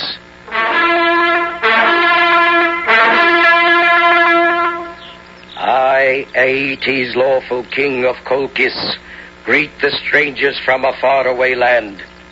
And to you, young Jason, I offer my thanks for these 3 golden apples. You are most welcome, gracious king. Speak bluntly, Jason. What do you want? The Golden Fleece. As simple as that, eh? And if I do not give it to you, what then? Then we shall fight for it. Bloodshed is not to my taste. I like you, Jason. You shall have the Golden Fleece, if you prove you are worthy of it. And what will satisfy you as to my worthiness? You will perform 3 simple tasks. Name them. First, you must plow the earth that lies before me. And out of the kindness of my heart, you may borrow my 2 bulls to help you plow 10 furrows in the field. Careful, Jason. There is a trick hidden in his kindness. There is no choice, Nestor. Very well, Aeetes. Give me your bulls, and I will plow. Bring out my bronze bulls. Jason, I cannot let you do this. See how huge those beasts are. They breathe angry fire through their nostrils. Nestor, will you advise me? Here, take my crimson cloak and go out into the field. The bulls are at opposite ends. Goad them, taunt them with my cloak, and just as they are about to catch you between them, quickly jump out of the way. The rest will be simple. If I am fast enough. Give the signal, Aeetes. Call forth the bulls. This is madness. He will be killed. I cannot bear to look. Oh, my pretty bronze bulls. Come and see my pretty red cloak. There, catch it on your horns and play with it. Now, Jason, jump! What happened? Is Jason still alive? See for yourself. The bulls have collided with their heads and knocked themselves almost senseless. See how tame your bulls are, Aeetes. Now I will yoke them to plow, and you shall have your 10 furrows.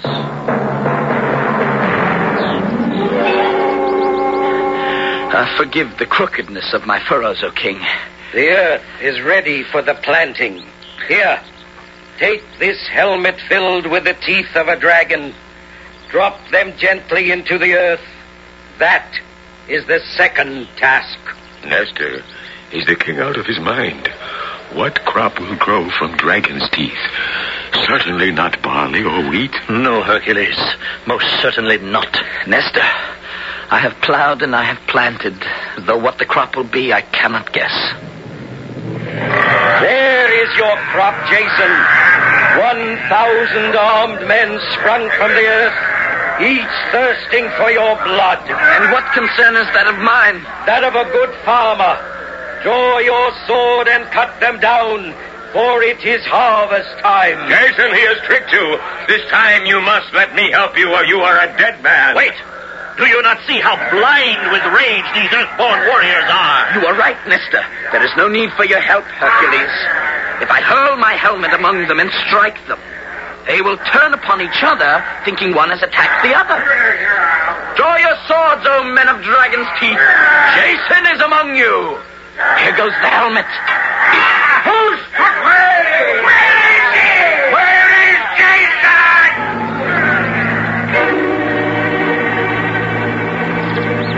Well done, Jason. There remains but the third task. And that is? To take the Golden Fleece itself, of course. You will find it in the dark forest that lies yonder, hanging from an oak tree. This forest is as dark as night.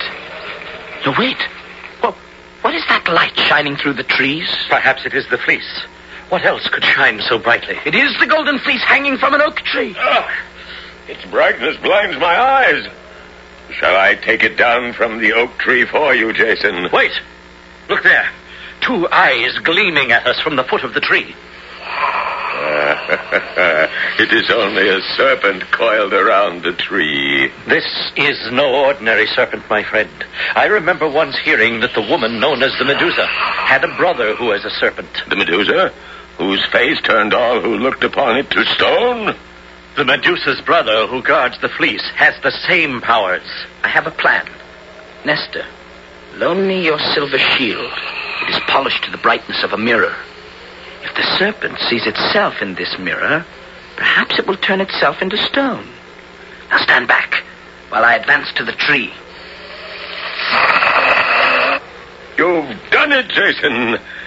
I can now step on this stone serpent and take down the Fleece. Here it is, my wise boy.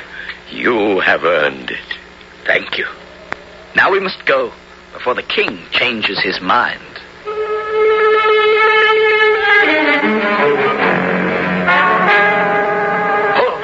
Pull with all your might, because there on shore stands Aeetes. Jason, give me back my golden fleece. I will give it back to you, O king, who breaks his word, when you catch me. And by Zeus I will. Oh, there, my sea captains. We will give chase to these pirates who have stolen my fleece. Pull, men, pull. For never will I give up this golden fleece. You may have to, Jason. Aeetes is gaining on us. Jason, throw the fleece into the sea, that I may have it back again, and I will spare your lives. Jason, why not give him back his golden fleece? What are you saying, Hercules? Have you turned coward? No. Look upon the yellow lion skin I wear across my chest. In the setting sun, does it not look as golden as your fleece? Yes. You will throw my lion skin into the sea and tell Aeetes it is his golden fleece. And then we'll have more time to escape. It may work, Jason. It is our only chance. Very well. Hold there, Aeetes! Will you indeed spare our lives if I return your golden fleece? I will. I swear it by Olympus. Then here it is. Behold, I have thrown it into the sea. It worked. Look how his fleet has slowed its pace to pick up the fleece. Now, men, we must row harder and harder and keep the lead we have gained. Here, pull, men, pull. Dusk has fallen. We may yet escape them. They will never find us in the blessed night. Sea captains, let the fleet row to the mouth of the sea and wait there. We shall catch our fish in the morning. I spoke too hastily. We are trapped. Have we another brilliant thought? Where will the king look for us? At sea, of course. But will he look for us on land? Steer for the shore, Jason. We may yet escape.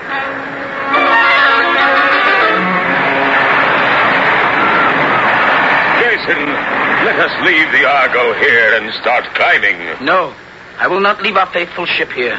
It has carried us across the seas for so long. Now we shall carry it across the mountains. Come, let us lift it onto our shoulders. It was built light enough for us to carry it. Look below, my comrades. Athens waits for us. Let us set down our ship. Come, my friends. Come to Athens and see me crowned King of Greece at last. No, Jason. You shall go alone. The golden fleece is yours. Let the glory of the homecoming be yours as well. He is right. Besides, we have been gone too long from our own homes. I shall abide your wishes. But before we part, let us burn our ship on this mountain top as a sacrifice of thanksgiving to the gods who watched over us for so long. Hercules, set the torch to the ship.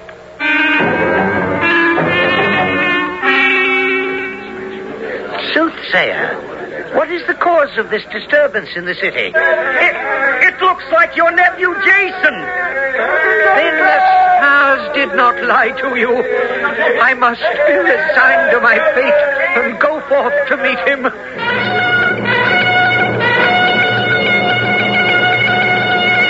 Here is the golden fleece, uncle. Now, will you give me the crown Or must I fight for it as well? No, nephew. I am too old for fighting, and you have earned the crown. Herald, sound the trumpet. Citizens of Athens, people of Greece, make welcome to your new ruler. Long live Jason, King of Greece!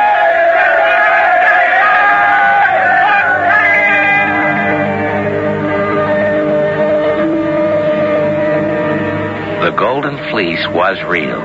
It was no trick of the imagination. In the Great Gold Rush of 1849 in California, miners used sieves, which they filled with dirt containing gold dust, and then swished them in the streams. Now the dirt washed away and the gold remained. In ancient days, the Greeks also panned for gold, but instead of a sieve, they used the fleece of a sheep, which caught the gold dust and thus actually became a golden fleece. And that is how the great legend of Jason and his Argonauts was born. I'll return shortly.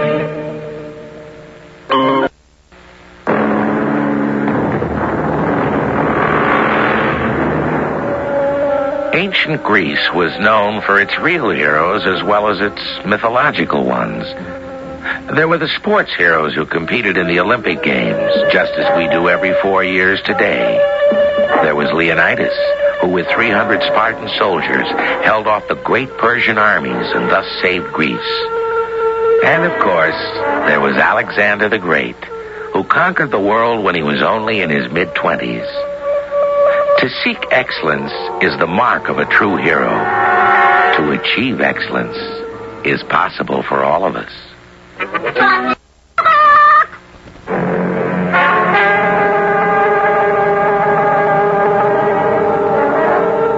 Our cast included Christopher Tabori, Ian Martin, Leon Janney, Court Benson, Earl Hammond, and Paul Tripp. The entire production was under the direction of Hyman Brown.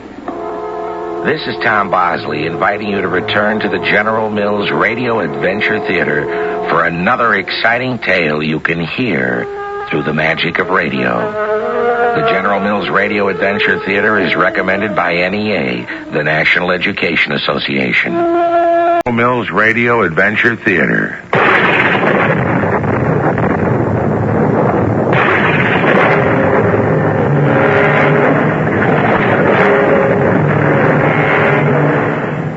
Welcome to the wonderful world of memory and magic.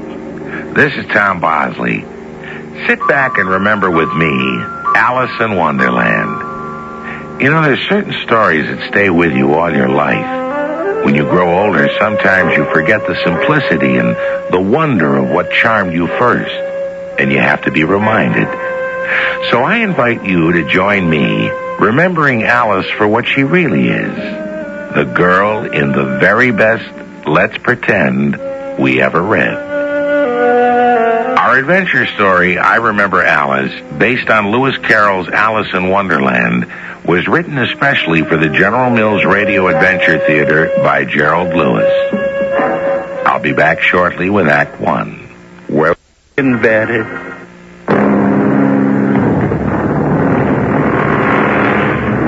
As I remember Alice, she was sitting in the garden on a happy summer day when a pink-eyed white rabbit wearing white gloves and a natty jacket ran right by her saying, oh dear, I shall be late." Then, nearly as I can remember, Alice fell down the rabbit hole, found a golden key which unlocked a door to a miniature garden, took a drink from a bottle that said, "Drink me," and grew smaller. She started to cry, her tears causing a flood. She met all kinds of strange creatures, and after a terrifying adventure in the White Rabbit's house, she finally escaped to the woods where she met... But listen. Who are you? I'm Alice, I think. Are you a caterpillar? Not a caterpillar. I am the caterpillar. Who else do you know who is blue in colour, smokes a hookah, and sits on a mushroom? And who are you? Or did you tell me? I hardly know, sir, just at present. I know who I was when I got up this morning. But I think I must have changed several times since then. What do you mean by that, Alice? Explain yourself. I can't explain myself because I'm not myself, you see. No, I don't see. I'm afraid, Caterpillar, I can't remember things as I used to. And I don't keep the same size for 10 minutes together. Precisely why I asked you, who are you? To begin with, being so many different sizes in a day is very confusing. It is not. Wait until you've turned from a caterpillar into a chrysalis, and you will someday, you know, and then, after that, into a butterfly. Then you will feel a little confused and queer like I do. Not a bit. I don't know why I'm wasting my time talking to you. You are most unpleasant, and I dare say if you gave up smoking, you'd be a lot kinder to strangers. I'm going. Goodbye. Come back. Oh, all right. I'm back. What is it? Keep your temper. Is that all? No. So you think you've changed, do you? I used to have a very good memory, and now I can't seem to remember anything. For instance, like what? You are old Father William, the young man said. Oh, I can't remember the rest at all. Go on. And your hair has become very white. Yes. And yet, you incessantly stand on your head. Do you think at your age it is right? I did it. Continue. In my youth, Father William replied to his son, I feared it might injure the brain. But now that I'm perfectly sure I have none, why, I do it again and again. Hooray! It will be all for now. I thought I did it very well. It wasn't said right. I was never very good at saying things out loud. Oh, but at least I have some of my memory back, if not all of my size. What size do you want to be? I'm not particular as to size. Only one doesn't like changing so often, you know. No, I don't know. What size are you now? I'm your size, I suppose. Are you content with it? Well, I should like to be a little larger. Oh, 3 inches is such a wretched height. I don't agree at all. It's a very good height indeed. But I am not used to it. Well, I am not remaining here to be insulted. I shall have a smoke elsewhere. No, the one side will make you grow taller, and the other side will make you grow shorter. One side of what? Of the mushroom I've been sitting on. Oh, do I touch it? Certainly not. You ate it. Now, I've got 2 pieces here, one from each side. Now, which side of the mushroom is which? I'll try the piece in my right hand first. Oh, goodness, my chin has hit my foot. Oh, and I'm still shrinking. I can hardly get my mouth open. Oh, but I must.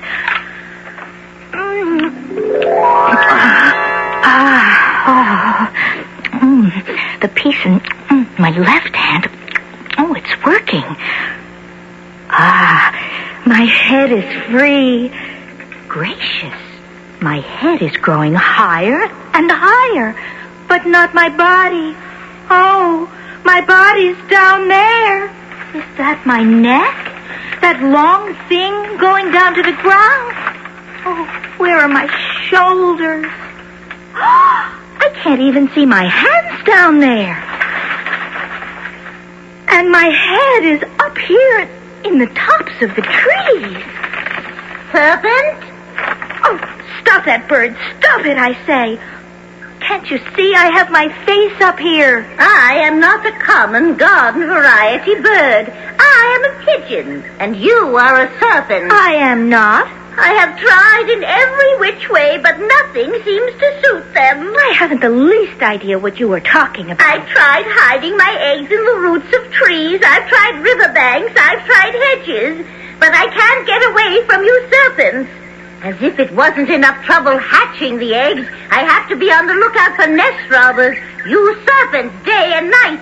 Why, I haven't had a wink of sleep in 3 weeks. I'm very sorry if you've been annoyed. And just as I'd taken to the highest tree in the woods, and just as I was thinking I was free of them at last, you show up. Serpent? I am not a serpent, I tell you. Well, what are you? I'm a little girl. A very likely story indeed. I've seen a good many little girls in my time, but never one with such a neck as yours. Don't deny it. You are a serpent. You're up here in the trees looking for eggs. So what does it matter to me who you are? It matters a good deal to me, but I am not looking for eggs as it happens. And if I was, I shouldn't want yours, Mr. Pigeon. Mrs. Pigeon? Because I don't like eggs raw. Well, be off then. Leave us in peace. I would love to be off, but my neck is tangled in these branches. Can't you do anything about that? Perhaps I can. Oh, if I try harder. If I just bend down. Oh, and reach my hand. Oh, there. Must bite off a little more of the right-hand piece. Oh, no, too fast. Some of the left-hand mushroom piece. It's doing it. This looks like my normal size. Oh, where am I? It's that beautiful garden. Oh, what a tiny little house over there. Well, if I want to go in, I had better cut myself down to size, or I should frighten them all out of their wits. Come on, mushroom. Another nibble. Yes. Yes? I should think this would be just about right. About 9 inches high.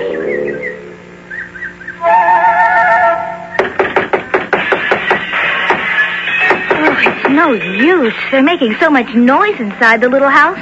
They don't hear me knock. Well, why not? I'll just walk in. Oops, good thing I ducked. You! Excuse me, ma'am. Oh, you don't have to apologize. You! I am the Duchess. You! Is that your cook, Duchess, at the stove making soup? Oh, why is she throwing plates and pots like that? Of course. She is the cook. You! Don't you know a cook when you see one, little girl? If she didn't put so much pepper in the soup, it wouldn't make you sneeze. Don't say that. She can't stand criticism. Oh, there certainly is too much pepper in that soup. Meow. I don't agree. It doesn't make me sneeze, or the baby sneeze either. Who is that? Who is he? He is a she, and she is a cat. And everybody knows cats rarely sneeze. Is that your baby, Duchess, in your lap? If I'm not being rude. You're being quite rude. And that is not my baby, but a baby. Please, Duchess, would you tell me why your cat grins like that? It is a Cheshire cat, and that is why. I didn't know Cheshire cats could grin. In fact, I didn't know that cats could grin. We all can, and most of us do. You don't know much, little girl, and that is a fact. Since you have come into my house uninvited, you might as well make yourself useful. Take the baby and hold it. I must go to play croquet with the Queen. Mr. Cat, I think I should go. Mrs. Cat, you may call me Cheshire. If I don't take this baby away, they're sure to kill it. Goodbye, Cheshire. Goodbye, Cook. It was nice meeting you. Oh, what's the matter with you, little baby? You have a very turned-up nose. A snout, in fact. If you're going to turn into a pig, my dear, I'll have nothing more to do with you. Oh, you have turned into a pig. I think I better put you down on the ground. You'll feel more comfortable on all fours. Look at it run. Well, if it had grown up, it would have made a dreadfully ugly child. But it makes a rather handsome pig, I think. Oh, hello, Cheshire Puss. How did you get up in that tree? Meow.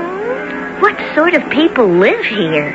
In that direction lives a hatter, and in that direction lives a March hare. Visit either you like. They're both mad. But I don't want to go among mad people. Oh, you can't help that. We're all mad here. Do you play croquet with the Queen today? Well, I should like it very much, but I haven't been invited yet. You'll see me there. By the by, what became of the baby? It turned into a pig. I thought it would. Goodbye. Meow. Oh, look at that. How slowly it's disappearing. The tail, the back, the ears. Now the head is gone. Nothing but the grin is left. Well, I have often seen a cat without a grin, but a grin without a cat? It's the most curious thing I ever saw in all my life. This must be the March Hare's house. Perhaps I'd better eat a bit more mushroom to make myself a bit taller. That should do it. Good. I would say that I'm about 2 feet high now, just about the right size. Oh, my goodness, I can see from here. Why, they're having a tea party.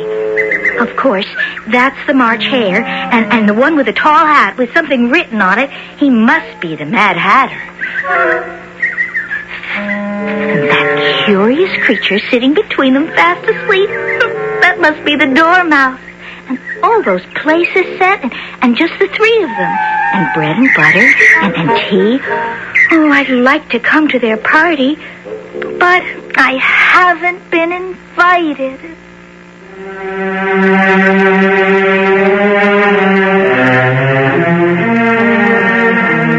I'm bashful like that, too. In fact, Alice and her adventures could be me. There's a lot of Alice in me. It is certainly, as I remember it, my own thoughts and feelings about growing up.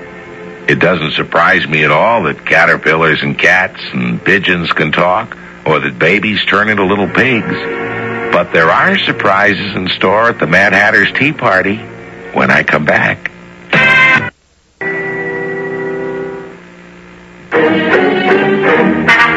The General Mills Radio Adventure Theater will return shortly. Yeah.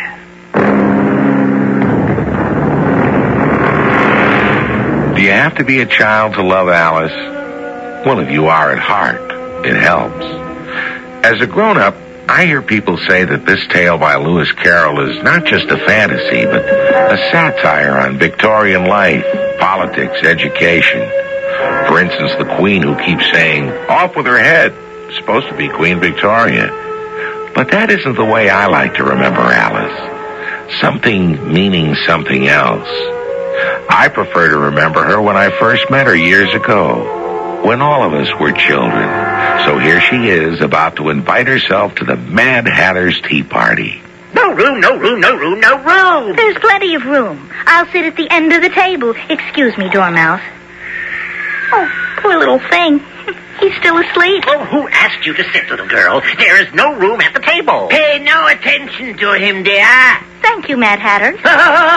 You think I'm mad? It's only when I'm crossed and get angry. But Hare is as mad as the March Hare. I am the March Hare. Your hair needs cutting. You should learn not to make rude remarks, Mad Hatter. It's very rude. Why, you don't even know my name. We do. It's Alice. How do you know? It's a very ordinary name. What day of the month is it? Ooh, what a beautiful watch. Oh, will it tell the month if you shake it like that? What day is it? Doesn't anybody know? The 4th. Oh, the watch is 2 days off. Hare, I told you not to put butter in the word. But it was the best butter. Yeah, some crumbs must have gotten in, too. You shouldn't have spread the butter on the watch with the bread knife. Oh, give me the watch. I'll fix it. I'll try dipping it into the tea. Oh, what a funny watch. It tells the day of the month. Doesn't everybody's? The Dormouse is still asleep. Does he ever wake up? Shall we pour some tea on his nose? I should say not. He can't help it if he's sleepy. Why is this long table set for 12 people with 12 cups and saucers when there's only the 4 of us? Oh, that's because it's always 6 o'clock. It's always tea time. And we've no time to wash things in between. So what do you do? We keep moving around as the tea things get used up, like musical chairs. Have some more tea, dear. I haven't had any yet. What happens when you come all the way round to the beginning again? Well, that's when the hare and I quarrel. We quarreled last March, just before he went mad. It was at the concert given by the Queen of Hearts. I had to sing, "Twinkle, twinkle, little bat, how I wonder where you're at." Do you know the song? It's beautiful. Oh, yes. Up above the world you fly like a tea tray in the sky. Twinkle, twinkle, twinkle, twinkle, twinkle, twinkle, twinkle. March Hare said I was terrible. You were. I'm not talking to you. Oh, let's change the subject. Who will tell a story? I vote for Dormouse. So do I. I second the motion. So do I. Dormouse, tell us a story. Oh, he's not telling it, he's dreaming it. I'll tell his story. I know it by heart. We all do. Once upon a time, there were 3 little sisters. And they lived at the bottom of a well. What did they live on? Honey. Well, they couldn't have done that. That would have made them ill. So they were. Very ill. I want a clean cup. Let's all move one place on. We better move 4 places on if we all want clean cups and saucers. Who's going to move the dormouse? We shall. Between us. Move, dormouse. Well, on with the story. And so the 3 little sisters were learning to draw. They began to draw everything that begins with a letter M. Why with the letter M? Why not? Where was I? Beginning with the letter M. Oh, yes. Such as mousetraps, moon, memory... Muchness. You know, you say things aren't much of a muchness. Did you ever see the drawing of a muchness, Alice? Well, now that you ask me, I don't think... Then you shouldn't talk. That is enough. Oh, you spilled the tea! Where are you going? This is the stupidest tea party I ever was at in all my life. You're all mad. Even the dormouse. If he has to sleep, why isn't he in bed? Goodbye. Look out now, 5 of spades. Don't go splashing paint all over me like that. I couldn't help it. 7 of hearts jogged my elbow. Oh, good morning. Where am I? Ooh, the Queen's croquet garden. Stand aside, little girl. Are you all playing cards? Of course not. We're gardeners. But you look like playing cards. You look like a little girl. That doesn't mean you are. Would you mind telling me why you are painting those white roses red? Not so loud. Yeah, you did it again. I'll have red paint all over me. Oh, 7 of hearts, will you stop bumping into me? That's right, 5 of spades. Always lay the blame on others. Well, you better not talk. I heard the Queen say yesterday you deserve to be beheaded. 2 of clubs? What for? For taking the cooked tulip bulbs instead of onions. Oh, fine gardener you are. You'll bring disgrace to the whole pack. Excuse me. I don't think it at all peculiar that 3 playing cards should be the Queen's 3 gardeners. But I do find it peculiar that you are painting these white rose trees red. Well, the fact is, you see, miss, these here ought to have been red rose trees, and we put in white ones by mistake. And if the Queen were to find out, we should all have our heads cut off. Just like that. At the stem. The Queen! The Queen! Hide the paint! Hide the brushes! What shall we do? All this fuss. Oh, the Queen, the King, the Knave of Hearts, gardeners, courtiers, soldiers, the entire parade. Why, they are all only a pack of playing cards. Who is this? You creature with the long blonde hair. Never saw her before in my life. What is your name, child? My name is Alice, so please, Your Majesty. And what is going on in my croquet garden? How should I know? It's no business of mine. What's that? You are addressing the Queen. Oh, pooh. Consider, my dear, she is only a child. Young lady, I am the king. Pooh to you, too. What is the matter with these red roses? Oh, they're all wet and sticky. Look at my hands. May it please your majesty, we were trying to... Pretense, fakery, knavery. You call yourselves gardeners. Off with their heads.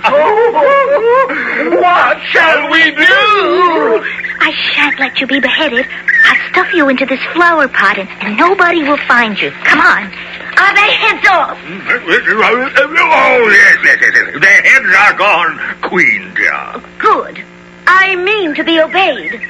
Child, can you play croquet? Yes, I can. Come on, then. Get to your places.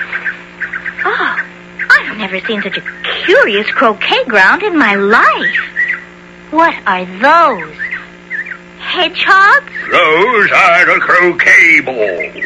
And those live flamingos? They are the croquet mallets. You mean you hit the hedgehog with the flamingo? Yes, through the arches. Where? Watch and see. Look, the soldiers are standing on their hands and feet and bending over to make the arches. Ingenious, eh? Now this one is for you. This is your flamingo mallet. I cannot use a live bird to hit a live hedgehog with. You haven't even tried. We always play this way. Set your example by the Queen. She's managing very nicely.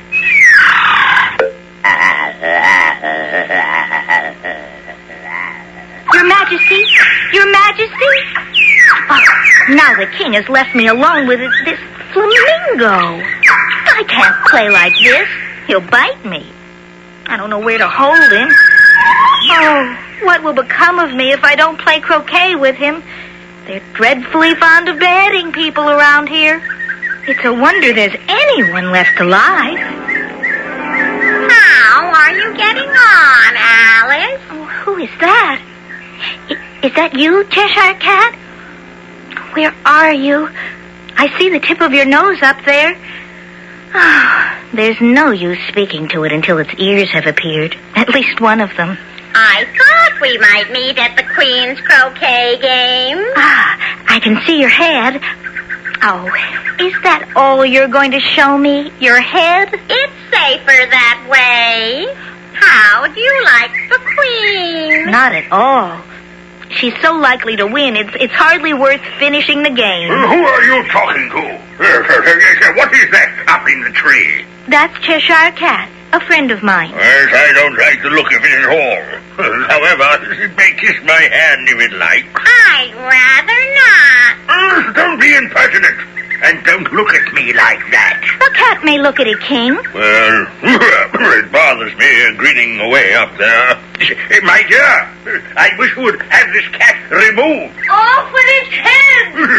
I'll fetch the executioner myself. A cat's head in a tree, indeed. Stop it, Hedgehog. Stop fighting. You two flamingos? Oh, dear. Oh, there goes my croquet mallet. What are you up to, young lady? My mallet flew off. Can't you follow the rules? What rules? There aren't any. Oh, I've had enough. Take her head off, Miss Nosy Parker here. Off with her head. Me? Off with my head?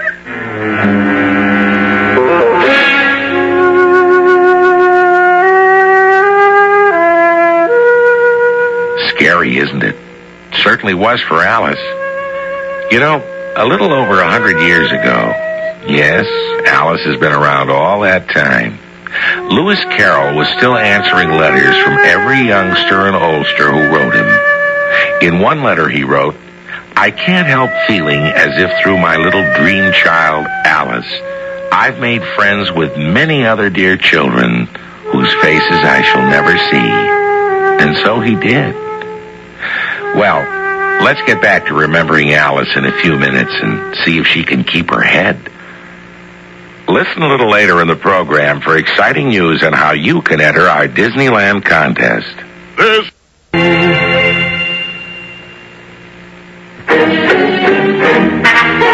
General Mills Radio Adventure Theater will return shortly.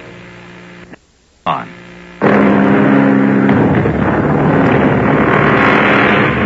Wonderland is certainly a strange place. The white rose trees are painted red. The Queen's croquet game is played with flamingos for mallets and hedgehogs for balls. And the Cheshire cat is grinning away in a tree. But there's nothing to laugh at, really.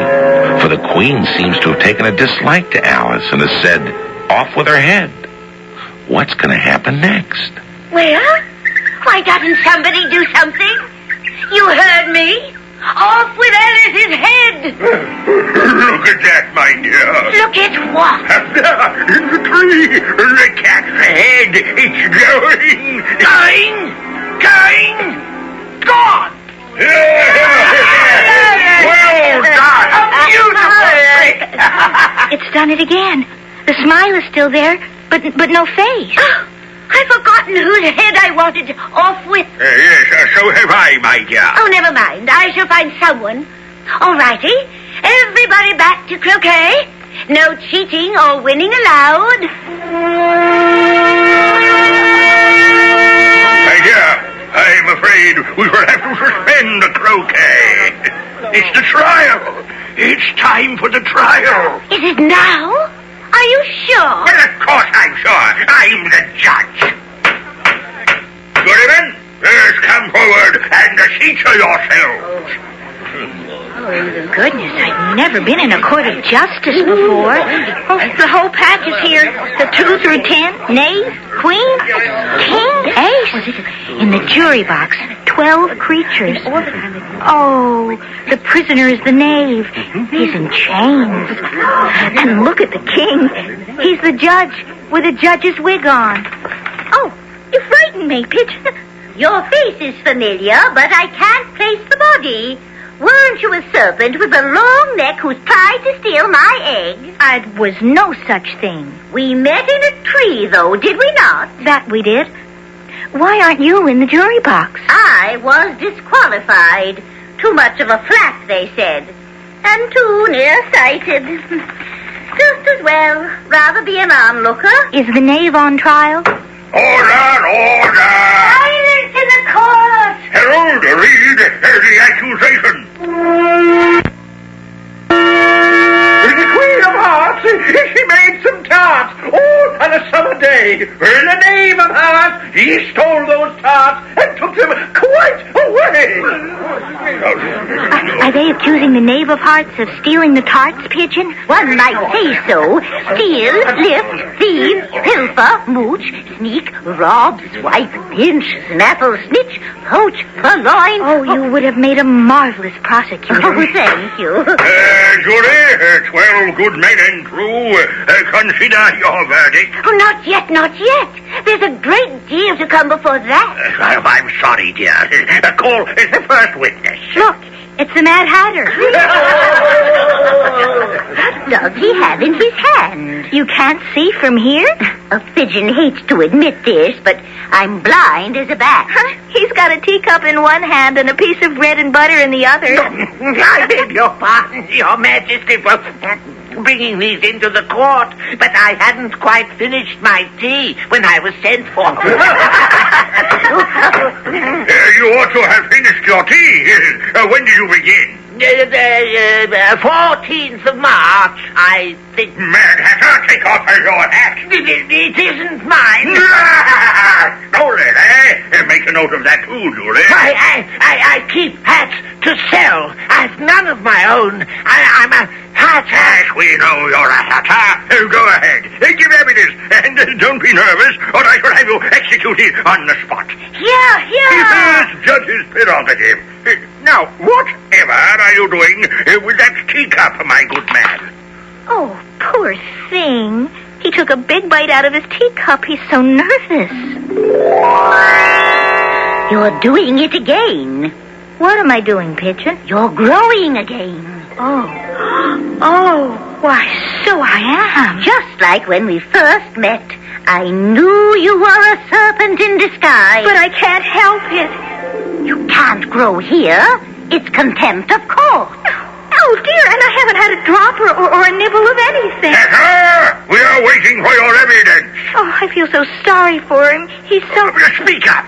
Speak up. Yeah, but I'm a poor man, Your Majesty, and I hadn't begun my tea. And what with the bread and butter getting so thin, and no marmalade anywhere, and the twinkling of the tea tray... The twinkling of what? It began with the tea. Well, of course twinkling begins with a tea.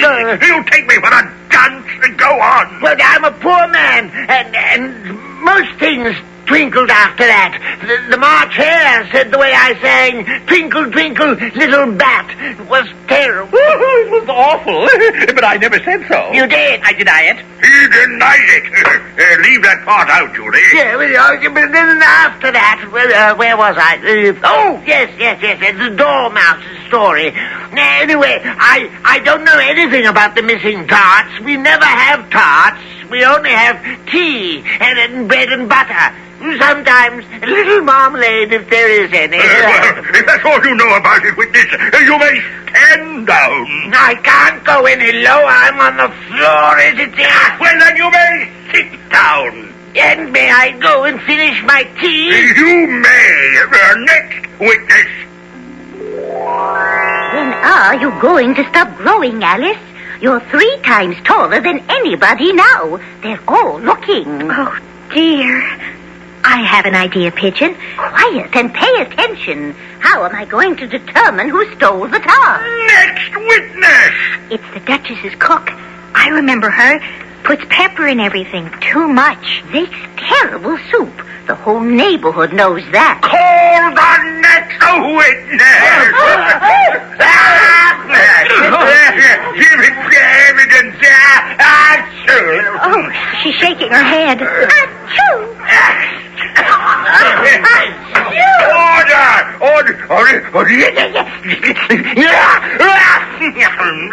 Witness excused. Witness excused. Get her out of here. Next witness, Alice. Here. Yes, Alice. Now, what do you know about the theft of the tart? Nothing. Nothing whatever. Nothing whatever. What are you doing up by the ceiling of the courtroom, child? You're not supposed to be taller than the bench. Oh, it's a problem of mine, Your Majesty. Oh, Your Honor, sir. Oh, I can't seem to stop. That's where I read from Rule 42. All persons more than a mile high who leave the court. I'm not a mile high. Oh, yes, you are. Nearly 2 miles high. Consider your verdict, creatures of the jury. The knave is guilty. I've quite made up my mind. So off with his head. You can't do that. You haven't proved he stole the tarts. Besides, the penalty for stealing isn't death. That's ridiculous. Order! Are you the counsel for the defendant? Of course not. I'm just here as a witness. Then mind your tongue. By what authority do you silence a witness? I am the queen. King, I told you we would have trouble with her. I never get along with giants. Jury, consider your verdict. No. Sentence first, verdict afterwards. Stuff and nonsense. Oh, the idea of having the sentence first. Alice, you're growing again. I can't see your head from down here. It is all irregular and probably unlawful. You haven't proven a thing. Hold your tongue. I won't. Off with her head. Who cares for you? You're nothing but a pack of cards. You don't frighten me. You can fall all over me. You won't hurt me.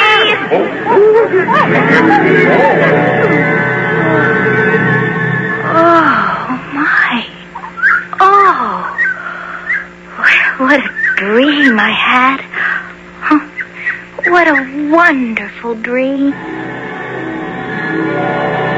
Who are you? I am Alice. Are you a caterpillar? Not a caterpillar. The caterpillar. Who else do you know is blue in colour, smokes a hookah, and sits on a mushroom? I have tried hiding my eggs in the roots of trees, in hedges, everywhere. But I can't get away from serpents like you. I haven't had a wink of sleep in 3 weeks.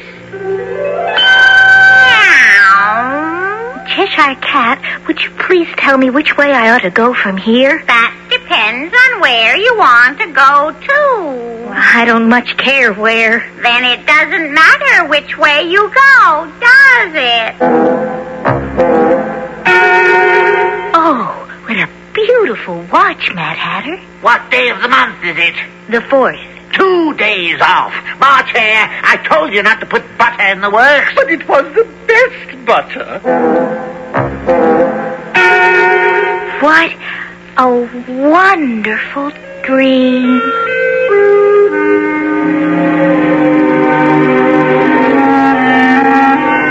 What a wonderful fairy tale. Lewis Carroll once said that he hoped when Alice grew up, she would gather about her other little children and make their eyes bright with the dream of Wonderland.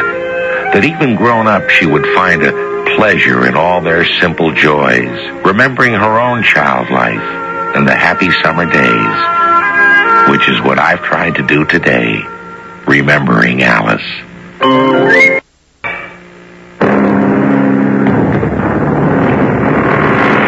I hope, gentle listeners, I haven't left out your favorite part of Alice in Wonderland. It's hard to please everyone, but this is as I remember Alice.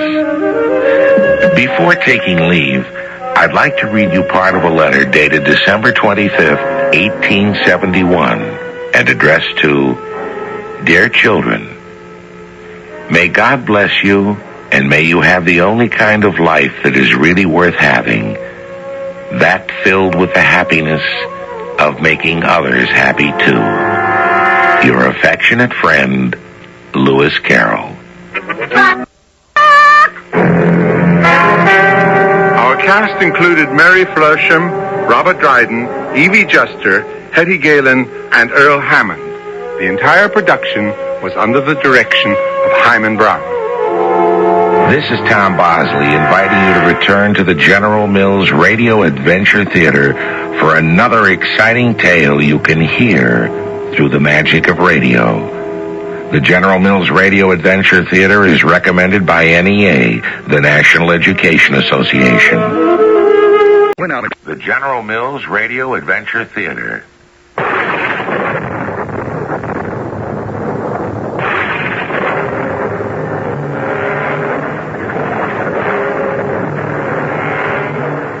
I'm Tom Bosley. Welcome to the magic world of radio. Adventure has other meanings than setting out for some distant land, braving adversity, or staking new claims. To Americans, adventure has always meant something more. Standing up for what you believe in, defending your ideals, not with words, but with actions. This is the adventure story we bring you today, of heroism that has never been equaled in our history. 180 Americans against thousands of Mexican soldiers in San Antonio, Texas, at the Alamo. Remember? We shall try to help you remember the Alamo. Today's tale of adventure, Remember the Alamo, has been dramatized from the pages of history, especially for the General Mills Radio Adventure Theater by G. Frederick Lewis. It stars Paul Hecht and Russell Horton. I shall be back shortly with Act One. Very.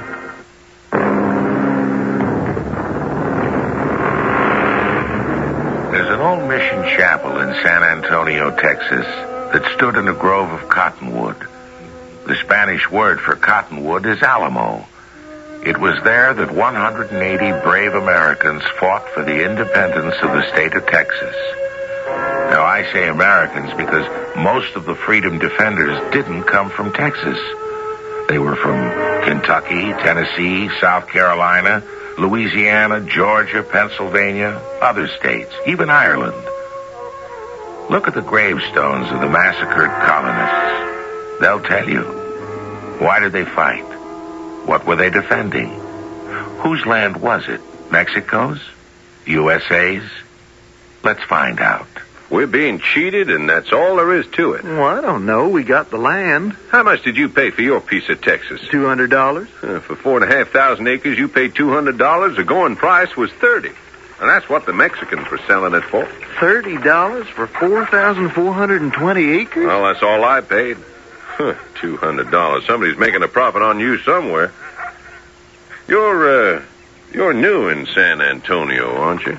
Yeah. You just missed the big shindig. We got tired of waiting for them to keep their promises of guaranteed independence, so we just up and took San Antonio. So, that's why there's a provisional government of Texas. I was wondering who was in charge. We are, for the moment. But they ain't going to take this lying down. It's an insult to the mighty Mexican government, a foreigner taking over. But to us, it's very simple. We bought the land. We're growing cotton and making something out of it. And no one's going to tell us how to run it. Yeah, my whole family fought in the Revolution for independence. I guess they'd be ashamed of me if I didn't stand up for what they stood up for. Now you're talking. Hey, you see that tall fella just rode up? You know him? Can't say I do. That's Jim Bowie. I'd like you to meet him.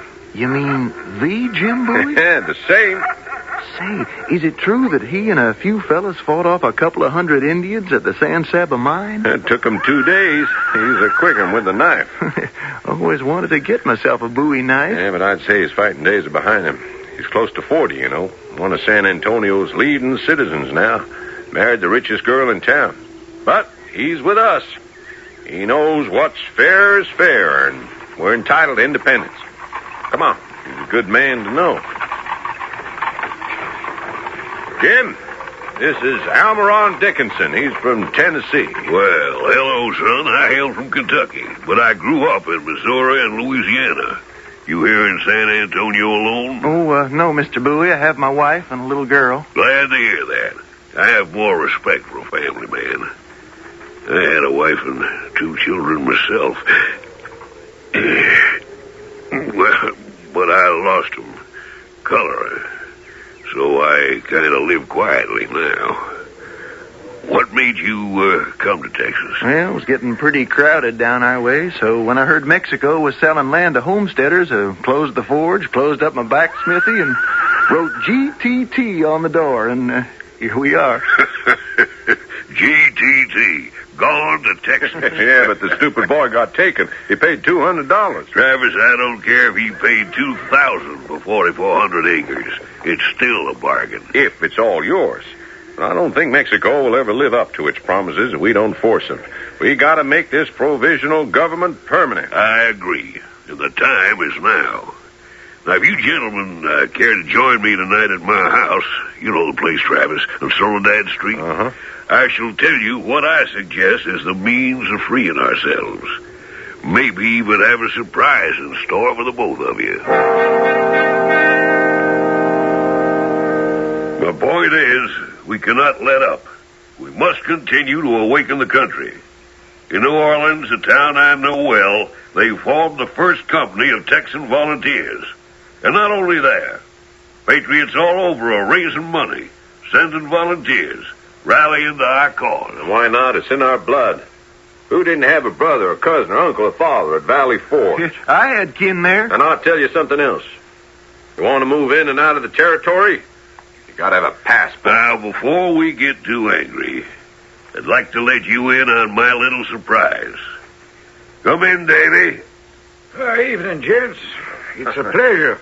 Gentlemen, David Crockett of Tennessee. No, sir. Davy Crockett of Texas. When I was cheated out of that election, I told the Tennessee voters, goodbye, I'm going to Texas. I dare say Tennessee's loss is Texas's gain.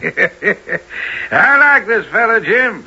Couldn't have said it better myself. Mr. Crockett, we're honored to have your musket alongside ours.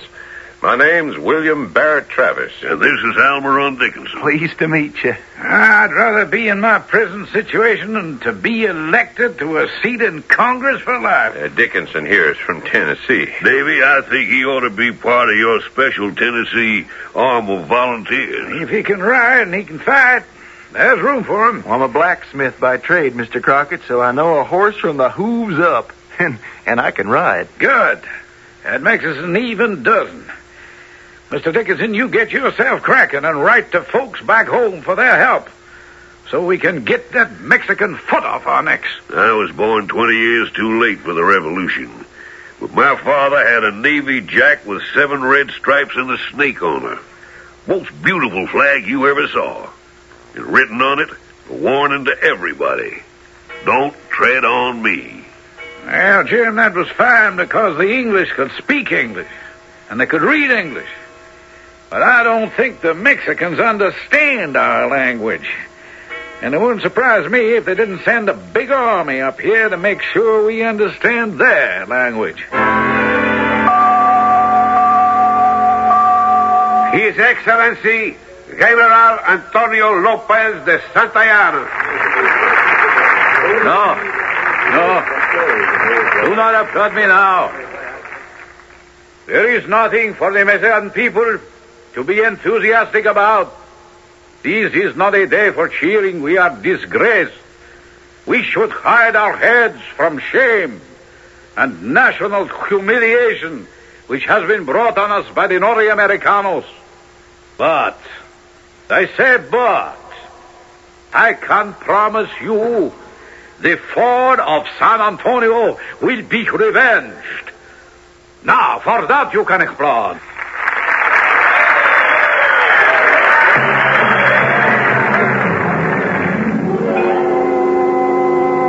It was a good speech, Antonio. Jose Mario, you are Secretary of War. I am the Commander-in-Chief. The enemy is 365 miles away. Why do they do this to me? Because we are too nice. We give them 2 years exemption from taxes so they can get started. Still, they complain about taxes. They are not poor, these Texanos. 2 years ago, in 33, they export 4,000 bales of cotton. Last year, 10,000. These Norteamericanos who we permitted into our country must learn how to obey. If it takes 100,000 troops, we shall go. Antonio, do you know how poor we are? Have you any idea what such an expedition is going to cost? Let them have their San Antonio. It is a matter of principle and honor. What price do you put on that? 5,000 men, not one less. Do you know what really would help? Tell me, Jose Mario. Get them some new guns. What are you talking about? We bought those from the English. The guns they used at Waterloo. I hear the Kentucky rifles are much better. They shoot further and hit harder. We shall see. Tactics will win. Now go, do as I say. I have an army to train so we can teach these sharp Kentucky shooters a lesson.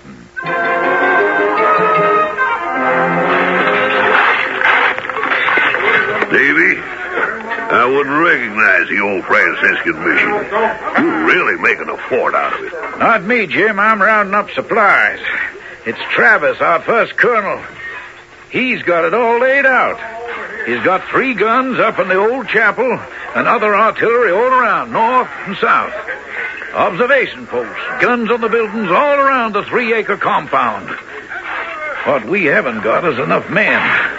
And this South Palisade is weak. No wall, nothing. Just a 9-pounder. It wouldn't be too hard for the Mexicans to crawl up here. Bowie, where you been? Sam Houston wants to blow up the Alamo. He feels it's too isolated that we should pull back. That son of a gun. Now I look at all this, your preparations. Well, Sam left it up to me, and, well, I think he's crazy. I'd say the Alamo's worth holding. Oh, that's your friend from Tennessee? Sure is. Oh, Dickinson. Yeah, that blacksmith's a born artilleryman. He's got him cracking horseshoes to use for cannon shot. Well, howdy do, Jim. Welcome back. Say, beginning to look like a real fort, isn't it? That 18-pounder covers the whole southwest angle of the town, and every day we build another earthwork to mount the guns. Sam Houston told Jim here we ought to give the Alamo up. Sam got word Santayana started his march up from Mexico with 4,500 troops. Well, we only got 150 men. Yeah, but those 150 really know how to shoot and pray. 4,500. But I'd say with our artillery and the big 20 guns, the rifles, the ammunition, why, we could lick the Mexicans 10 to 1. Yeah, even those odds ain't enough. Yeah, speaking as an old Tennessee politician, maybe what these men need is one of my extra special hypertrophied inspirational speeches. Men, gather around to hear what old Davy Crockett's going to put in your ear. Now, somebody just told me we could out-pray and out-shoot the Mexicans 10 to 1. Well, they got close to 5,000 marching up here, and by last nose count, we got close to 200. I want each of you to round up 1 man and a half. 300 friends, relatives, believers. 300 more. And with that total of 500, we're going to win. Now, anybody doesn't know a man and a half, why, he can bring in 2 men. Will you do it?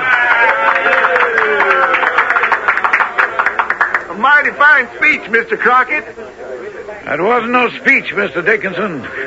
You were hearing the beating of my heart. The enemy are in view. The enemy are in view. Well, this is it, my friend. That bell is tolling for us.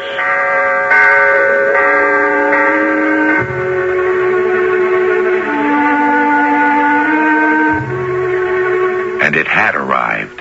The Mexican cavalry, as far as the eye could see, their burnished armor and red and blue uniforms glistening. San Antonio would be run through at sword's point. The men raced into town to rescue their wives and children, Dickinson fetching his wife Susanna and daughter Angelina. Jim Bowie got his wife's adopted sisters, one with a baby, and everyone was brought back to the Alamo. That defended garrison would certainly be the safest, they thought. They hoped. We'll see. I'll be back shortly with Act 2. The General Mills Radio Adventure Theater will return shortly. Yeah.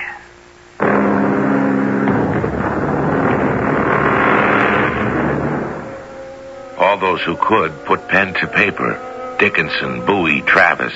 Dozens more wrote urgent appeals for goods, money, ammunition. Crockett scoured the countryside for volunteers. Weeks had gone by. No answer. Now, with the enemy at the gates, it was as though the country was asleep and didn't realize that the front lines of its freedom was at the Alamo. And then, to make matters worse, Jim Bowie was suddenly stricken ill. Let me just lie down here. Set me down, will you? Jim, what is it? What's come over you? I don't know, Travis. I had this pain, and then everything started spinning around. Help me to my quarters, will you?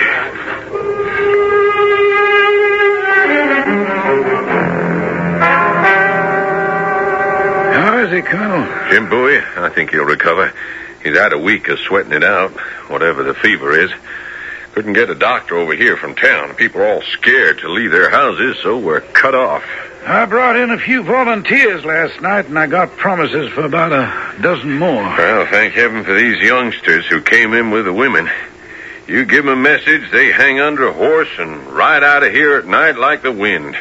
There isn't a bullet that could catch up with them. And there go their cannon. Now, listen to me, Colonel Travis. I want that palisade on the south side between the church and the barracks. It's the least protected, but my Tennessee volunteers can hold it.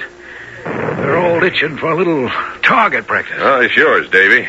Arturo! Senor? Here, my boy, take this letter to Goliad and the other to Gonzales. Deliver that one first, put it right into Colonel Fannon's hands. What'd you write? Same to both towns. The enemy's in large force. Santa Anna himself has crossed the Rio Grande and is expected any hour. We need men and provisions. Give us assistance. All we got is 150 men, but we'll defend the Alamo till the last man. Till the last man, amen. They'll never soften us up if they can't hit us. All that racket out here. I keep expecting one cannonball to land. Man, can't even be sick. Hey, now, what do you suppose has got a hold of you, Jim? I don't know. I'm like a cripple. Sure has me worried. Travis? You take care of this old knife fighter. I'm going to round up my Tennessee lads and make sure they've got the ammunition. Jim boy, I wouldn't worry if I were you. You're too ornery for any disease in its right mind to hang around you for long. Good day, James. Travis, did you hear anything from Colonel Fantasy? Not one word. I just wrote him again. There he sits in his garrison in Goliad, 95 miles away with 420 troops. Maybe he can't spare anyone. He's afraid he's going to be attacked. Yeah, that's the word, Jim, afraid. I couldn't be plainer the way I wrote him. We're determined never to retreat, I said. We don't have much provisions, but enough till you and your men get here. And where are they? Maybe the messengers didn't get through. I said to him, we repeat, to a brave officer who knows his duty, that we call on him for assistance. Brave officer. I think you flattered him. He's had time, but not the will. Round here, if you gotta dig up some courage to fight, you might as well make it 6 foot long and jump in.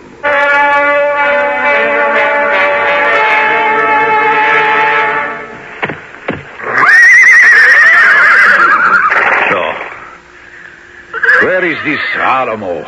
To your right, Your Excellency. Ah, yes. Not 1,000 yards away. Miserable, crumbling, ancient joke of a building. How big is it all around? 3 acres with buildings all around. It's Jose Mario. Is that a red flag flying from the chapel? I am sorry to say it is. A blood red flag. Blood red? Ah, yes. So they are defiant, are they?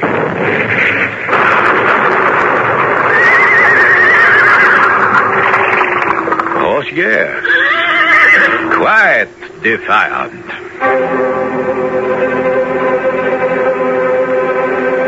You, we are requisitioning these cars. What is your name? Hitori, senor. Tell everybody to get out of your house, Hitori. My wife also? No, we need her to cook. And you will serve and clean up. Now, get food and wine and set the table. Yes. Aro tells me you have received a message from a James boy in the Alamo. I am afraid to show it to you. Oh, I shall not be angry. What does James boy say? For some reason which I do not understand, Antonio, this James boy is under the impression we wish to negotiate a peace parley. His messenger is waiting. He is joking. I have not traveled 500 miles to... What? This boy must be dreaming. Give that to me. He signs himself James Boy, commander of the volunteers. Dios y Federación Mexicano. And then he crosses out Mexican Federation and has written God and the Texas. God and Texas. Well, we shall find out. Will you see the messenger? Of course not. Tell him the Mexican army cannot come to terms under any conditions. I could have told you his terms are unconditional surrender, Bowie. He wants this battlefield. He's come all this distance to make an example of the foreigners. There's only one language all of them understand, and we shall give it to him. Dickinson? Sir? Fire! Fire! That is our answer.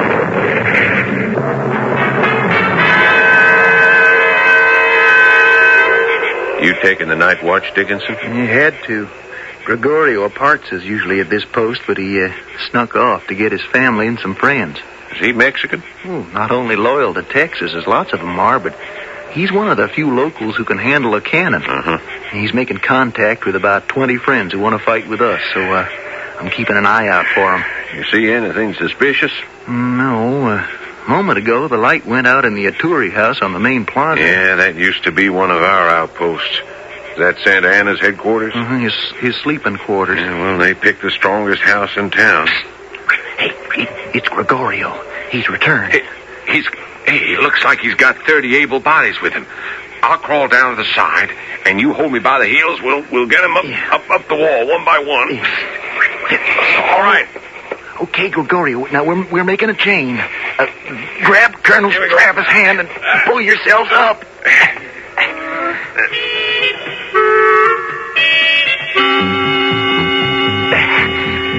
One more to go. That short fella down there. All right. You got him, Travis? Yeah, I got him. Okay, up you go, my man. Man, that's no man. That's Gregorio's son, Enrique. Will you stop jabbering and get me up again? Yeah. Oh, my arms are coming out of their sockets. Well, Gregorio, friends, welcome to the Alamo. How many are we? There's 32 of them, sir. Well, that brings our strength to 182. God bless you, everyone. Now, if any of you can handle artillery, Gregorio will show you. Captain Almiron Dickinson here is in charge. And if the mothers and children come along with me, I'll show you your quarters. Jim, you awake? Can I come in? This whatever it is killing me. These pains in the chest. Could it be pneumonia? Now, you just keep warm. You'll get over it. I'm feeling mighty poorly, William. You must be out of your head. That's the first time you ever called me by my first name. This isn't the time for formalities. You spend all your life fighting. And then, when the big one comes along, you're out of commission. Jim, in no time, you'll be on your feet raring for bear. I'm no Davy Crockett. He's the bear hunter. No. I'm a gentleman at heart. I can shoot in a man's world, but the love of a woman means more to me than all those victories. Just get yourself well, Jim, so that we can run this fight together. I want you out there with me, I need you.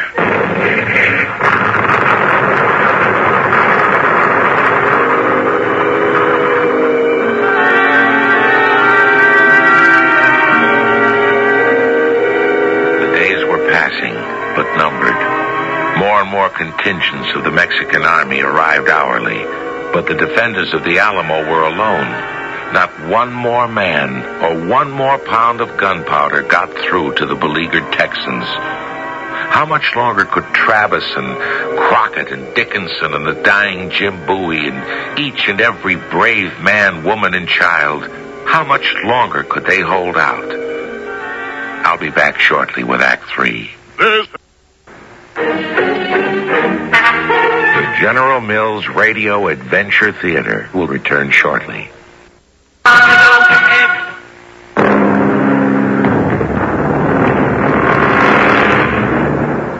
What do you do when the odds are against you? When it's not even a gamble anymore? Do you run up the white flag? Not if you're an American who came to Texas for the good life and the good land and found yourself protecting the good name of American courage. These were not regular army, these 182 patriots. They were doctors, blacksmiths, farmers, teachers, ministers, poets. They were ordinary, God-fearing citizens, and their names should never be forgotten.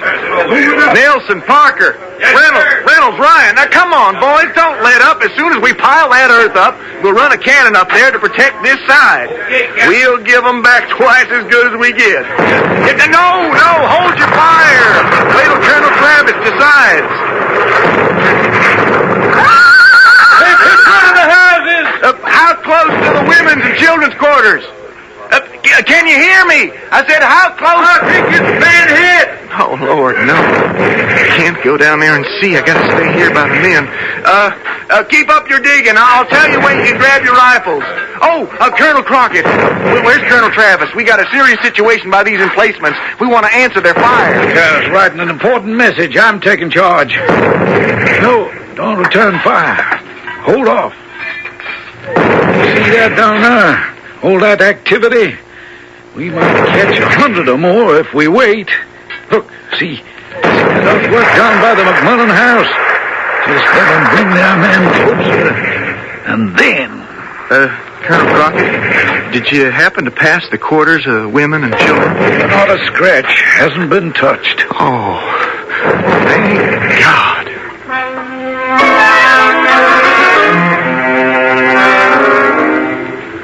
Fellow citizens, I am besieged by 1,000 or more Mexicans under Santa Ana. I have sustained a continued bombardment for 24 hours and have not lost a man. The enemy have demanded a surrender. Otherwise, the garrison is to be put to the sword. I have answered the summons with a cannon shot, and our flag still waves proudly from the walls. Oh, Davy, come on in. I'm getting off another call for help. I shall never surrender or retreat. I echo that. Never. I call on you in the name of liberty, of patriotism, and of everything dear to the American character to come to our aid with all dispatch. You just write that the enemy are receiving reinforcements daily and will no doubt increase to 3,000 or 4,000 in 4 or 5 days. In less than that. Though this call may be neglected, I am determined to sustain myself as long as possible and die like a soldier who never forgets what is due to his own honor and that of his country. Victory or death. Victory or death. And so they're up to something new out there. Trying to get closer to us on the southeast side. We keeping watch? Dickinson's got the glasses trained on them. I told him to hold off for now. Are you sure you're right, Davy? It's not too good for morale to keep our men from answering fire. We can kill a lot more of them my way. All right, if you're sure. I'll leave this rule for others when I'm dead. They're always sure you're right, then go ahead. This message through. Let's get that boy, Enrique. Are you hurt, Davy? No, sir. Only insulted. Yeah. I know where the boy is. Good. Give him this message. Tell him to ride with it like the wind to Goliath. Do they know where in Goliath? Well, the garrison, of course, is for Colonel Bannon. Say, I like what you've written on the outside. What? The people of Texas and all Americans in the world.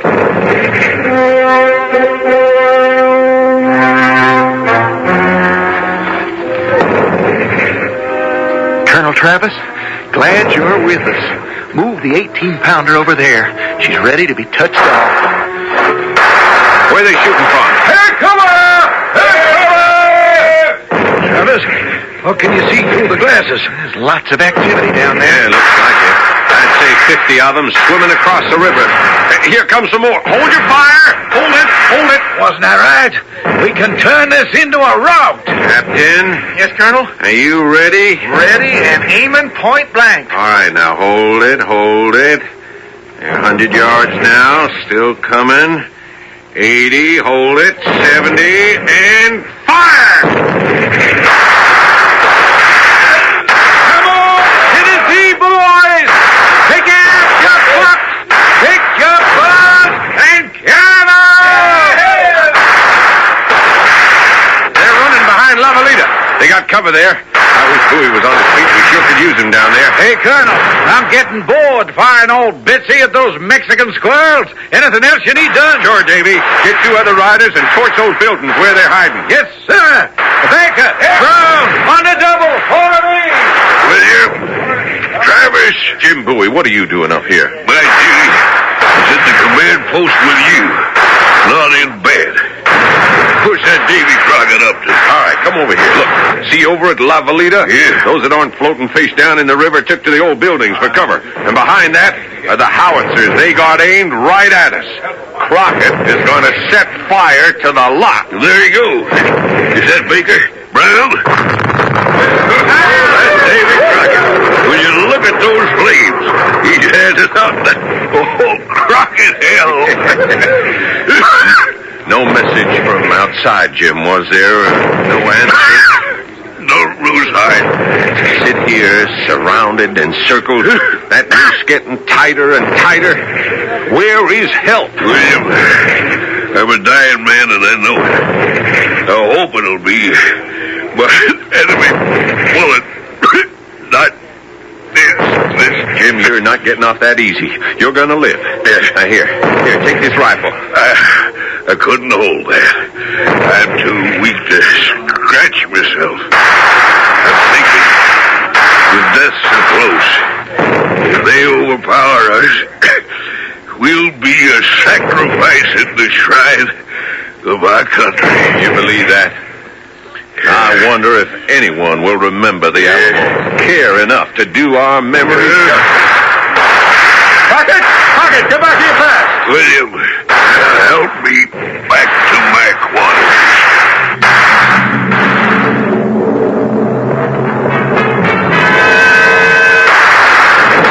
Dickinson, give them all you have. They've hit 2 of our cannons. Their guns aren't 200 yards away. We're trapped. Fire at those gunners! Pick them off like quails! Boy, what in heaven's name? You're back. I don't care how I feel. I have to be up here. They go inside and take care of the others. Travis, listen to me. They've got a new battery south and another new one north. These walls aren't going to hold up much longer. It's only time. The men will hold out longer than the wall. We're hemmed in on all sides. We'd better all march out and die in the open air.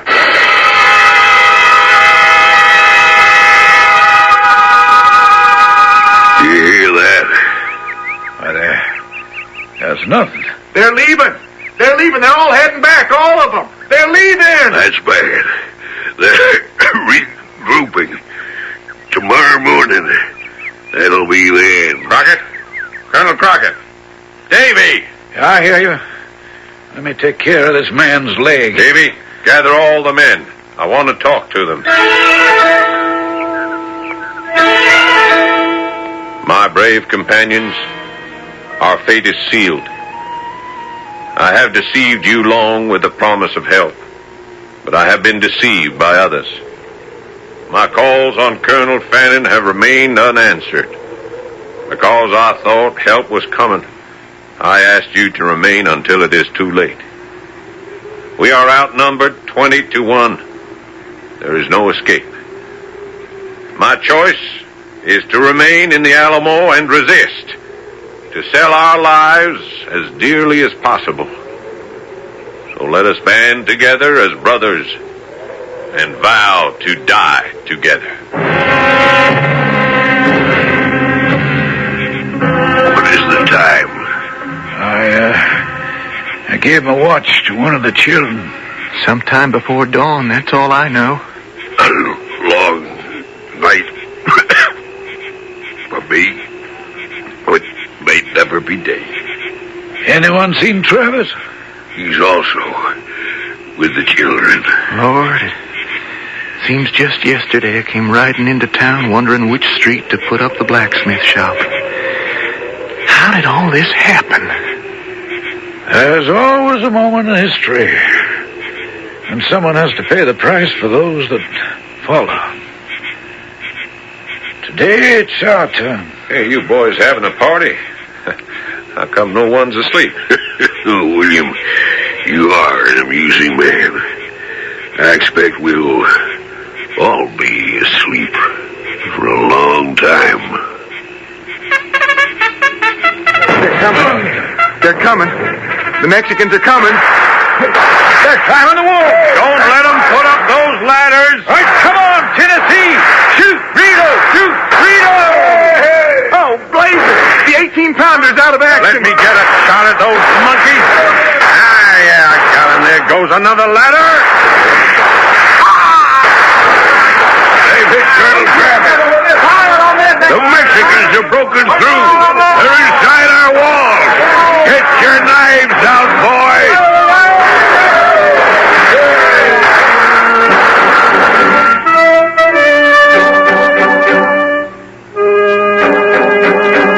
When the shooting was over, Mrs. Dickinson took her baby in her arms and I fetched her water, see if she could find any dying man who needed a cup of cold water, or a message to send to her mother, or wife, or sister. She found only the dead. Her husband, Colonel Travis Jim Bowie, all dead. And I was going fast in the corner of the Alamo with a big pile of dead Mexicans all around me. I'll leave this rule for others when I'm dead. Be always sure you're right. Then go ahead.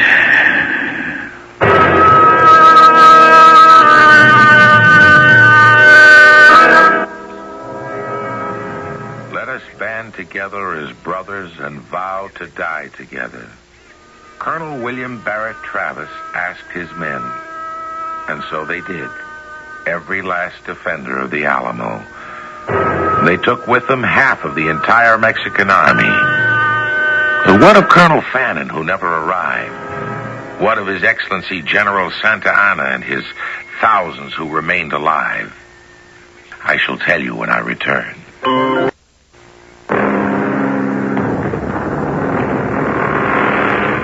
None survived at the Alamo.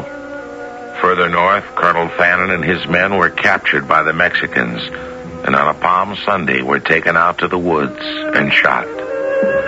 General Santa Anna went to sleep one night encamping on the San Jacinto River, and when he awoke, his troops had been surrounded by Sam Houston. He was caught. The Alamo lives in history as a symbol of heroic defense for the ideals of freedom and independence. We shall always look back at the Alamo with wonder. Could we, today, do the same for the same cause? I think we could, if we always remember the Alamo.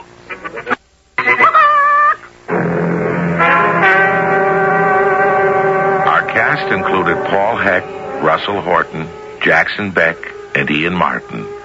The entire production was under the direction of Hyman Brown. This is Tom Bosley inviting you to return to the General Mills Radio Adventure Theater for another exciting tale you can hear through the magic of radio. The General Mills Radio Adventure Theater is recommended by NEA, the National Education Association. And that concludes Part 1 of our return to the General Mills Radio Adventure Theater. Stay tuned, because in Part 2, the story takes an even deeper turn. If you enjoyed this trip into the past, don't forget to like, share, and subscribe so you won't miss the next chapter of adventure.